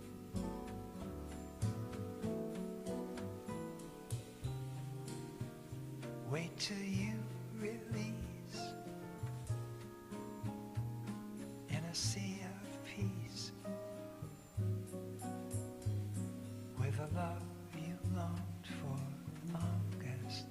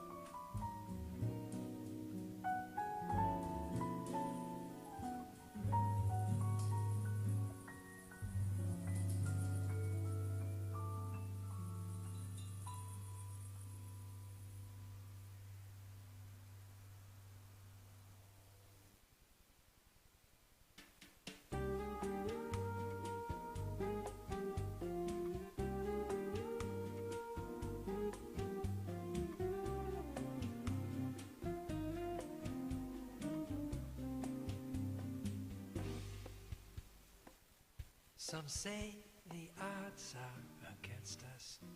Some pray our love at first sight will not last. We know the past cannot harm us as long as we're both together. Sometimes the wind tries to break us. Sometimes we walk right into friendly fire. But our desire won't forsake us as long as we're both together. It may be cliche to say our love is stronger than Gibraltar, deeper than the deep blue sea, but me, I believe it. If you read the history that tells the tale of you and me, we conquer all adversity together, as long as we're both together.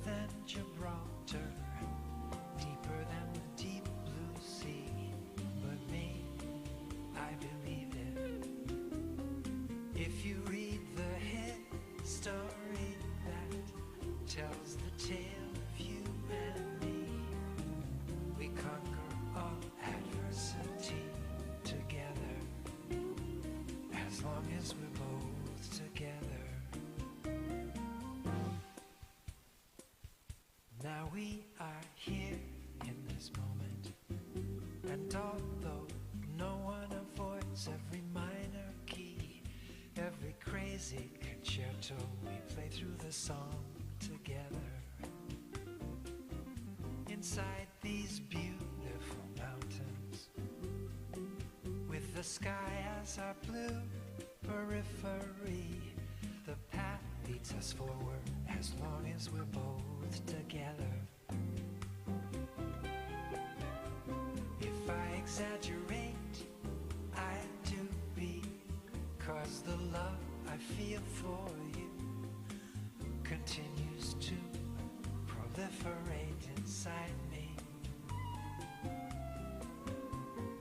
Lyricists I quote with admiration both invoke me to express the joy I feel with you beside me, as long as we're both together.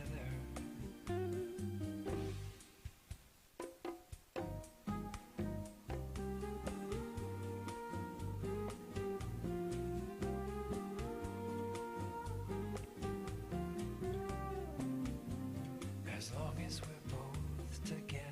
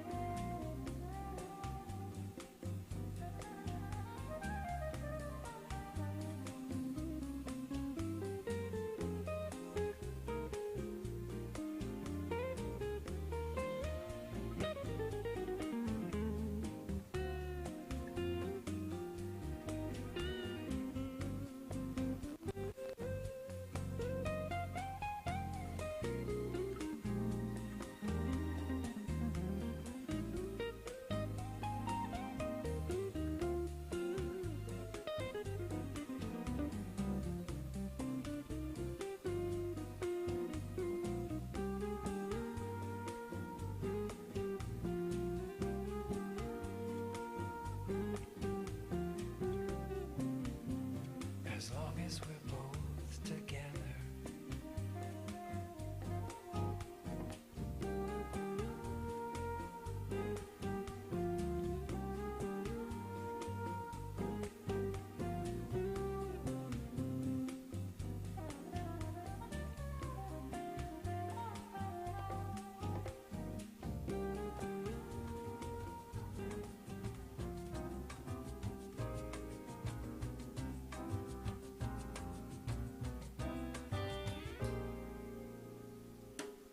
I knew when that day dawned, something was all wrong. No buzz, whatever from my lap sang Suchong. The world appeared in weird, distorted Wi-Fi. Suddenly, everything was very sci-fi.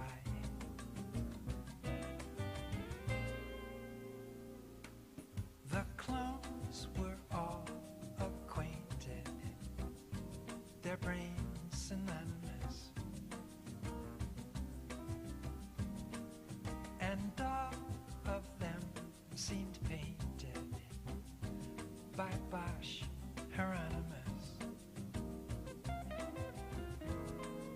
It seemed to say in Philip dictation, it's now a sci-fi nation. Was my hallucination real, and how? The inmates are in charge of the asylum now.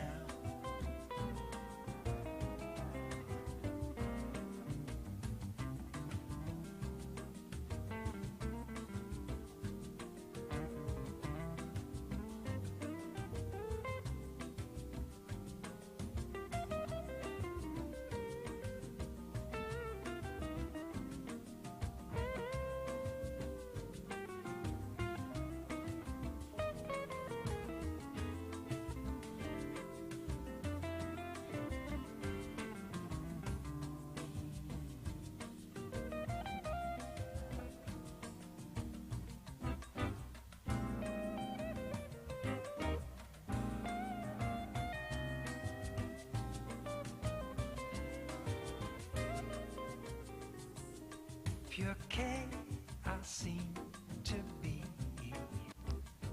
the prime directive. I guess their DNA was all defective. Like a screenplay with Philip K. narration. Suddenly we're living in a sci-fi nation. Was my hallucination real, and how the inmates are in charge of the asylum now?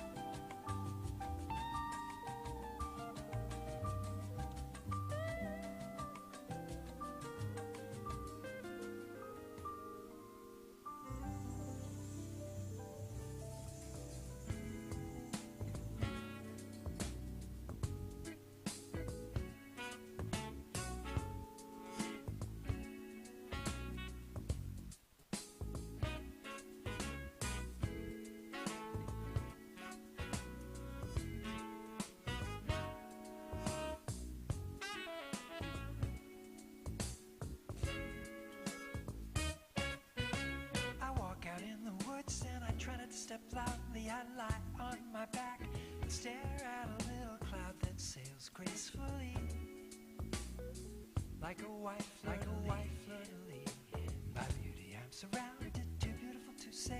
Then in full throat the thrush just blows me away with a song so pristine, much like Leonard Bernstein.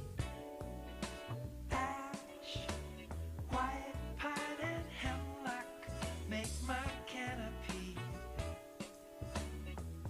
Perfect space just in case there are raindrops. Shade to cool the sun when it shines equatorially. An invention I can't fail to mention, the idea of a tree.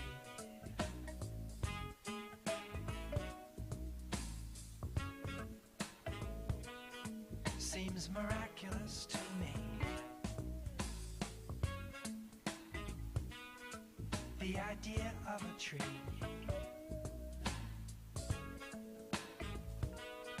Seems miraculous to me. I heard about a banyan in India somewhere that's so huge one whole village collects itself there completely under its arms to be safe from all harm. He must be some creator, or maybe he's a she, but who cares? His creation is something to see, perfect in every detail. Perfect in every detail. Elm, oak, and magnolia make my canopy. Perfect space just in case there are raindrops. Shade to cool the sun when it shines equatorially. An invention I can't fail to mention, the idea of a tree.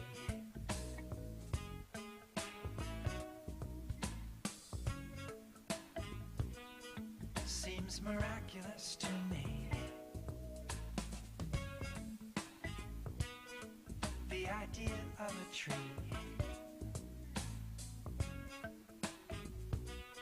Seems miraculous to me. Ba-da-dee, ba-da-da, ba-ba-da-dee-da-dee.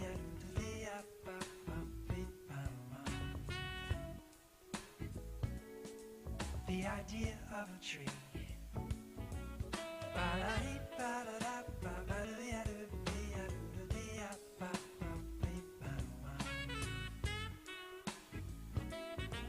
The idea of a tree.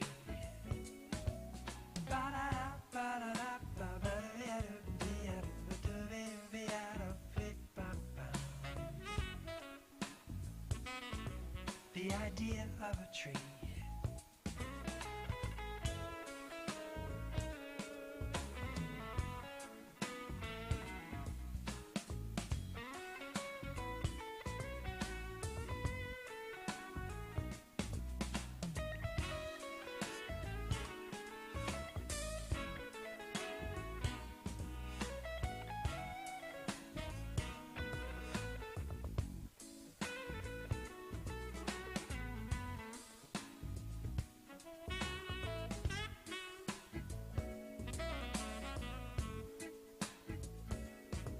The idea of a tree.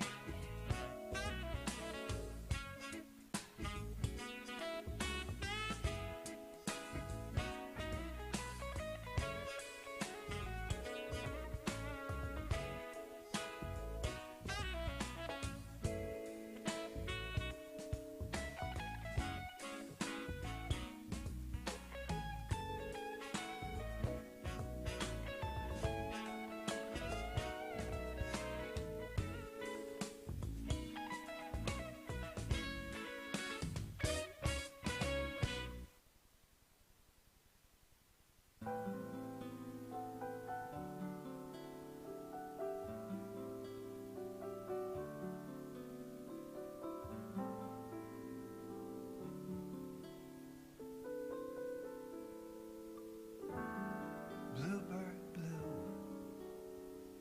keeps connecting me to you, but I'd sure like to see you. I'd sure like to be with you. Though the spring begins and some ducks arrive to mandarins, still I'd sure like to see you. I'd sure like to be with you. Time ticks by so slowly. Whenever you're not near,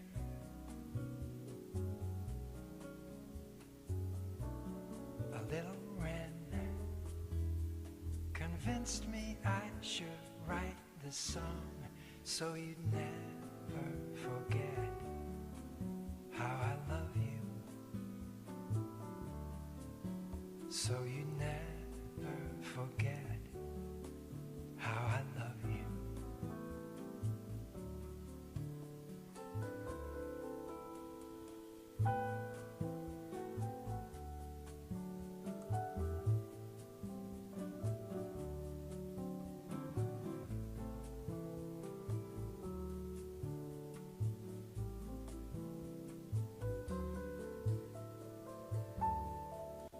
Phoebe's eggs are laid, and the spotted fawn sleeps in the shade, but I'd sure like to see you.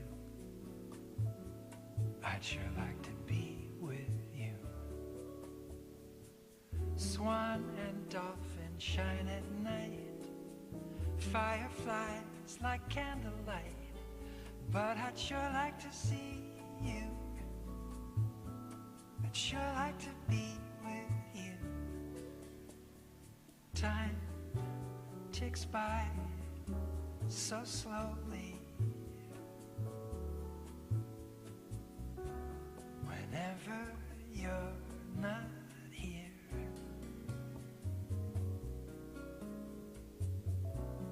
a little wren convinced me I should write this song so you'd never forget how I love you.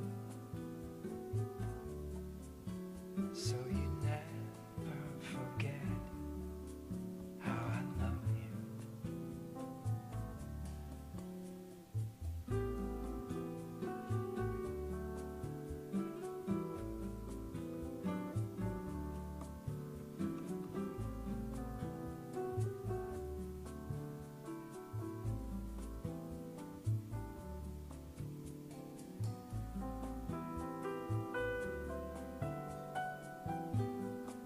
so you never forget how I love you.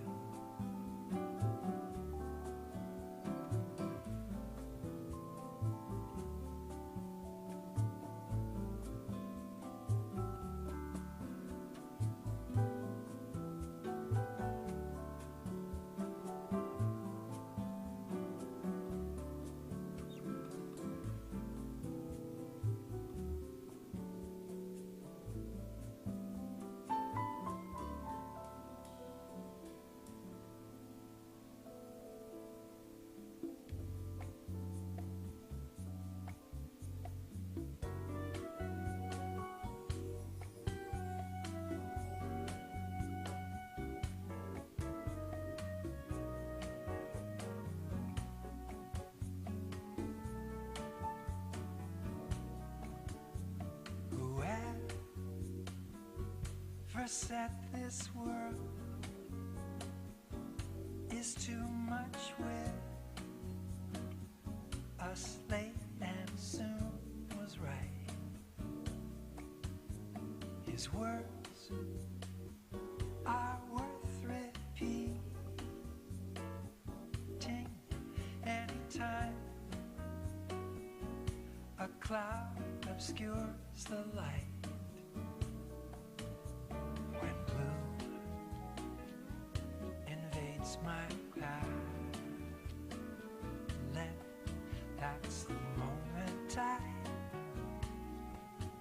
retreat with you. If we're considered recluses, so what? 'Cause I don't care, do you? Let's stay home, we'll twist and shout. We can say the power's out. It doesn't matter what we do. I just wanna spend the day with you. Let's call it sick like others do. Say we don't wanna catch the flu. I really don't care what we do. I just wanna spend the day with you.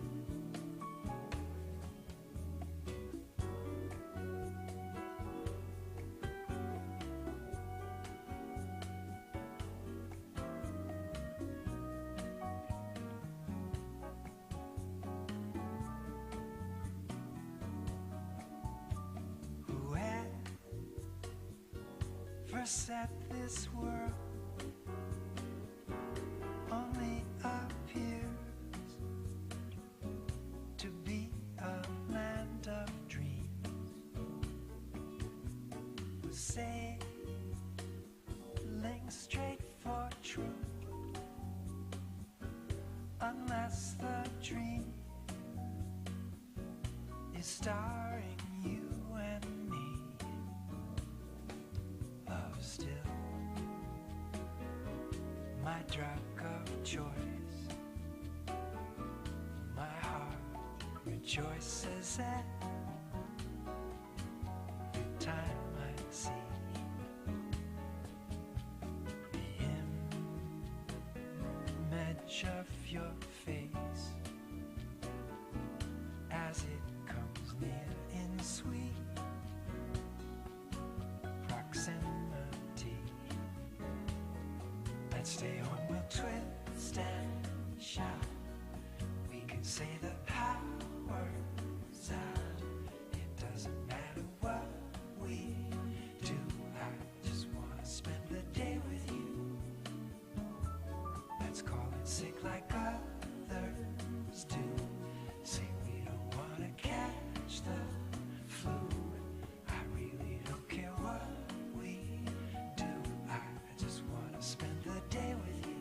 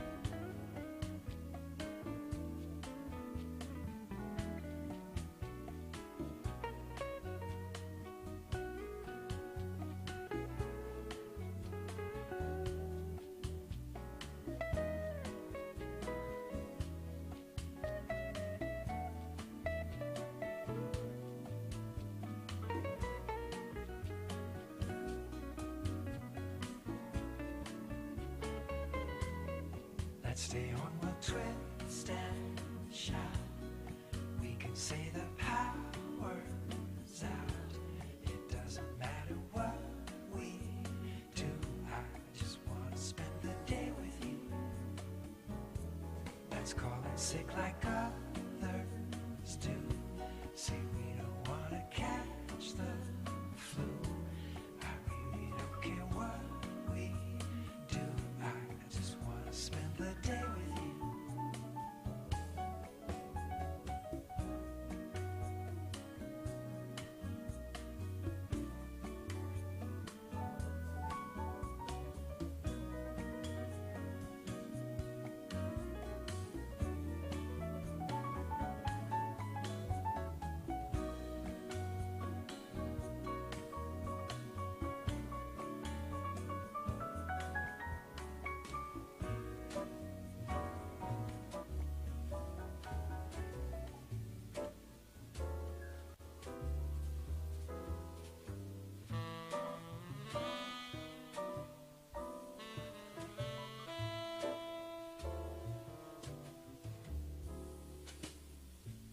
Every weekend while in college, I frequented a little club to listen to jazz.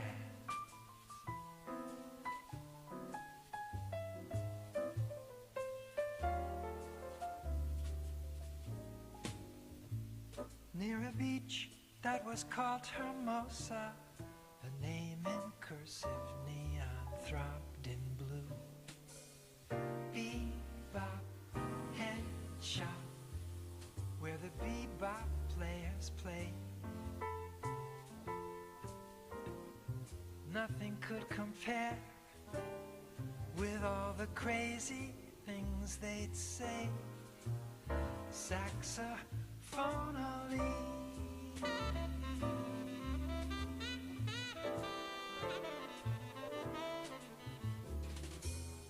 bebop headshot, down at the bebop headshot. Bebop headshot, down at the bebop headshot. Down at the bebop headshot.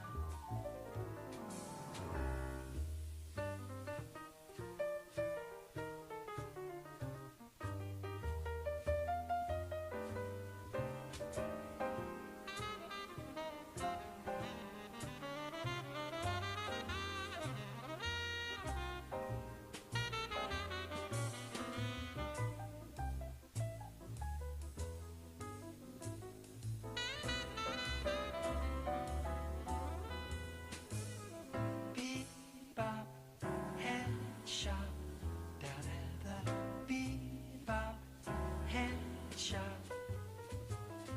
Bebop headshot, down at the bebop headshot. This was back in the 1960s. Everyone's lapels were narrow, Handsome Jack was the press. Bebop headshot, down at the bebop headshot. The cat who coined the phrase, someone asked who is he? The guy behind the bar said it's attributed to Dizzy. What a time it was, why did it ever have to end? All those cats are gone, and now the bebop head shops closed.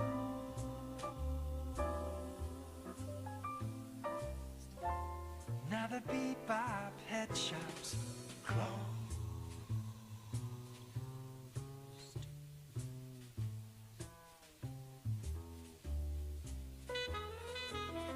Bebop headshot, down at the bebop headshot.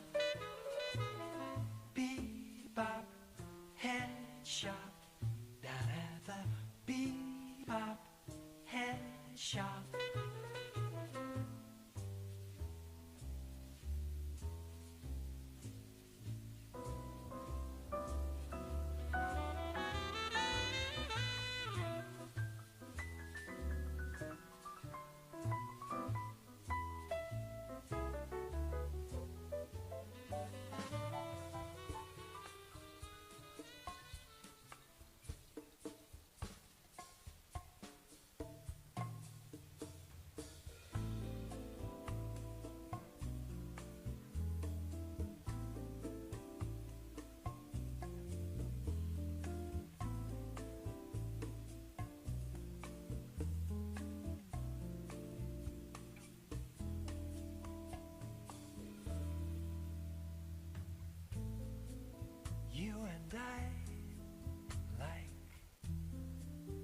distant stars, oh, hemispheres apart.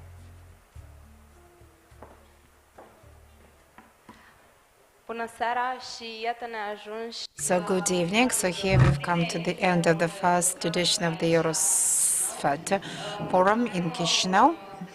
So actually we have two very important announcements.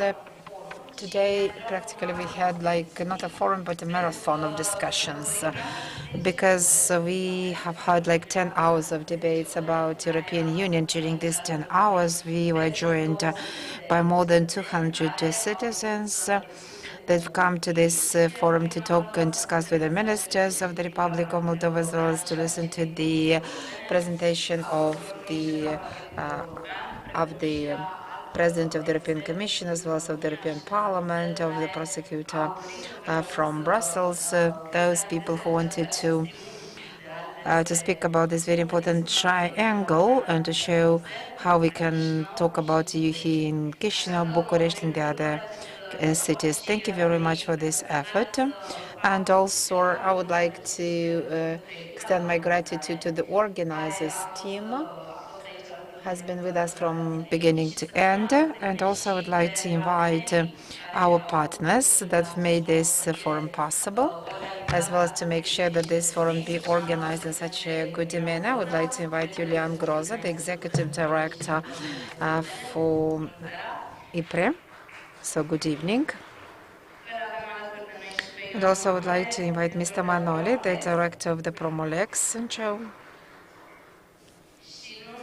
And also I would like to welcome the European Parliamentary member, Zigfried Mureșan, who joined us for the concluding part of this forum. Once again, as I have said, I would like to reiterate that we have a full day of discussions. So this is some information just for Mr. Mureșan, because today we spoke about the Moldovan path towards European integration.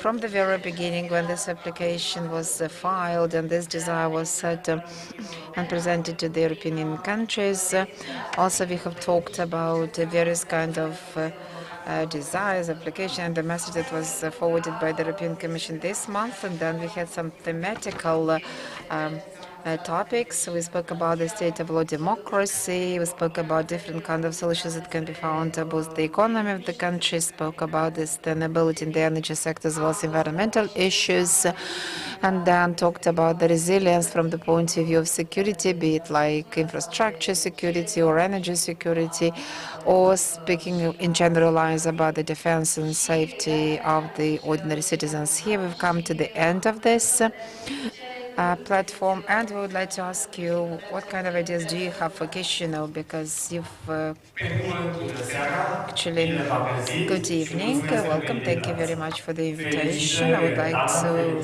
congratulate Tana, congratulations to all the partners for the organization of the first edition of the EUROSFAT in Chișinău, after so many edition of EUROSFAT, successful one that taking place on a regular basis in Romania. So because EUROSFAT exists in Romania, so it's on the most important discussion forum, European topics, and I believe can become the same habit and become a habit in the Republic of Moldova during the next years. It would be important to have such kind of forums, because indeed it's clear that the Republic of Moldova does have an European perspective, and it's clear that Moldova joined the European Union family. There's desire in the Republic, there's openness to European level. Also we see a lot of support, a majority, consistent support among the people of the Republic of Moldova. This kind of support is sufficient in order to give credibility to European Union aspirations. Because if some of the people would start saying that Moldova is split and between the East and West, your response should be the fact that more than 50% of the Moldovan population would like to see Moldova part of European Union, be part of the European family. The same is in the other countries of European Union. there's no unanimous support in Bulgaria, Romania, but there's a coherent, a consistent support of the population that believe that accession to you and belonging to you is the path for development, is a path towards prosperity. And these are the people that believe in the European model, which is based on the law, on the state of law, on democracy, foreseeability, as well as shared and joint values, as well as strong institutions. You've proven, in particular after this illegitimate illegal invasion of the armed forces in Ukraine, you've showed that you're acting in the spirit of European values, and that has been noted at the European level. People from Moldova, and they opened their doors and houses for the people who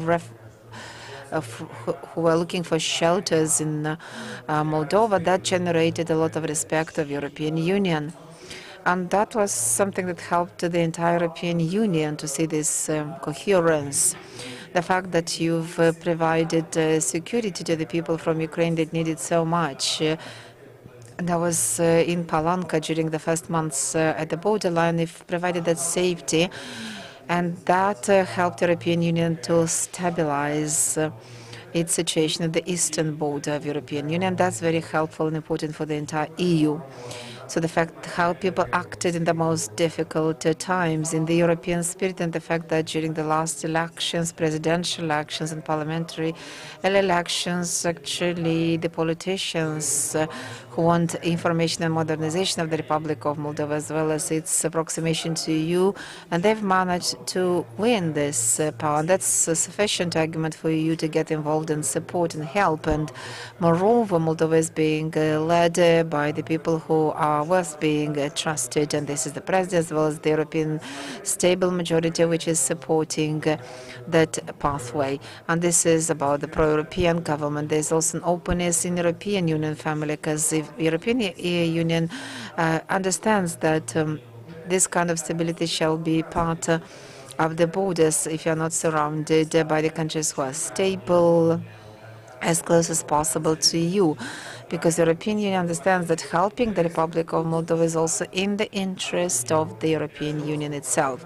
So thereby, I would like to say clearly that the pathway of the Republic of Moldova is guaranteed and secured. We've managed during these 2 years to do a lot of things. Even the most optimistic of the European people, we do not believe it, but we've done it quicker compared with the other Eastern or Western European countries who joined EU. From May 2022, you've lodged the application for you, and in less than 4 months, by the end of June 2022, European Union provided the status of a candidacy country.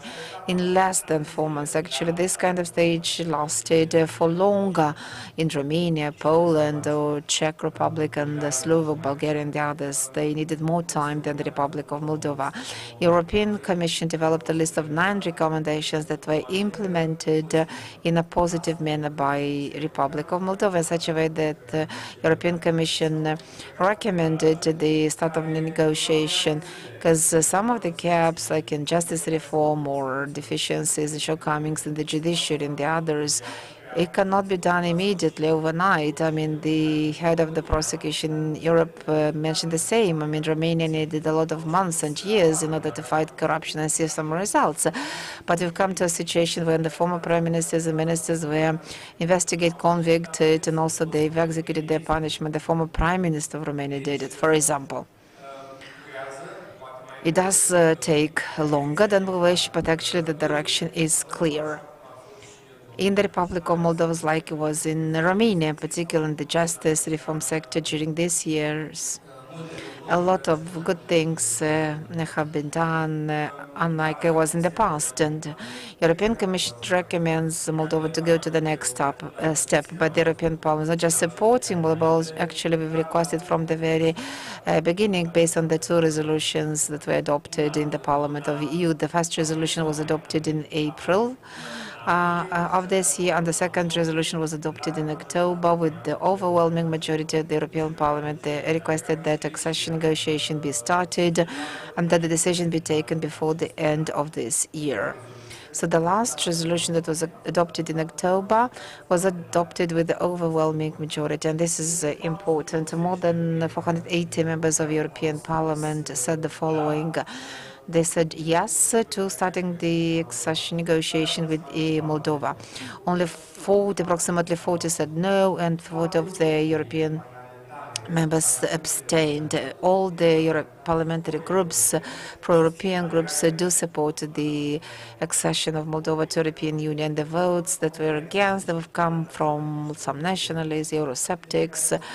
And I can tell you the following, because they're very noisy. Sometimes they are not so polite, but they would not be able to influence the decisions of European Union, because the Republic of Moldova can build on the pro-European overwhelming majority of European Parliament in its pathway. And so the vote was 80%, and this is absolutely sufficient, and that's positive and okay.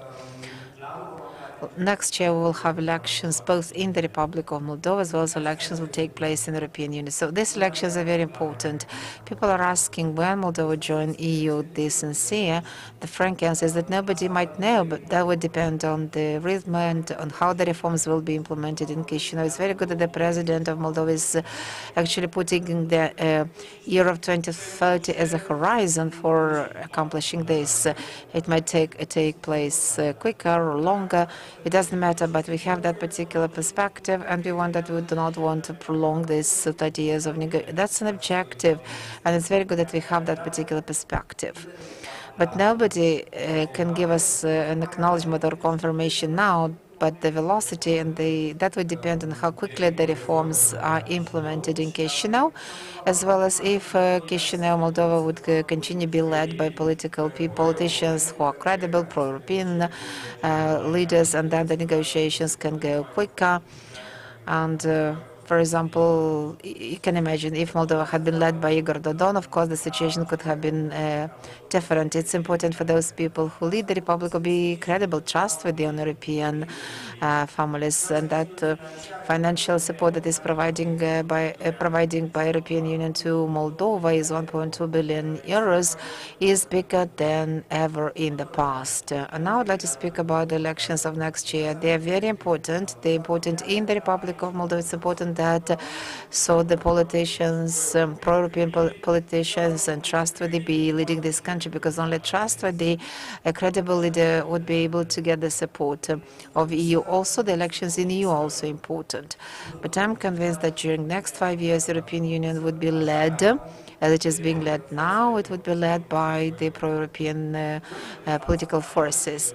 Currently, the European Parliament has got a majority of the most important three political groups. The biggest political group is the political group that I belong to, and this is People's Party and the Solidarity, and Pass is a member of that. The second one is the Social Democrats group, European Social Democrats group. So these are the politicians that we might have different opinions on social issues or economic issues, but they're also pro-Europeans, and they also believe in European solutions. And also we have more common things compared with the extremists. And the third one is this moderate group, which was created based on the former liberal group and of the group of Macron, and this is also support and a friend of the path course of the Republic of Moldova. So these are three pro-European groups in the European Parliament.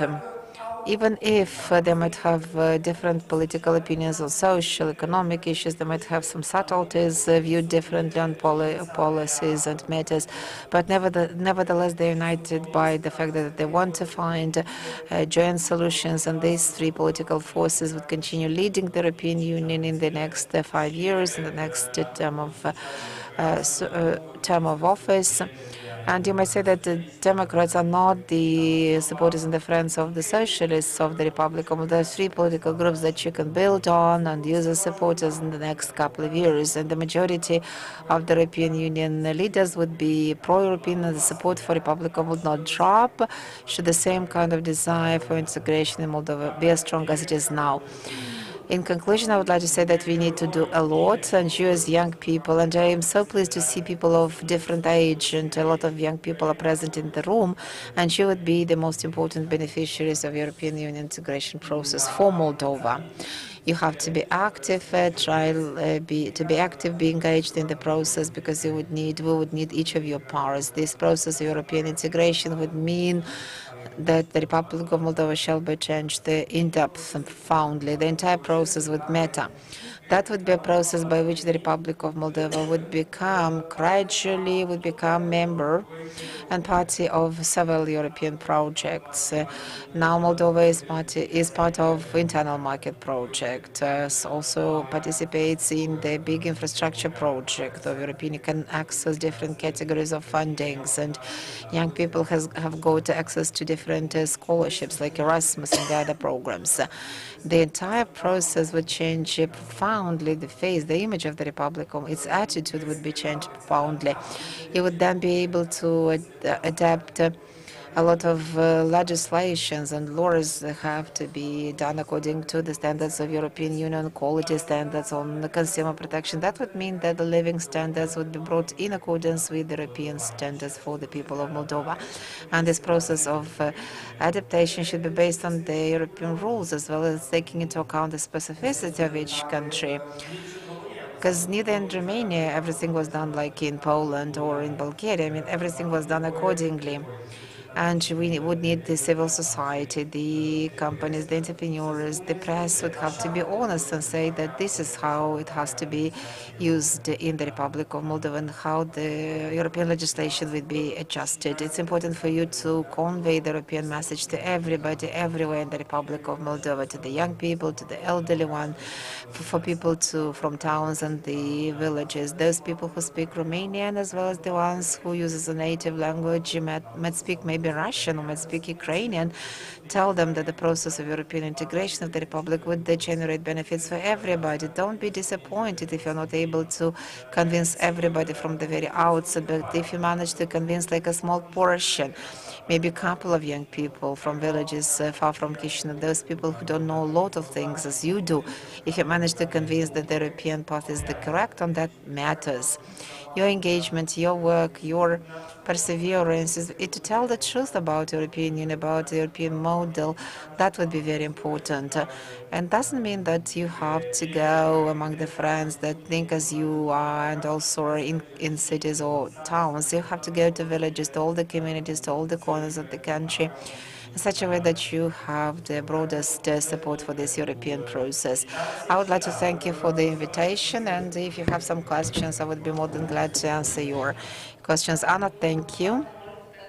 Thank you for a very strong message, and that was a very good conclusion for all the discussions that we had today. You spoke about the young generation, their participation. We had a discussion, a session dedicated to things, how Republic of Moldova can be transformed into a country where young people would choose to come back or choose to stay in the Republic of Moldova. And since you've been talking about civil society and dialogue, it's very important that I have Julian and you, Adrian Lupușor from Expert Group. I would like to welcome you also. He was here during the entire forum.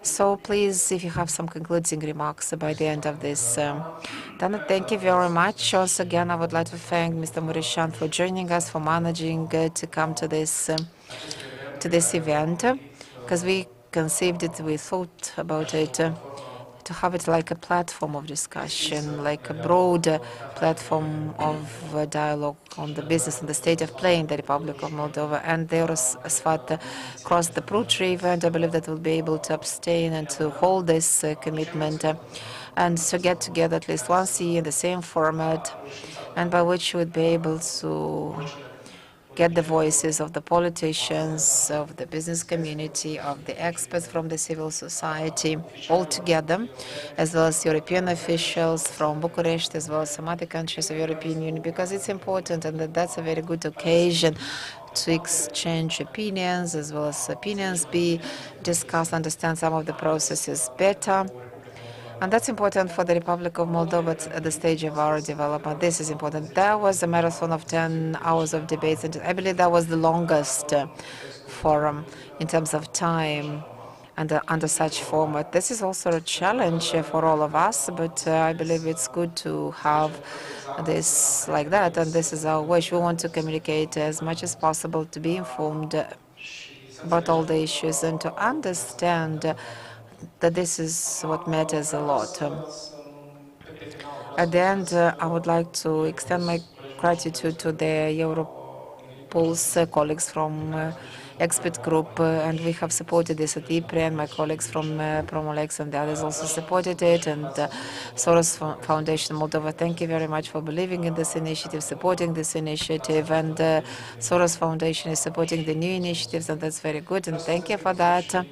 And also I would like to thank the European Union delegation in Chisinau, also being a very important and a trustworthy partner for us, for all the good initiatives that are also coming and initiated by the civil society. And the Civil Society for European Integration project is a project that is implemented together with the colleagues from the Friedrich Ebert Stiftung Foundation, who are also the partners of today, and our colleagues, together with the colleagues from Expert Group and the Institute Civilis, which is also another active organization in this field. Having said that, thank you to everybody for your participation, and the ones who follow us will go to Chadrlunga tomorrow at 11 o'clock. So we'll have an event organized in Chadrlunga, and on Thursday we'll be in Belts at 2 p.m. in the Nortec conference of the Alec Rousseau University, State University from Belts, and then we would have Ambassador of Romania, Cristian Țurcanu, as a special guest speaker, along with the State Secretary of Ministry of Foreign Affairs, Mr. Leuk, and then we would continue the same kind of format of discussion. Thank you very much to everybody. Thanks a lot, Julian. Yes, we had a marathon yesterday, today in Chisinau, then Chadrlunga, then Belts. Well, you want a couple of concluding remarks? Well, I'm honored also to come with a short concluding remark. I would like to thank you, Mr. Mureșan, on behalf of the Republic of Moldova for the support provided by the European Union to the Republic of Moldova, and I frequently say that since I remember myself, since the Republic of Moldova acquired independence, our country has always received support and help on behalf of international partners. And I am willing to ever see the Republic of Moldova also to ever become a donor, a supporter. And I wish to see our country changing the page, becoming from a receptor into a provider of support. But this is possible only if we do our homework. We received a message yesterday in Hungarian, and I think I will deliver it here. We want to go into the EU. We are the ones who are longing to become members of the EU. The EU embraces us, will accept us, and we are grateful for that. But it's first and foremost for our own benefit. We want security, we want development, we want those who quit the country for some better living to get back. And this is only possible if we are part of the European family. What I personally wish, and maybe the majority, and that was said in Hungarian also, is that the process that we started this year to be a reversible one.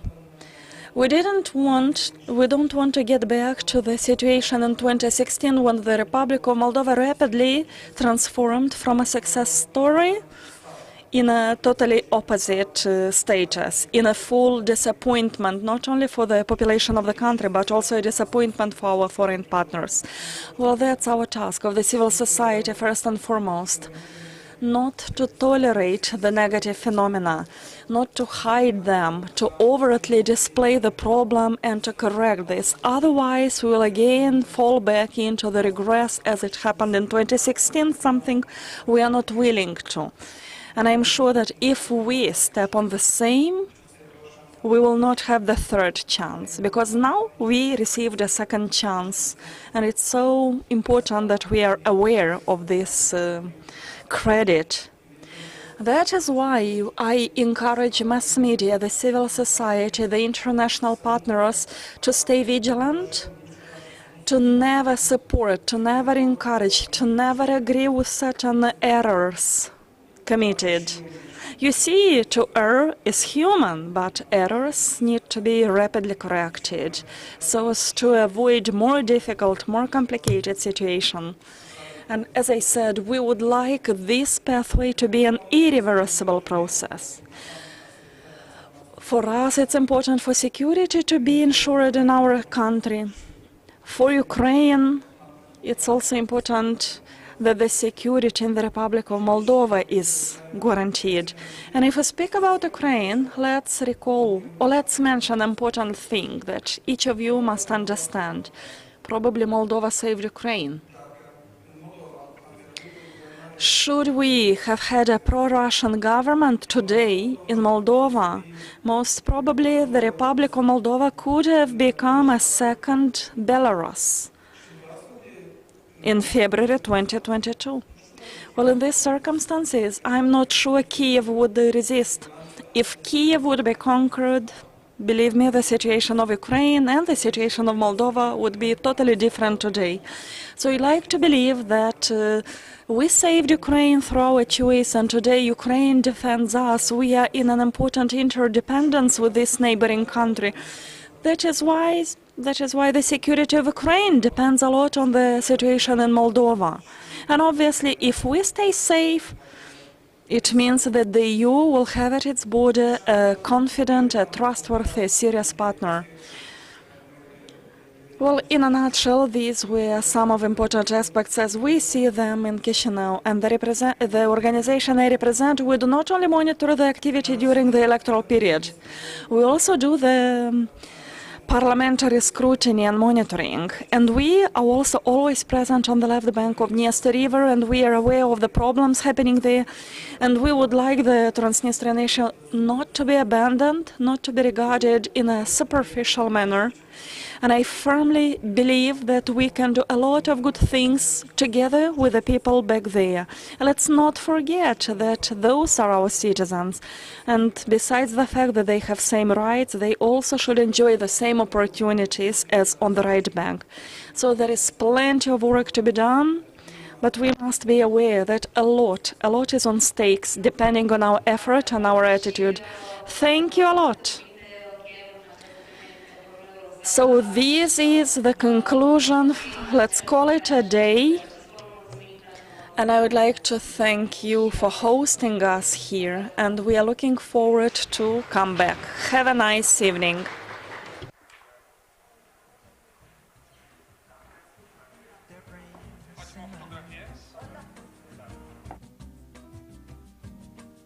And all of them seemed painted by Bosch Hieronymus.